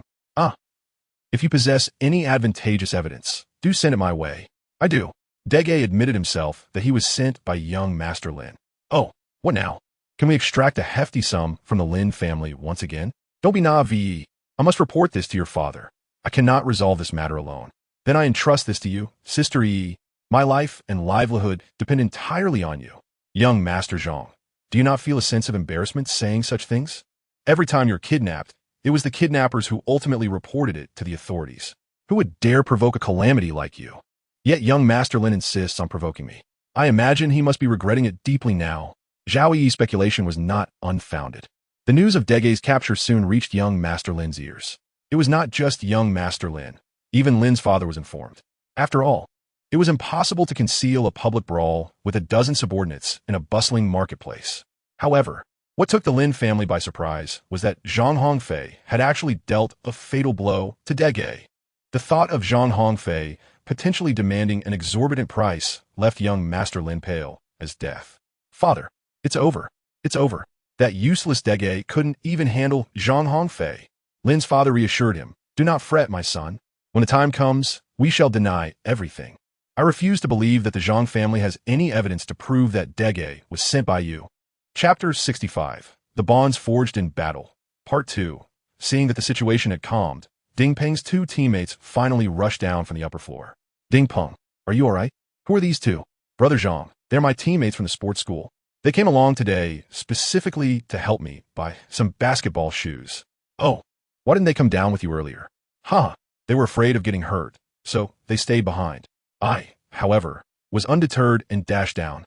Upon hearing Ding Peng's words, Zhang Hongfei's opinion of Ding Peng's teammates diminished significantly. Zhang Hongfei spoke with a hint of meaning behind his words. Indeed, a good teammate. Ding Peng defended their companions, saying, "Brother Zhang, we cannot blame them. After all, Facing a group of ruffians, any normal person would feel fear. And what about you? Are you not afraid? Of course I am afraid. I fear that if I act too late, you might be harmed by those scoundrels. Ha! Ding Pong, let us go. It's time to drink. Brother Zhang, as Northeasterners, we cherish our bonds. We don't indulge in pretense. When the drinks flow, so too does our camaraderie. All right, let us not return until we are thoroughly intoxicated. Zhang Hongfei grasped Ding Peng's hand as they departed from the shopping mall. Ding Peng's two teammates exchanged glances and followed closely behind Zhang Hongfei and Ding Peng as they exited. Zhang Hongfei initially contemplated how to win over Ding Peng. However, the situation has reversed, with Ding Peng taking the initiative to draw closer to Zhang Hongfei. The steadfast camaraderie between men is forged through shared battles, mutual experiences, and standing shoulder to shoulder in adversity. Zhang Hongfei and Ding Peng had engaged in a brawl, which forged a profound camaraderie between them. After indulging in a midday feast accompanied by wine, Zhang Hongfei began to contemplate the matters concerning Lin Daxiao.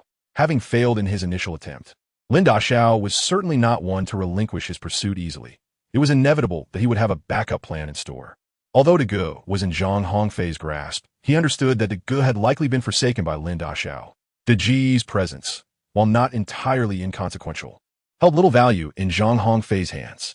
Consequently, Zhang Hongfei resolved to exploit De for a cunning scheme of deception. Zhang Hongfei deliberately confined himself in the same room as De, yet he remained silent, asking nothing and saying nothing. After the passage of an hour, Zhang Hongfei ordered for De to be released. As De departed, he uttered menacing words, declaring, "Do not think that I will be grateful for your release. I shall return to exact vengeance for this grievance." Zhang Hongfei replied nonchalantly, "I do not require your gratitude. However, I offer you a piece of advice. Young Master Lin is not a magnanimous individual. Should he discover your betrayal, I believe you are well aware of the consequences that await you. I did not betray young Master Lin. Your denial holds no weight. I possess a recording that reveals your acknowledgement of young Master Lin as the mastermind behind this. That was a trick on your part. Whether I employed trickery is irrelevant. What matters is whether young Master Lin believes it." At this, De fell silent. Indeed, as Zhang Hongfei had stated, young Master Lin would never tolerate betrayal from those beneath him. Although De held some notoriety in the underworld, he paled in comparison to the formidable Lin family. If young Master Lin desired De's demise, it would be a mere moment's work. Moreover, given that De had failed in his mission, regardless of his loyalty, he would surely face dire consequences upon his return. Contemplating this, De halted his steps towards the exit. "What's wrong? Why aren't you leaving?" I have nowhere to go. At last, you see the truth." De knelt before Zhang Hongfei, bowing deeply, pleading for Zhang to grant him a path to survival. The opportunity for survival is not absent. It depends on your willingness to comply. I, Fangde, from this day forth, am devoted to following you, young Master Zhang. Excellent. Since you are willing to accompany me, I shall ensure your future is filled with wealth and honor. However, young Master Zhang, please speak plainly. I require your oath of allegiance." "What sort of oath do you seek, young Master Zhang?" "Young Master Lin has dispatched individuals to ambush me, and I intend to settle this score. Whatever you command, I shall comply without hesitation." "Very well. I need you to assist me in staging a performance." "A performance?" "Indeed, a performance." "What kind of performance?" "Inviting the gentleman into the trap." Young Master Lin, recuperating in bed at home, suddenly received a call from Fangde. "Young Master Lin." "Fangde? You worthless fool. How dare you call me? Confess honestly. After Zhang Hongfei captured you, did you betray me?" "Young Master Lin, how could you think such a thing? I have good news to share." "Good news? What is it?"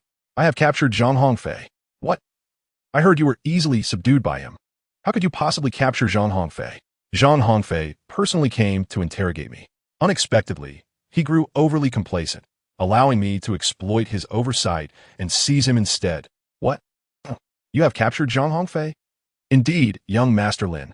Zhang Hongfei is now in my grasp." "Excellent. Where are you at present?" "I am currently in the presidential suite of the hotel, the very place where young Master Lin once resided." "Splendid. Are there others with you?" "None, it is just me." "Young Master Lin, I truly dare not venture outside. The streets are teeming with Zhang Hongfei's subordinates. Ade, you must ensure the door is secured. I shall swiftly bring reinforcements. I implore you, young Master Lin, do hurry, for I fear I cannot withstand much longer. They have already begun to batter the door."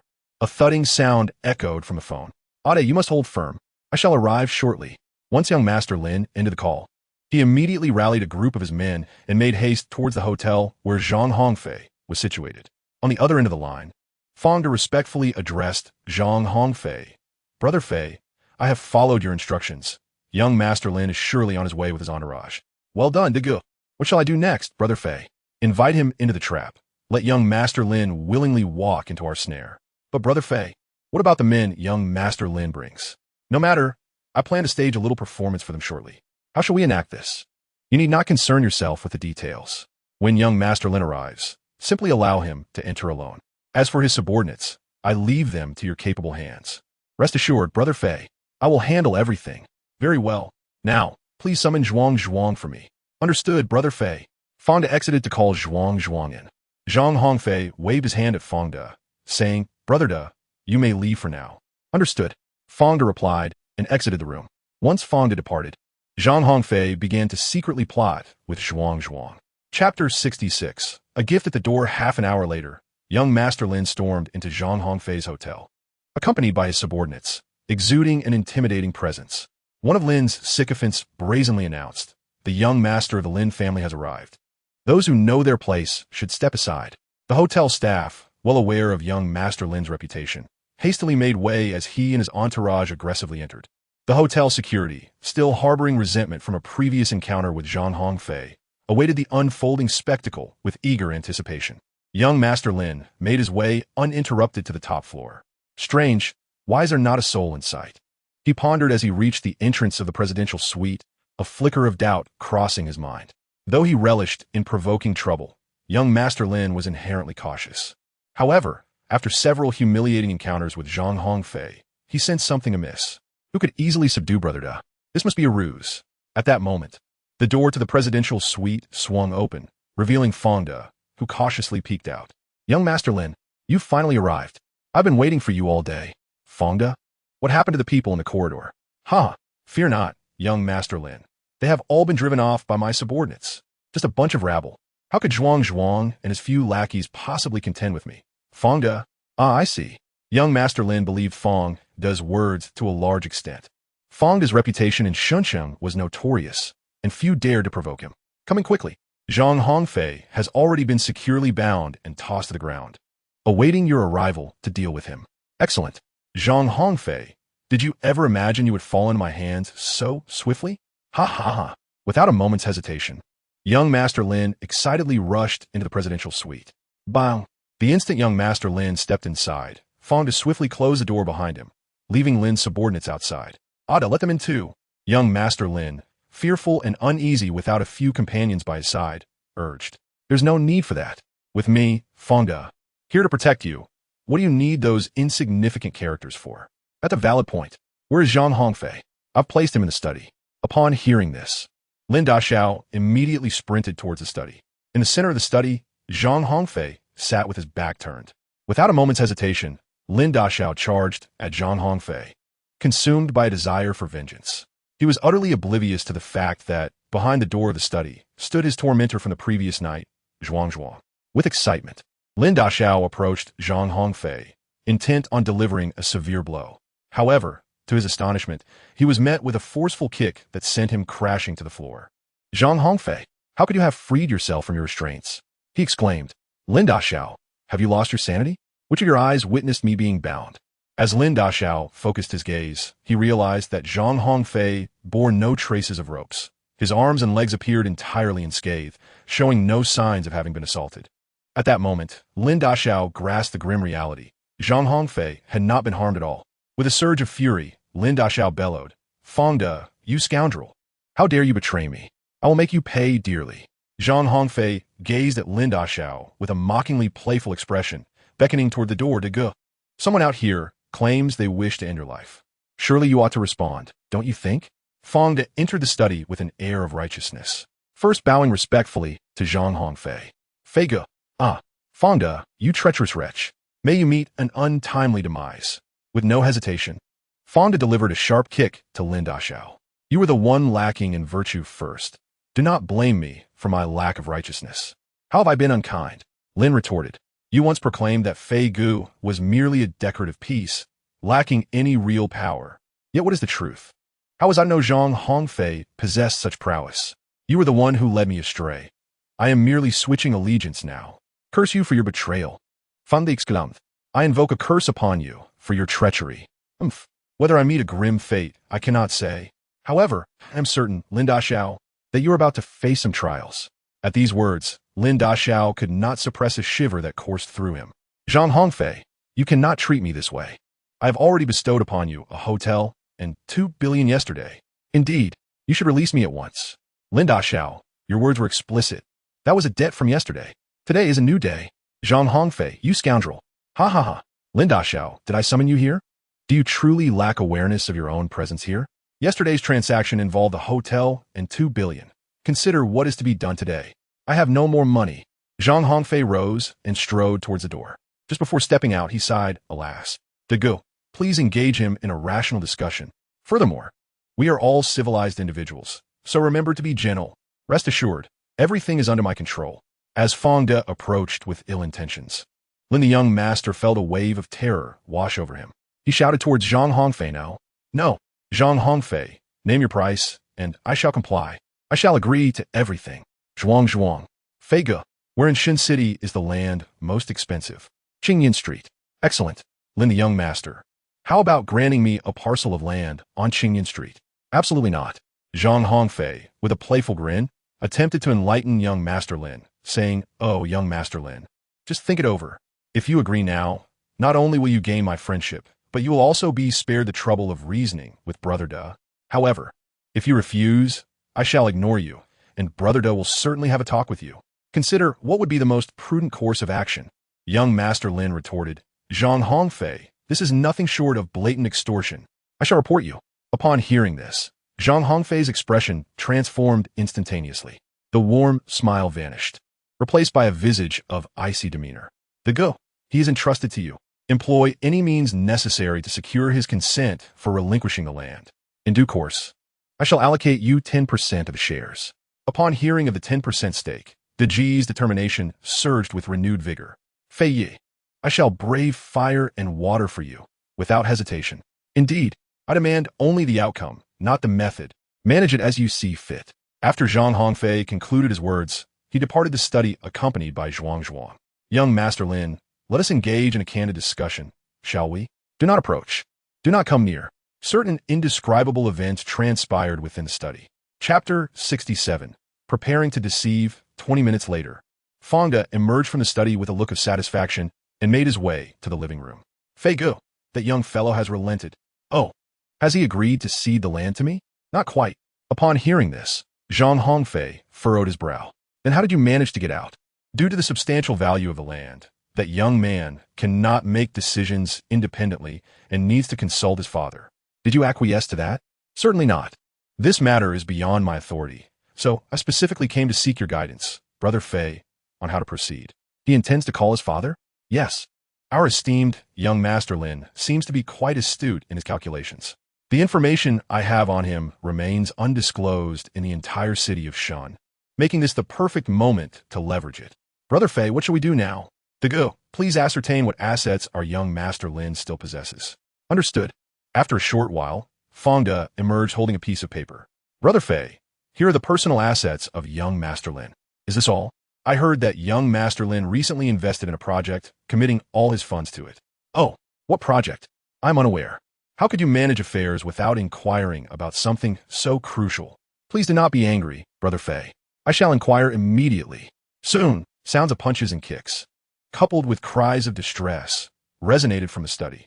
After a while, De reappeared. "Brother Fei, I have clarified the situation. On November 18th of this year, the construction of Shun City's Metro Line 2 is set to commence. Young Master Lin began gradually investing all his assets along the metro route over 6 months ago. Oh, this young Master Lin is rather shrewd. Brother Fei, what is our next course of action? Of course, we must make him relinquish it. I shall personally negotiate with him." Zhang Hongfei, having apprehended young Master Lin, promptly dialed Zhao Yi. Just last night, an agreement had been established, yet the Lin family had already breached it, and once again, young Master Lin had fallen into Zhang Hongfei's grasp. Upon hearing the delightful news, Father Zhang was as joyful as a cunning old fox. laughing in his dreams throughout the night. In the study, Zhang Hongfei once again found himself face to face with young Master Lin. "Young Master Lin, I have returned," remarked Zhang Hongfei. In contrast to yesterday, young Master Lin appeared even more like a pig's head, gritting his teeth as he retorted, "Zhang Hongfei, you devil, thank you for the compliment. I never show mercy to my adversaries." Zhang Hongfei replied, "I cannot possibly acquiesce to your demands. How is it that you already know before I even speak?" Lin shot back, "I will never transfer my assets to you." Zhang Hongfei gently patted Lin Daxiao's shoulder and said, "Rest assured, I shall not demand too much from you." "Impossible," Lin Daxiao retorted, "do not be so heartless. We have shared a long-standing friendship." "Zhang Hongfei, you are deluding yourself. Even if you were to beat me to death, I would never betray the interests of the Lin family." "Very well. Since you are so resolute, I shall not hold back." "Douyi, Zhuang. Fangde and Zhuang immediately rushed in. "Fei Ge, we are here." Zhang Hongfei pointed at Lin Daxiao and said, "Well, let us just kill him." Fangde and Zhuang exchanged puzzled glances and exclaimed, "Huh." Lin Daxiao, taken aback, stammered out, "Fei Ge, are we really going to kill him?" Zhang Hongfei, with a sense of ennui, spread his hands and remarked that it was his own request. "Alas, I have never encountered such a foolish demand in my life. No. Young Master Zhang, I was wrong. I do not wish to perish. So, do you agree to the transfer?" It seems there is still a lack of sincerity. "Eliminate him." No. I was truly wrong, young Master Zhang. "Have you agreed?" "I have agreed, young Master Lin. It would have been better to do so from the beginning. Clearly, you are spineless. Why pretend to be tough with me?" The expression of young Master Lin darkened like the bottom of a pot, while Zhang Hongfei nodded in satisfaction. The two parties quickly reached a friendly consensus. As young Master Lin left the hotel with a murderous gaze, Zhang Hongfei laughed heartily in the room. "Dege, Fij, as previously agreed, I would give you 10. I never anticipated that young Master Lin had amassed so much property. Fij, I will simply follow you from now on. I do not require such wealth." No. Brothers are brothers, and money is money. Even blood brothers must settle accounts clearly, mustn't they? Moreover, without you, I would not have reaped such benefits. I shall allocate you 10, and I hope Dege will not find it insufficient. Fangde immediately knelt before Zhang Hongfei. "Fij, you are the best elder brother I have ever encountered." Zhang Hongfei patted Fangde's shoulder and said, "It has been many years since I last acted as the big brother. Fei Yi, Zhuang from now on. You shall follow the Ge and carry out your duties." "Yes, Fei Ge. The Ge. I entrust Zhuang to your care. Rest assured, Fei Ge. I will certainly not treat brother Zhuang poorly." "All right, everything is settled. It is time for me to take my leave." Zhang Hongfei had not forgotten that his beloved Yingbao had been waiting for him at the hotel for an entire day. Meanwhile, upon returning home, young Master Lin not only failed to receive any consolation from his father, but instead faced a vigorous reprimand. Lin's father, wielding a cane, chased young Master Lin throughout the house. "You ungrateful wretch! You lost an entire hotel last night. I do not blame you for underestimating your opponent. But today, are you foolish enough to go and deliver it? Do you think you are a pig?" "Father, this time it is truly not my fault. That scoundrel Fangde deceived me. He called and lured me into this trap. Is your head filled with mush? Did you not bother to investigate your adversary? After losing once, you still fail to learn your lesson. Do you not comprehend the importance of knowing both yourself and your enemy to ensure victory in every battle?" "Dad, please stop. I am covered in injuries. I truly wish to thrash you for your disobedience," sighed Lin's father as he looked at his son, battered and bloodied, before leaving in disappointment. On the other side, Zhang Hongfei returned to the hotel where he had previously stayed and was reunited with the long-missed Zhao Xiaoying. After offering her some words of comfort, Zhang Hongfei began to devise a plan for his own affairs. Ding Peng was a man deeply entrenched in his emotions. Zhang Hongfei understood that individuals like Ding Peng are not easily swayed by material possessions. "It seems I must focus my efforts more on Ding Peng's parents." Zhang Hongfei swiftly arrived at his own conclusion. After a single altercation, both Zhang Hongfei and Ding Peng felt an instant camaraderie, as if they had known each other far too late. Consequently, Zhang Hongfei proposed a meeting with Ding Peng the following midday. On the next day, Zhang Hongfei meticulously prepared a new pair of sneakers for their rendezvous. Chapter 68. An impromptu match. Ding Peng arrived once again accompanied by two teammates. Although Zhang Hongfei harbored a disdain for Ding Peng's companions, Ding Peng was deeply loyal to his friends. Zhang Hongfei refrained from voicing any discontent, for his intentions were not entirely innocent. Brother Ding, I sincerely apologize for not allowing you to purchase the sneakers yesterday. Brother Fei, it is of no consequence. Just a trivial matter. To convey his remorse, Zhang Hongfei had thoughtfully selected a pair of sneakers for Ding Peng, hoping he would not find them lacking. After Zhang Hongfei finished speaking, he produced a pair of sneakers he had prepared in advance. Oh, Brother Fei, what is this? Give them a try. If they don't fit, we can swiftly exchange them. Ding Peng glanced at the sneakers, which turned out to be a limited edition pair of Adidas, quite an expensive item. Immediately, Ding Peng shook his head in refusal, saying, Brother Fei, these shoes are too valuable. I cannot accept them. Ding Peng, it's merely a pair of sneakers. As the saying goes, a fine sword is gifted to a hero, and good shoes befit a national athlete. Only a football talent like you, Brother Ding, would ensure these shoes remain unblemished. Huh, you flatter me, Brother Fei. Just try them on. If they don't fit, we'll exchange them right away. Aware of Zhang Hongfei's earnest generosity, Ding Peng decided not to be overly polite and took the sneakers to try them on. Brother Ding, how do they fit? Too big or too small? Perfect. As a football player, Ding Peng had an exceptional fondness for sneakers, akin to a calligrapher who lights up upon encountering the work of a master. Brother Fei, thank you so much. I absolutely adore these shoes. I'm glad you like them. Brother Fei, do you enjoy playing football? Indeed, football is my greatest passion. Upon hearing this, Ding Peng was elated. Brother Fei, I never imagined our interests would align so perfectly. We are truly fated. Indeed, meeting you yesterday must surely have been divine providence. Brother Fei, I do not believe in God. Then what do you believe in? The bond of brotherhood. How fortuitous, for I too believe in brotherhood. During lunch, the two shared a drink, and the bond between Zhang Hongfei and Ding Peng grew stronger. After their meal, Zhang Hongfei and Ding Peng left the restaurant with their arms around each other. Old Ding, do you have any plans for the afternoon? None, Brother Fei. Do you have something in mind? Old Ding, how about we play a match together? In ancient times, friends would meet through martial prowess. Let us bond over football today. Bond over football? A match? Yes, a match. But Brother Fei, you are alone. How can we play a match? Old Ding, you are wise yet occasionally muddled. The streets are filled with people. Surely, we can find 20 football players. Brother Fei is right. I was mistaken. When shall we play? There is no time like the present. Let us do it today. I want to try out these new sneakers. Great. Where can we find a stadium? How about the home ground of the Xinjiang Jinda team, the Woolly Jinda Stadium? After conversing with Zhang Hongfei for a while, Ding Peng realized that his companion's identity was quite remarkable. Renting the Woolly Stadium for an amateur match was undoubtedly an act of sheer audacity. However, Ding Peng harbors a dream to play a match at the Woolly Stadium. On October 7, 2001, the national football team successfully advanced to the World Cup finals at this very venue in Shenzhen, making Woolly Stadium a coveted ground for all aspiring players. Ding Peng is no exception. All right, today we shall go to Woolly Stadium to play. Let us first gather some people. You can call your teammates over, so we can all enjoy together. Excellent. They have long wished to play a match at Woolly Stadium. They just haven't had the chance. Let us each invite our friends. 1 hour from now, let us meet at Woolly Stadium. Agreed. Ding Peng immediately set off to gather his companions. Zhang Hongfei also began to recruit individuals on the bustling streets. However, prior to this, he placed a call to Zhao Yi. Matters concerning the stadium did not necessitate Zhang Hongfei's direct involvement in negotiations. As long as the funds were secured, everything else could be easily arranged.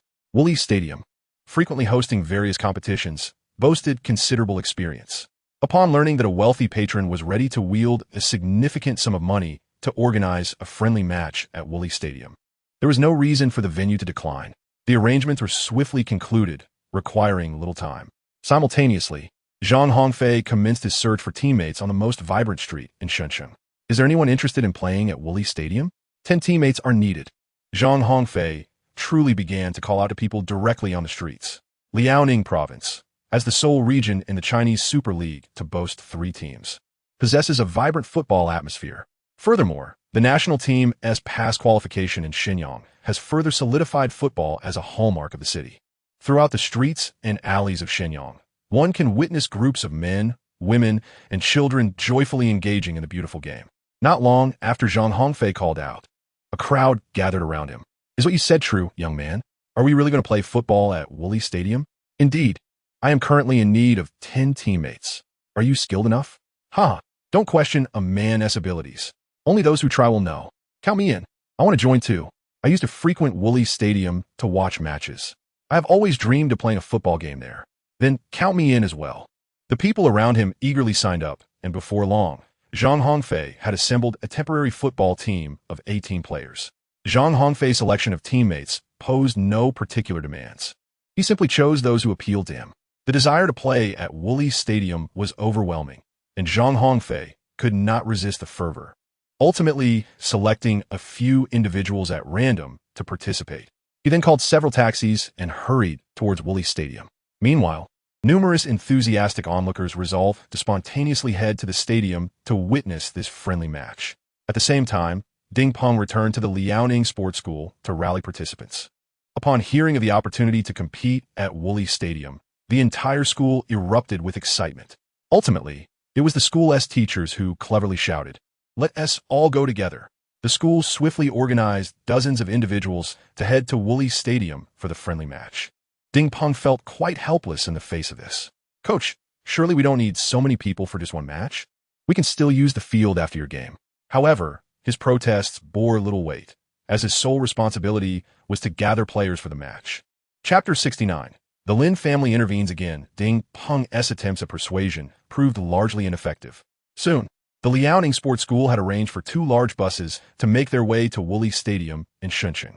By the time the school's group arrived, Zhang Hongfei had yet to bring his players. As the enthusiastic group from the sports school approached the pitch, eager to experience the game, the stadium staff barred their entry.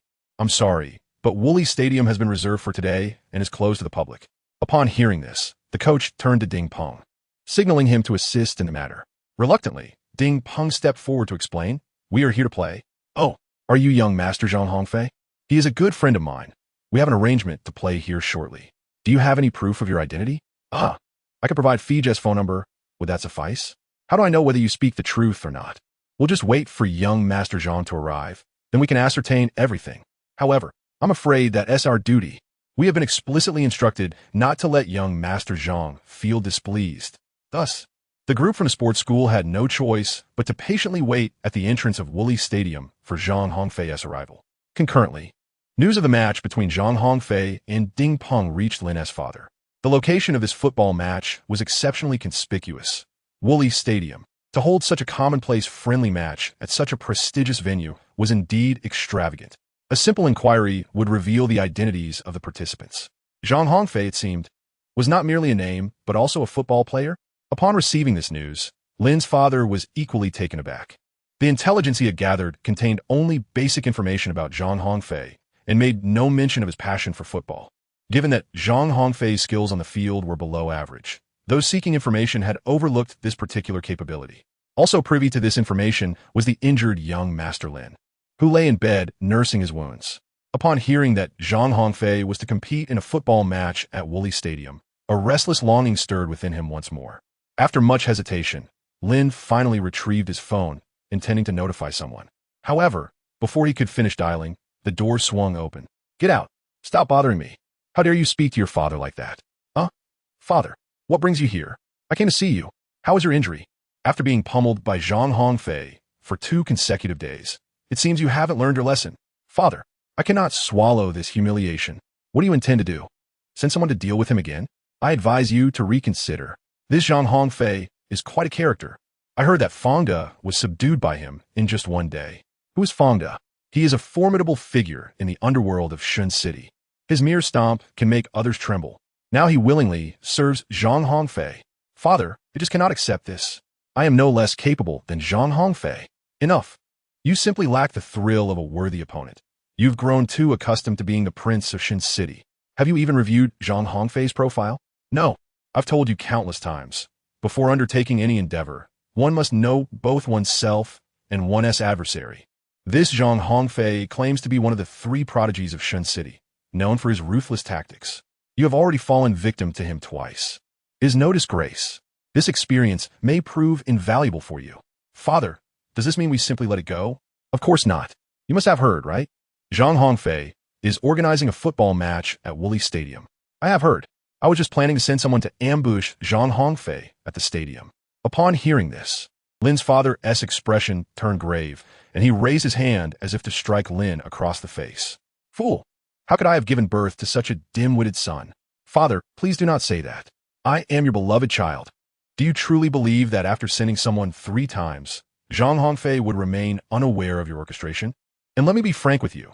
This Zhang Hongfei is a master of Jeet Kune Do, unless you can summon a true martial arts expert. Do not expect to defeat him. I have heard that even Fong-De could not withstand more than 3 moves against him. Father, how then shall I avenge myself? Use your brain. Father, do you have a plan? This Zhang Hongfei has caused quite enough trouble in Shin City. I cannot allow him to continue unchallenged. I intend to engage in a wager with him. A wager? Father, you just mentioned that Zhang Hongfei possesses exceptional skills, and that an ordinary person would stand no chance against him. Must a wager always involve a physical confrontation? I see now. Father, are you suggesting a football match against Zhang Hongfei? Precisely. However, we are unaware of Zhang Hongfei's proficiency in football. Indeed, it is commendable to apply knowledge practically. There is no mention in Zhang Hongfei's profile of his ability to play football. I suspect his skills in the sport are likely mediocre, perhaps merely amateur. So, Father, what shall we do? I have just dispatched someone to investigate. The Jinda team has a match at their home ground in Shuncheng tomorrow evening. Currently, the players of Jinda are resting in Shuncheng. However, the main players of Jinda will probably not attend the match tomorrow, will they? Ha ha ha. The main players may not be available, but surely the substitute players will have time. I refuse to believe that Zhang Hongfei can triumph over the substitute players of Jinda. Excellent. Father, this idea is splendid. I shall wager the land on U Street against the property you lost to Zhang Hongfei yesterday. Father, this. Fear not. We are bound to win this wager. Unlike you, I do not engage in battles without certainty. But will that scoundrel Zhang Hongfei agree to the wager? Therefore, I require you to approach Zhang Hongfei for the challenge. Father, why must it be me? Because Zhang Hongfei has deemed you a fool, and he will undoubtedly underestimate you. Thus, should you propose the wager, he is certain to accept. But Father, I do not wish to go.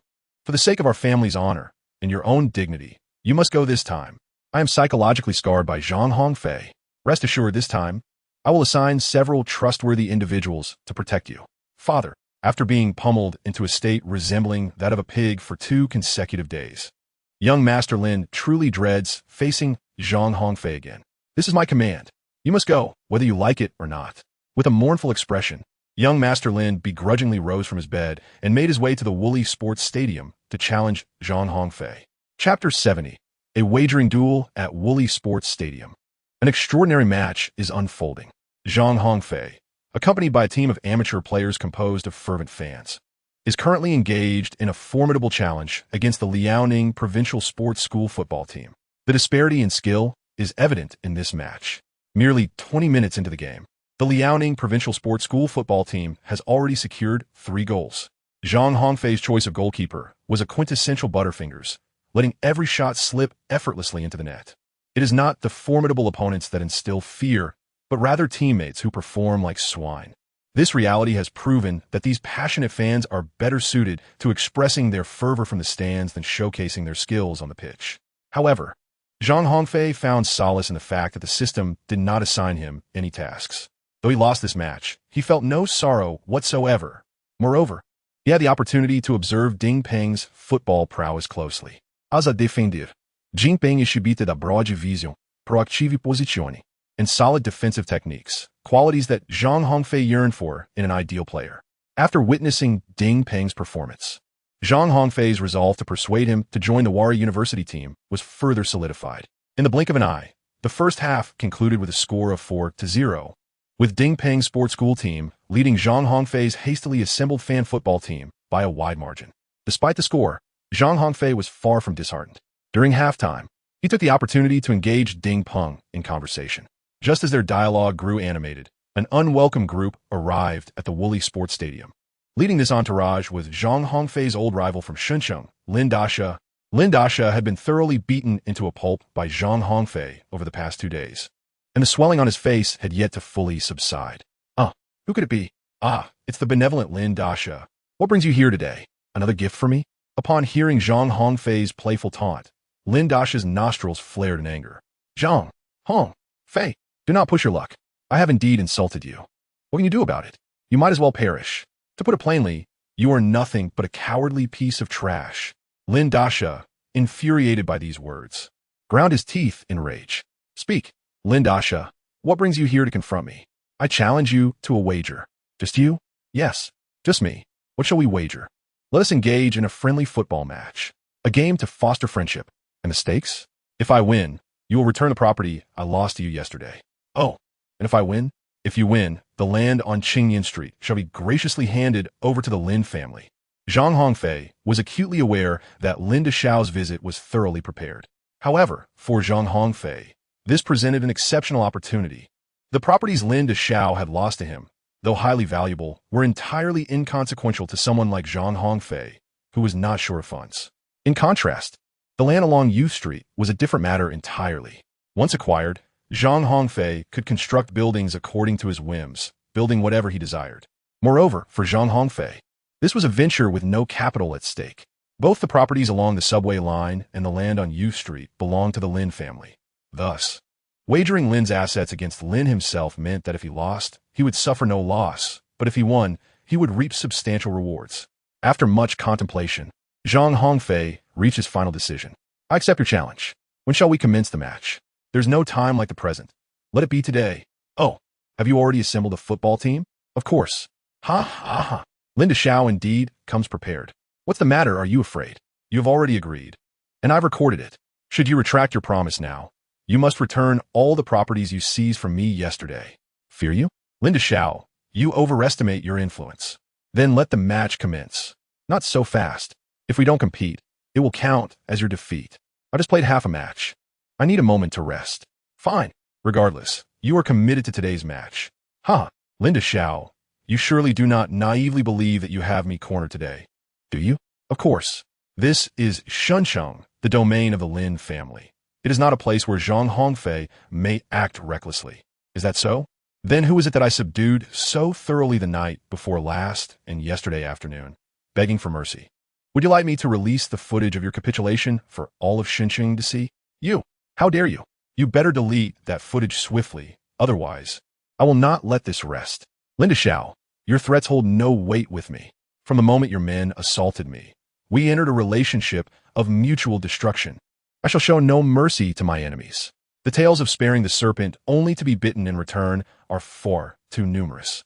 Upon hearing Zhang Hongfei's words, Lin Dashao could not help but shiver. What do you intend to do? I warn you, do not act recklessly.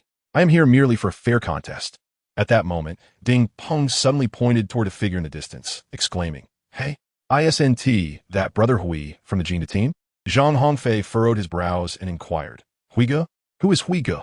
Huiga is a senior from my sports school who just left last year to join the Jinda team. Oh, is he a key player for Jinda? No, he is a substitute. I see. No wonder that scoundrel Lin Dashao had the audacity to come over and provoke me today.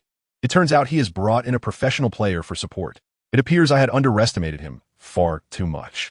Zhang Hongfei turned to glance at brother Hui and his entourage, his gaze unfriendly. What is the matter, Zhang Hongfei? Have you lost your nerve? It's perfectly fine to be afraid. Just return everything you stole from me yesterday, and I shall let bygones be bygones. Do I fear you? Grant me half an hour to rest, and we shall commence the competition. Ha! The duration of your rest is inconsequential. You are certain to lose to me. Ha ha! Young Master Lin, I'm grateful for your support. Let us reconvene for the contest at 7:30 this evening. What? Why? You yourself stated that the length of my rest was of no importance. I have decided to take a little more time. No. That is not what I meant. Apologies, but I have already recorded our conversation. We shall meet again at 7:30 tonight. After Zhang Hongfei concluded his remarks, he exchanged greetings with Ding Peng and departed alone from the Woolly Sports Stadium. You possess a cunning strategy, while I have a means to surmount the obstacles. Do the substitutes of the Jinda team truly excel? Very well. I shall procure an equally formidable opponent for you. The Jinda team's adversary in tomorrow night's match will be the Chang'an International team. Zhang Hongfei decided to recruit substitute players from Chang'an International to serve as opponents for the substitute players of the Jinda team. Chapter 71. A daunting task. After leaving the Woolly Sports Stadium, Zhang Hongfei promptly called Zhao Yi. Naturally, he would not personally seek out players for such matters. Zhao Yi exhibited remarkable efficiency. managing to secure the substitute players for the international team in less than half an hour. Lured by the prospect of financial gain, these substitutes made the same decision as those from the Jinda team. A victory in the match would grant each player a handsome appearance fee of 100,000 yuan, while a loss would reduce it to a mere 50,000 yuan. For a substitute player, 100,000 yuan equated to a substantial portion of their annual income. However, the outcome of the match remained uncertain. No one could guarantee a victory. Football is unpredictable, embodying a myriad of uncertainties. Zhao Yi recruited 7 substitutes for the international team, leaving Zhang Hongfei to devise a solution for the remaining 4 players. After expressing his gratitude to Zhao Yi, Zhang Hongfei commenced his search for the final 3 players. Zhang Hongfei is undoubtedly determined to take the field. For him, this match holds little significance. The stakes of the competition pertain entirely to the Lin family. A victory would be a pleasant surprise, while a defeat would not provoke any distress. More than the outcome of the match, Zhang Hongfei is eager to witness the expression of dismay on the face of the young Master Lin. Zhang Hongfei has never been a person of broad-mindedness. Lin Dasha has caused him trouble on 2 separate occasions, marking an unprecedented event in Zhang Hongfei's life. In his recollection, apart from Lu Zihao and Guan Shengtian, no one has ever taken the initiative to create difficulties for him. The crux of the matter lies in the fact that Lu Zihao and Guan Shengtian are elite competitors, whereas Lin Dasha is merely a superficial player. It is precisely because Lin Dasha lacks substance that Zhang Hongfei cannot afford to lose this match tonight. At 7:30, Zhang Hongfei arrived punctually at the Woolly Sports Stadium, accompanied by the substitute players of the international team and 3 students from the sports academy, including Ding Peng. Lin Dasha had long since gathered the substitute players of the Jinda team and awaited their arrival. The stands were filled with numerous employees of the Lin group, and even Lin's father had come personally to witness this crucial match. For the Lin family, this game represented nearly half of their fortune at stake. A loss could potentially relegate the Lin family to the status of a second-rate family in Shunqing. Lin's father was not one to take chances and had already prepared in scrupulous tactics. Should the first half of the match result in a deficit, he would not hesitate to employ underhanded methods against Zhang Hongfei's players during the intermission. Zhang Hongfei is truly formidable. While he may be unbeatable, ordinary players will undoubtedly suffer at his hands. On the court, upon spotting the players brought by Zhang Hongfei, Lin Dasha initially paid little heed, his face betraying nothing but disdain. However, the substitute players from the Jinda team, positioned beside Lin Dasha, recognized several familiar faces among them. Were they not the substitutes from the Chang international team? Upon hearing this, Lin Dasha was taken aback, exclaiming, "What? Those individuals are substitutes for the international team?" Indeed. Lin Dasha, are you certain? Absolutely. We are to compete against the international team tomorrow night. How could we possibly fail to recognize our own adversaries? Damn Zhang Hongfei, playing such tricks on me. At that moment, Lin Dasha realized he had fallen victim to Zhang Hongfei's cunning scheme. Zhang Hongfei had no intention of facing him in a straightforward match with the fan team. Zhang Hongfei felt an inexplicable sense of exhilaration upon witnessing the exasperated expression of Lin Dasha. Zhang Hongfei approached Lin Dasha with a teasing demeanor, inquiring, "So, Lin Dasha, how do you feel? Do you still believe you have me at your mercy?" Lin Dasha replied, "As we are both professional athletes, I find it hard to believe you possess an unassailable confidence in victory."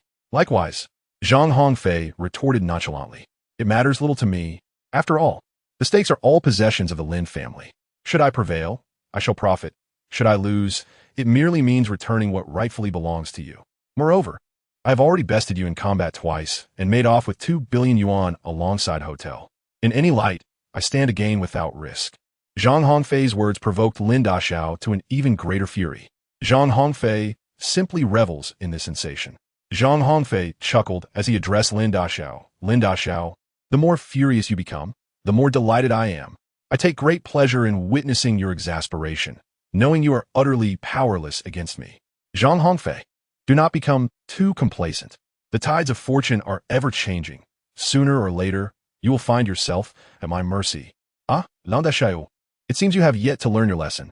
Zhang Hongfei and Lin Dasha engaged in a fierce verbal duel that lasted until they were parched, leaving Lin Dasha with an expression of bitter resentment. Lin Dashao's desire to vanquish Zhang Hongfei remains unwavering. In the interest of fairness, Lin's father has invited 3 referees, responsible for officiating the international team and Jinda team, to to preside over the match tomorrow evening. Tonight, however, it serves as a preliminary contest between the substitutes of the international team and Zhang team, held at the Wayward Sports Stadium. Which team shall emerge victorious? With the sound of the referee's whistle, the match commenced. Lin Daxiao's team started with the kickoff. Zhang team, let's go. The cheers for the Zhang team echoed through the air, filling the sky. This was Zhang Hongfei's first experience of the atmosphere of an away game. Previously, during matches, he was accustomed to the beautiful spectators fervently cheering for him, thus feeling as though he was playing on home ground. Ding Ping noticed a peculiar expression on Zhang Hongfei's face and approached him with concern. Fei Ge, what's the matter? Oh, it's nothing. I just find it a bit noisy, Zhang replied. Indeed, this is also my first encounter with such a grand spectacle. So many people are cheering for the opposing team. It feels akin to playing an away match. Alas, I was unprepared. I completely forgot to arrange for a cheerleading squad. Don't worry, Fei Ge. We have our own cheerleaders. Ding Peng reassured him, gesturing toward the direction of the sports school. Dozens of students from the sports academy stood at the sidelines, energetically waving flags and vociferously supporting Zhang Hongfei's team. Zhang Hongfei was deeply inspired by this scene. He had not anticipated that there were still people cheering for them. Fei Ge, the ball is coming. Understood. Ding Peng, keep it up. Fei Ge, you too. Zhang Hongfei returned to his position to commence defense.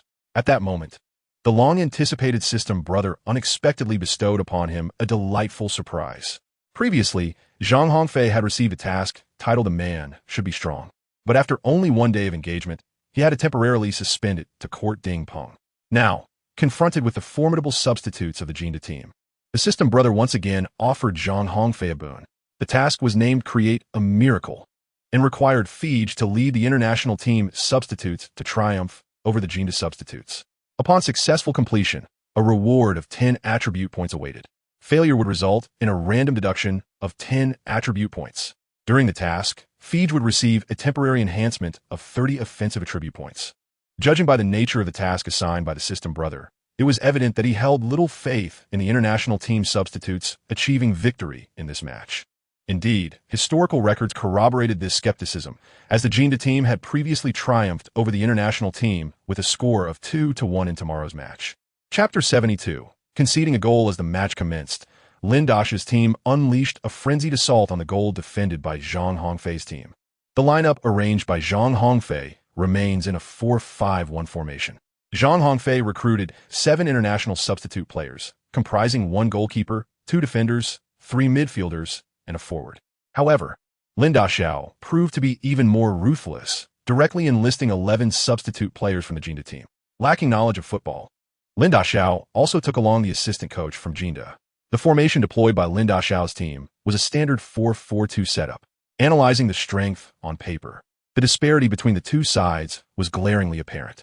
Although both teams consisted of substitute players, each individual's attributes had already reached the standard of professional players, with all attributes attaining a level of 60. In the Zhang Hongfei team, for players have hindered the progress of the team. Even among the 3 athletes from sports schools, there remains a considerable gap to reach the level of professional players. As for Zhang Hongfei himself, his situation is even less favorable.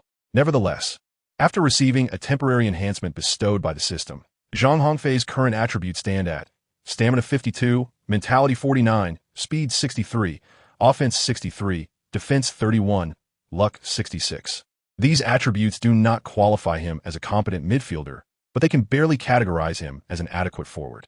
Zhang Hongfei promptly communicated with the team's forward to exchange positions. The forward initially harbored some reluctance, yet upon realizing it was Zhang Hongfei himself making the request, he acquiesced. After all, Zhang Hongfei is currently the principal benefactor for everyone, and offending him is not an option. Zhang Hongfei stood alone at the forefront of the team. Zhang Hongfei, currently playing as a forward, enjoys the significant advantage of not having to retreat to his own half for defense, thereby conserving considerable energy. However, there is a downside. He has not had the opportunity to showcase his most esteemed skill, his powerful long-range shot. Zhang Hongfei lingered near the goal of the Lin Daxiao team, poised to seize any promising opportunity for an offensive strike. The Lin Daxiao team, having received an unequivocal mandate from the Lin family prior to the match, was under strict orders to secure victory at all costs. Moreover, the more goals they scored, the greater their monetary reward post-match. Driven by avarice, The players of the Jinda team were consumed by fervor, each imbued with an extraordinary surge in prowess, their abilities enhanced by at least 10%. This was a significant factor in the substantial rewards bestowed by the system for this particular mission. Even with a 30-point increase in offensive attributes, Zhang Hongfei found himself struggling against the defensive line of the Jinda team. Despite possessing an offensive attribute of 60 points, his adversaries matched him with an equal defensive attribute of 60 points. However, absolutes are seldom found in such contexts. Although both Zhang Hongfei and the opposing defenders shared identical attributes, the unfolding of the match was not solely dictated by the numerical values of those attributes. High attributes are beneficial, indeed, yet reaching a score of 99 does not guarantee a flawless shooting record. The dynamics on the pitch shift rapidly and unpredictably, where a forward's goal often hinges on a moment of inspiration in the offensive realm. Alas, before Zhang Hongfei could experience that moment of brilliance, his team faced an early setback, as the two forwards of the Lin Daxiao team netted a goal within the first 10 minutes of the match. Among the four defenders of Zhang Hongfei's team, two are students from sports school. Their abilities are evidently inferior to those of the two forwards from Lin Daxiao's team, who effortlessly evaded them with their speed. Although Ding Peng exerted every effort in defense, the disparity in skill and experience between him and his opponents was still quite apparent. The forward from Lin Daxiao's team took a shot from a tight angle in front of the goal, sending the ball straight into the far corner of the net. The goalkeeper of Zhang Hongfei's team could only watch helplessly as the ball soared past him. The score turned to 0-1. Falling behind so early in the match weighed heavily on Zhang Hongfei's shoulders. The opposing team's overall strength was evidently superior to his own. Moreover, with the daunting task assigned by the system, victory was the only option. Defeat was not permissible. Should they lose, a penalty of 10 attribute points would be incurred, equivalent to Zhang Hongfei having to endure the agony of playing 10 matches in vain. Zhang Hongfei's mind began to race, contemplating strategies to break the deadlock. However, after pondering for an extended period, he found himself at a loss. If both sides were evenly matched, Zhang Hongfei would not be overly concerned about his team's potential defeat. Yet, the current situation on the field was decidedly unfavorable for his team. Once Zhang Hongfei's team gains possession, it becomes quite challenging to advance the ball past the midfield. Although Zhang Hongfei was anxious, he found himself lacking effective solutions for the time being. Meanwhile, on the sidelines, Lin Daxiao was exuberantly dancing with joy, reveling in the lead his team had secured. Overwhelmed by the euphoria of the goal, Lin Daxiao brazenly shouted toward Zhang Hongfei on the field, "Did you see that? Zhang Hongfei, this is the strength of our team. You are bound to lose tonight." Lin Daxiao, who had previously been bested by Zhang Hongfei on 2 occasions, dared to flaunt his arrogance once more. Initially at a loss for strategies, Zhang Hongfei suddenly conceived a plan upon witnessing Lin Daxiao's impudence. Hearing Zhang Hongfei's words, Lin Daxiao instinctively felt a twinge of pain on his face. Clutching his cheek, he inwardly cursed, "Damn you, Zhang Hongfei! Once this match concludes, I will make you regurgitate everything you've consumed." Following the conceded goal, Zhang Hongfei's team returned to the center to resume the game. Zhang Hongfei seized the opportunity to gather all his teammates and strategize. "What? I disagree. I also dissent. Young Master Zhang, this approach will render us the subject of ridicule." Zhang Hongfei once again employed the legendary tortoise-shell formation. However, unlike in previous instances, this time he utilized a 9-0-1 arrangement. Zhang Hongfei remained in the forefront, while the rest of the team retreated entirely to defend in front of the penalty area. Zhang Hongfei, brimming with an enigmatic confidence regarding his offensive attributes rated at 63, harbored no such assurance concerning his defensive capabilities, which stood at a mere 31. Consequently, he positioned himself alone in the forward line, wagering on his offensive prowess. When dissent was voiced, Zhang Hongfei waved his hand in impatience, declaring, "Your ridicule is trivial, but my loss of face is paramount. This matter pertains solely to me and Lin. Your only obligation is to obey my commands. Do not concern yourselves with anything else. Follow my instructions, and even if we lose the match, I shall compensate you fully. But, young Master Zhang, if you are the sole player in the front." The members of the international team exchanged glances filled with skepticism towards Zhang Hongfei. "I am aware of your doubts regarding my ability to score. Yet, that is of no consequence. Your sole task is to ensure a robust defense. I shall shoulder the responsibility for the offense." Though the international players were reluctant in spirit, no further objections arose. After all, one cannot bite the hand that feeds. Upon the resumption of play, Zhang Hongfei surged forward with the ball, while his teammates retreated to their half to fortify their defense. Chapter 73. Cheating. Zhang Hongfei, undeterred, sprinted towards the opposing goal, the ball firmly at his feet. The players of Lin Dashao's team had received clandestine instructions prior to the match. Whenever confronted with Zhang Hongfei's dribbling, they were to expose their cleats. Moreover, all three referees had been discreetly bribed by Lin Dashao before the game, ensuring that no fouls would be called against his players. Under such circumstances, Zhang Hongfei endured considerable hardship, were it not for his temporarily enhanced defensive attributes, which exceeded 60 points, allowing him to evade tackles with agility. He would undoubtedly have been carried off the field by now. Nonetheless, Zhang Hongfei remained seething with indignation at the despicable tactics employed by Lin Dashao's team. Zhang Hongfei inwardly cursed, unable to confront me openly, yet resorting to such underhanded tactics? How despicable! Lin, just you wait. Once this match concludes, I shall ensure you experience the true essence of being trampled. Meanwhile, the exuberant Lin suddenly felt a chill run down his spine, involuntarily shivering. Why do I suddenly feel so cold? On the field, Zhang Hongfei had just narrowly evaded a brutal sliding tackle from a defender, yet the ball slipped away. Alone in the front, Zhang Hongfei lacked the mesmerizing dribbling prowess of Zidane or the speed advantage of Ronaldo, making it inevitable that he would lose possession amidst the encirclement of four defenders. Upon regaining the ball, Lin's team immediately launched a counterattack. However, as they approached the edge of Zhang Hongfei's penalty area, they were taken aback. The 9 players of Zhang Hongfei's team had formed a circle around the goal, guarding it fiercely. Witnessing this formation, Lin couldn't help but exclaim in exasperation. What on earth? Is this how one plays football? Although not well versed in the sport, Lin could discern the shamelessness of such tactics. His team found themselves powerless against Zhang Hongfei's impenetrable defense, unable to approach the penalty area. No matter who received the ball, 2 defenders would immediately close in, either intercepting or clearing it away. Initially, Lin was concerned that Zhang Hongfei's formation might shift the tide of the game. However, he soon realized that while Zhang Hongfei's defense was commendable, only he was actively participating in the offense. Lin's anxiety dissipated. The score remained 1-0, and as long as his team could maintain this lead, victory was assured. Zhang Hongfei exhibited a certain impatience. Whenever the ball was launched from the backfield, he would eagerly rush to contest for it. However, it is a truth universally acknowledged that 2 fists cannot contend against 4 hands. As soon as Zhang received the ball, he would swiftly find himself besieged by the opposing defenders, often being brought down to the ground in a flurry of tackles. Furthermore, the referee in this match seemed to favor Lin Dasha's team, turning a blind eye to their brutal fouls. After enduring several malicious fouls, Zhang Hongfei's anger finally erupted. Zhang Hongfei lodged a protest against the referee. However, his objections proved futile. Aware of his own shortcomings, the referee refrained from issuing a yellow card, opting instead for a mere verbal admonition. Goodness, is it even possible to play this game properly anymore? System, I implore you, lend me your assistance. Fei, are you truly faltering so soon?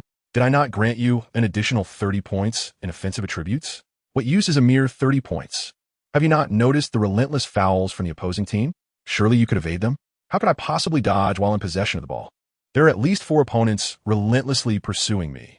I cannot endure this. Is there any way to cancel this task? Once a task is accepted, it cannot be rescinded. How about this? I shall offer you additional rewards. No, system, even if you bestow upon me countless rewards, if I cannot secure victory, it would be utterly in vain. What do you propose then? System, grant me some additional offensive attributes, or perhaps bestow upon me the ability to evade defenders. How about I provide you with 2 temporary skill cards? What sort of skill cards?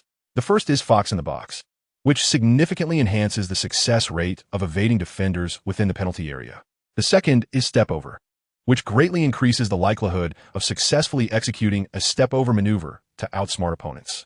Excellent. Shall we proceed with the task? Indeed, with the assistance of the 2 skill cards. Zhang Hongfei's confidence was once again reignited. Zhang Hongfei vividly recalls the moment when he first received assistance from the system brother, scoring a powerful direct free kick. He harbors unwavering faith in the capabilities of the system brother. Armed with these 2 skill cards, victory in this match is assured. Lin Dasha, brace yourself. Observing Zhang Hongfei's suddenly transformed demeanor, Lin Dasha felt a flicker of unease in his heart. After conceding a goal moments ago, Zhang Hongfei had exhibited palpable impatience. His face flushed with agitation due to the relentless and brutal tackles from Lin Da's defenders. Yet now, he appeared unexpectedly calm, even wearing a hint of a confident smile. What trick is Zhang Hongfei up to? Could it be that he possesses the ability to turn the tide in such circumstances? Contemplating this possibility, Lin Da immediately sprang to his feet and rushed to the sidelines, shouting loudly, "Keep pressing. Take him down hard. Whoever can injure him will receive a tenfold reward." Upon hearing Lin Da's words, Zhang Hongfei was instantly infuriated. "Shameless. If you have the guts, come face me in the match. I'll take you down. If you think you can simply injure me and win, you are sorely mistaken. The ground of U Street will be claimed by me, Zhang Hongfei." His words sounded far more appealing than reality. Does he truly believe that a defensive formation can overcome my team? We shall see. Once again, Lin Da's team's offense was thwarted by Zhang Hongfei's defense. Ding Peng delivered a powerful kick, passing the ball to the forward, Zhang Hongfei. Zhang Hongfei deftly controlled the ball with his chest, pivoted, and surged towards a goal. In an instant, 2 midfielders and 4 defenders from Lin Da's team converged upon him. Yet this time, Zhang Hongfei eluded their attempts to dispossess him with remarkable finesse. Zhang Hongfei incessantly employed his bicycle skills to maneuver past his opponents. 1, 2, 3, 4. Zhang Hongfei skillfully maneuvered the ball, seamlessly penetrating the penalty area of the Lin Da team. With the advantage of being the fox in the box, he deftly evaded the last 2 defenders, finding himself in a one-on-one encounter with the goalkeeper. Bam! Zhang Hongfei confronted the goalkeeper with a powerful shot. The ball soared towards the upper left corner of the goal, although the goalkeeper made a valiant effort to save it. The ball slipped through his fingertips and into the net. Chapter 74, the second half. The goal has been scored. Fei Gu has found the back of the net. How could Zhang Hongfei possibly score? What has transpired? Did he really maneuver past 6 defenders? Is it true that he cannot play football? My heavens! What did I just witness? How is this even possible? Zhang Hongfei's goal created quite a stir at the Woolly Sports Stadium. The members of Zhang Hongfei's team were initially taken aback, but soon, they all rushed frantically towards Zhang Hongfei. They encircled him and, working together, lifted him high into the air. Ding Peng led the jubilant cheers, exclaiming, "Long live Brother Fei! Long live Brother Fei! Long live Brother Fei!" Zhang Hongfei was tossed repeatedly, leaving him feeling dizzy and disoriented. Zhang Hongfei cried out, "Stop throwing. My head is spinning." Unfortunately, the exuberant players disregarded Zhang Hongfei's plea. Zhang Hongfei, time and again, was elevated to the pinnacle of life by his teammates. It was only when he was on the verge of fainting that they finally set him down. The international players, who initially harbored doubts about Zhang Hongfei's prowess, now regarded him with newfound respect. Just moments ago, he received the ball near the center circle, skillfully maneuvering past 6 defenders before ultimately scoring, a seamless execution of the entire sequence. On the sidelines, the assistant coach of the Gina team couldn't help but applaud Zhang Hongfei's magnificent goal. Splendid. Lin Da, who is this forward? His strength is astonishing.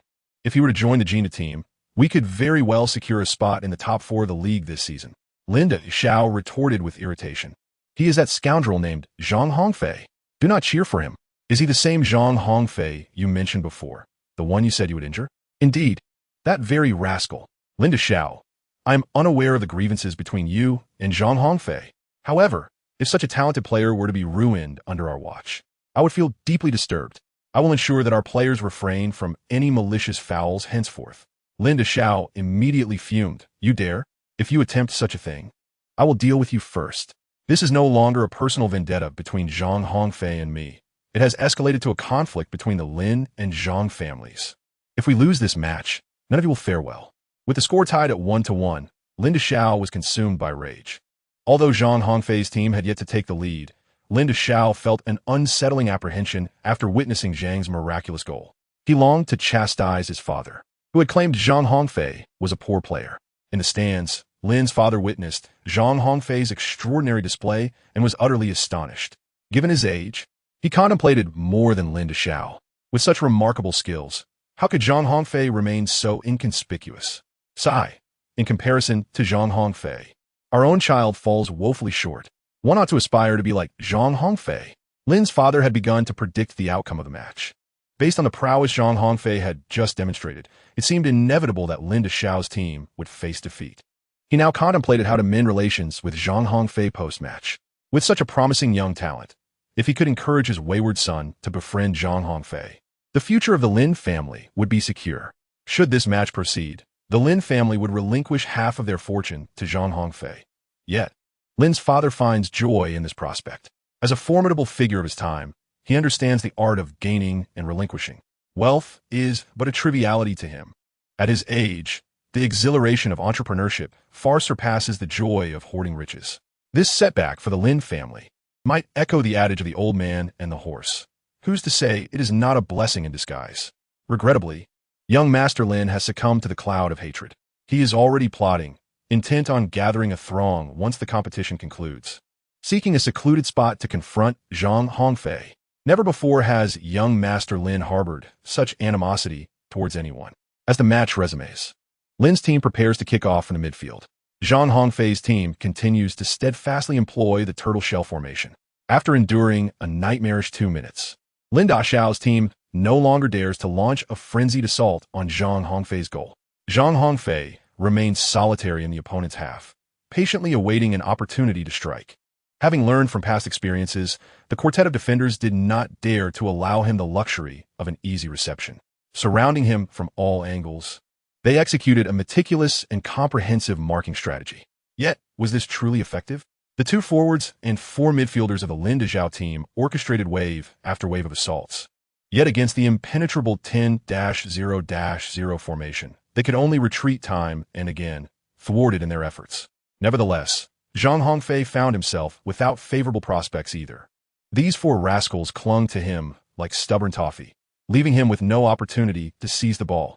Zhang Hongfei ran back and forth multiple times, unable to evade the defense of the 4 defenders. The first half of the match concluded with a score of 1-1.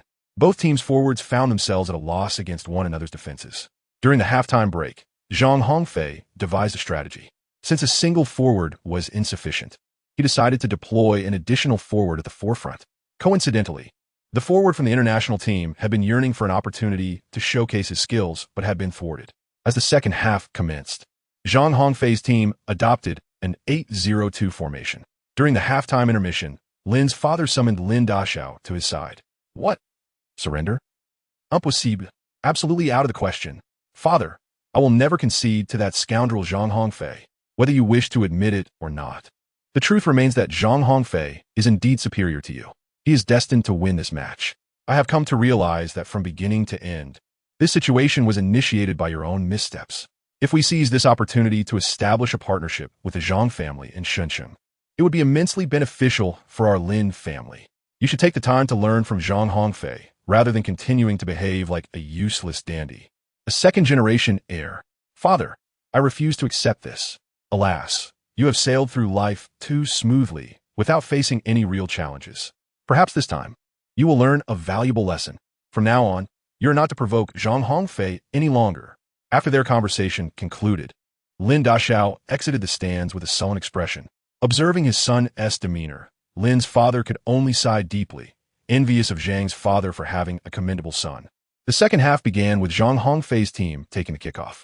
Zhang Hongfei seized this opportunity, skillfully employing the bicycle and fox in the box skill cards to execute a successful ambush, turning the tide to lead the score. 2-1. His team achieved a flawless start to the second half. Zhang Hongfei is on the verge of completing his mission. Chapter 75. Conclusion. Witnessing his team concede yet another goal, Lin Dashao, already on the brink of losing his composure, rushed onto the field, intent on challenging Zhang Hongfei to a one-on-one confrontation. Zhang Hongfei, of course, would not retreat. Under the watchful eyes of the crowd, he and young Master Lin engaged in a fierce brawl. Unsurprisingly, Zhang Hongfei lived up to expectations, delivering a resounding thrashing to young Master Lin in plain view of all. Consequently, the match had to be suspended.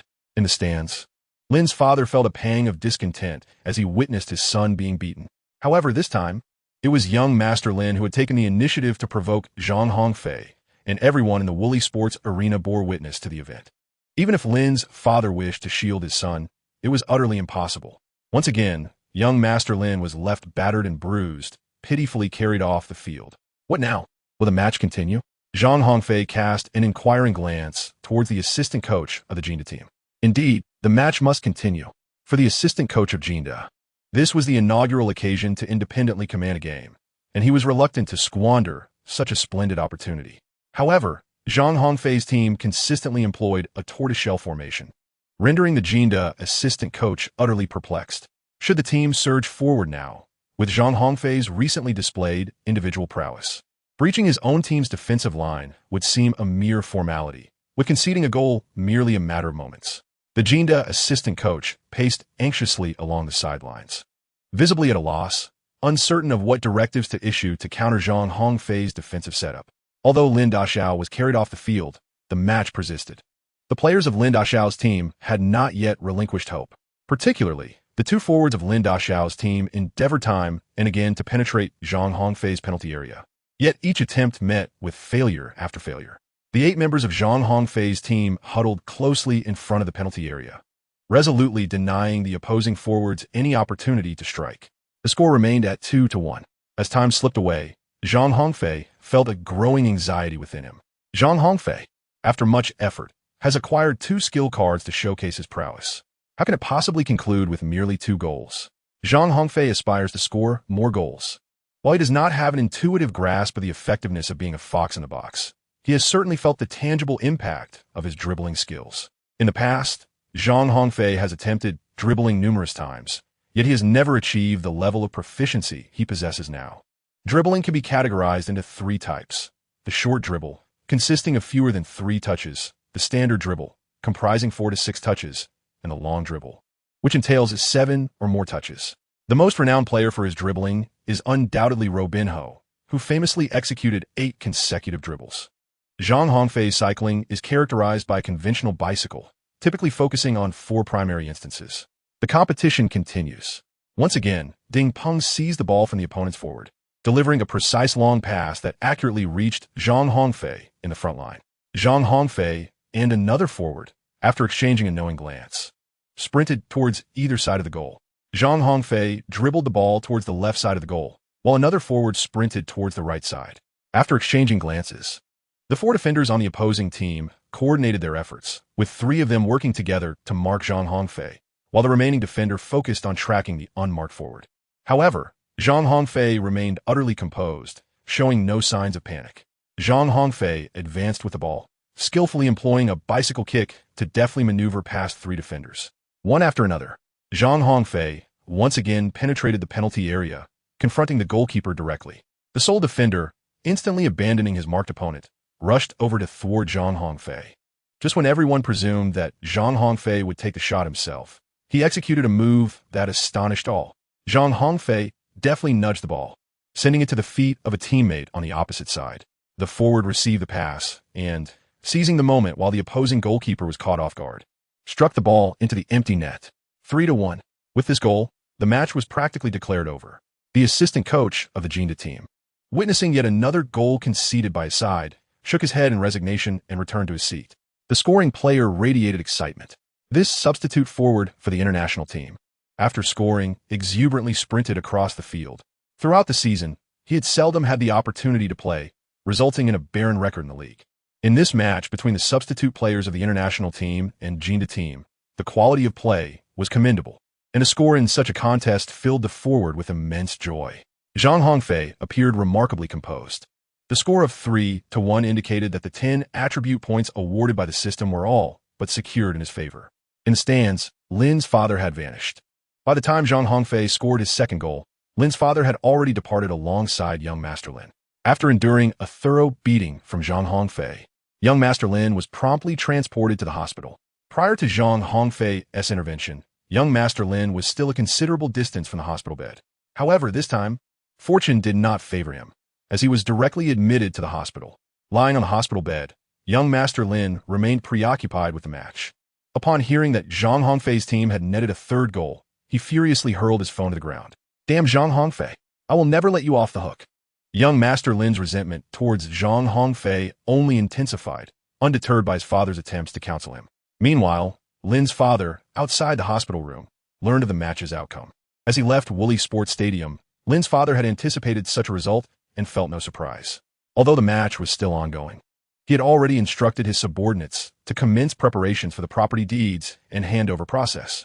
He held Zhang Hongfei in profound admiration, convinced that he was merely feigning ignorance of football, deliberately orchestrating the scenario to ensnare him. Lin's father believed he had a deeper understanding of Zhang Hongfei. Inside Woolly Sports Stadium, the final whistle blew, solidifying the score at 3-1. Zhang Hongfei exhaled deeply. The 10 attribute points rewarded by the system had finally been acquired, and he had never felt such immense pressure before. It was not until the moment the match concluded that Zhang Hongfei felt a wave of relief wash over him. With 2 goals and 1 assist, his performance was impeccable. The coach from the sports school, witnessing Zhang Hongfei's outstanding display, wasted no time in rushing to his side as soon as the game ended, eager to recruit him. The assistant coach of the Jinda team made a similar move. Zhang Hongfei could only chuckle at the misguided affections of the 2 coaches. However, he did not forget the primary objective of his visit, to win over Ding Peng. Chapter 76. A visit after the match concluded. Zhang Hongfei invited Ding Peng to join him in a celebration, to which Ding Peng readily acquiesced. To Zhang Hongfei's surprise, as he stepped out of the Woolly Sports Center, he was intercepted by the chief steward of the Lin family. "Young Master Zhang, please hold on. Who are you?" "I am the chief steward of the Lin family." "Lin Zhong, what business do you have with me?" "I have been sent by the master to handle the transfer matters. Here are all the documents concerning the land on U Street.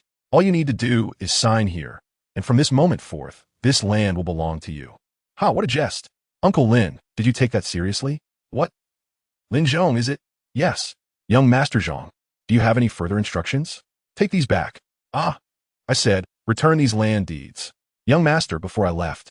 The master reiterated his instructions to ensure that these deeds are safely delivered into your hands. "Without this land, how much of the Lin family's assets can remain?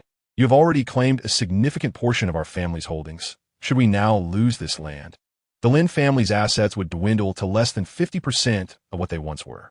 Enough of this fuss. I am not like your Lin family. I will not drive you to desperation. You may take these deeds back. I have no need for them. Young Master, this.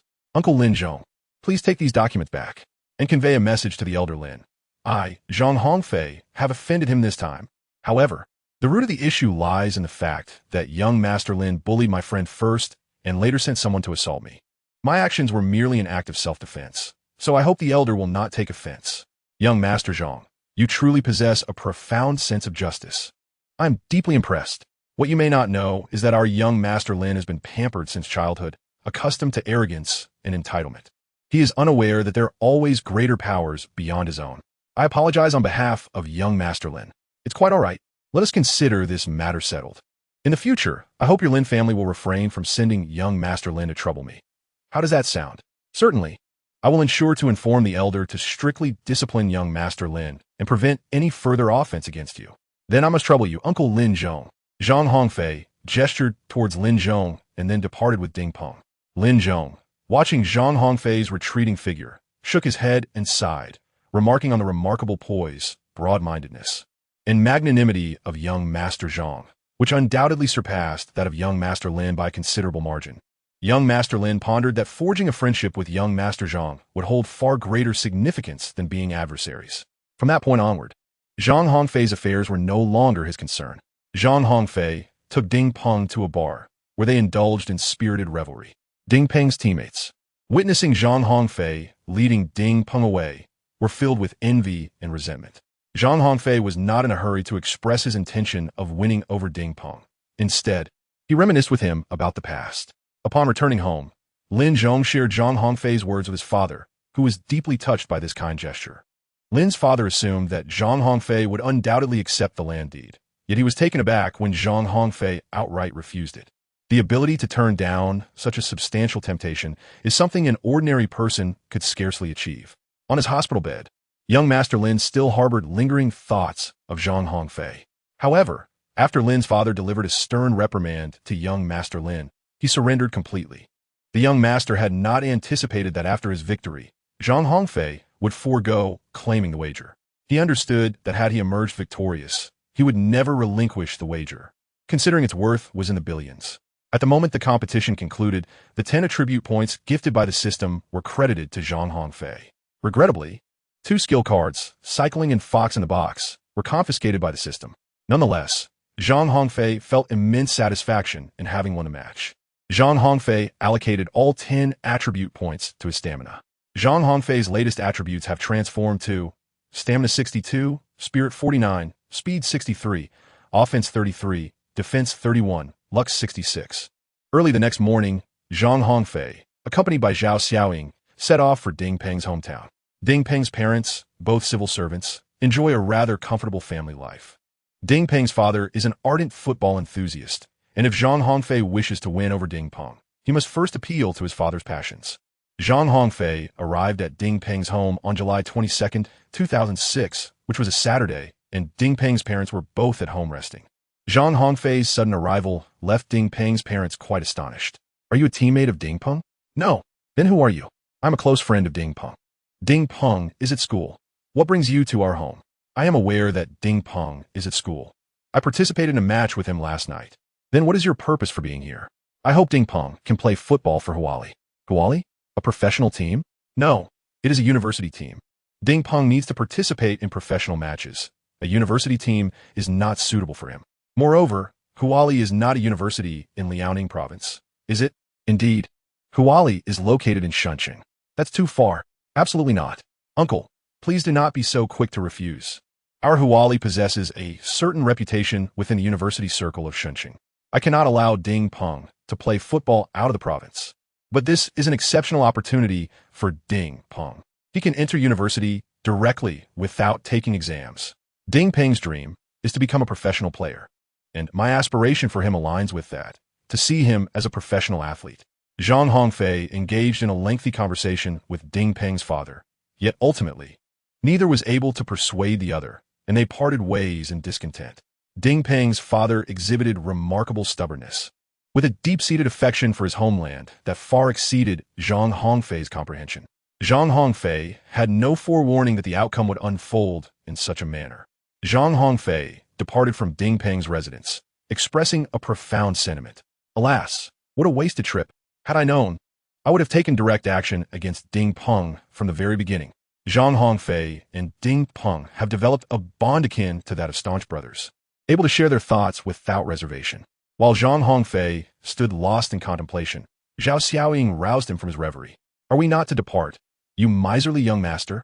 She inquired. Huh, where are we going? He replied, momentarily bewildered. Have you forgotten your own words? Zhao Xiaoying reminded him, recalling his prior promise to introduce her to his parents. Oh, but I have yet to complete my tasks. I need to persuade Ding Peng to join the Huali University team.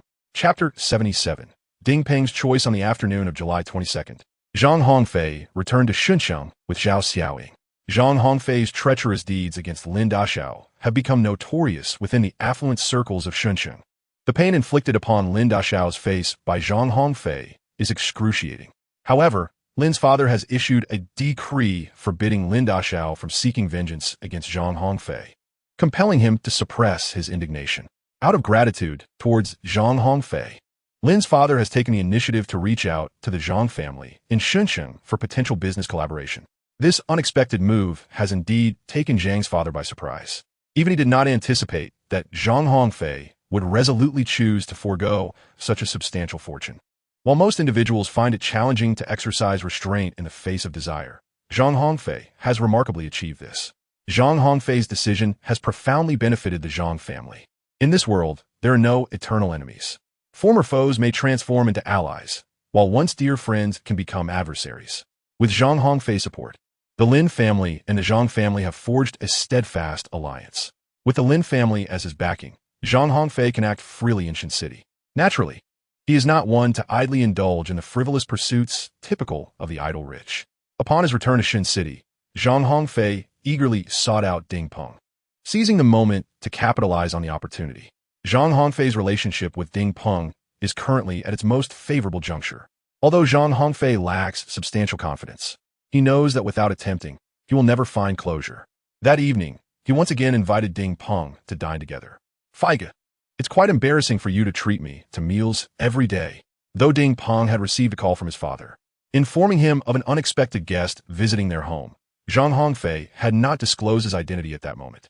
Thus, Ding Peng remained unaware that the person his father referred to was, in essence, both distant and yet right before him. What does it matter? We are good brothers.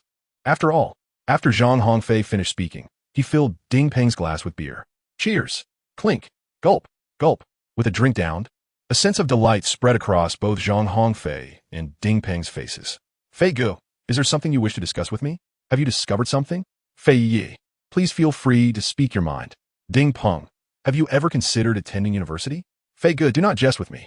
As an athlete, pursuing a degree, I would surely not graduate. Ding Peng, do not fret. With my assistance, you will undoubtedly graduate successfully. Fei Ge, I truly lack interest. All I want is to play football. But university also offers the opportunity to play football. There are collegiate leagues. My dream is to compete professionally. Ding Peng, you are still young. Once you complete your studies, pursuing a professional career will not be too late. That would require at least 4 more years, wouldn't it? At the very least, you could earn a university diploma. Fei Ge, what use would a diploma be for someone like me who plays football? One cannot play forever. Can they? A diploma would make future employment much easier. I plan to become a physical education teacher after retiring. That still requires a diploma. Besides, our school is filled with beautiful girls. I can introduce you. Just think about it. Attending university would allow you to study, play football, and even potentially solve lifelong matters. Triple benefits. Fei Ge, why are you so insistent that I play football at university? Because I am currently playing at university. To be frank, I traveled all the way from Shuncheng to Shuncheng just to invite you to join our Huali football team. Fei Yi, you truly hold me in high regard. So what do you say? Would you like to join our Huali football team? I am honored by your regard, but I do not wish to play outside the province. My father has always hoped I would join a football team in Liaoning province. Ding Peng, do not be so obstinate.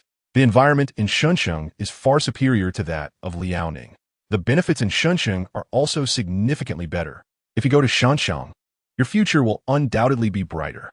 Fei Ge, I am a homebody. I do not wish to stray too far from home.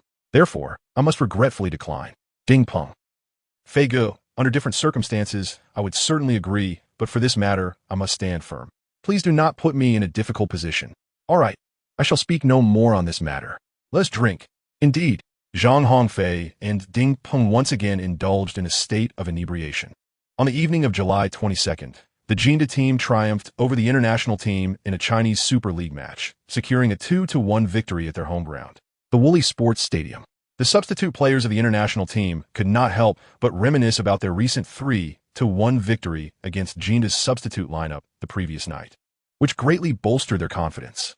On the morning of July 23, 2006, Zhang Hongfei lay in bed, enjoying a leisurely slumber. "Wake up, you sleepyhead," Zhao Xiaoying exclaimed, playfully pinching Zhang Hongfei's nose to prevent him from breathing. Zhang Hongfei was abruptly roused from his slumber. "Yingbao, what are you doing? Are you plotting to murder your husband? Shall we return to Shunqing today?" The matter with Ding Peng remains unresolved, and I would prefer not to return so soon. But did you not say yesterday that Ding Peng has no intention of joining Huali? That is precisely why I must devise a plan. We met his parents yesterday. Did we not? Indeed, yet you were unsuccessful. I believe it would be wise for you to concede at this point. How about we simply return to Shunqing today? Yingbao, what scheme are you concocting now? I merely wish to meet your parents. Wait, I sense something is amiss. Nonsense. I genuinely just want to leave. Zhang Hongfei gazed at Zhao Xiaoying with a look of skepticism. Zhao Xiaoying hastily concocted an excuse and hurried to the restroom. Zhang Hongfei shook his head, pondering how to persuade Ding Peng to join the university team. Just as Zhang Hongfei was deep in thought, the doorbell rang. "You, what brings you here?" As Zhang Hongfei opened the door, he was greeted by a familiar face, Li Jia, an old acquaintance. "Have you forgotten about me after not visiting yesterday?" she inquired. "I have a girlfriend now," he replied, "but until you're married, it doesn't count. We are about to obtain our marriage certificate." Zhang Hongfei insisted. "Are you being serious?" Li Jia questioned, taken aback, as he had never mentioned anything about getting married before. "This time, I am sincere," he affirmed. Biting her lip, Li Jia reluctantly offered her congratulations. "Well then, I wish you both happiness." After her words, she turned and hurried towards the elevator. Just as the elevator doors opened, Ding Peng stepped out, colliding with Li Jia. Upon seeing her, his cheeks flushed instantly, and his heart raced uncontrollably. In his heart, he couldn't help but marvel, what a beautiful girl. Chapter 78. A hero's dilemma in the presence of beauty. The unfolding of events is always so unexpectedly intriguing. Zhang Hongfei exerted great effort yet failed to persuade Ding Peng, who, enchanted by Li Jia, took the initiative to express his desire to attend Huazhong University of Science and Technology in pursuit of his romantic aspirations. Ultimately, it is evident that when love emerges, even the most obstinate of stones may yield. Zhang Hongfei took great pleasure in playing the role of a matchmaker, attempting to unite Li Jia and Ding Peng. This way, Li Jia would cease her relentless pursuit of him, and Ding Peng would resolutely remain with the Huala University football team, achieving two objectives with a single endeavor.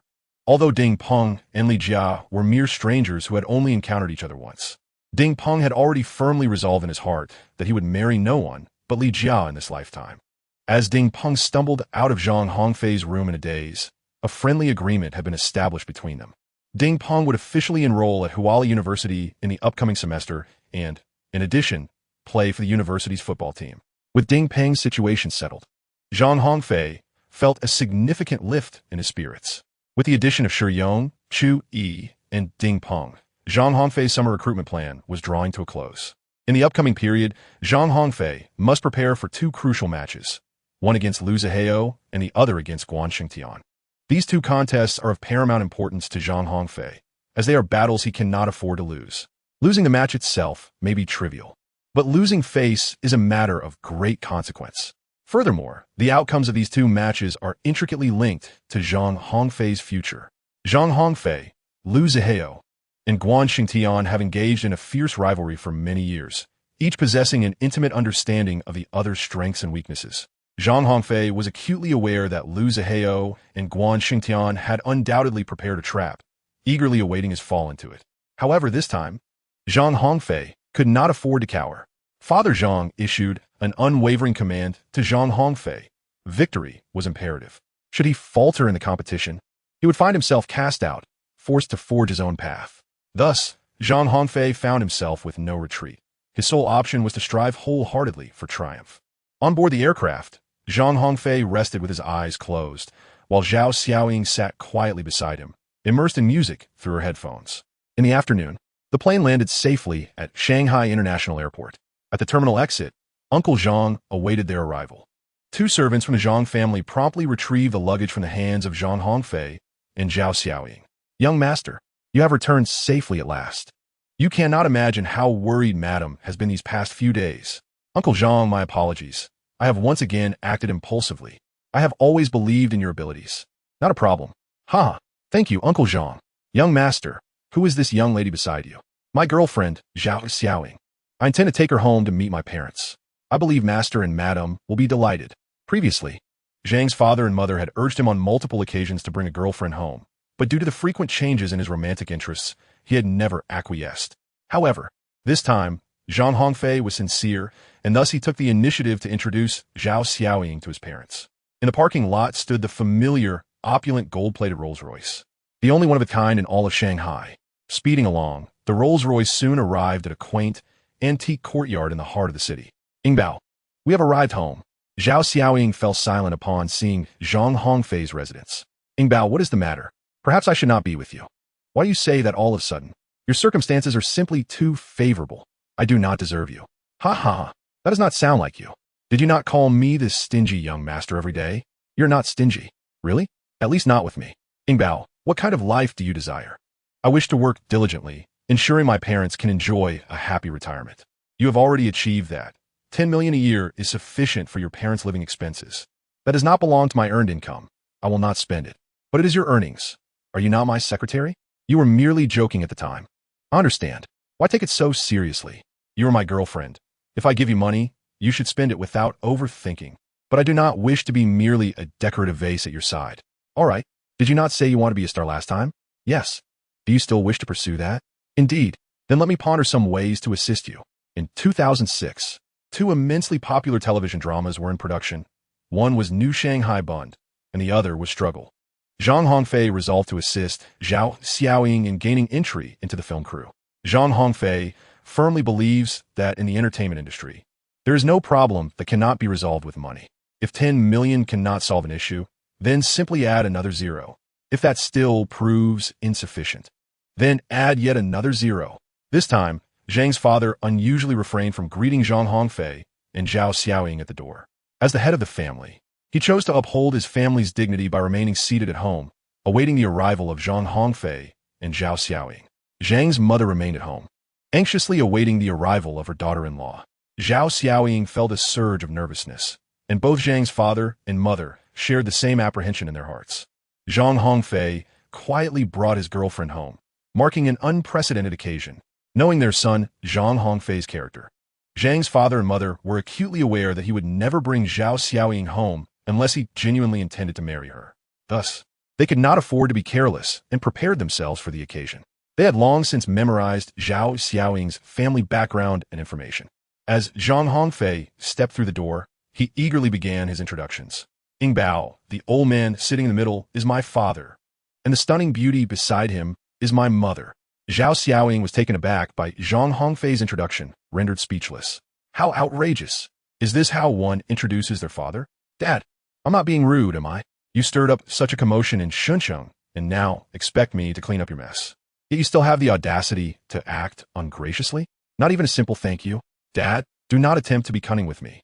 I have relinquished a substantial inheritance from the Lin family, and they will undoubtedly compensate our Zhang family in other ways. If I am not mistaken, our Zhang family is already poised to venture into the Shunxing market, correct? You certainly have a knack for deduction. Of course. Just look at who my father is. Zhang's mother had grown accustomed to their daily banter, characterized by playful exchanges of witty retorts between mother and son. Zhang's mother gently grasped Zhao Xiaoying's hand and guided her to the sofa. Hello, my dear. I hope I haven't embarrassed you. This pair of fellows is typically quite unreliable. Well, you can simply call me Mom. If my son has brought you home to meet us, it surely means he intends to marry you. So please don't stand on ceremony. Zhao Xiaoying was taken aback. She had not anticipated such straightforwardness from the Zhang family, who, upon their first meeting, urged her to address them as Mom and Dad. Chapter 79. The Father-Son Pact. Zhang Hongfei comforted Zhao Xiaoying, saying, "It's all right, go ahead and call them. Don't be polite with our parents." Zhao Xiaoying shot him a disapproving glare.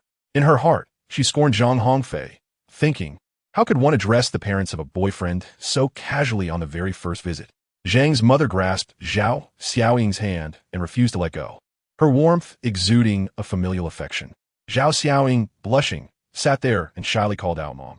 Zhang's mother immediately broke into a radiant smile, exclaiming, "Xiaoying, this is precisely how it should be. From now on, I shall be your mother." "Thank you, Mom." With the initial experience behind her, Zhao Xiaoying felt no pressure in calling out again. "You rascal, you have finally accomplished something that pleases me. Dad, your words sadden me. During this trip to Shuncheng, I have significantly aided in expanding our family business. It's all you're doing. It is only right that you provide some compensation to the family. Dad, this is unjust. I was truly the victim this time. It was the Lin family who sent someone to trouble me first. I do not wish to hear any more. Hongfei, from now on you have a fiancé, so you must exercise discretion in your actions. Do not always seek your own gratification." "Yes, I understand." Upon hearing the term fiancé, Zhao Xiaoying couldn't help but blush. Zhang Hongfei teasingly inquired, "My dear fiancé, will you be sleeping with your fiancé tonight?" "In your dreams," Zhao Xiaoying retorted playfully, sticking her tongue out at Zhang Hongfei. Upon witnessing the situation, Father Zhang addressed Zhang Hongfei, saying, "Hongfei, let the two women converse. You come with me." The father and son returned to the study once more. However, as soon as they entered the room, the previously kind and amiable Father Zhang's demeanor changed drastically. "Speak honestly, how many romantic entanglements have you accumulated outside?" "None. I currently have only Ing Bao as my girlfriend." "Nonsense. Just a few days ago, a pair of siblings came to our home, complaining that you have abandoned them and are irresponsible." "Siblings?" "Jin Shengshu and Jin Kaiyan. Surely you cannot tell me you are unfamiliar with them." "Ah, Xiaoshu? Of course I know him. He is my little follower at school. Jin Kaiyan is Xiaoshu's sister. Since you know them, does that mean Jin Shengshu's account is indeed the truth? What did Xiaoshu say about me? That you are cohabitating with Jin Kaiyan?" Upon hearing this, Zhang Hongfei could not help but spit out a mouthful of blood. "Hongfei, why are you coughing up blood? Did you sustain an injury in Shuncheng?" "Dad, I'm Fine. How can you be fine if you're spitting blood? I'll have Uncle Zhang drive you to the hospital for a thorough checkup. You are the sole heir of the Zhang family. We cannot afford any mishaps." "Dad, I truly am fine. I was merely startled by your earlier statement." "Which statement?" "I am cohabiting with Jin Kaiyan. Are you not living together?" "My relationship with Jin Kaiyan is merely that of ordinary friends. How could we possibly be cohabiting? Father Zhang, with a look of incredulity, retorted, "Is it truly so?" "Indeed it is," replied Jing Kaiyan. "I am currently residing in the hotel previously owned by the Chow family." Hongfei, "Yes. Now that you have a proper girlfriend, do refrain from dallying elsewhere." "Father, am I that sort of person?" "You foolish boy. Do not presume that I am oblivious to everything. During your 3 years at university, how many girlfriends have you had? Should I enumerate them for you?" "Father, you had someone investigate me." "Nonsense. I merely wish to see what sort of woman will eventually take hold of our Zhang family's vast legacy. Fortunately, you have not disappointed me." "Of course not. Do you not know who your son is?" "My discerning eye for women surely surpasses yours. A few compliments, and you think you can soar to the heavens?" "Father, regarding my recent trip to Shin City, I am quite pleased with your performance this time. You even chose to relinquish the land on Youth Street. Such a decision is one I myself would not have made. The younger generation must push the older forward, and the future of the Zhang family relies on you." Hongfei, "Father, I have little interest in inheriting the family business. My passion lies in playing football. Football. Football. Can football put food on the table?" "Father, playing football is my sole passion and my greatest joy at present, and that is why I have indulged you. Had you been Lu Zihao or Guan Shantian, their fathers might have long since broken their legs for such thoughts. And you still wish to pursue football?" "Father, you must not say that. Lu Zihao enjoys racing. Guan Shantian finds pleasure in fishing. They too have their own interests. Racing? Fishing? How much time can those pursuits consume?" "But, no buts. Hongfei, your father is not getting any younger. It is time for you to return home and assist me." "Father, could you grant me a few more years? At the very least, allow me to complete my master's degree. Am I not aware of your little schemes? Another 3 years to play football?" "No, I assure you, my focus is on my studies. Football is merely my hobby." Zhang's father cast a disdainful glance at Zhang Hongfei. "Do you think I would believe that? With your intellect, do you really think you need to study diligently?" "Dad, one learns throughout life. I must obtain a master's degree. At the very least." Fine, you ungrateful child. "I shall grant you 3 more years. After 3 years, regardless of the outcome, you must return to inherit the family business. It's settled." When Zhang Hongfei re-entered the hall, he found his mother and Zhao Xiaoying beaming with joy, engaged in conversation. "Ingbao, what are you and Mom discussing? You both seem so cheerful. What's wrong? Is it forbidden for me to smile? Do you wish for me to weep every day?" "That's not it. Have you finished talking with your father?" "Yes, I have." "Did he not scold you?" "Why would he? During my time in Shin City, I performed exceptionally well. He even rewarded me. Before you returned, your father was incessantly lamenting, saying he would thrash you upon your return." Upon hearing this, Zhao Xiaoying couldn't help but chuckle. "Your fiancé is about to be thrashed, and you can still laugh. It would be best if he were. You're nothing but a calamity." "I am wronged." While Zhang Hongfei's family basked in warmth, Ding Peng took a leave of absence to return home. "What? You wish to study in Shin City?" Ding Peng's father was taken aback to hear that his son had voluntarily requested to attend university there. Previously, Ding Peng had asserted he would never play football outside the province. Indeed, what prompted this sudden change to pursue a degree? "Weren't you always aspiring to be a professional player?" "I believe having university diploma is quite significant. It will facilitate job hunting in the future." Ding Peng, however, would not divulge his true intentions. Chapter 80. The Art of Performance continued. Ding Peng's father attempted to glean valuable information from his son through indirect questioning, but to no avail. Ding Peng remained steadfast in his desire to attend Huali University. Seeing his efforts to persuade his son were futile, Ding's father begrudgingly decided to support Ding Peng's choice. "Son, once you arrive in Shin City, be cautious, and don't give up on football." "Dad, rest assured, everything is already arranged. I will join the university's football team and participate in the National College Football League. If I perform well, I can find a good team after graduation." "So you want to return to Liao province to play football?" "Of course I will. After all, this is my home. Sigh, our son has grown up, and we cannot keep him." After speaking, Ding's father embraced him tightly, tears glistening in his eyes. "Dad, please don't be like this. I'm going to study. It's a good thing. I'm not saying I want to return for a lifetime. When my son achieves success, I will purchase a home in Shunxing and bring both you and mother to live with us." "Excellent." Father eagerly awaits that day. After spending a day at home, Ding Peng returned to the sports school to complete the necessary procedures. Zhang Hongfei exhibited remarkable efficiency, swiftly assisting Ding Peng in completing his enrollment procedures within moments. Ding Peng's admission letter was promptly dispatched by Zhang Hongfei via air, arriving in Ding Peng's hands on the very same day. On the morning of July 24th, 2006, Zhang Hongfei rose early. Despite the presence of a captivating beauty beside him, exuding a fragrant allure, he was still burdened with significant responsibilities yet to be fulfilled. A man must strive for self-improvement. He had only accomplished 1/7 of the task previously assigned to him by the system's overseer. Zhang Hongfei is required to showcase his ball skills on the streets for 7 consecutive days. Zhang Hongfei is still 6 days away from completing the task. Zhang Hongfei gently kissed Zhao Xiaoying on the forehead before stepping out with the soccer ball. As for breakfast, Jin Xingshu had long prepared a sumptuous meal for Zhang Hongfei. Jin Xingshu's actions were undoubtedly motivated by a desire to curry favor.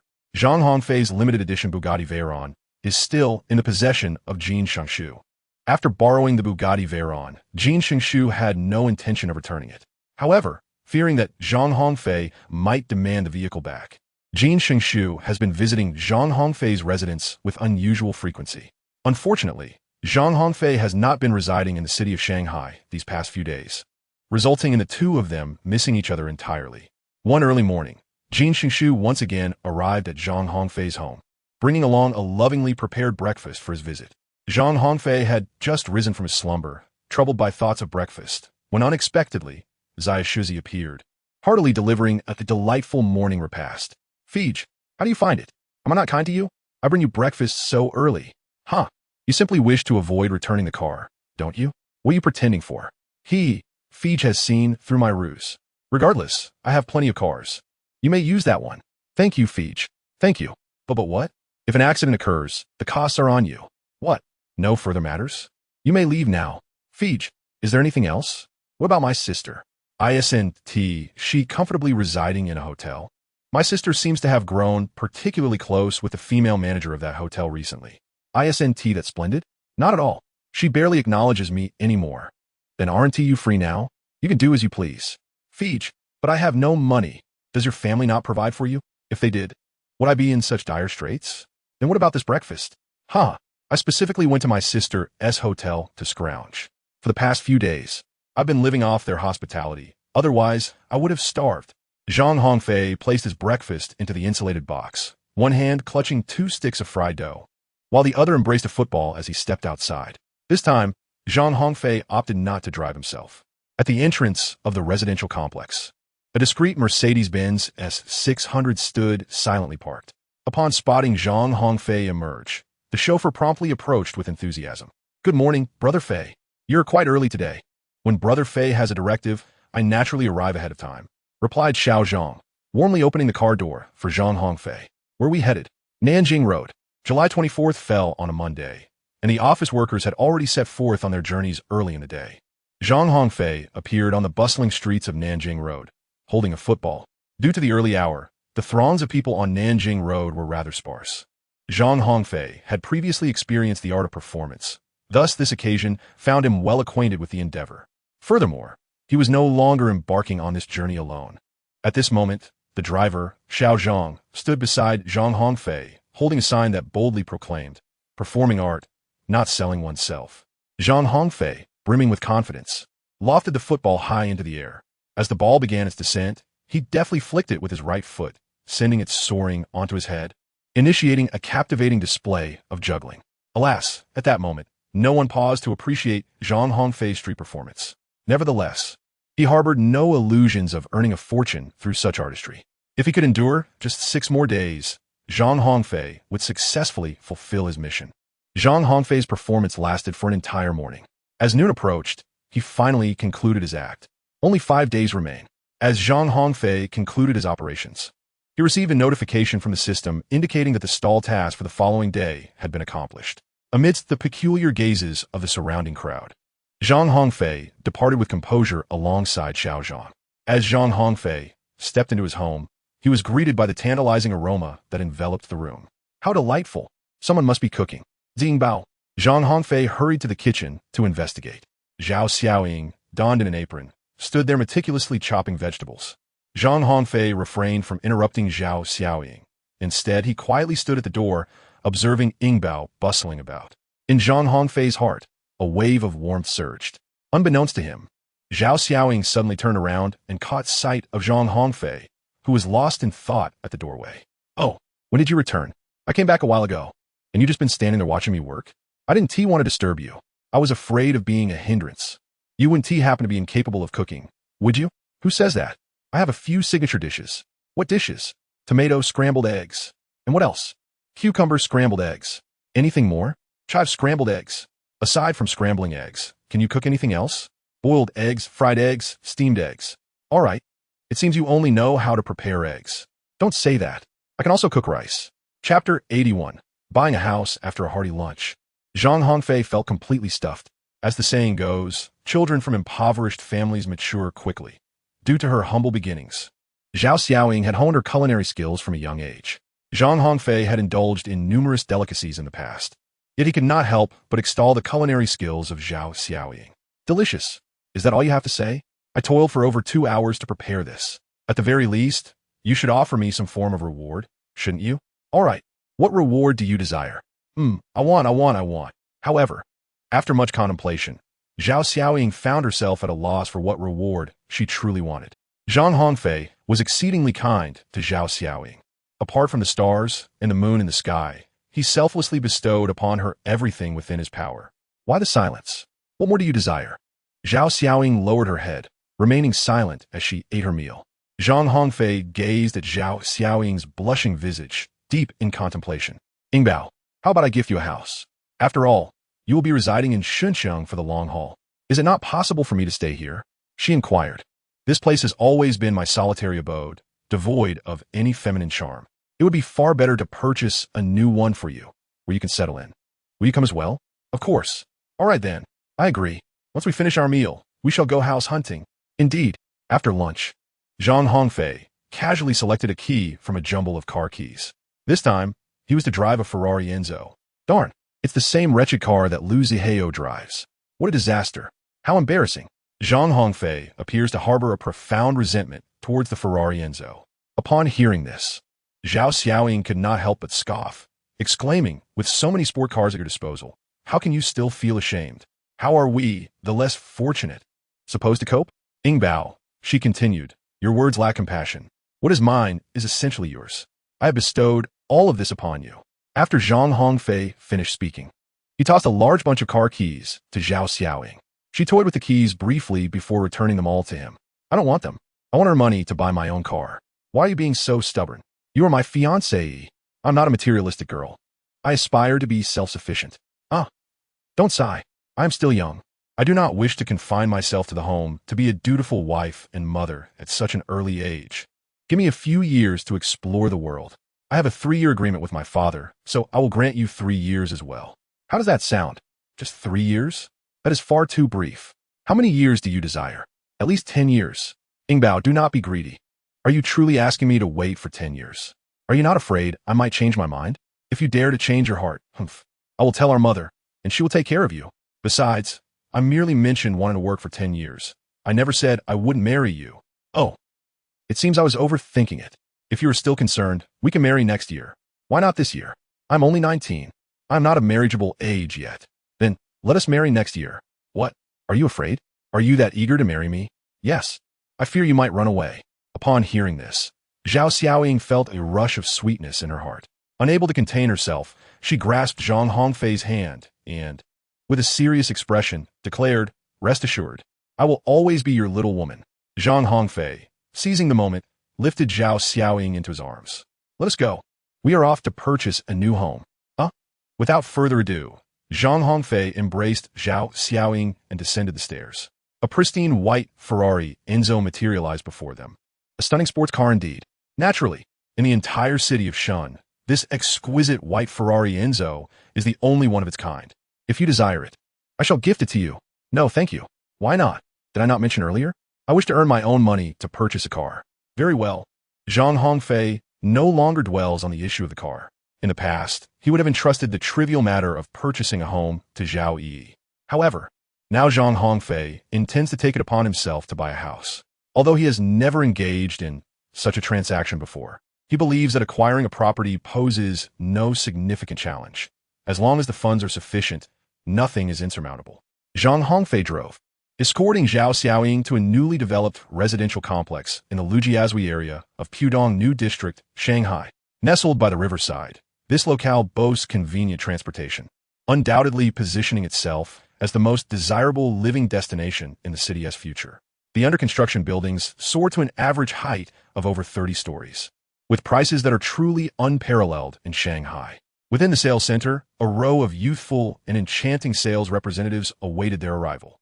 As soon as Zhang Hongfei and Zhao Xiaoying made their appearance, they were immediately encircled by a throng of saleswomen. The pristine white Ferrari Enzo parked at the entrance served as a resounding testament to Zhang Hongfei's prowess, undeniably marking him as a potential high-value client. Observing the multitude of women swirling around Zhang Hongfei, Zhao Xiaoying unmistakably felt a surge of hostility. Zhang Hongfei noticed the displeasure on Zhao Xiaoying's face and promptly dismissed the throngs of admirers surrounding them. "What is the size of your largest residence here?" he inquired. "For 100 square meters," came the reply. "Ingbao, do you find that sufficient?" "It is ample," she affirmed. "Very well then. In that case, As Zhang Hongfei was preparing to make a startling remark, a portly, middle-aged tycoon sauntered into the sales hall, flanked by two alluring companions. Upon entering the hall, the tycoon immediately spotted Zhao Xiaoying. Although the saleswomen present were of commendable quality, it is often said that one must compare to discern value. In comparison to Zhao Xiaoying, they undeniably paled in significance. "Hey there, young lady. Would you care to become the cherished companion of a gentleman like me?" "Yes, you. A life of luxury and indulgence awaits you." The two enchanting companions of the tycoon, though discontent with his brazen approach, stifled their resentment and spoke in his favor. "Indeed, dear sister, should you decide to join us, you could swiftly acquire both a home and a car. Just think of the years of toil you could bypass. At your youthful age, you could easily spend 5 or 6 years by this dashing gentleman's side, and by then, you would possess everything you desire." Upon hearing the words of the three rascals, Zhang Hongfei's expression darkened instantaneously. In the city of Shan, it has always been Zhang Hongfei who encroaches upon others' territories. Who would dare to invade his? Especially when it concerns his betrothed. Merely based on this fact, this middle-aged tycoon is destined for a dismal fate today. The middle-aged magnate remains blissfully unaware that he has stumbled into a grave predicament. "That pretty boy over there, keep your distance. Such a beautiful woman is beyond your worth." Upon hearing this, Zhang Hongfei couldn't help but let out a cold laugh. "Ha, I am unworthy of her. Do you truly believe you are deserving? Have you looked in a mirror? With such a countenance, who grants you the audacity to put on airs before me?" Chapter 82. Not much to lose. Zhang Hongfei's words were strikingly impactful, delivering a sweeping blow that offended both a man and two women simultaneously. The middle-aged tycoon, pointing his finger menacingly at Zhang Hongfei, threatened, "You little rascal, just you wait. I shall summon someone to deal with you. Soon enough, you will be begging for mercy on the ground." He then retrieved his phone and dialed a number. The two vixens beside him instantly adopted an air of arrogance, as if the world was theirs to command. "Do you see this, young one? Society is indeed this ruthless. Lacking personal capability, yet desiring a beautiful girlfriend is a grave transgression.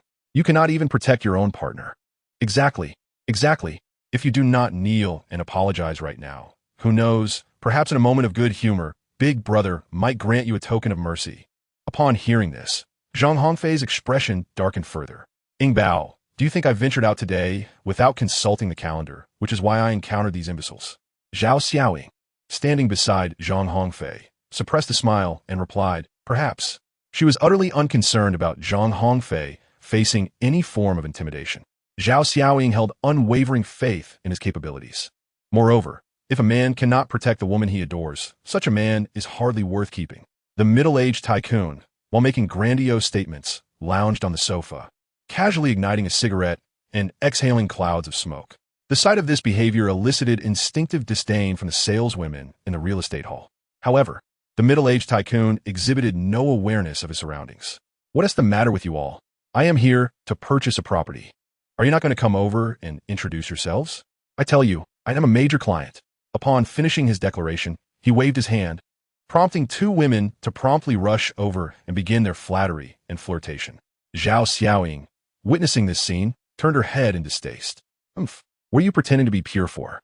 Just wait until your boyfriend is no longer around. Let us see what you have to boast about." Men are drawn to beautiful women, and women equally appreciate handsome men. The middle-aged tycoon found Zhang Hongfei beside Zhao Xiaoying irksome, while the two women accompanying him also cast disparaging glances at Zhao Xiaoying. Before long, a few foolish individuals hurried over, eager to provoke trouble. They gathered around the middle-aged tycoon, respectfully greeting him. "Brother Jian, we have arrived. Why so late?" The tycoon retorted, "Brother Jian, we rushed over as quickly as possible." "Fine. Deal with that pretty boy." He lazily gestured towards Zhang Hongfei. "Brothers, go." The saleswomen, witnessing this unfolding drama, instinctively chose to withdraw. Surprisingly, however, no one opted to call the authorities. "Huh, you're not even going to call the police?" "I must admit, I feel a twinge of sympathy for you." Zhang Hongfei gazed at the uninvited guests with a look of sympathy. "Call the police? If we do that, how shall we deal with you? Indeed, have you been rendered speechless by fear?" Zhang Hongfei laughed heartily, exclaiming, "Ha! I'm acting in your best interest. Since you fail to recognize a kind heart, consider my words as if they were never spoken. Come forth." Zhang Hongfei, having spoken, beckoned provocatively with his fingers towards a few jesters. The jesters exchanged glances and lunged collectively towards Zhang Hongfei. "Yingbao, step back a little. It will be ready shortly." Zhang Hongfei, concerned that Yingbao might worry, offered her a few words of comfort. Then, with a swift motion, he tucked Yingbao behind him and bravely charged towards the group of jesters. Zhang Hongfei's actions exuded a remarkable masculinity, instantly capturing the attention of the sales ladies. As he anticipated, chaos ensued. "Call the police. Help! I was wrong. Please, don't hit me anymore. Hurry, summon an ambulance." On the ground lay a multitude of individuals, each nursing significant injuries, moaning in agony. How could this young man possess such formidable strength? The middle-aged tycoon, witnessing Zhang Hongfei single-handedly incapacitate all his hired men, was taken aback, his expression shifting to one of sheer astonishment and fear. Zhang Hongfei did not pause his stride. Instead, he advanced towards the middle-aged tycoon. The affluent man immediately raised his hands and shouted, "You stay back. Why should I not approach? Are you afraid of me? Me? Afraid of you? That's a delusion. Huh. Then why does your body tremble?" I'm merely a bit cold." As Zhang Hongfei drew nearer, the middle-aged tycoon, in a sudden fright, turned and fled. Thinking of escaping, Zhang Hongfei took a decisive step forward, positioning himself in front of the entrance to the sales hall, confronting the middle-aged magnate. You've hurled insults, issued provocations, and even resorted to violence. Now that you wish to flee, do you think that is a fanciful notion? What is your intention? Without paying some price, how could I possibly allow you to leave? My men lie defeated at your hands, and I have not demanded medical expenses from you. Yet you dare to seek money from me? Isn't this entirely your fault? These individuals were summoned by you, and it was your choice not to involve the authorities. Now that they have been bested by me, you suddenly recall the distinction between right and wrong. I have no money. Oh, were you not just boasting about how you could buy a house without concern for finances? I truly have no money. No money. Yet you have two mistresses? Those two are my goddaughters. Do you expect me to believe that? Sir, I was mistaken. I should not have let lust cloud my judgment regarding your women. I kneel before you. Please, spare me this one time." The middle-aged magnate, his resolve crumbling, sank to his knees, repeatedly bowing in a desperate plea for mercy. The sight was utterly pitiful, yet Zhang Hongfei, accustomed to such displays of feigned poverty, coldly replied, "If you wish for my leniency, you must part with some road money. You are openly extorting me, and yet you were brazenly involved in a brawl moments ago. Why deny it now? I was just. Should you wish to depart, you have two options. Allow me to break your legs, or compensate me." With a pained expression, the middle-aged magnate reluctantly retrieved 20,000 yuan from his handbag. "Here, 20,000. Is that sufficient?" "Huh, 20,000? That is hardly enough to appease a beggar. I advise you to be grateful. As a student, 20,000 yuan is already a significant sum. I won't make things difficult for you.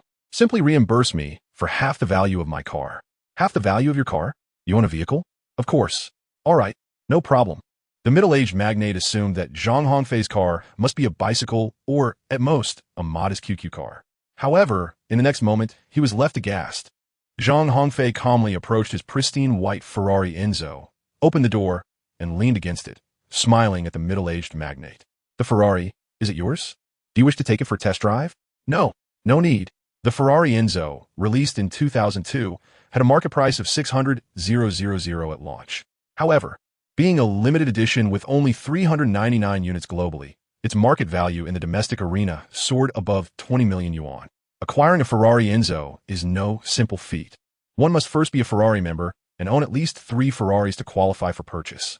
Furthermore, one must exhibit patience while waiting in line, as the Ferrari Enzo is a limited edition with an annual production quantity that is exceedingly scarce. Zhang Hongfei's pristine white Ferrari Enzo, adorned with an array of optional enhancements, boasts an unparalleled price that eclipses other vehicles in its class by a considerable margin. Wealthy individuals may wish to procure it, yet it remains unattainable. For Zhang Hongfei has no intention of parting with it. "How much are you prepared to compensate me?" he inquired. "Would 1 million suffice? Is that all? Do you not find it rather insufficient? 1 million would scarcely cover the cost of 2 of my car's wheels. Then, what sum do you desire? Do we not agree on half the car's price?" The middle-aged tycoon, upon hearing this, suppressed a gulp, struggling to swallow. "And what is the price of your vehicle?" "Not exorbitant, merely 20 million. Upon hearing the figure of 20 million, the middle-aged tycoon coughed up a mouthful of blood. Despite his affluent reputation, his entire fortune amounted to merely several tens of millions. The prospect of paying 10 million as compensation to Zhang Hongfei was a painful realization for him. However, comparisons often breed discontent. The middle-aged tycoon was willing to offer 10 million, yet Zhang Hongfei regarded it with disdain. With Zhang Hongfei's wealth, his casual expenditure is measured in billions. A mere 10 million holds no significance for him. Just as the negotiation reached an impasse, justice descended upon the scene. A group of righteous individuals arrived, and upon sighting Zhang Hongfei, they were instantaneously rendered speechless. The photographs of Zhang Hongfei, along with those of Liu Zihao and Guan Xingtian, have long circulated throughout the circles of justice in the entire city of Shan. It has been reiterated time and again that whenever one encounters these 3 formidable figures, it is imperative to adhere to their wishes, regardless of the circumstances. Otherwise, one must bear the consequences. The leader promptly approached Zhang Hongfei, respectfully inquiring, "Young Master Zhang, it is indeed a pleasure to meet you. How may I be of service?" Upon observing the demeanor of the other party, Zhang Hongfei realized that today's matter would be easily resolved. "You may leave now. This does not concern you any longer." "Yes, young Master Zhang. Should you require anything, do not hesitate to call me," the leader remarked, producing a business card and extending it to Zhang Hongfei with both hands. Such a splendid opportunity for connection must not be overlooked. Zhang Hongfei casually accepted the business card, barely glancing at it before slipping it into his pocket. "All right. Should that day ever arrive, I shall undoubtedly give you a call." In the sales hall, tranquility returned once more. In stark contrast to Zhang Hongfei's demeanor, the middle-aged tycoon felt a chill in his heart upon witnessing the futility of his call to the police. As the intruder was swiftly dismissed by Zhang Hongfei with just a few words. Once the individual departed, Zhang Hongfei closed the car door and approached the middle-aged tycoon with a familiar countenance, inquiring, "What you have to say now? Can we settle for a lesser amount? 10 million isn't excessive, is it? Are you not a wealthy man? Young Master Zhang, could you find it in your heart to forgive me this once?" The middle-aged tycoon stammered, "Do you know who I am? I am the scion of the Zhang family, one of the 3 heroes of Shuncheng. How could I possibly fail to recognize you?" Although the middle-aged tycoon had not initially discerned Zhang Hongfei's true identity, the deferential demeanor of the leader from earlier, coupled with the surname Zhang and the ownership of a limited edition Ferrari Enzo, swiftly revealed Zhang Hongfei's stature. In the entire Shuncheng, none could boast of those 3 attributes simultaneously except for Zhang Hongfei himself. "Now that you recognize me, what further discussion is necessary? Do you wish to provoke my ire?" "And no, I shall compensate." The middle-aged tycoon paled at the prospect of inciting Zhang Hongfei's wrath. In all of Shuncheng, none could truly comprehend the visage of Zhang Hongfei when angered, for those who had witnessed such fury seemed never to witness the dawn of another day. Money is valuable, yet life is even more precious. I shall pay. Under the oppressive weight of Zhang Hongfei's authority, the middle-aged tycoon capitulated. Zhang Hongfei successfully obtained a compensation of 10 million. However, the subsequent scene left the middle-aged tycoon utterly astonished. Zhang Hongfei shouted directly at the few foolish individuals moaning on the ground. "You lot, rise up and give this fellow a good beating, and the sum of 10 million will be yours." "Young Master Zhang, what are you saying?" Upon hearing the promise of 10 million, the foolish individuals on the ground immediately scrambled to their feet, their expressions transforming into fierce determination as they glared at the middle-aged tycoon. Just moments ago, This very tycoon had promised them 1 million for dealing with Zhang Hongfei. Now, Zhang Hongfei had audaciously raised the stakes tenfold. For the love of wealth, some would risk their very lives. Zhang Hongfei was quite generous, opting to pay up front before attending to the matter at hand. Upon witnessing the funds being transferred, a chilling scream echoed as a portly figure was dragged away by a throng of individuals. Zhang Hongfei, with a sense of schadenfreude, observed as the middle-aged tycoon was dragged away before returning to the sales hall. Zhao Xiaoying, stifling a yawn, approached him. "You're so slow. This delay is hindering my house purchase." "How am I being slow?" It was that pompous fool who refused to cooperate. After a prolonged negotiation for compensation, he simply wouldn't comply. "What you seek is not compensation. I witnessed it all. This is merely a tit-for-tat approach, teaching him a lesson using his own money. I saw it. You're quite wicked. Even after he compensated you, you still let him off the hook. He dared to covet my woman. A little roughhousing was a mere bargain. Is this how domineering you are?" "Absolutely. Now let us go buy that house." Having witnessed the earlier incident, the saleswomen realized that Zhang Hongfei was undoubtedly a formidable figure, one not to be trifled with. A group of sales representatives eagerly surrounded Zhang Hongfei and Zhao Xiaoying, presenting various properties. However, with a decisive wave of his hand, Zhang Hongfei dismissed their enthusiastic pitches. Curiously, Zhao Xiaoying inquired, "What are you doing?" "No need for their introductions. I'll take that building at the far end entirely." As soon as Zhang Hongfei's words fell, a chorus of gasps erupted in the sales hall. "What? Did I hear that correctly? This is simply too extravagant." "You heard me right. I intend to purchase the entire building." "Swipe the card." Zhang Hongfei concluded his remarks and produced his bank card. "Isn't this an extravagance?" he questioned. "How can purchasing a new home be deemed wasteful? Why do you desire an entire building? Consider this. When we marry, your parents will require a residence, and your relatives each deserve a unit as well. What is your intention?" "Nothing in particular. I am merely contemplating your best interests." Chapter 84. Training. Ultimately, Zhang Hongfei acquired the entire building. As for the units that had already been sold, he generously compensated the owners with double the purchase price. Those who agreed were pleased, while those who did not receive a patient explanation from Zhang Hongfei. Instead, he promptly contacted Zhao Yi to manage the situation. Delegating tasks to one's secretary is indeed the wise course of action. Zhao Xiaoying remained silent throughout the proceedings, merely witnessing the events unfold without contributing her thoughts. However, she harbored no grievances, for upon signing, the entire building became her sole possession. Although aware of Zhang Hongfei's wealth and capricious nature, she felt profoundly moved. Who claims that affluent men are miserly? Zhang Hongfei stands as a remarkable exception, a building worth hundreds of millions, given freely without a moment's hesitation. Any woman would be enraptured by such generosity. The pristine white Ferrari Enzo was driven by Zhang Hongfei to a secluded corner by the Huangpu River. In moments of profound connection, one's soul and body naturally intertwine. In the afternoon, Zhang Hongfei escorted Zhao Xiaoying back to her home before returning to the campus of Huali University. Zhao Yi had already completed the enrollment procedures for Shi Yong and Chu Yi, allowing them to arrive at any time to join the team training. The upcoming season would mark Zhang Hongfei's final attempt at securing the Collegiate League Championship. Thus, he was determined to instill discipline in the Huali team members through rigorous summer training. Ding Peng's enrollment was still underway, necessitating a delay of 2 days before his arrival on campus. Zhang Hongfei has not forgotten the reason why Ding Peng chose to study at Huari University. Zhang Hongfei made a deliberate phone call to Li Jia, seeking assistance. Zhang Hongfei, after making a slight sacrifice of his own allure, successfully persuaded Li Jia. Although it was still the holiday, Li Jia decided to return to school ahead of schedule. The conditions proposed by Zhang Hongfei were exceedingly generous, leaving Li Jia with no choice but to acquiesce. Although Li Jia harbored reservations regarding Zhang Hongfei's arrangement of her romantic involvement with Ding Peng, Zhang Hongfei extolled Ding Peng's virtues to an extraordinary degree, likening him to an exemplary model of masculinity. From all that Li Jia knew of Zhang Hongfei, it was evident that if Ding Peng were not genuinely as remarkable as portrayed, Zhang Hongfei would not have sung his praises so fervently. Zhang Hongfei's words successfully ignited Li Jia's curiosity. When a woman begins to feel intrigued by a man, the prospect of love may soon blossom. Ding Peng arrived in the city by train, while Li Jia took a flight. Their respective family backgrounds were clearly discernible. However, Zhang Hongfei would undoubtedly ensure that Ding Peng did not lose face. There remains one day until Ding Peng's arrival. Zhang Hongfei arranged for Zhao Yi to prepare a complete set of essentials for Ding Peng in advance.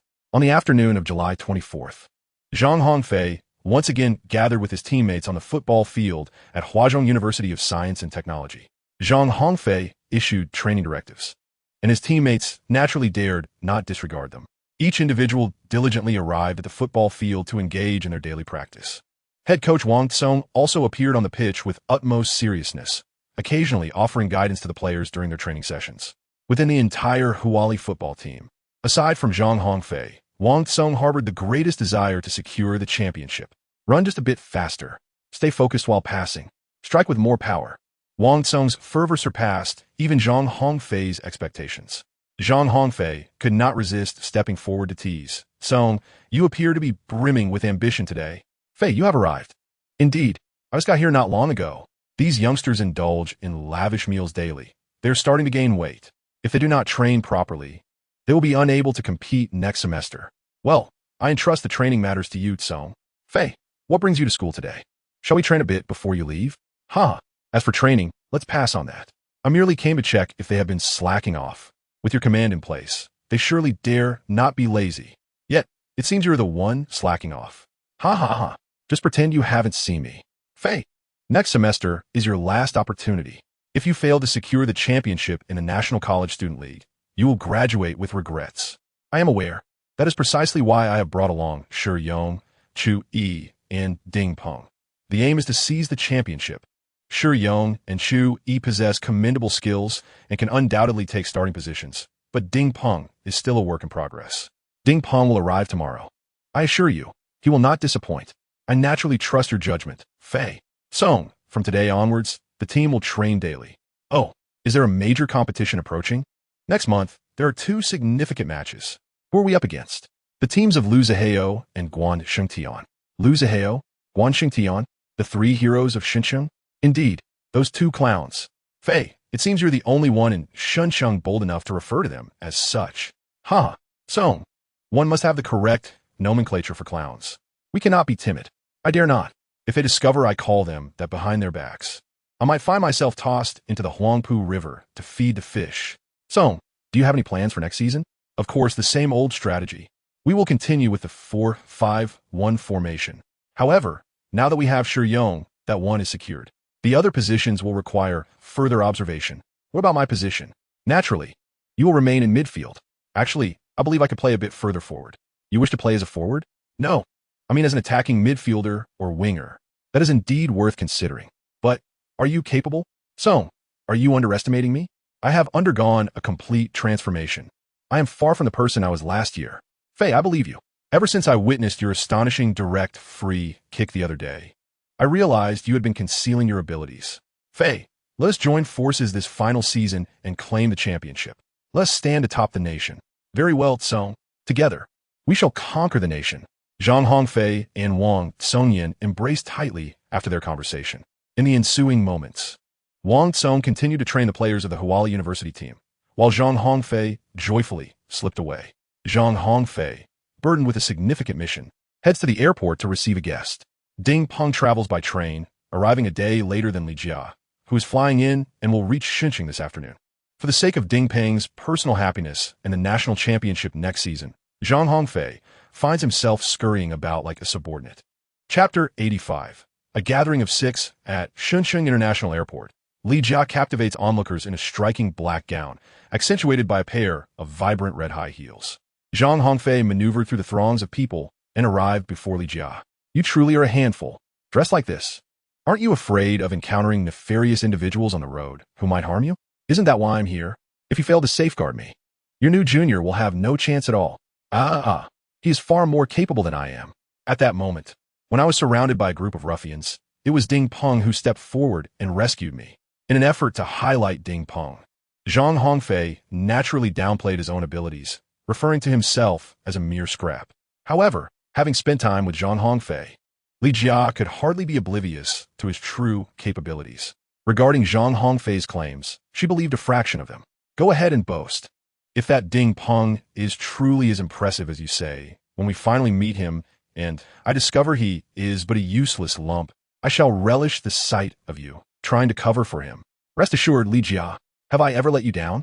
And you dare assert that you have never wronged me? Let bygones be bygones. Why must you dwell on the past? Oomph. I have no intention of forgiving you in this lifetime. Alas, I have offended you again.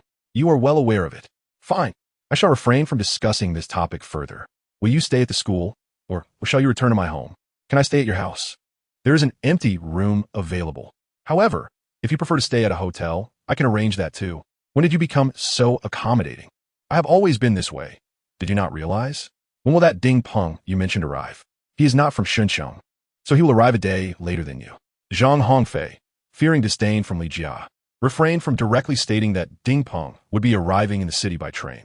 Then let us go to greet him together tomorrow. No need. You could just wait at home. Which home? How about I purchase a flat for both of you?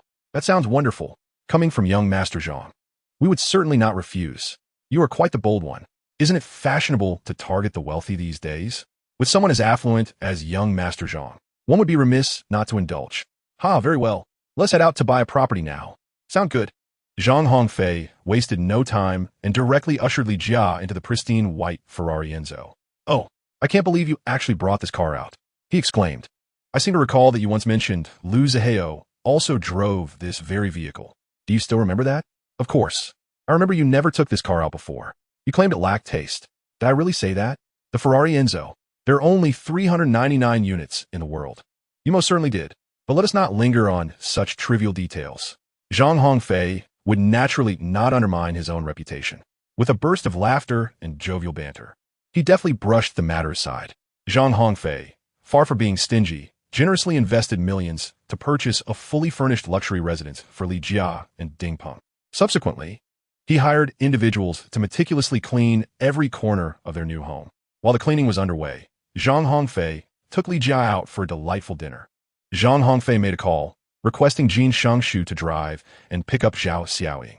Zhao Xiaoying had previously met Li Jia in Shuncheng, and Zhang Hongfei was concerned that dining alone with Li Jia might lead to complications. Although Zhang Hongfei felt at ease in his heart, Shuncheng was a place rife with disputes, where various factions intertwined, making it difficult to ensure that no petty individuals were scheming in shadows. Zhang Hongfei's engagement has been widely publicized by his parents, Zhang father and Zhang mother, which has inadvertently turned Zhao Xiaoying into the common target of disdain among all the young and affluent women in the city. Unbeknownst to Zhao Xiaoying, she has unwittingly achieved a level of notoriety. Jin Shangshu, flamboyantly driving a Bugatti Veyron, arrives at Zhang Hongfei's residence to pick up his sister-in-law. Zhao Xiaoying has become quite acquainted with Jin Shangshu, whose vivacious and cheerful demeanor, repeatedly referring to her as sister-in-law, brings her immense delight. In a prestigious restaurant in the city, 6 individuals gather together. Zhang Hongfei, Zhao Xiaoying, Li Jia, Jin Shangshu, Jin Kaiyan, and Xiaoyu were seated together. Who are those two? Driven by her intuition, Zhao Xiaoying cast a wary glance at Jin Kaiyan and Xiaoya. Jin Shangshu promptly introduced with warmth. This is my sister, Jin Kaiyan, and she is my sister's good friend, Xiaoya. Oh, but why do they seem so familiar with Zhang Hongfei? My sister has pursued Fij for quite some time, so they are indeed old acquaintances. Naturally, Jin Shangshu refrained from disclosing the affair between Jin Kaiyan and Zhang Hongfei. Zhao Xiaoying, despite her good temperament, would not tolerate Zhang Hongfei's indiscretions. Meanwhile, Li Jia sat to the side, relishing the drama unfolding regarding Zhang Hongfei. As his ex-girlfriend, Li Jia was well acquainted with Zhang Hongfei's nature. She thought to herself, Jin Kaiyan and Xiaoya, they must have a thing with Zhang Hongfei. Today promises to be entertaining. Although Jin Shangshu had provided an explanation, Zhao Xiaoying remained vigilant towards Jin Kaiyan and Xiaoya due to her instincts. Observing Zhao Xiaoying's watchful gaze directed at his sister and Xiaoya, Jin Shangshu inwardly lamented, being a person who seeks favor through his sister. He certainly did not wish for Zhao Xiaoying to dismiss his sister. Jin Shangshu quickly intervened, attempting to diffuse the tension. Sister-in-law, please don't overthink it. My sister is in Shanghai for a blind date. A blind date? Yes. With the second son of the Chao family, Chao Rong. Unaware of the circumstances between Zhang Hongfei and Chao Rong, Zhao Xiaoying felt her guard drop upon hearing that Jin Kaiyan was there for a blind date. She turned to Xiaoya, inquiring about her situation. However, Xiaoya was not as fortunate, as Jin Shengshu did not speak on her behalf. With an innocent expression, Jin Shengshu replied, "I don't know either." Xiaoya appeared somewhat flustered, her hands tightly clasped together, biting her lip. A sense of anticipation stirred within her, hoping that Zhang Hongfei might speak up for her. Regrettably, Zhang Hongfei pretended not to notice, engrossed in conversation with Li Jia. Observing this, Jin Kaiyan stepped in to clarify. "She's my close friend." To Jin Shengshu's surprise, his sister Jin Kaiyan took the initiative to speak up for Xiaoya. The first gathering unfolded amidst an awkward atmosphere, featuring 2 men and 4 women, each more strikingly beautiful than the last, setting the stage for an extraordinary tale. Midway through dinner, Jin Kaiyan and Xiaoya excused themselves to the restroom for a makeup touch-up. This seemingly mundane act attracted a throng of onlookers, eager to partake in the unfolding drama. Chapter 86. I don't recognize these 2 characters. Just as Jin Kaiyan and Xiaoya emerged from the restroom, 2 portly men locked their eyes on them. "Second brother, those 2 girls look incredibly alluring. Indeed, we must hurry back to report to the boss." "Hold on. Let us first follow them and see which private room they enter." "You got the right idea, third brother. Let's do just that." A few minutes later, outside Zhang Hongfei's room. "Third brother, those 2 have entered that room." "Second brother, you keep watch here. I'll report back to the boss." "No, you stay here, and I'll report back." "Enough arguing. You're more capable. If anything unexpected happens, you can handle it. I'll take care of this minor errand." Without giving second brother a chance to retort, third brother dashed off. "What a scoundrel. Always stealing the limelight," second brother muttered. Yet his gaze remained fixed on the private room occupied by Zhang Hongfei. Both second and third brothers were notorious ruffians in the city, and their elder brother, Chao Rong, was a well-acquainted figure of Zhang Hongfei. However, after Chao Rong was sent abroad, these 2 quickly changed their allegiance to him.